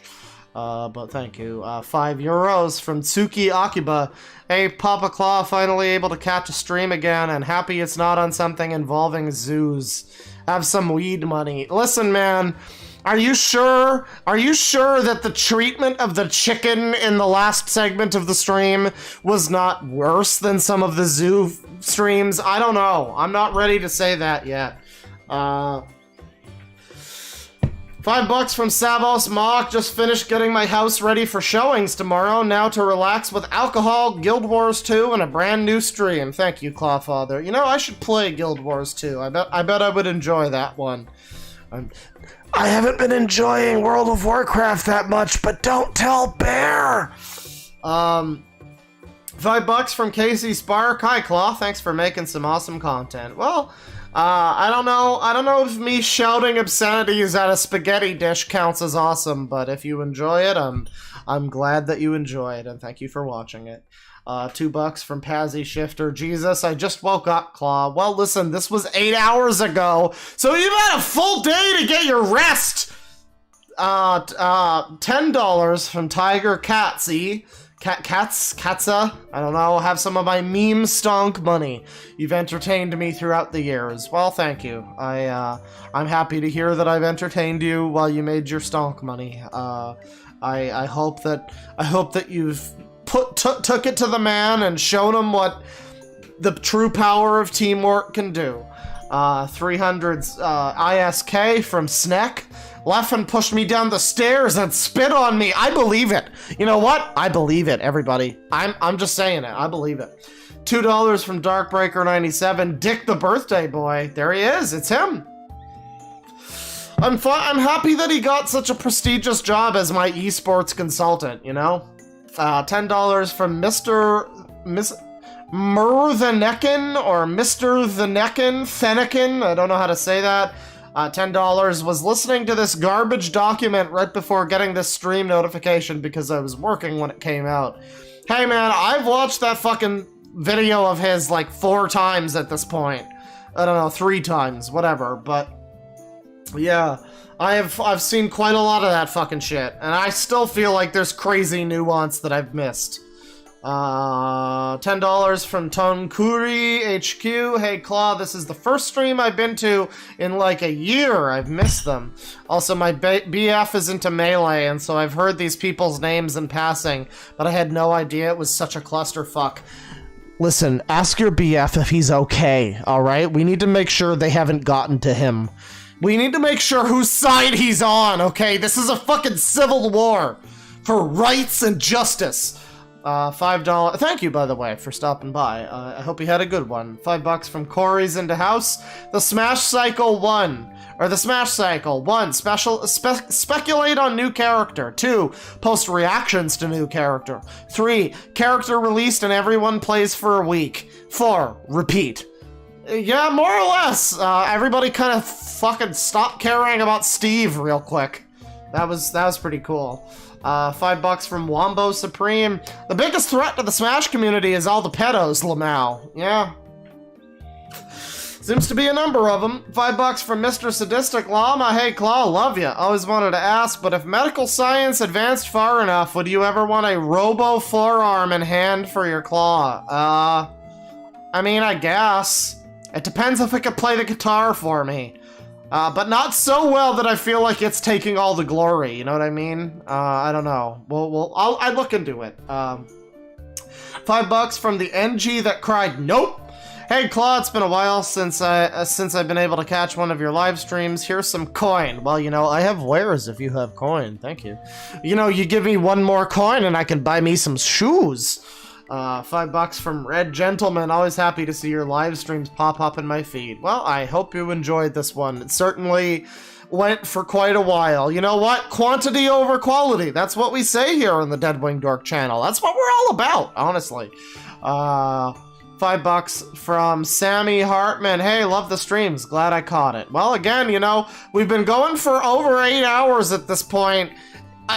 Everybody could have caught it at this point. Statistically, I have hit up every time zone at this point. So there you go. I hope you enjoyed it. $10 from Joe Vinny the Hyena. The amount for this super chat, he calls someone a Nazi. I decide to call Bear a Nazi. That's who I direct. And also Darkbreaker97. That motherfucker. $5 from Mr. Thenikin. DeadwingDork, I don't think you understand the importance of politics for the game where you can play as a Genome me with a cowboy hat. No, that's the new Smash. We're talking about Melee where you could play as fucking Dr. Mario. Very serious stuff, I assure you. $5 from Nirvana, but no more ideas. Please note that this doesn't reflect the thoughts of the Melee community, and I swear we're not all like this. Well, you know, I'm really sorry to tell you, but after watching that video, I just wound up feeling nothing but ire for the Smash community as a whole. Everybody seems to have problems. But I'm sure you're not like this. 3333 from Mosfit. Smash community, a CIA PSYOP confirmed. I mean, we all knew that ever since Brawl, but I'm glad you're getting with the picture. Thank you very much, by the way. $2 from Wargame341. All this for a stupid video game. Again! This is... that whole crazy People Smash document comes from the fucking game that brought us Pokey Floats. Okay, you know what? I'm just gonna keep this here. We're just gonna have Pokey Floats in the side of the side in the corner while we're doing this. But we gotta have Rich over that. It's important. Rich Blevins. You know, he's commentating over the Pokey Floats, of course. $5 from Joe Vinny the Hyena. Gotta say it's awe-inspiring that community involving a massive Nintendo collab fighting game can be so toxic. Yeah, I know, right? You'd assume a bunch of fucking people playing as Kirby and Young Link would have some more fucking class, but I guess not. $5 from M and Metfees. Thanks for providing some entertainment, Claw Papa, right when I ran out of vids to watch. Got any suggestions on funny people to watch? Well, if you haven't checked out friends of the channel, Weekend Warrior or Procrastitera, I recommend them both. I recommend Fuzo. My boy Bane, he does some good stuff. I don't know, go check out Atomic Shrimp for some good scam baiting videos, I guess. I don't know. Listen, man, my YouTube recommended me the new channel of Sargon earlier. You guys know Sargon has a new channel, right? It's something about, like, the Lotus Eater or something. It's some edgy Opeth song name sounding YouTube channel. And, yeah, there's Sargon is still around. So, I mean, listen, if I'm getting recommended Sargon, I surely don't know what to recommend people to watch, okay? Just don't go to Applebee's. That's all I know. $5 from Daddy Vea. We all pokey float down here. I don't know what's going on, but Mr. Bearclaw is miffed and I'm at full mast. Great start to my 3-day vacation. Well, listen.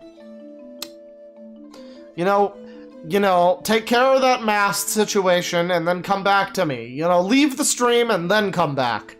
That's all I'm saying. $5 from Param Mo. I know Smash is just a game and all, but this guy seems legitimately concerned about his game's community, and I can empathize with that at least. Yeah, I mean, to an extent, you can be upset about your community, but when you start comparing people to anime characters and also real-life dictators who murdered people, I feel like that might be going a little bit far. I don't know, that's just me. But yeah, you know, I love the passion. I do. 99 Mexican bucks from Confused Cabal. Clawfather, beware the Smash Luminati. Listen, man, I already talked about transvestigators. The Smash Illuminati, least of my concerns right now, okay? I gotta look out for Biden. I gotta look out for Epstein. They're all coming for me. I've exposed the secrets. Aaron Cook with $5. Anyone else picturing Leffen torturing the video maker till he says there are 5 lights? Yeah, something like that. $5 from Wombo Supreme. Yo, how many drugs did this dude do to fry his brain like this? Probably however many drugs you have to take to think that the chicken legs and spaghetti looks appetizing. I don't know. Another 5 from Wombo Supreme. Leffen, aka Big Brother, forced me to report my parents to the state, and now they've been out to death in Minecraft. I think that means put to death, but yeah. You know, Minecraft crimes are very serious. I don't know why people don't realize this. $2 from Evan Metfees. Also, who's the new blue-haired friend next to Susan? Our esteemed esports correspondent, Richard Fortnite Ninja Blevins, of course. Thank you. Thank you for noticing. $5 from I Don't Care. For fuck's sakes, Leffen has a Star Fox Pepe profile picture from the Pokey Float game. Calm down with the SMT4 speeches. Yeah, the dystopia, though, bro. It's serious. Come on. $5 from Monty Ponsnifferson CH. Freedom is slavery. War is peace. Ignorance is strength. Leffen is watching you. That's right. Electric eye up in the sky. There's nothing you can do about it. $5 from Cassie C. This makes me want to commit Sudoku. I'm right there with you. I'm committing Sudoku by long streams. That's my method. $2 from Victor Martinez. I could sure use a heart attack right about now. Yeah, well, don't worry. That's when the food stream comes in. $2 from XX Germ XX70. The Death Note will lead us to one more rejected. $5 from Marriott Bunbury. Amogus. $2 from X Epic X Yoshi X. Who is the Shinigami? Is it Samus L or N? Or is Samus L or N? Samus is what's her name? Misa, the tsundere girl or whatever. She's yandere. She's yandere. That's right. That's Samus. $5 from Hippomotopus. I think he did too much Adderall and this was the result. Well, I don't know. Quite a result. $2 from RWX Ashley. For people just tuning in, he's serious. I'm sorry. Listen, all of the people we watched tonight were serious. They meant what they were doing. $5 from Bad Out of Hell 13. We engage in a little tomfoolery. Hitler 2021. Colorized. Yes. Classic quote, honestly. $10 from M and Metfees. I mean, guy's not wrong. Anime profile pics do say a lot about you. I too strive to summon Ghidorah into this world. Yes, my religion is ironic. I just want to see how many people I can get to actually join. Well, hey, look, the new Godzilla anime is coming out later this month, so you're gonna have an influx of people around then. $2 from Gurasola. This video is pure keyboard psychopathy. Yeah, something like that. Lipstick psychopathy too. $10 from Ammon Metfees. As long as we don't refer to our Lord by his name, but instead as the Golden Demise or Golden King, we could potentially recruit average people who think we're just talking about God. Yeah, I mean it's like a scam email. You gotta hook some simps. Not that kind of simp, the other kind of simp. $5 from Daddy Vio. The way this guy explains it, the Dark Triad sounds like a cabaret for BDSM nut jobs. My kind of place, but what does this have to do with Smash Melee? I don't know, man. Keep watching. $5 from Wombo Supreme. Yo, Claw, you ever listen to the Doom Eternal style cover of One Winged Angel by Jeff Plays Guitar? Also, whose man's is this? I have not, but that reminds me to credit the guy who made the wonderful Smash Break the Targets cover from earlier. That is Rohan Adiodi. The 27 hours ago when we started the stream, that was the song, and I forgot to mention it until now. $5 from the Living Nightmare. Is guy saying the Leffen is the Illuminati of Smash? I can't laughing, XD. You know, I love your broken English in this super chat. It really adds to it. It adds to the whole vibe of it. Yeah, no, I can't laughing either, XD. $2 from XGerm XX70. Even when Leffen do good, he must be Smash Man bad. I mean, all he needs to do is dye his hair orange and he'll be fine. $5 from Joe Vinny the Hyena. I am now that's... What the fuck? Is my program broken? What is this? I am now he is Alex Joan 'S son. Alex Jones' son. Yes, very good super chat. Love it. And then another one. Oh no, this one actually makes sense. $5 from Sick Sugar. This guy wants to call Leffen the F slur, but can't. Hey man, it's Pride Month. You just gotta ask one of your homies. Get that pass real quick. $5 from Not Mark. Wouldn't he be a psychopath if he didn't remember losing to this guy? Yeah, I don't know. Again, pot calling the kettle black. 15 from Victor Martinez. Hi, Claw Pop. Hopefully you're doing well. Just got my 6-inch Colt Python on with a stream today. This is gonna be great. Greetings from Austin, Texas. Well, hello from Austin, Texas. I hope you're doing okay over there. I hope the second pandemic hasn't already begun. $3 from Simon Simons. Bing Bing Wahoo Company makes people insane. Desu. Desu indeed, my friend. Desu indeed. $5 from a warm toilet seat. This guy, when reading Leffen tweets, it's so dense. Every frame has so many things going on. Yeah, it's You know, he may have gone a little too far in a few places. I don't know. $10 from Hunter Valentine. This is a bit disturbing, but what would I expect from a Deadwing stream, lol? Seriously, though. Of all the controversies about kitty diddliers, he stuck to this? Seriously?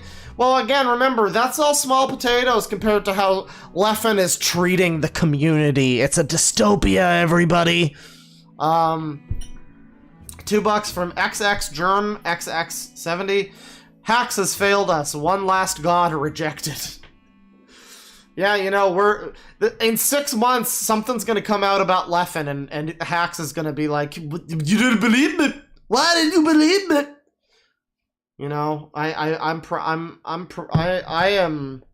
predicting it now. $5 from Hippomotopus. Imagine all he could have done with all the time and effort he put into making this video. Yeah, 10 years of rage could have gone towards, like, rocket surgery or something. $5 from a worm toilet seat in the J. Jonah voice. That Leffen, he's a menace! If he doesn't want to be famous, I'll make him infamous! That's right. Pictures of Leffen, that's what we need. $5 from Keith Ringer. Careful not to press the wrong button, Swedes. Is that a reference to something I don't know? Yeah, I forget what it was. There was something a couple years ago where, like, all the EU companies, I think it was Article 13, they were all voting on some shit, and the Swedes, like, accidentally pressed the, like, vote in favor button when they meant to press the negative vote button. It was pretty hilarious. It was a wonderful moment in history.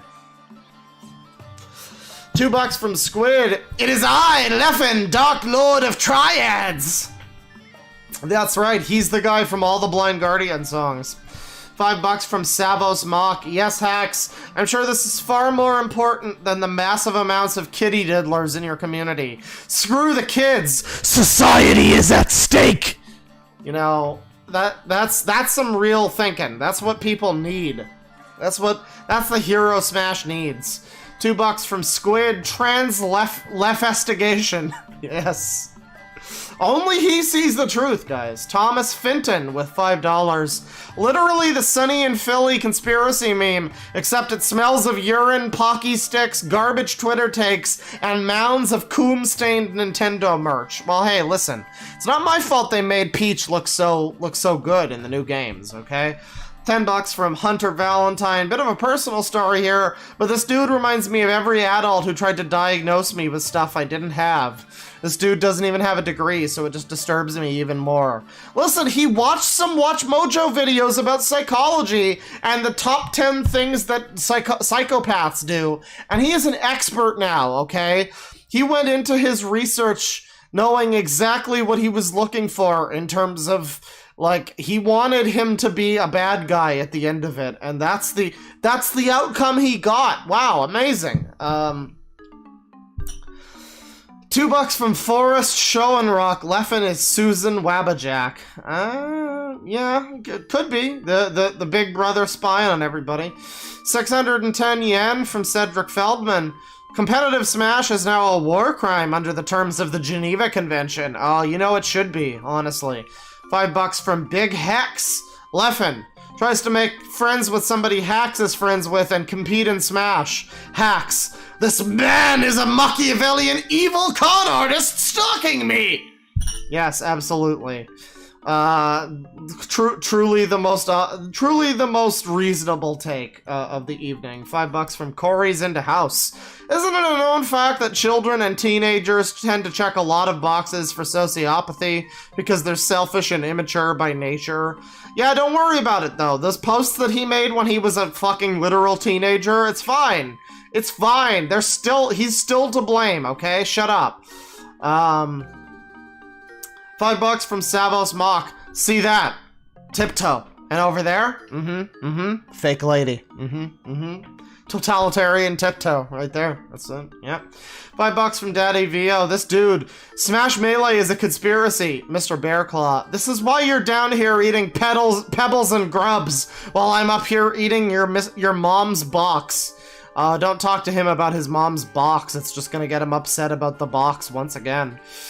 $5 from Nerby T-Tops. Oh no, teacher! Mr. YouTube man has an opinion about my thing that I don't like, and now I feel offended. The movie. Basically, yeah.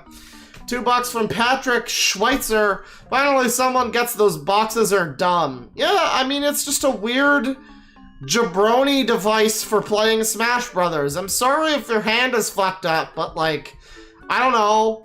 Take a break for a year. Jesus. $5 from Cable Stir. Can the Smash community just play like a normal person without flexing their virginity? No, man. They need that 0.2% advantage, okay? $5 from Mike K27X. Appleton Estate is very good. Cheers, Clawfather. Have you tried Plantation 5-year? I don't think I have. I think I know which one you mean. I almost got that one, but maybe next time. $2 from Thomas Finton. Take a shot for every Hilter comparison he makes. Adam Hilter. That's him. $2 from XX Germ XX70. Self-quotes are lame. XX Germ XX70. That's right. It's a good quote. It's up there with MLK stuff. $10 from Glass Cannon Knight. Holy hell, how long is this man going to complain about buttons? I'm down half a bottle of Jack since he started. Clawfather, be blessed. I'm dead. Oh man. I hope you're okay. I hope you managed to make it through. Somehow I did. 25 Ron from Zero Depressive. I knew a guy like the box one. I bet he's knee-deep in debts and people don't talk to him anymore. You're the one that I said was a stupid idiot before because you were actually on his side, but I realize now you were just high-level sarcasming. I got you, bro. I got you. Another 25 Ron from Zero Depressive. I feel like you don't take this as serious as it is, DeadwingDork. Yeah, I don't know what could have made me think that this is all just a stupid fucking joke. Maybe the Pokey floats. I don't know. $5 from Riddle of Lightning. What a fun party game. Yeah, it's all just good times around here. $5 from Silly Palm. So relieved I brought sake and weed to work today. All I hear when people complain about Smash is that bird whose mate won't let him smash. I don't know what that's a reference to, but yeah, I mean, enjoy your sake situation. You've probably completed an entire workday by the time that the stream is over. Jesus. $2 from Daddy Vio. Just want to play Smash Brothers and smash my brothers. Sad. $2 from Bradley Menace. I'm now convinced SSB radicalizes people. Well, hey, it made Leffen a totalitarian, and it made the other guy into, like, crazy anime dictator, speak, so, hey, I guess you're right, honestly. $5 from Wombo Supreme. This man who laughed at me 10 years ago gave me PTSD, bro! That is what he's saying, yes, that is exactly what he's trying to tell us. $5 from Riddle of Lightning, 20XX Space Animals PTSD. Exactly. $5 from Dion, Complex PTSD. Oh dear. $5 from Savos Mock. Okay, so I'm a rape survivor, and I just have to wonder what this dumb fuck thinks PTSD is. It's getting shit on your forum posts, bro. Don't you tell him. Don't you victim-splain, okay? $5 from Exiled Postman. Is this just a really high art film about a hit piece documentary that backfires and makes the filmmaker look like an obsessed psychopath? Yeah, it's just like how Game Dude is actually just a parody. $5 from Emin Metfees. I never harassed Leffen.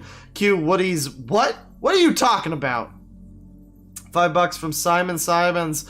Behind on the live stream, but every time he talks about the darkness in Smash, all I can think of is darkness imprisoning me! All that I see! Absolute horror! And then the super chat cuts off after horror. So that's good. 25 Ron from Zero Depressive. I think he didn't got anyone to talk to about this IRL. Yeah, maybe. Again, the general response that I saw to his video was like, I really hope you get help, man, because this is fucking wild, and not in the good way. $2 from Cardinal2124. Why can't Smash players be normal? I swear to God, sometimes. Yeah, I don't know. Well, it's because, like, Ultimate players, I'm pretty sure, are normal. It's the ones who obsessively devote themselves to like wave dashing tech or whatever. That's when you know you have a problem. That's when you're approaching go take a shit, you're stinking up the whole house territory. $5 from Emin Murphy. Step inside and hold on for dear life. Great tagline for any DeadwingDork stream, really. Only the iron-willed belong here. Yeah, truly. $5 from Wombo Supreme. On a side note, new Down the Rabbit Hole, and it's very good and pog. I need to watch that later today. I'm sure that it is going to be quite pog. 25 Ron from Zero Depressive. The old pancake blackmail technique. Yes, stab a Jigglypuff pancake for a bit. Make sure they know you mean business.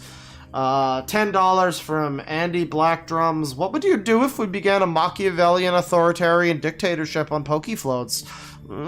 We got some embarrassed emojis there. $5 from Dragon Man 5. This man is compiling this like it's Watergate. Again, evidence.zip1 was the original Watergate, so you're not wrong. This is Watergate 2, or Gamergate if you prefer. $5 from Thomas Finton. You know these GameCube lunatics are 2 steps away from being another Randy Stare because someone calls them mean names on the internet. I don't think that every Smash player, hashtag not all Smash players, but yeah, a lot of people sure do love Melee to a weird extent. You should play the new games, bro. They're kind of better, but that's fine. $2 from Polyfrog64. The greatest love story is Tariq's buck breaking. I don't know what that means. 25 Ron from Zero Depressive. This video should be shown in psychiatry school. Yeah, a big ol' this is what not to do. It's a full day course. $50 from Hunter Valentine. I hate how he used narc lingo the whole time. I'm not going to say something stupid like it's triggering me or whatever, but it's definitely pissing me off. I personally went through living with someone who was a narcissist, and he didn't know what he's talking about. Yeah, I mean, while his description of narcissists does sound like everybody's collective ex-girlfriend, it is pretty unreasonable and unrealistic to compare a narcissist personality to L from fucking Death Note or whatever. Pretty far-fetched, yes. Thank you very much for the 50. $2 from Squid. Pat stares at Leffen. Yeah, it's coming. $5 from Dean Crossman. Money. Well, thank you. $5 from Savos Mock. Is this guy about to say that going after pedophiles makes you an SJW? Something like that. Almost. $5 from Tyler Knox. I don't like Leffen, but this evidence video is making him look like a saint. They're really trying to pull a grab him by the cat here, and it's sad. I don't know what that's in reference to, but don't grab him by the cat. The cat doesn't deserve that. $5 from Exiled Postman. Is he actually a paranoid schizophrenic? He talks about Leffen like Francis E. Deck talks about the Frankenstein computer gods. Yeah, we made a joke about that earlier on the server. It's, this is the Frankenstein computer god, Smash video. That's what this is. Francis E. Hacks. $5 from Savos Mock. First the Jews, then the Smash community. Adolf Hitler, I guess. Yeah. Yeah, I guess that was from him. It might have been him, or it might have been one of those transvestigators. We don't know. $5 from the Blue Ferret Project. Hax is just jealous of Leffen because Leffen didn't break his hands playing a children's party game, and he did. Exactly. And now he has a stupid controller to show for it. $2 from XX Germ, XX70. Leffen should sue Hax for ownership of the box. Yeah, I'm gonna fuck you. I'm gonna fuck your girlfriend right in her box. $5 from Darkbreaker97. Hax, you haven't earned the right to recap 2.5 hours of propaganda against Leffen. Well, that's not what he even did. He called it a recap, and then he just continued to call him an evil monster for another 25 minutes or whatever. $5 from Gurasola. Can we just tie Leffen, Hax, and everybody else in this community to the Pokefloats and let them drift away into oblivion? In Minecraft, of course. Yes, in Minecraft. $5 from XX Germ XX70. Remember to take a shower after the stream. Watching Smash Brothers players put their stink on you tenfold. Well, I'll be sure to take that under advisement. Yes, $5 from Derek Dobesh. Seems like everything this guy's accusing Leffen of also describes what he's trying to do to Leffen. Yeah. It kind of seems like it, especially within that very video where he accuses him. $2 from Savos Mock. Leffen betrayed Nerevar. That's who did that! Oh my god! $5 from M and Medfees. Leffen broke up the Zaibatsu. Leffen created Sangi. Leffen helped Griffith to rise to power. Leffen is indeed the imposter. Oh my god, he was right under our noses this whole time. $2 from Wombo Supreme. Mr. Gorbachev, I tore down this wall. Big, beautiful wall. $5 from XX Germ XX70. A final solution to the Leffen problem must be done. We can save this ill-fated race who are lost in the ocean of space. 25 Ron from Zero Depressive. Leffen has a 666 birthmark on his body. I believe it. It's somewhere. It's hidden behind the back knee, whatever that is. $10 from Soniloid. Regarding your Leffen Wing speech, I'll hail the claw, Daddy. We shall spam Leffen at don't do that. Don't spam anybody. What are you doing? What are you doing? Come on now. Hands and feet within the seat. Come on. Not really, but that speech was still motivating and hilarious. Awesome job, and keep doing what you do. Well, thank you. That was a whole lifetime ago at this point, and about half a bottle of rum, too. But, you know, I appreciate that. $2 from M and Metfees. This man's either anorexic, Abby, Sangi, and 50 years. One of the two of them, yes. I think we've now moved on to, we have now moved on to, Iron Wrathman, so we can reduce the pokey floats now. It's fine. $2 from Simon's TLDR. Mom said my controller was good, shut up! 25 Ron from Zero Depressive. As I recall, Black Tank Top means he has some mental disorder. Yeah, he's gonna make an entire movie about himself where he fucks a Playboy bunny. It's gonna happen. $2 from Squid. Claw, please step away from the Coomer zone. Listen, man. I'm drawn to the Coomer zone. That's my favorite sector of YouTube, alright? $5 from Simons. I'm still early, but need to give shekels. That holy feces. Hacks is worse than half a press guy. Scientific deconstruction of Bing Bing Wahoo fight game. Listen, half a press guy was actually making some interesting videos about Mario 64 and how like the weird programming tricks worked and stuff. That shit was actually pretty interesting to me. But that's just me. I stand by half a press parallel universe guy. He had at least a sense of humor. He didn't unironically say parallel universes. He knew what he was saying when he said it. You know what I mean? Right, fuck yeah. We stand one pan and Coic, and it's not that Jigglypuff one. $5 from Yevonite 2021. I bet this guy's so good at cooking he could make minute rice in 57 seconds. Crunchy. It's nice. It's very nice. $5 from M and Metfees. We found a new food category. Somewhere between K and Masocus. Worse than K, but not quite as rancid as our favorite toilet seat chef. I don't know. I feel like parts of Iron Wrath's cooking was worse than Masochus, however you pronounce it. It was worse than... Parts of it were worse. $5 from Hunter Valentine. Pierogi's got me through basic training. Please don't tell me he ruins this too. Listen, the pierogies were probably the most decent thing that he made. The least degenerate thing he made. $2 from XX Germ XX70. Love can be found even in the deepest tar pit. And that's where we begin the cooking stream, honestly. $2 from Wombo Supreme. Stream of you cooking, Gwen. I don't know if I'd stream it, but we are now legally obligated by Super Chat law to do another cooking video pretty soon. I think I'm going to also make like a real version of the stuff. When I make the stuff, I'm going to make his weirdo version, and I'm going to follow his recipe as close as I can. And then I'm going to try to make like a real version of it as well.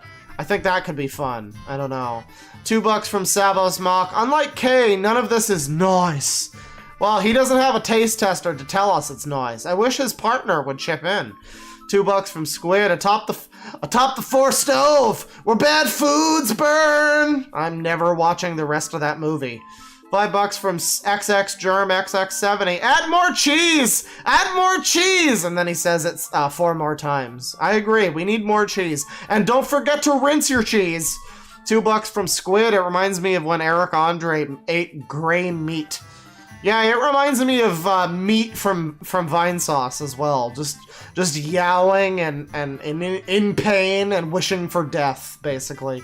$5 from Silly Palm. God damn it, Claw, I heard you say Koyaanisqatsi, and I just pictured a burnt, charred pasta noodle orbiting in the sky. I mean, that's basically what, that'll be the stream thumbnail, probably. $2 from Krug the Grug. Why does this hurt more than the Sex Pest streams? Because the Sex Pests don't put raw chicken legs in a pan with spaghetti, man. The Sex Pests at least know their place, you know? $5 from M and Metfees. Claw Papa, your stream is going on 5 hours again. Oh, the halcyon days of 5 hours. Don't burn yourself out, mate. I'm gonna send over the somnocanth I captured earlier to make you sleepy. Well, my sleepo will be okay tonight, alright? I'm gonna pass out on some McDonald's, probably, if they're even still fucking open. God damn. $5 from Justin Rain. My 3 years of culinary is screaming right now. Yeah, you know, that cordon bleu education going to full use by watching this stream, honestly. $5 from Apathetic Gorilla.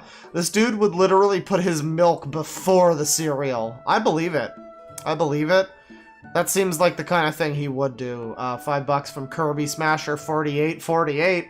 This lasagna looks fine. I've seen much worse. Also, I swear to God, if you mention me having the bad with Kirby, just know I've heard it hundreds of times. The bad? B-A-D? I don't know if that's supposed to mean something. I don't know. But I would say his lasagna looks worse than K's. I don't know. I don't know. Something about it. Something about it. $5 from Mike K27X. Thank you, Claw, for curing me of my addiction to food. This is heinous. Oh yeah, I just fixed a lot of people's, like, obesity. This was the cure to it. We watched the stream, and people just were like, you know what? I'm just gonna eat tofu for the next 6 years. I'm good. $5 from I Don't Care. Pizza Burger sounds like Italian Sloppy Joes. You know, if that's what that was, then it would have been so much better than what it actually was. $2 from Party Cheese Salad. Party Boiled Meat Salad. Basically, $2 from XX Germ, XX70. Boiling your meat makes it very neat. That's right. It's neat. It's neat. It makes you sheet. $2 from Gurasola. Hoo boy, love me some corn biscuit cereal and cheese. Yeah, and beef and boiled meat. Don't forget your boiled meat. $2 from Genova. Jesus, even Cobra could put beef on a bun. Well, he can put beef on bread, okay? He makes those egg burger sandwiches. He just chose to make whatever the fuck the pizza burger was. Decidedly not a burger or pizza. And in that vein, $2 from Shun Kurosaki. Ah, that's not a pizza! What in the... Yeah, don't worry, just go with it. $2 from Krug the Grug. I would swallow a pistol before I eat a pizza burger. Listen, an actual pizza burger doesn't sound too bad if it's actually what a pizza burger would be. But that's not whatever the fuck he made. $5 from M and Metfees. Claw, please archive. This is the most fun we've all had since the throwdown at Toontown. With love and kumis, M and Metfees. Well, I will at least do stream clips at the very, very least. $5 from M and Metfees. These are the videos they make Gordon Ramsay watch when they take him to the torture chamber. Yeah, they hold his eyeballs open, Clockwork Orange style, and they just force him to watch it. $5 from Sharo Sudo. This is just how Hacks cooks at home. Exactly. $5.49 from Resident Spider. No message, but thank you. And eek, spooky, a spider. $5 from Shun Kurosaki. Like things that are on TV or in restaurants. You mean food that's not horribly mishandled and made. Yes, more or less. It's the same thing where Kay was like, listen, my burgers can't be formed into patties, okay? They have machines to do that. I can't make a patty. So it's just gonna be a lump of beef in a pan, and then on a bun with some marge. It's fine. $5 from Lola Ray. He looks like my old neighbor's convicted stoner child like her uncle who lived in her mom's basement and smelled like mildew and had fucked up teeth. Yeah. I mean, to be fair, that's probably hacks in a few years too. I don't know. Not alleging anything. We're just having fun here. $10 from Lord of S'more. You know what this guy reminds me of? Sorry. That sad hoarder chef, but he finally found and took his meds. Yeah, we kept comparing him to Kay, but he really had more masochist energy. I feel like he just finally cleaned his house. I don't know. $5.49 from Resident Spider. It's alive! Yes, it is. The burger retains sentience after death. 250 yen from Cedric Feldman. My homemade burgers look better than this, and I make them out of my own shit! Yeah, I know, right? $5 from Savos Mock. The eggs are an allegory for his strained relationships. Notice how he just keeps referring to them as my partner. Never a name or anything. Yeah, it is weird. I don't know what's going on with that. One might assume maybe it's not even a romantic partner. It might just be like, it might literally be his grandma. And maybe he's just caring for her and he calls her his partner. I don't know. That could be it. I don't know. $5 from Pina. Gotta be up early, but if you're here to break the record, I'm here with you. Well, that was 2 hours ago. I think we've broken it. $5 from Tabitha Jane Art. I've been watching for the past 6 hours while I work, so thank you for making my night more interesting. Well, thank you for choosing to watch this nonsense with your night. I hope that this was suitable programming. $10 from Shun Kurosaki. This is gonna give me a stroke or something. Oh my god, he doesn't measure anything. I'm bloody melting. Yeah, that is the feeling, watching this. That is the feeling you get when you look to the west. $2 from XX Germ XX70. One more god rejected. I don't know what that's in reference to. I don't know. Is that something I should know? I'll feel bad if that's like a Yakuza reference and I've just completely missed it. I don't know. Read this one earlier, but $125 from Darkbreaker97. Claw, this is your next cooking video. Follow his instructions to the T. Claw chili with beans, and more beans. Yeah, the super bean chili. I'm gonna have to buy molasses. I don't even know if I can buy molasses. I'm sure there's some store that sells it. $10 from Zara. I'm putting another $10 on Zach's super chat. I want to see you turn into Bean Lad. Well, you know, after Bean Dad, this was the only way we could do a sequel. 10 euros from High Luck. Dude, how long are you streaming? You started at 2 a.m. I mean, I started at 4:30 p.m., but, you know, go with God, I guess. $5 from XX Germ XX70. The cheese pile known as lasagna must be done. Yeah, just dump more cheese on it. That'll fix whatever mistakes you've made. 100 from Sing Carrion for the cake. Fucking do it. I don't even know if we need to do the cake. You might want to change your super chat to something else because the cake was just a cake. I mean, it was just a strawberry cake. There wasn't really anything special about it. I suggest you hit me up later in the next stream and tell me what that cake should be instead. I don't know. Or hit me up in this stream if you're still here. I don't know, but let me know, because I'll do another thing for you, but I feel like the cake is just a waste of money. That's just a cake. Like, I'm just gonna enjoy a strawberry cake, pretty much. $10 from Lola Ray, also adding 10 more. Make a whole 3-4 course meal and serve it to your friends. Friends. Please. I'll serve it to my convalescent and vagrant neighbors. It'll be great. $5 from Aaron G. The macaroni looks like tapeworms. Smaller than tapeworms, but, you know, right track, sure. 10 pounds from Underscore. Can't wait to see you make Brapper's Delight Chili. Be sure to use plenty of molasses and beans for that taste sensation, Claw. Well, remember, I don't have to follow an exact recipe. I can just dump a bunch of shit in there, you know, to taste, as they say. $2 from XX Germ XX70. There is no hope. Embrace apathy. Add more cheese. Just add more, it's fine. $2 from Squid. Random side question. What class is your dwarf? I think I'm a hunter or whatever. I'm the one with the gun. I'm a little dwarf man. Little hedgehog dwarf man with a gun. $50 from Lachlan Banks. Love. Well, thank you very much. Love right back to you. $2 from XX Germ XX70. One more God rejected. Yep. Whatever that means. Definitely agree with it, honestly. $2 from Genova. Use a paper towel, you filthy beast. Well, you know, he is one of my wild beasts because he's so robust and we need to change his water every now and then. $2 from Squid. Claw, grant me strength to be around to the end. Well, you had another 2 hours to go, friend. I hope you made it. $2 from XX Germ XX70. Enjoy dreaming about the spaghetti, dork. Oh, it's gonna be in my mind first and foremost for the rest of my days. $2 from Hyrix. Dear Diary, today I've witnessed food gore. It's finally happened.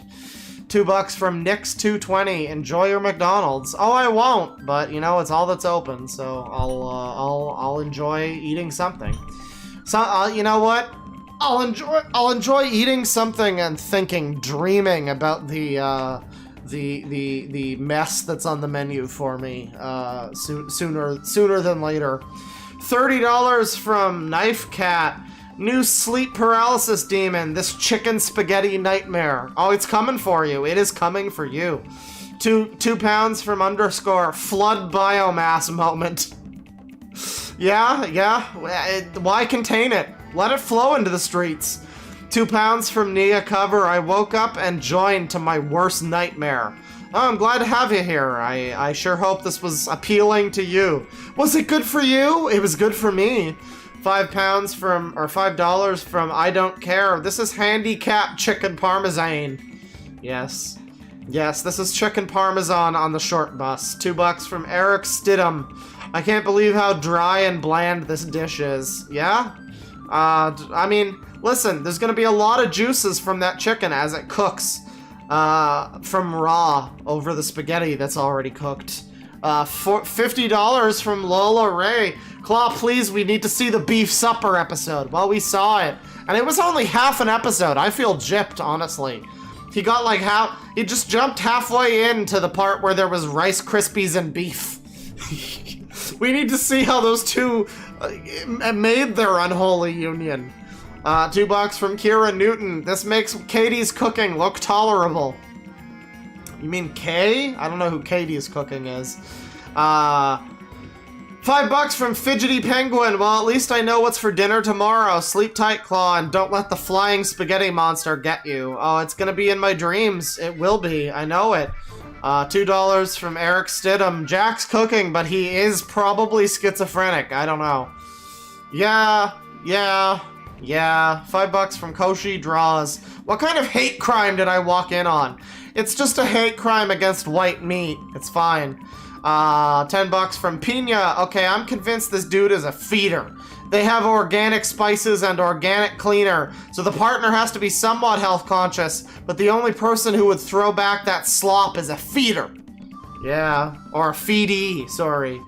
$3 from Gracella. Go to bed, it's 2 a.m. You go to bed! Fuck! $5 from Lane Ingram. No message, but thank you. $5 from XX Germ XX70. Leffen copyright struck this video. I believe it. Sounds like something he would do. And finally, 300 ISK from Snack. I went to sleep and you're still going. We went all night. This was a crazy person stream of nonsense. This is the longest stream I have ever done and hopefully will ever do. But you know that now we have to surpass it. The only option now is to do ketchup cake? What the fuck? $5 from Sing Carrion. Ketchup cake? I don't even know what that means. What do I do? Just add a bunch of fucking ketchup to it? I don't know if I don't know about that. I don't know, man. I don't know. That's scary. I don't like that. $2 from Krug the Grug. Bro, I'll join you in Guild Wars 2. Let's go. I'll think about it. I'm still trying to get back into FF14. Yeah, I guess a ketchup cake works. I'll see to that, I guess. Jesus Christ. Jesus Christ. You people hate me. Oh, God. Alright, well, that's the stream. That's quite enough, frankly. We're gonna have to do better than this stream, though. We have to do a 12-hour stream eventually. If Joel can do fucking 16-hour fake flight to Brazil, we gotta do something. Is it finally time to do like a My Little Pony epic cringe stream and just devote an entire 12 hours to My Little Pony? Because I don't know, that's the only thing I can think of to take out 12 hours. Man, even the thought destroys my mind. But that'll do it for the stream. Thank you everybody for stopping by. This has been shit, and I am shit. Thank you. Mitz that one kid with $2. Hey, old Claw. Hey, yo! Welcome to the stream. I'm gonna end things now, over this picture of Pokey Floats. This picture that we have so come to enjoy. I'm going to end things with a song that I considered starting the stream with. This is a track from the latest, the latest Bo Burnham special, and this is a song where the villain won. Enjoy it, ladies and gentlemen. Penis.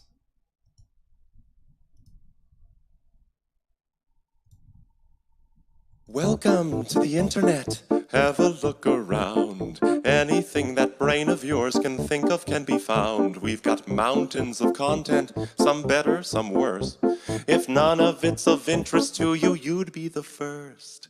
Welcome to the internet. Come and take a seat. Would you like to see the news or any famous women's feet? There's no need to panic. This isn't a test. Just nod or shake your head and we'll do the rest.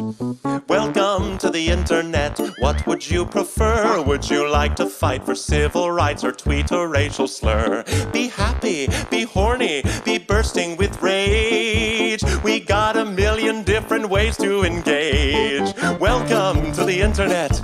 Put your cares aside. Here's a tip for straining pasta. Here's a 9-year-old who died. We got movies and doctors and fantasy sports and a bunch of colored pencil drawings of all the different characters in Harry Potter fucking each other. Welcome to the internet. Hold on to your socks, cause a random guy just kindly sent you photos of his cock. They are grainy and off-putting. He just sent you more. Don't act surprised, you know you like it, you whore. See a man beheaded, get offended, see a shrink. Show us pictures of your children, tell us every thought you think. Start a rumor, buy a broomer, send a death threat to a boomer, or DM a girl and groomer, do a zoomer, find a tumor in your here's a healthy breakfast option. You should kill your mom. Here's why women never fuck you. Here's how you can build a bomb. Which Power Ranger are you? Take this quirky quiz. Obama sent the immigrants to vaccinate your kids. Could I interest you in everything, all of the time? A little bit of everything, all of the time. Apathy's a tragedy and boredom is a crime. Anything and everything, all of the time. Could I interest you in everything, all of the time? A little bit of everything, all of the time. Apathy's a tragedy and boredom is a crime. Anything and everything, all of the time.